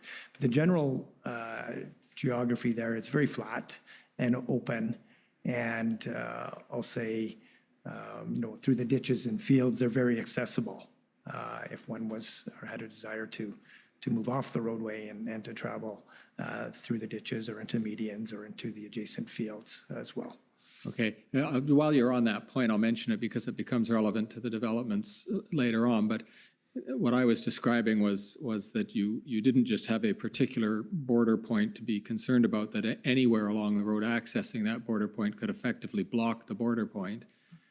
But another point you just mentioned is that in terms of controlling that roadway, there were certainly some vehicles, such as farm vehicles, which could go around any policing effort you might undertake on the highway. Did I get that right? Yeah, that's correct. And, you know, I might, you know, allude to, you know, a situation where this convoy could stop anywhere on the road and effectively block the highway at any point, whether it was, you know, just south of Lethbridge, the city of Lethbridge, or if it was, you know, closer to the port of entry. It would be very challenging at that point to deal with that situation. Right. Now, maybe you could take us to the day that the blockade actually materialized and how the K Division forces dealt with that, how the blockade materialized and how the police reacted to that. Yeah, so the convoy was in the process of doing their slow rolls when I'll say suddenly one of the semi-trailer tractor units jackknifed itself on the roadway, effectively blocking travel in both directions and bringing the convoy to a halt at that point. So effectively, you know, I would say at that point, creating an offense in the context of provincial or criminal code statutes. Did you, Deputy Commissioner, or the people working in K Division on the reaction to this slow roll, which ended up becoming a blockade, did you form a view about whether that particular truck that jackknifed itself and blocked the road, or others who followed the same pattern, was that as you and your forces perceived it, the intention of everybody on the slow roll, or was that the actions of some smaller part of the slow rolling trucks? I believe it was the actions of a certain segment or portion of a group. As I had mentioned earlier, the organizers, that wasn't their intention to blockade. And we later, you know, learned that they had lost that control. And as we saw over the course of the next few days, a splinter leadership group developed from the larger protest group. And we know as well that there were a number of individuals that were caught up in that blockade that did not have the desire to be part of that blockade. Did you mean they got trapped in it? That's exactly right. You know, it was in the next couple of days following that, well, specifically on January 30th, we were able to assist a group of about 30 or so semi-trailer units. They had cleared Canada Customs coming coming north into Canada. They were on the Canadian side of the border at that point, but had been blocked by the convoy and had nowhere to go. So we worked with them, with Canada, with CBSA and US CBP to allow them to turn around, move back through the US and come back into Canada and another location. So they had no desire to be part of that blockade at all. And then the following day, the 31st, there was another group of individuals, of folks that were, I'll say, caught up in that blockade that were released and were able to move on from the blockade. Now, you described fairly extensive planning and preparation and anticipation, that is advanced knowledge and consequent planning and preparation and anticipation of the slow roll. And yet, we've heard that it's in the evidence of the mayor of Coots that he thought that the RCMP were caught off guard by the blockade. Were you caught off guard by the protest and the slow roll, or by it having turned into a blockade by this jackknife that you described? So we knew there was at the very least going to be a slow roll through Coots. However, we were also planning for potentially a blockade as well. We had, as I mentioned earlier, we had deployed resources to that immediate area. We didn't deploy resources in a quantity that would allow us to, take any necessary enforcement action in the context of arrests and such at that particular time. So we needed the 30th and the 31st of January to deploy further resources into the area to bring up our resource numbers to ensure that if in fact it was necessary to take enforcement action, that we have sufficient resources to do our best to ensure public and police officers' safety at that particular time. I think one can say that in a situation like this, where you have the number of participants that were present and the number of vehicles that were present, the best way to resolve that type of a situation is trying to gain voluntary compliance to move people along, right? Those are difficult situations to manage in that context. And during those first few days that you described, the 28th, 29th, 30th, while you were trying to marshal your forces in case enforcement action was necessary, was your CCMG group in trying to deal with the protesters? They were, right? They were, and they were challenged, though, in those first couple of days, attempting to identify a leadership group within the larger protest group, and it seemed like no one wanted to step forward to identify themselves as leaders or such. So it was, I would say, it was quite quiet, is the way it was described to me, as far as any interaction or even the potential to find individuals to interact with us that might be part of a leadership or playing a leadership role in the protest. Now, taking us, we've gone through the 28th, 29th, 30th, and do I understand correctly that part of the forces you marshaled in anticipation of potential enforcement action was to get some heavy lift towing capacity arranged in case it was needed? Right. That was part of our objective and part of our operational plan. When we weren't getting a response in the context of engagement with our CCMG, we recognized the potential that we might have to take enforcement action in that situation. So we did arrange for towing capacity, and of course this is heavy-duty towing capacity to move these large tractor-trailer units from the roadway that were blocking the roadway. And we got cooperation to do that. In fact, we were able to marshal some tow trucks, I believe it was on the 31st, and have them in place. As it turned out on the 31st, later in the day, we got the engagement from individuals within the protest group and started some communication and actually some negotiation at that particular point. So we held off on any enforcement action that particular time and held off until later in the day. Unfortunately, later in the day, those negotiations, I'll say negotiations, fell off. And given that time of the day, we weren't able to initiate any action with the tow trucks at that particular time. Our communication with the tow truck operators and the companies was such that they indicated they would be back the next morning. And as such, it was the next morning that we planned to deploy resources into the protest group. And of course, first seek compliance for the operators of the vehicles to move along. And of course, if they did not volunteer or comply with that, we were preparing to make arrests. And with the arrests, ensuring that we had the towing capacity to necessarily remove the trucks from the roadway. And do you know why the towing capacity wasn't there after by the end of the day of the 31st?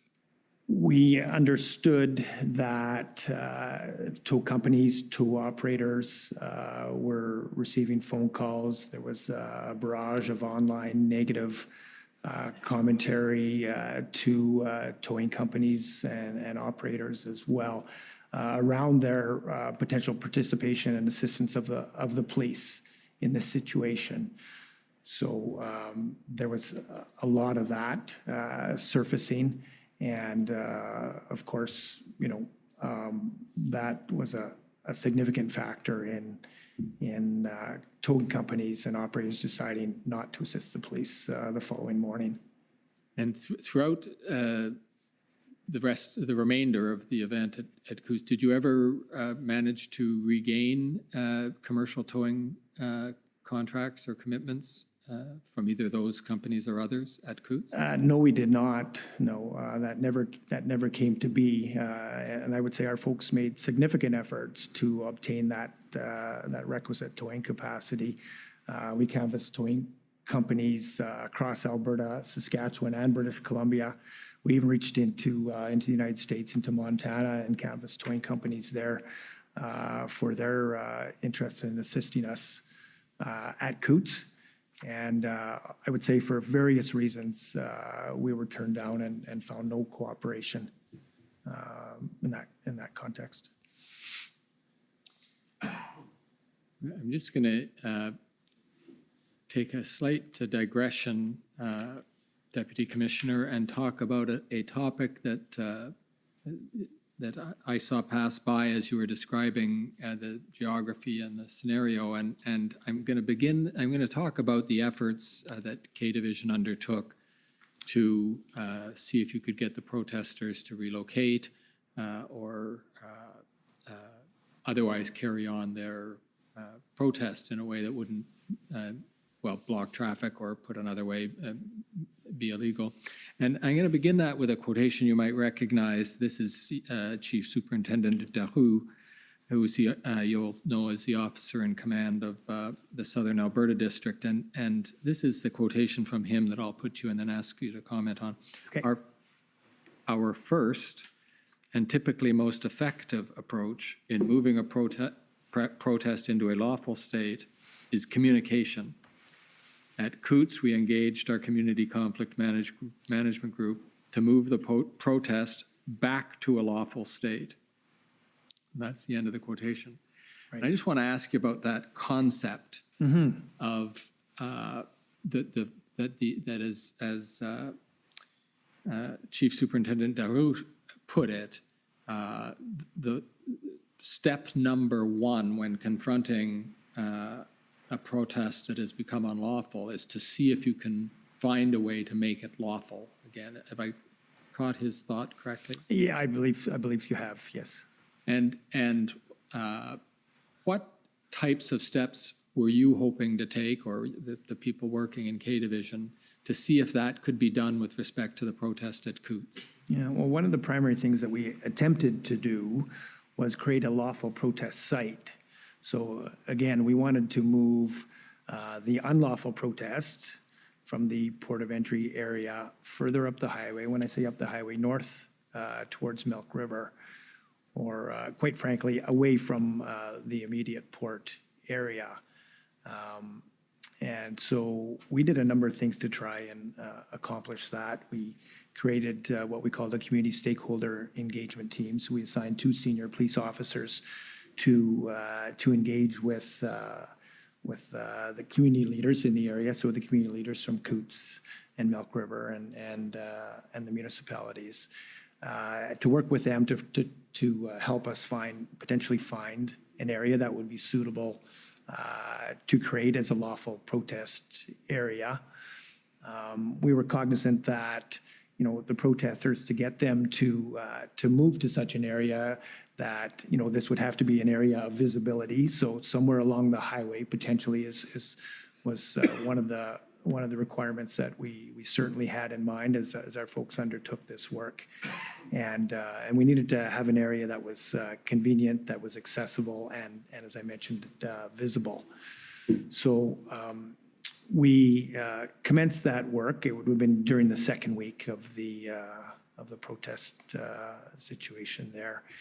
And then I want you to, I'm just going to interrupt you there, but please hold that sequence because I do want you to continue on with how you attempted to find that. But just if I can explore that thought that you were describing before about trying to balance the interests of the protesters and the interests of the law enforcement that's present. I think you're describing a tension where the protesters want visibility.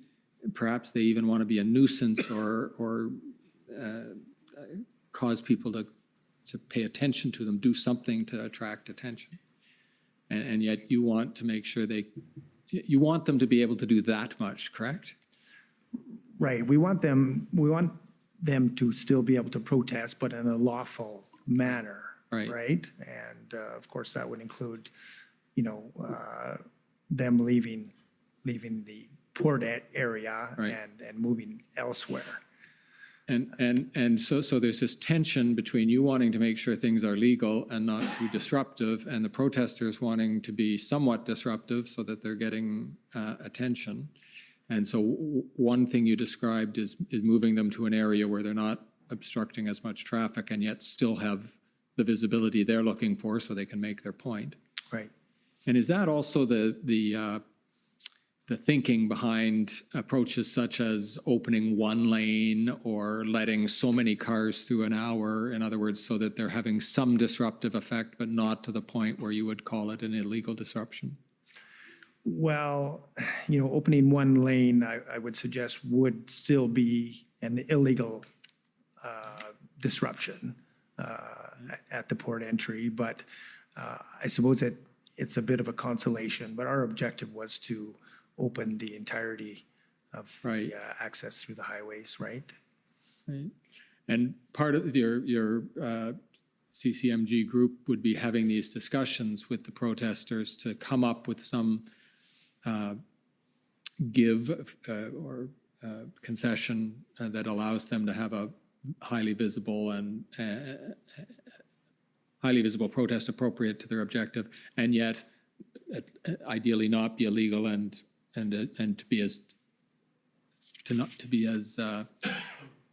to allow things to go ahead without as much disruption as possible. Is that fair?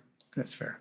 Now, I interrupted you on that point of the objective, and you were about to describe how your folks attempted to accomplish that by relocating the protest at Coots. Right.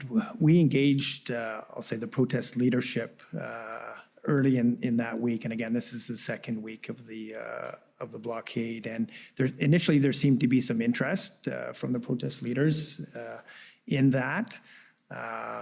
So we continued our work with identifying a proper location, and we were able to work with the government of Alberta actually had a small parcel of land adjacent to Milk River. It was alongside Highway 4, so that visibility component would have been met there as well too. So the municipal affairs branch within Alberta Transportation branch within the Alberta government worked with us and created a site there for a lawful protest. Okay, and how did that succeed in solving the problem at Coots? In the end, it did not. The interest definitely waned, and the feedback we received later that week from the protest leadership indicated that they were no longer interested in moving to that lawful protest site. Did they say why? I don't believe they did. Did you form a view? I mean, talking again about our balance, did they not consider that lawful protest site would give them the visibility and the disruption they wanted to make their point? You know, that was I suppose that was potential. I don't know that we had enough information to really form a view other than that they didn't want to. They didn't perhaps see value in moving, and they thought their position might be stronger by staying at the port of entry.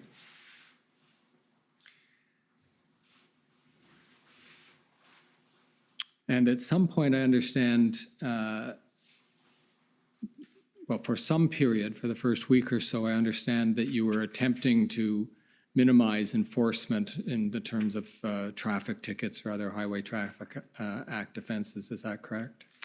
Right. So the first week, yeah, we didn't move out strong or heavy on traffic enforcement. We wanted to ensure that, you know, well, quite frankly, it wasn't until checkpoint 10 was created that we started to have concerns around traffic, not traffic flow, but just, you know, the haphazard parking of vehicles. And I'll describe checkpoint 10. It's a location, again, on Highway 4. It's between the port of entry and Milk River, and it's at the intersection of Highway 501. And it was a location that earlier on in the blockade, we'd created a checkpoint there to try and regulate the flow of traffic down to the port of entry. And of course, we wanted to allow community residents and the legitimate traffic to Coots to travel through there, but we also wanted to negate the flow of protesters to the protest site as well too via vehicle. So we created this checkpoint, and over time, this checkpoint, you know, it almost turned into another blockade location for the protesters as they gathered there, as they formed there. In fact, they eventually brought farm equipment and from time to time would put it across the roadway, effectively blocking access through checkpoint 10. And so that it was as a result of some of the safety concerns around checkpoint 10 that we started to become a little stronger on our traffic enforcement under the Traffic Safety Act. And did you perceive any beneficial impact of that enforcement from your point of view?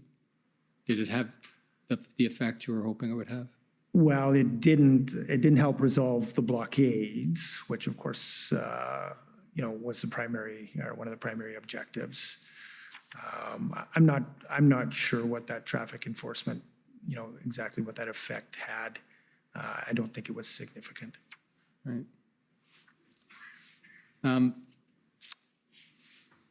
Now, as these events are unfolding, as you've described, the attempt to set up the lawful protest zone, the attempt to establish checkpoint 10 and its evolution, have you yet started to bring in resources from either within the province of Alberta down towards Coots or from E Division in British Columbia over to Coots?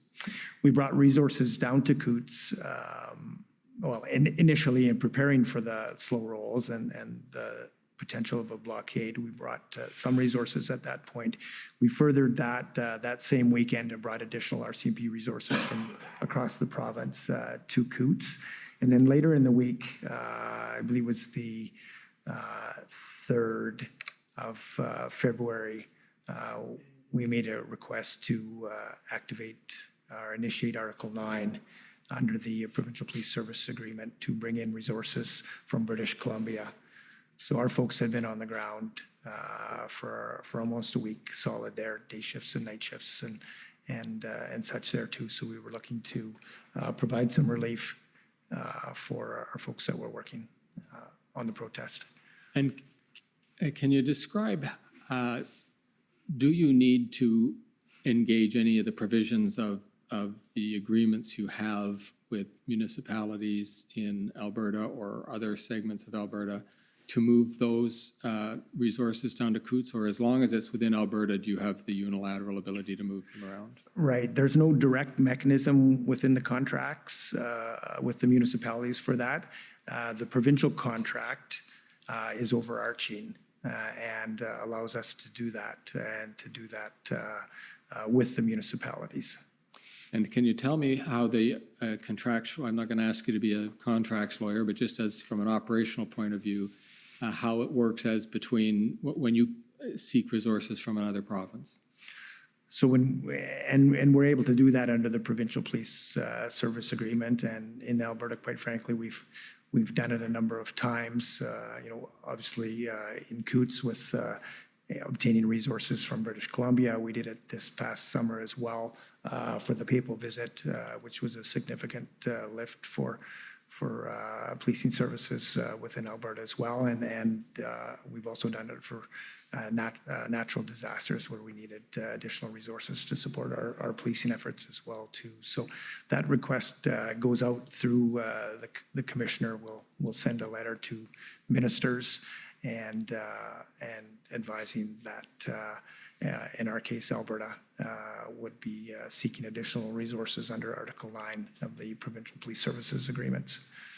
And when the commissioner sends out that letter, is she, we'll use K Division and E Division here, and the commissioner wants resources to go from E Division to K Division, and she writes to the ministers of the respective provinces telling them of her intention. Is she asking permission to do this, or is she invoking a right that the RCMP has under those agreements with the provinces? It's more the latter, right? And the commissioner has the authority to draw up to 10% of resources from a province to assist in other RCMP jurisdictions for under the contract deemed emergency or extraordinary circumstances or events. And have there been occasions when the commissioners asked that resources go from K Division over to E Division? Specifically to E Division, I believe so. I believe we may have accomplished that with some of the protests recently in British Columbia, if I recall. I know we sent resources. I don't know if we sent resources in a significant quantity to trigger Article 9 in the contracts, but I know we assisted with the resources in British Columbia. Right. And when you get resources from E Division to come and work with you in K Division, they are basically the same. They are RCMP officers wearing RCMP uniforms who've been trained with the same equipment and who went through the same college, et cetera. Is that right? That's correct. And that's, I'll say there's significant value in that, being able to bring resources from other province who have the same training and use the same type of equipment, and you can seamlessly insert them into your operations. Right. Now, on February 3rd, you might recollect this, we can call it up if it's necessary, but you might remember writing to Minister Savage in Alberta. And in that letter, you made this statement that the situation at Coots does, in my opinion, constitute an emergency in the province of Alberta. Do you remember saying that? I do.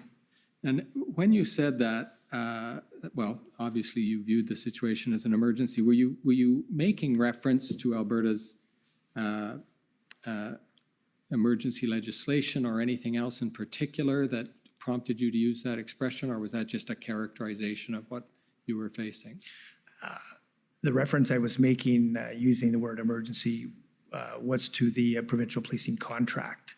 So emergency is defined within the Provincial Police Services Agreement and is defined as emergency in the context of a policing situation where additional resources are needed to deal with an event or a developing or present situation.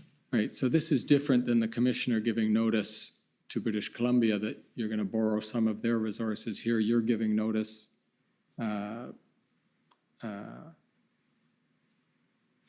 I would say emergency would have the same meaning Would have the in same that, meaning in in that both context. contexts. Yes, it would. Fair enough, thank you. Yes.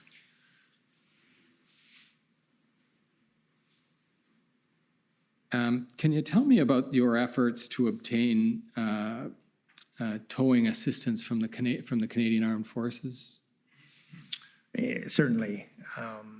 So it was February 4th when I signed a request for assistance, which is a form that we have to complete when we're desirous of support or assistance from the Canadian Armed Forces. So that request was forwarded through to our national headquarters, and I didn't hear immediately the results of that request. It was a number of days later when I learned that the request, that there had been inquiries made with the Canadian Armed Forces at our national headquarters level, and that the Canadian Armed Forces did not have the equipment that would be suitable or of assistance to our situation at Coots. And was your effort to obtain towing assistance with Canadian Armed Forces equipment wholly independent from the request by the province of Alberta to Ottawa to obtain assistance from the Canadian Armed Forces? So I was aware that the government of Alberta were also making a request through to the Canadian Armed Forces for similar assistance. In fact, I had a conversation with government officials where, you know, I think it was myself that suggested we both should be putting the request forward. I see. So you each knew that the other was making the request, and it was basically for the same end result, which was that the armed forces towing equipment be able to help out at Coots. That's correct. And you both got roughly the same answer? I'm aware of the answer that we as the RCMP received, and right, I'm not real firm on the answer that the province received. Right. Now, are you aware that our reference for this is what Alberta has said in its institutional report, but you might be aware of it as well, and I think you've spoken about it in your interview summary, that eventually Alberta bought some, the province of Alberta bought some heavy lift towing capacity. Can you tell us about that? Yeah, certainly I can. So, of course, as I mentioned earlier, we had made a number of efforts to locate towing capacity. We were unsuccessful. We also looked to see what was available for used or new towing equipment.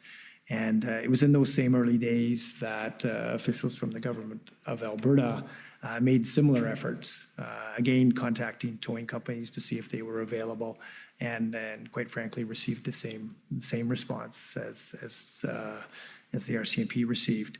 And however, they also set out to see what might be available on the market for towing equipment, and eventually did purchase used towing equipment, heavy-duty towing equipment, to potentially assist at Coots. And was that equipment ever put into service for the purpose of clearing Coots? It was, as I mentioned, it was acquired. It was moved to southern Alberta and staged. And it was on the 15th of February where the equipment was, or at least some of the equipment was moved down to the immediate port of entry, the immediate Coots area. But was it used to move protester vehicles? It was eventually used to move protester vehicles, not in the context of disassembling the blockade, which happened essentially on the 14th and the morning of the 15th of February. It was used subsequent to that, I believe later on the 15th or the 16th, to remove 2 or 3 vehicles that had been involved in an incident the evening of the 13th, where a police vehicle at a checkpoint was nearly struck and was forced to take evasive action as one of these vehicles that was seized came at it in a reckless fashion. Was the heavy lift towing equipment used to lift heavy vehicles? It was, in the context of those 2 or 3 vehicles that I just described. Involved in that incident? Involved in the incident, but again, after the protest had disassembled. Understood, thank you. Want to talk to you about the incidents or incidences or the continuum of your concern about firearms among the blockade participants at Coots. And if I can begin by putting it this generally, it's our understanding that you had that the RCMP had concerns about firearms at Coots as early as the early days of the protest, that is around February 1st. Can you explain how that happened? Right. So it came to our attention that an individual within the protest group may have had a firearm with him and had displayed it within the protest group. We weren't successful in following up to obtain any further information around that, so we weren't able to validate, I'll say, the report that we received.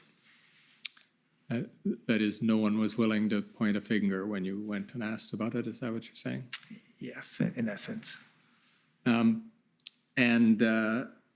Then around February 9th, there was new information about another issue with firearms, and you're going to want to be cautious, and you've probably thought about this a lot as you prepare this testimony. So we're going to try not to ask any questions that elicit answers that you're reluctant to give. But can you tell us what you can about how that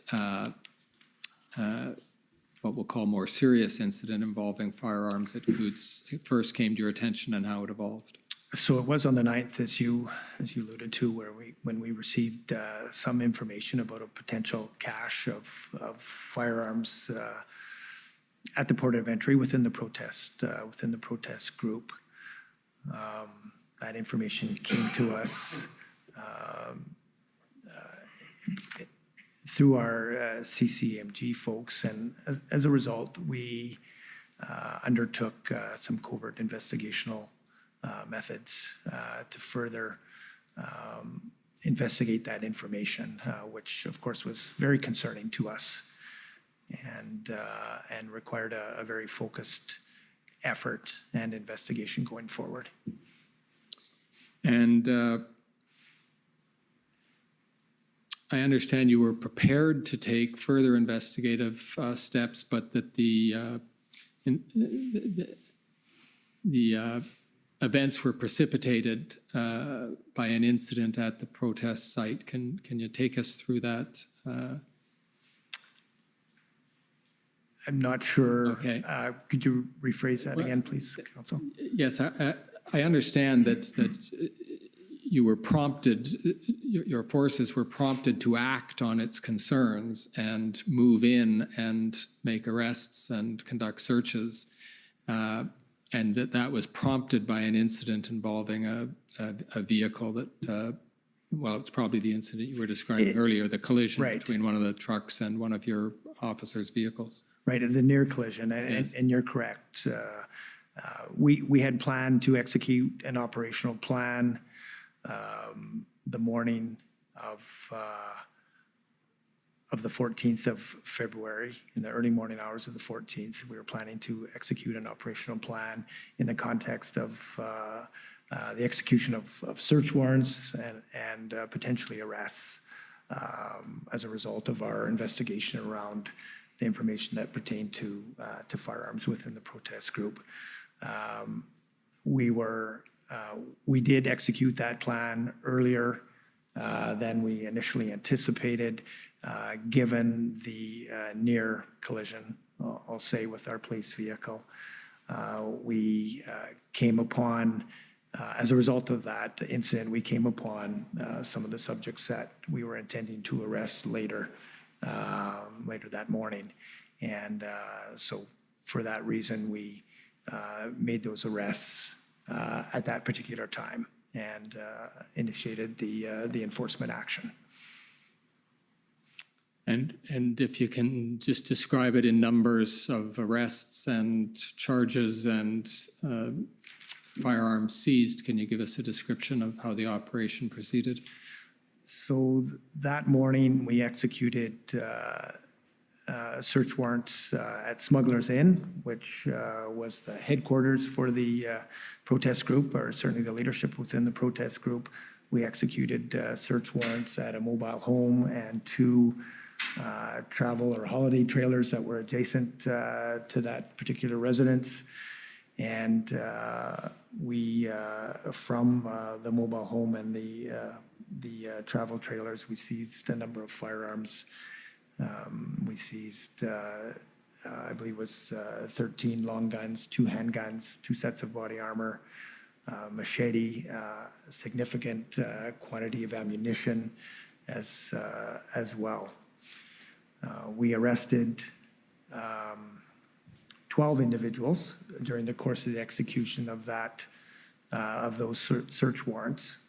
And later that same day, on the 14th, we arrested an additional individual who we allege was part of the, I'll say, the cell or the group of 4 who are today charged with conspiracy to commit murder on police officers, also charged with mischief and charged with possession of weapons dangerous to the public peace.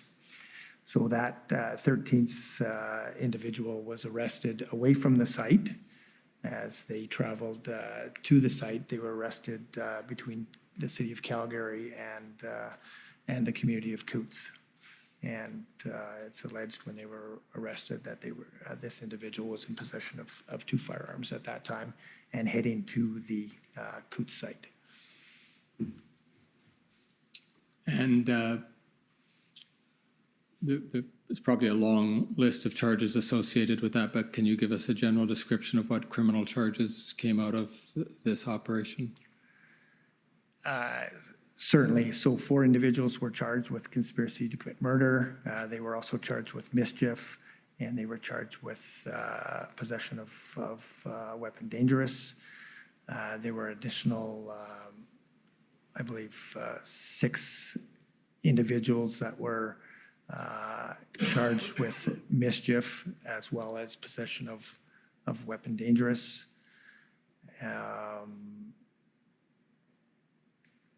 That's 10. I'm obviously missing a little bit here.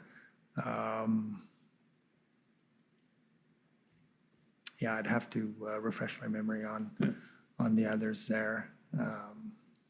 Okay, I want to just ask a bit about the relationship between the people who were involved in this, in the firearms offenses, and the rest of the protesters. And I'm going to, my starting off point for that, Deputy Commissioners, is to ask it this way. There's some information in the public domain about how you learned about these individuals and the firearms cache. But I'll let you use your words to make sure you're comfortable with how you describe it. But the way you told us earlier was that it was your liaison group that first learned or started the investigative steps with respect to this firearms cache and arrest. Is that right? I believe I may have said that, right? Yeah. So, as I think about that, I think it was another source of information that did come to us, and that was a result of a covert investigational technique that we had deployed. What I'm trying to find out is, did you, if you're allowed to tell us, did you learn about the individuals who were involved in these firearms from your interaction with the other protesters on the site? No, we did not. Okay. So it was an investigative effort through which you in effect penetrated enough to get the intelligence that allowed you to make these arrests and these seizures. Is that right? Correct, that's right. Now, with that said, can you tell us what impact, at least as you saw it, this incident of the arrests of the individuals and the seizure of the firearms, what impact that had on the other protesters, the ones who weren't involved in the arrests and who weren't charged or otherwise connected in any way with the investigation that resulted in the arrests?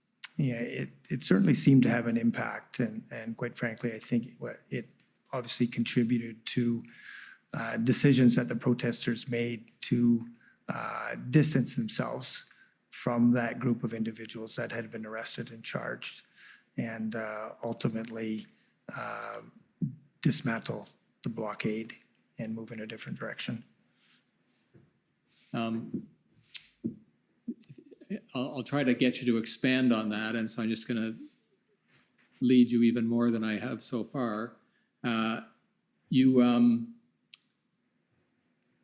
You sensed that the rest of the protesters, I'm going to use the word, were embarrassed by or ashamed by, but wanted to distance themselves from the people who had the firearms and were arrested. Is that the sense you got? Yeah, that was my sense, yes. Right, thank you.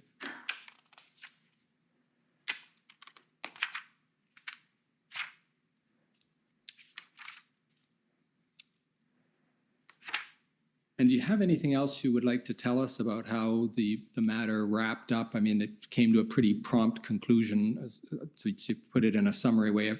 After the arrests, basically, the protesters, they wanted to clean up the site, but they did that and then left, correct? Yeah, I think it's important to say as well that the protest group, or at least the protest leaders, wanted to negotiate their dispersal from the blockade, and initially proposed and looked to, potentially address their legal positions or standing as far as any potential charges that they might be facing into the future.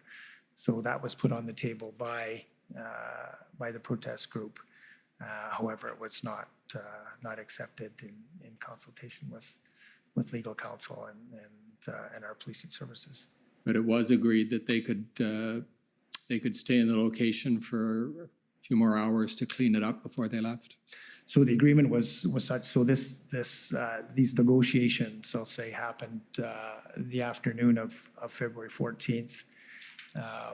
Ultimately, it was agreed that the protesters would remove, and at that time it was a lot of farm equipment and tractors that were across blocking the highways, but that they would remove their equipment and their tractors from the roadways. They would park them alongside in the adjacent lots or field, and they would turn the keys over to the RCMP. They indicated that they had an interest to remain overnight for one more evening, that they wanted to clean up the site, including cleaning up the site the following morning. So that was the arrangement in the agreement, again, through negotiation that was arrived on late afternoon of February 14th. Thank you very much, Mr. Commissioner. Those are my questions of Deputy Commissioner Zablocki, and I will hand it over to the rest of the parties. Okay, thank you. First, the convoy organizers.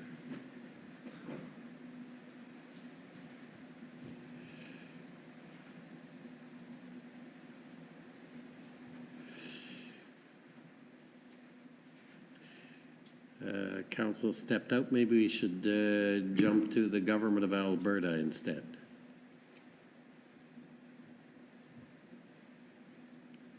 Good evening, Deputy Commissioner Zablocki. My name is Stephanie Bose. I am counsel for the province of Alberta. Much of the questions I had prepared for you have actually already been covered, but I just have a few areas that I'd like to ask some questions about. So I understand that in responding to these protests, the RCMP had various tools at their disposal: the Criminal Code, the Traffic Safety Act, and the Critical Infrastructure Defense Act. Is that correct? That's correct, yes. And I think you talked about this a little bit in your testimony, but when you're dealing with large protests like this, you can't just go in right off the bat and start laying a bunch of charges. Would you agree with that? I would agree. The first step is to try to negotiate some of the various aspects of the protest. That's correct. And there was some success at various points in time in negotiating with the group of protesters. Is that correct? Yes, that's correct. There were times when the RCMP could negotiate the departure of some of the trucks that were there. Right. Times when the RCMP could negotiate the opening of various lanes to and from Coots Port of Entry.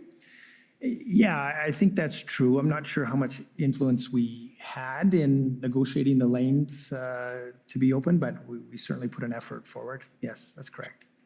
And there were times when the RCMP were able to escort vehicles that were there for the purpose of actually accessing the Coots Port of Entry. Is that correct? That's correct.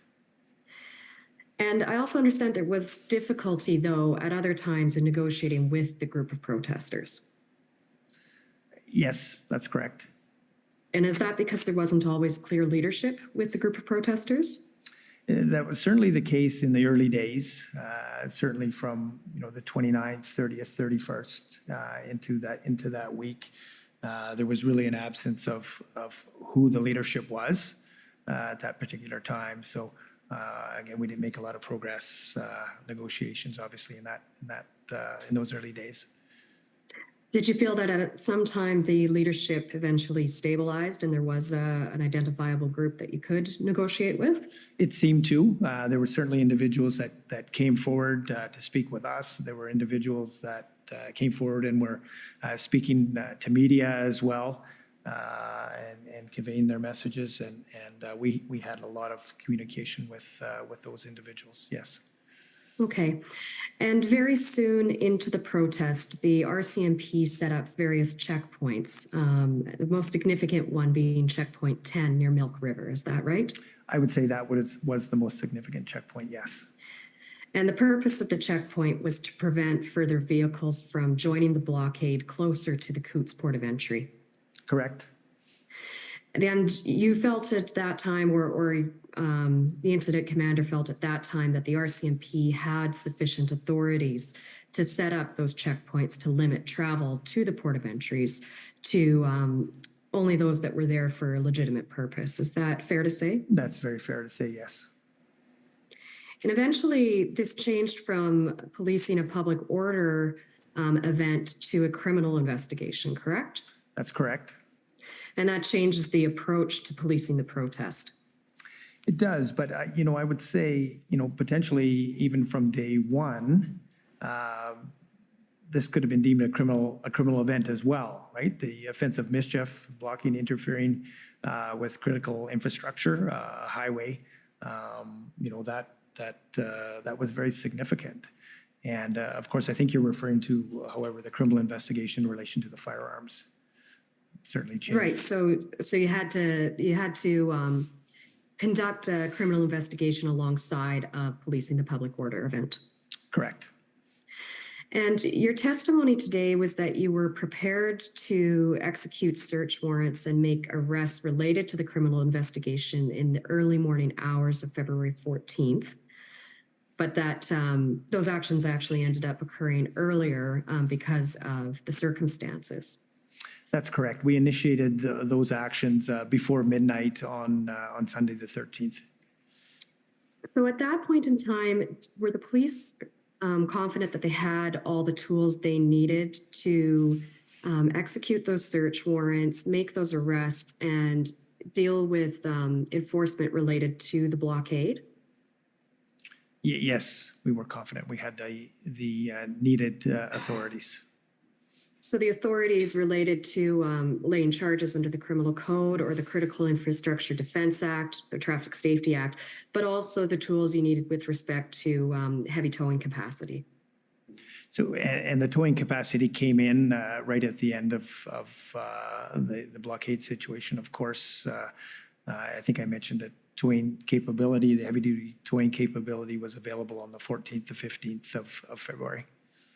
And even if equipment wasn't quite there yet, you knew it was on the way and it had been secured for the RCMP's use? Right. It was brought to Coots on the 15th, the morning of the 15th. Right. Do you know when the protesters first indicated a desire to leave the protest site? Can you be more specific in context? So our understanding from the testimony of Marco van Hugenbos is that the protesters didn't want the Coots protest to be associated with the criminal element uncovered by the search warrants and laying of criminal charges. And you indicated that the protesters had attempted to negotiate their departure and in relation to any potential criminal charges they could be facing. I'm asking the question of at what point in time did the protesters first indicate to the RCMP their desire to start to leave the protest site? Yeah, that time was approximately mid to late afternoon on February 14th. So as you're aware, we had made the arrests early in the morning hours of the 13th and 14th, and it was later on the 14th that they first indicated. And they, I think they went back and forth a bit amongst their group to make their final decision, as I understand it. And did they give you any indication of what their reasons were for wanting to leave at that time? Was it simply because of the criminal investigation that had been undertaken? That was my understanding, is that it was, again, they wanted to distance themselves from that criminal aspect, that criminal investigation. Okay. Now, all of this happened without the powers of the powers granted under the Emergencies Act. Is that correct? That's correct. And I understand that at that time, some of the protesters did transition over to the legal protest site. Is that your understanding as well? Yeah, and that occurred after the blockade dissolved, I'll say. Some of the protesters moved to the lawful protest site, primarily protesters from Checkpoint 10, as I understand it, not from the main protest site near the border. Okay. Do you know how long protesters stayed at the legal protest site? I believe some stayed for quite a period of time, a number of weeks, and perhaps beyond as well. Maybe a couple months in duration. There were never a large number at that particular location, but there were some that certainly seemed, I'll say, somewhat comfortable or steadfast in their desire to stay. And they were there even after the public order emergency declaration was revoked, correct? That's correct. And after that time, with no extra powers under the Emergencies Act, there were no further blockades of any of the port of entries in Alberta. Is that correct? There were no further blockades at the port. That's correct. All right. Thank you, Deputy Commissioner. Those are my only questions today. Thank you. Thank you. Convoy organizers, please.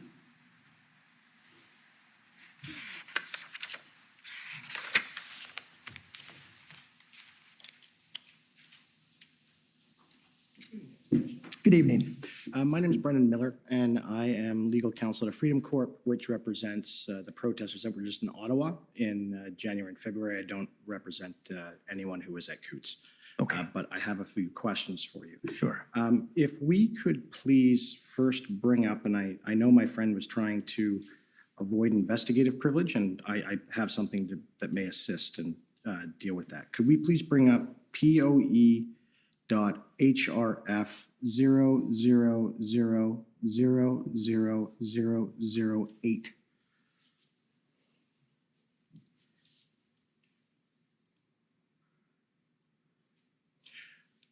So, sir, what this is it's a news article by CBC journalists Megan Grant and Rachel Ward. And I understand in September of this year, they brought an application and got access to some of the ITOs in the matter.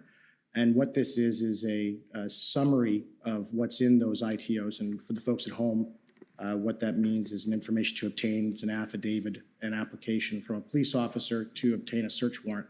So I'm wondering if we can just scroll through this and if you could tell me, I'm not going to have to read it to you, just if the facts in here are accurate, because these are public facts and we don't need to worry about any form of issue with privilege.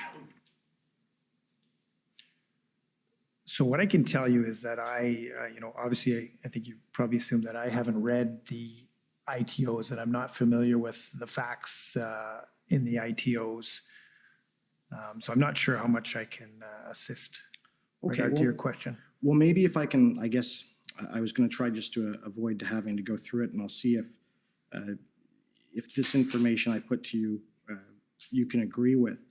So I understand that for that operation, the undercover operation, there was a wiretap as well as a search warrant for the raids. Is that about, do you remember that? Or you're aware of that?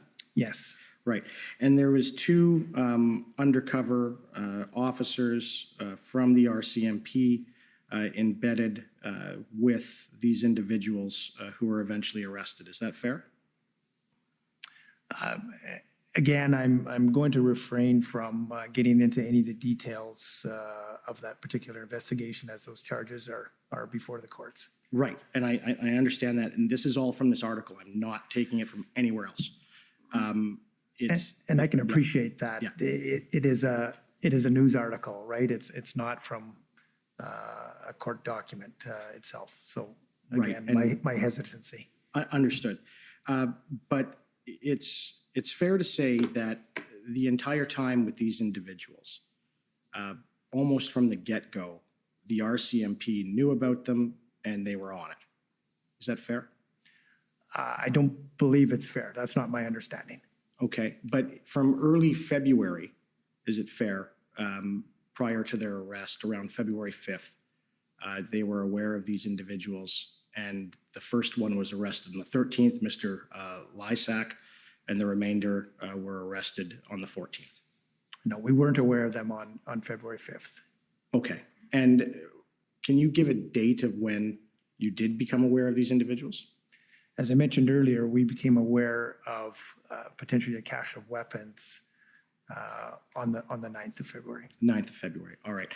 And according to this article, the two undercover officers essentially interacted with these gentlemen in a bar and were able to gather intel, and that led to the arrest and the raid on the house. Is that fair? Again, I'm very hesitant to comment. Thank you. Well, this article just outlines that, and I understand the ITOs are actually publicly available, so I'll try to get those for the commission so they just have a better understanding. I can probably get them from Alberta sometime next week.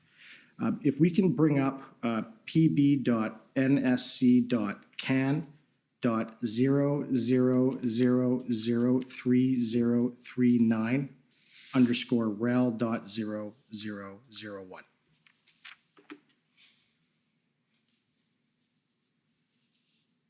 Okay. Have you seen this document before? I saw this document just very briefly before I took the stand here this evening. Oh, okay. So you're familiar then with respect to this document being a memorandum, I believe, from your legal department in March of 2020 with respect to the Emergencies Act, but it's not speaking about a public order emergency. It's speaking about a public welfare emergency regarding COVID. Is that fair? Again, I wouldn't say I'm familiar with the document, sir.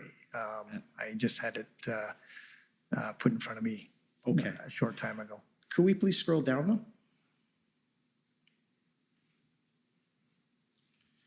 And to the second page, please. And the third page, I apologize. All right, and I just want to take you to the role of the RCMP, and my colleague with the CCF touched on this a bit with the commissioner. but this summarizes it nicely and given us an internal document. There at the second point, it states that under Section 18A of the RCMP Act and Section 14(1)A of the RCMP regulations, RCMP members serving as peace officers have a duty to enforce the law. And it's speaking to orders invoked under the Emergencies Act.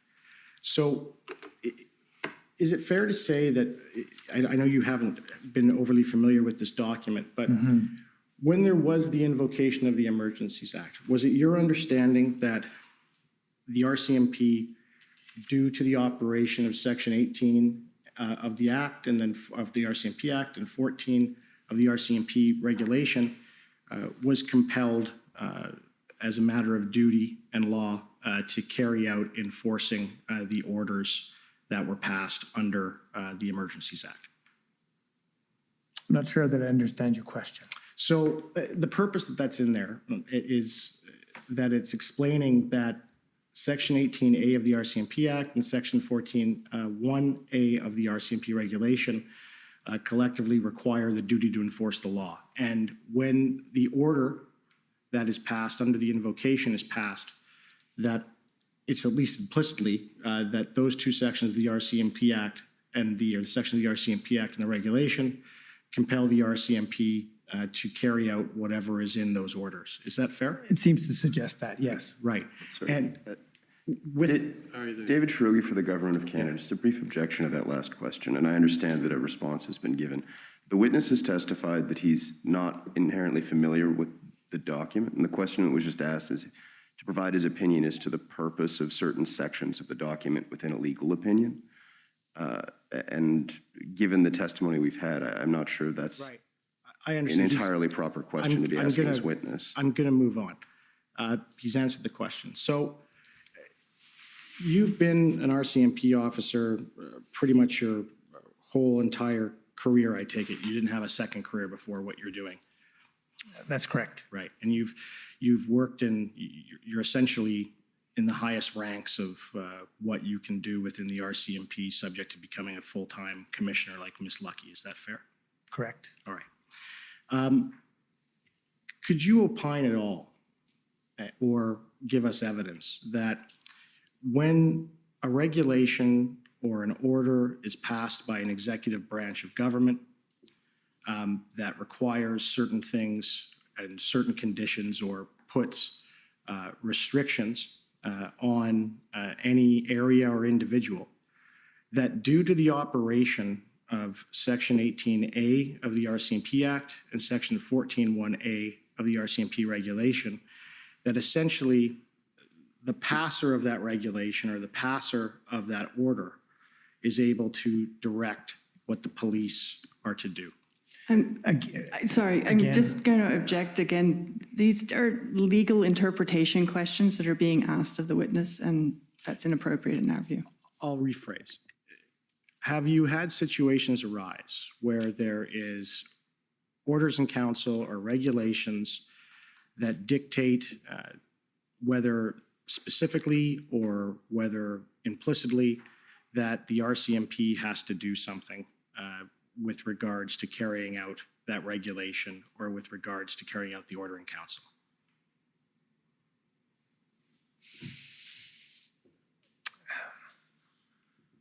Nothing comes to mind at this particular moment.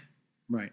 So it's a very, if there is an order or a regulation that would compel the RCMP to do something, that would be a very exceptional thing to interfere in the direction of policing. Is that fair? You're asking a very hypothetical question. I don't know that I can comment. That's okay. Thank you very much. Thank you. Okay, next, the Democracy Fund, JCCF.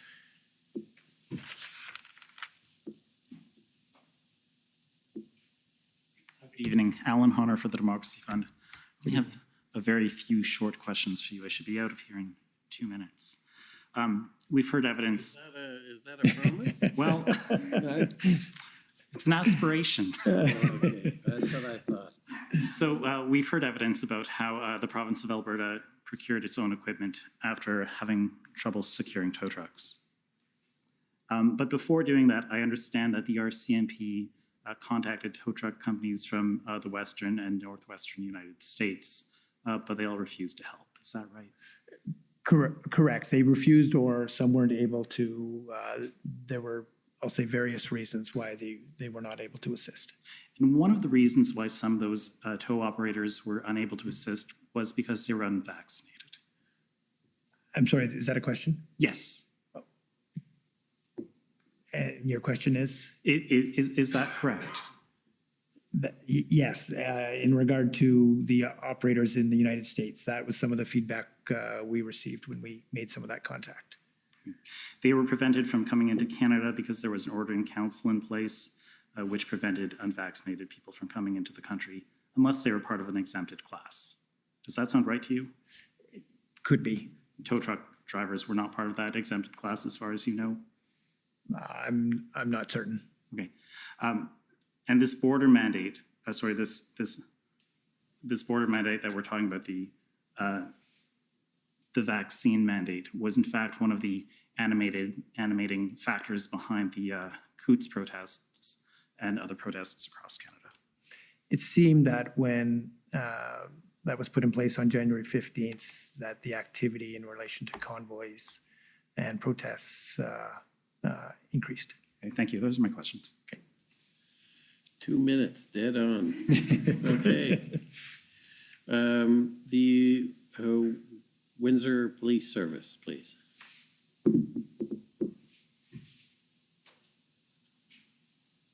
Good evening, Heather Patterson for the Windsor Police Service. I don't think my camera's working, unfortunately, but we have no questions for this witness, so you don't need to see me. Okay, well, that's, thank you. Thank you. The City of Windsor. Good evening. Graham Reeder for the City of Windsor. We have no further questions and we yield the remainder of our time to the Government of Canada. Thank you. Okay, next is National Police Federation. And our questions were asked by Commission Council and answered, so thank you very much. Government of Canada.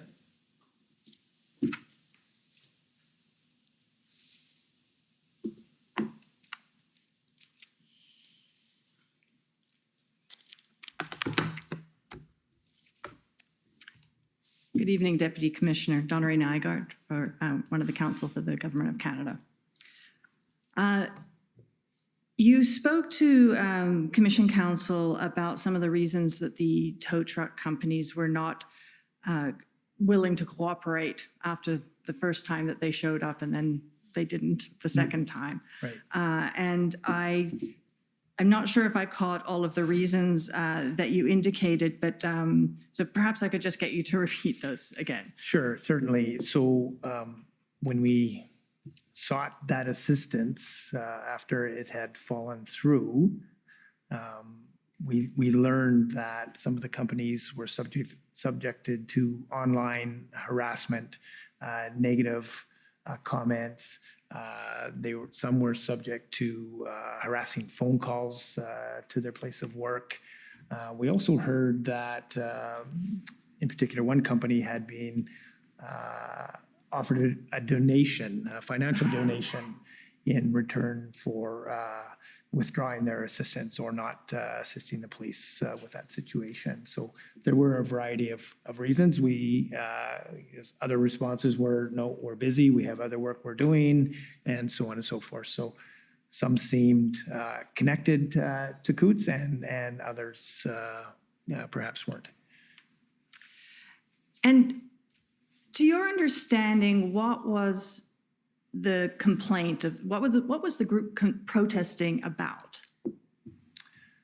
So I think it started as a protest around the public health measures that had been put in place both provincially and federally. And as I mentioned earlier, the convoy aspect of protests seemed to initiate or perhaps increase after the January 15th announcement around international travel restrictions. And did you have any understanding of what they were trying to accomplish with their protest? I think they wanted to be heard. I think they wanted the health measures to be revoked or removed or stood down. It seemed that was the gist or the thrust of their concern. And during the protest in Coots on February 8th, the Alberta government made an announcement rolling back some of the mandates, correct? They made that announcement on February 8th, that's correct. And did that have an impact on the protest? Well, unfortunately, it did in the context of prior to the 8th, there was one lane of traffic in each direction open through the port. It was shortly after the announcement on February 8th that the protesters blocked that free lane of travel and communicated to us that they weren't happy with the announcement. And just to back up for a moment, there was obviously a number of border blockades across the country. The Coots one was the first, correct? Correct. And it developed around the same time that the convoys arrived in Ottawa? That's my understanding, yes. And prior to the arrests that occurred on the 14th and the incident on the 13th that you've described, what, if any, level of violence or that kind of behavior was there at the protest? Well, there were about 6 incidents, not unlike I described earlier, where we had to take evasive. Well, let me be more clear. There were approximately 6 incidents where large equipment, tractors, trucks went through barricades, around barricades, in essence, breaking the perimeter that we had set up. And I would call it a perimeter, but it was a very loose perimeter given the geography of the area. And as I mentioned earlier, the ability to travel through medians and ditches and across fields. So, nonetheless, there were about 6 incidents that really concerned us and the safety of our police officers at that site. And my friend asked you about the charges that were laid, and I'm going to call up a document. It's pb.nsc.can.408371.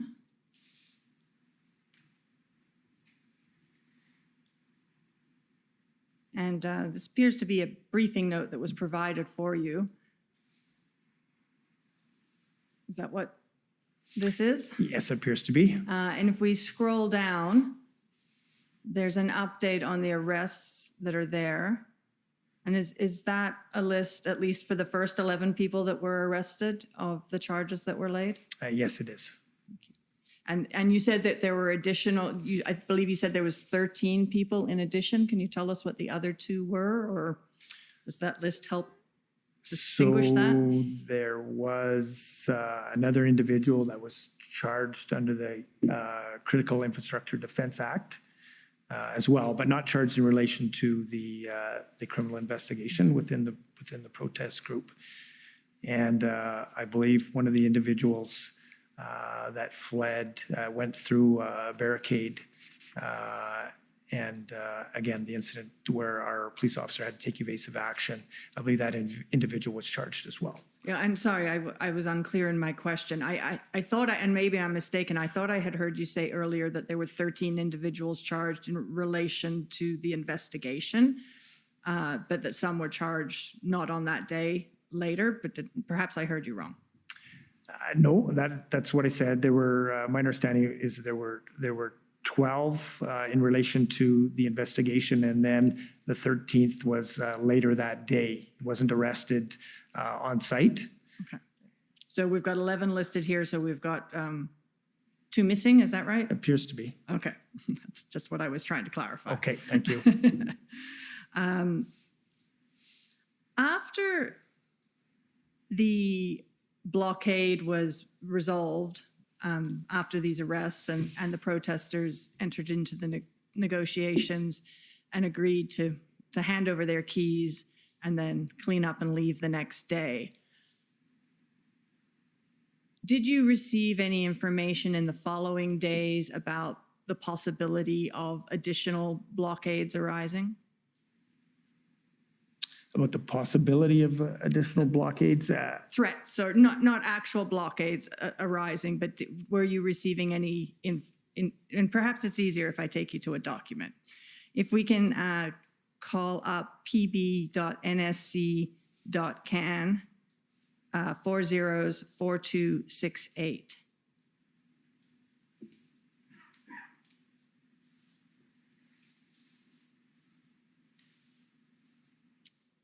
And first, can you tell us, do you recognize what this document is? It doesn't look familiar to me, but I'm sure I can interpret it. Okay. If we can scroll down towards, oh, there, up a little bit. At the last bullet point there under Superintendent DeRox. Was that information that was provided to you as well? So this is subsequent to the dismantling of the blockade? Oh, yes, we can go up to the top and see the date. The 17th. On the 17th at 0900, okay. I don't know that I was privy to that information. Okay. And were you, we'll pull up another document, a pb.nsc.can 408362.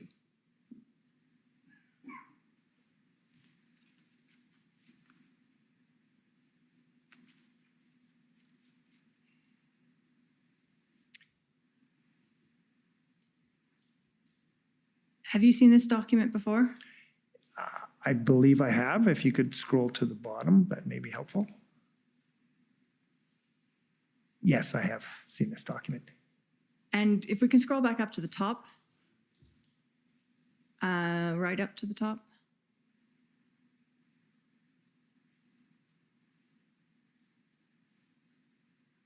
So it talks about in order to keep protests legal.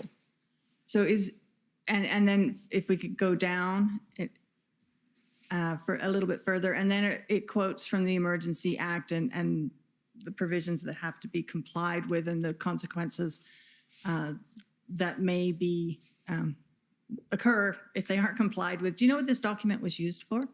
My understanding, it was used on February 18th as we had, I'll say, stragglers at checkpoint 10 that were still occupying, not blocking the roadway, but occupying aspects of the roadway in the immediate areas, median, so on and so forth.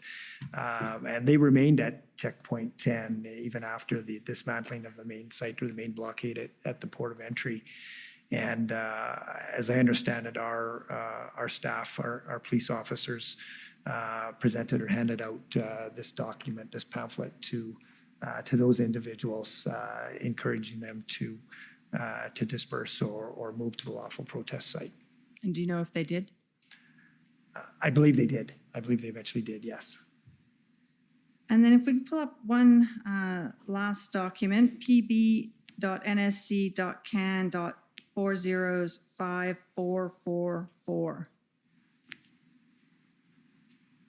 Now, as the commission indicated earlier, when you were interviewed, a number of your colleagues were also there, including the Deputy Commissioner from BC. We don't have them appearing before us here, so I'm going to ask you a question about BC. This is an email that appears to be from an RCMP officer, or this one is to the RCMP officer, but if we scroll down, you can see at the beginning, it appears to be from her. And then if we can go back up to the response she receives. And perhaps I should ask, have you seen this email before? No, I'm not familiar with it at all.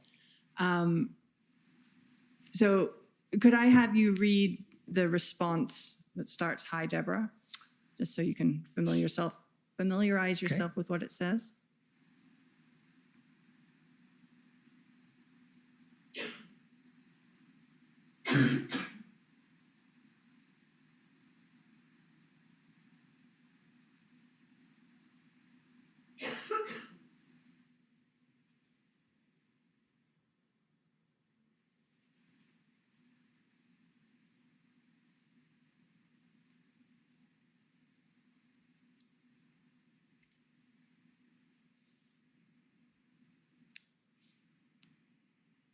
Okay. And it seems to indicate that this individual was providing tow truck services as a result of being directed to by the Surrey RCMP under the Emergencies Act. What is your understanding of the delegation of the commissioner's power to compel tow trucks within the RCMP? Was that power delegated to you, for example, or to your colleague in BC, as far as you're aware? For certain, I can tell you that I received that delegation from the commissioner, and I subsequently made delegations to, I believe, 4 of my senior officers as well in Alberta.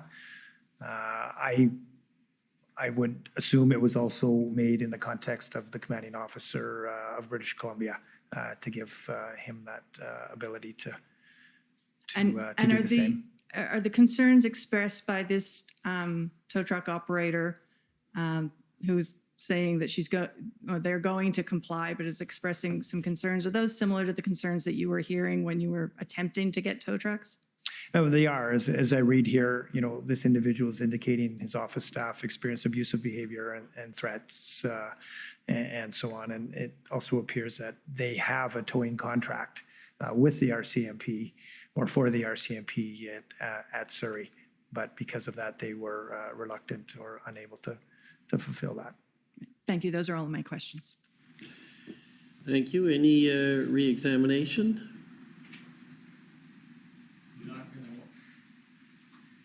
You're not going to want to hear this, Mr. Commissioner, but I have one question in re-examination.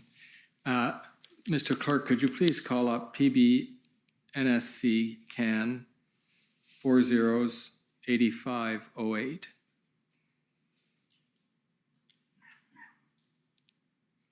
And Deputy Commissioner, I'm just going to ask you a few questions because I might be able to show you a document that you're more willing to talk about than the newspaper article you were willing to talk about with my friend Mr. Miller.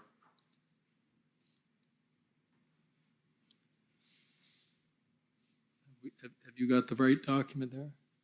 It should be an RCMP K Division Criminal Law now. There we go. Thank you.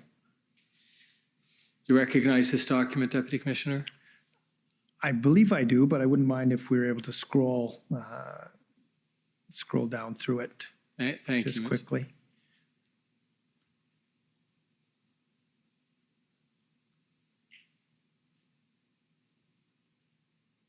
Yes, I do recognize it. Thank you. And I just, the only questions I have about this is to ask you if first of all, does this document accord with your understanding of the, at least the publicly available information about the investigation? Yes. And the point that I'd like to draw to your attention is the section under assessment, which reads, to date, there has been no information uncovered to suggest that there is an organized effort between the individuals charged in Alberta and individuals involved in the Ottawa protest. Do you see that there? I do. And that's your understanding of the assessment of the criminal investigation to date? That is, yes. Thank you. I have no other questions. Thank you, Commissioner. Okay, well, thank you very much for your testimony and for coming and for being resilient, although it may be still Alberta time for you, which is not for us, or for most of us. So with that, you're free to go, and with our thanks. Thank you. So we'll adjourn until tomorrow morning at 9:30, and we, again, should anticipate long days. I hope not as long as today, but that I'll try and be more regimental with the time allocations, but I can't guarantee it. Okay, thank you very much. And, The commission is adjourned. La commission est adjournée.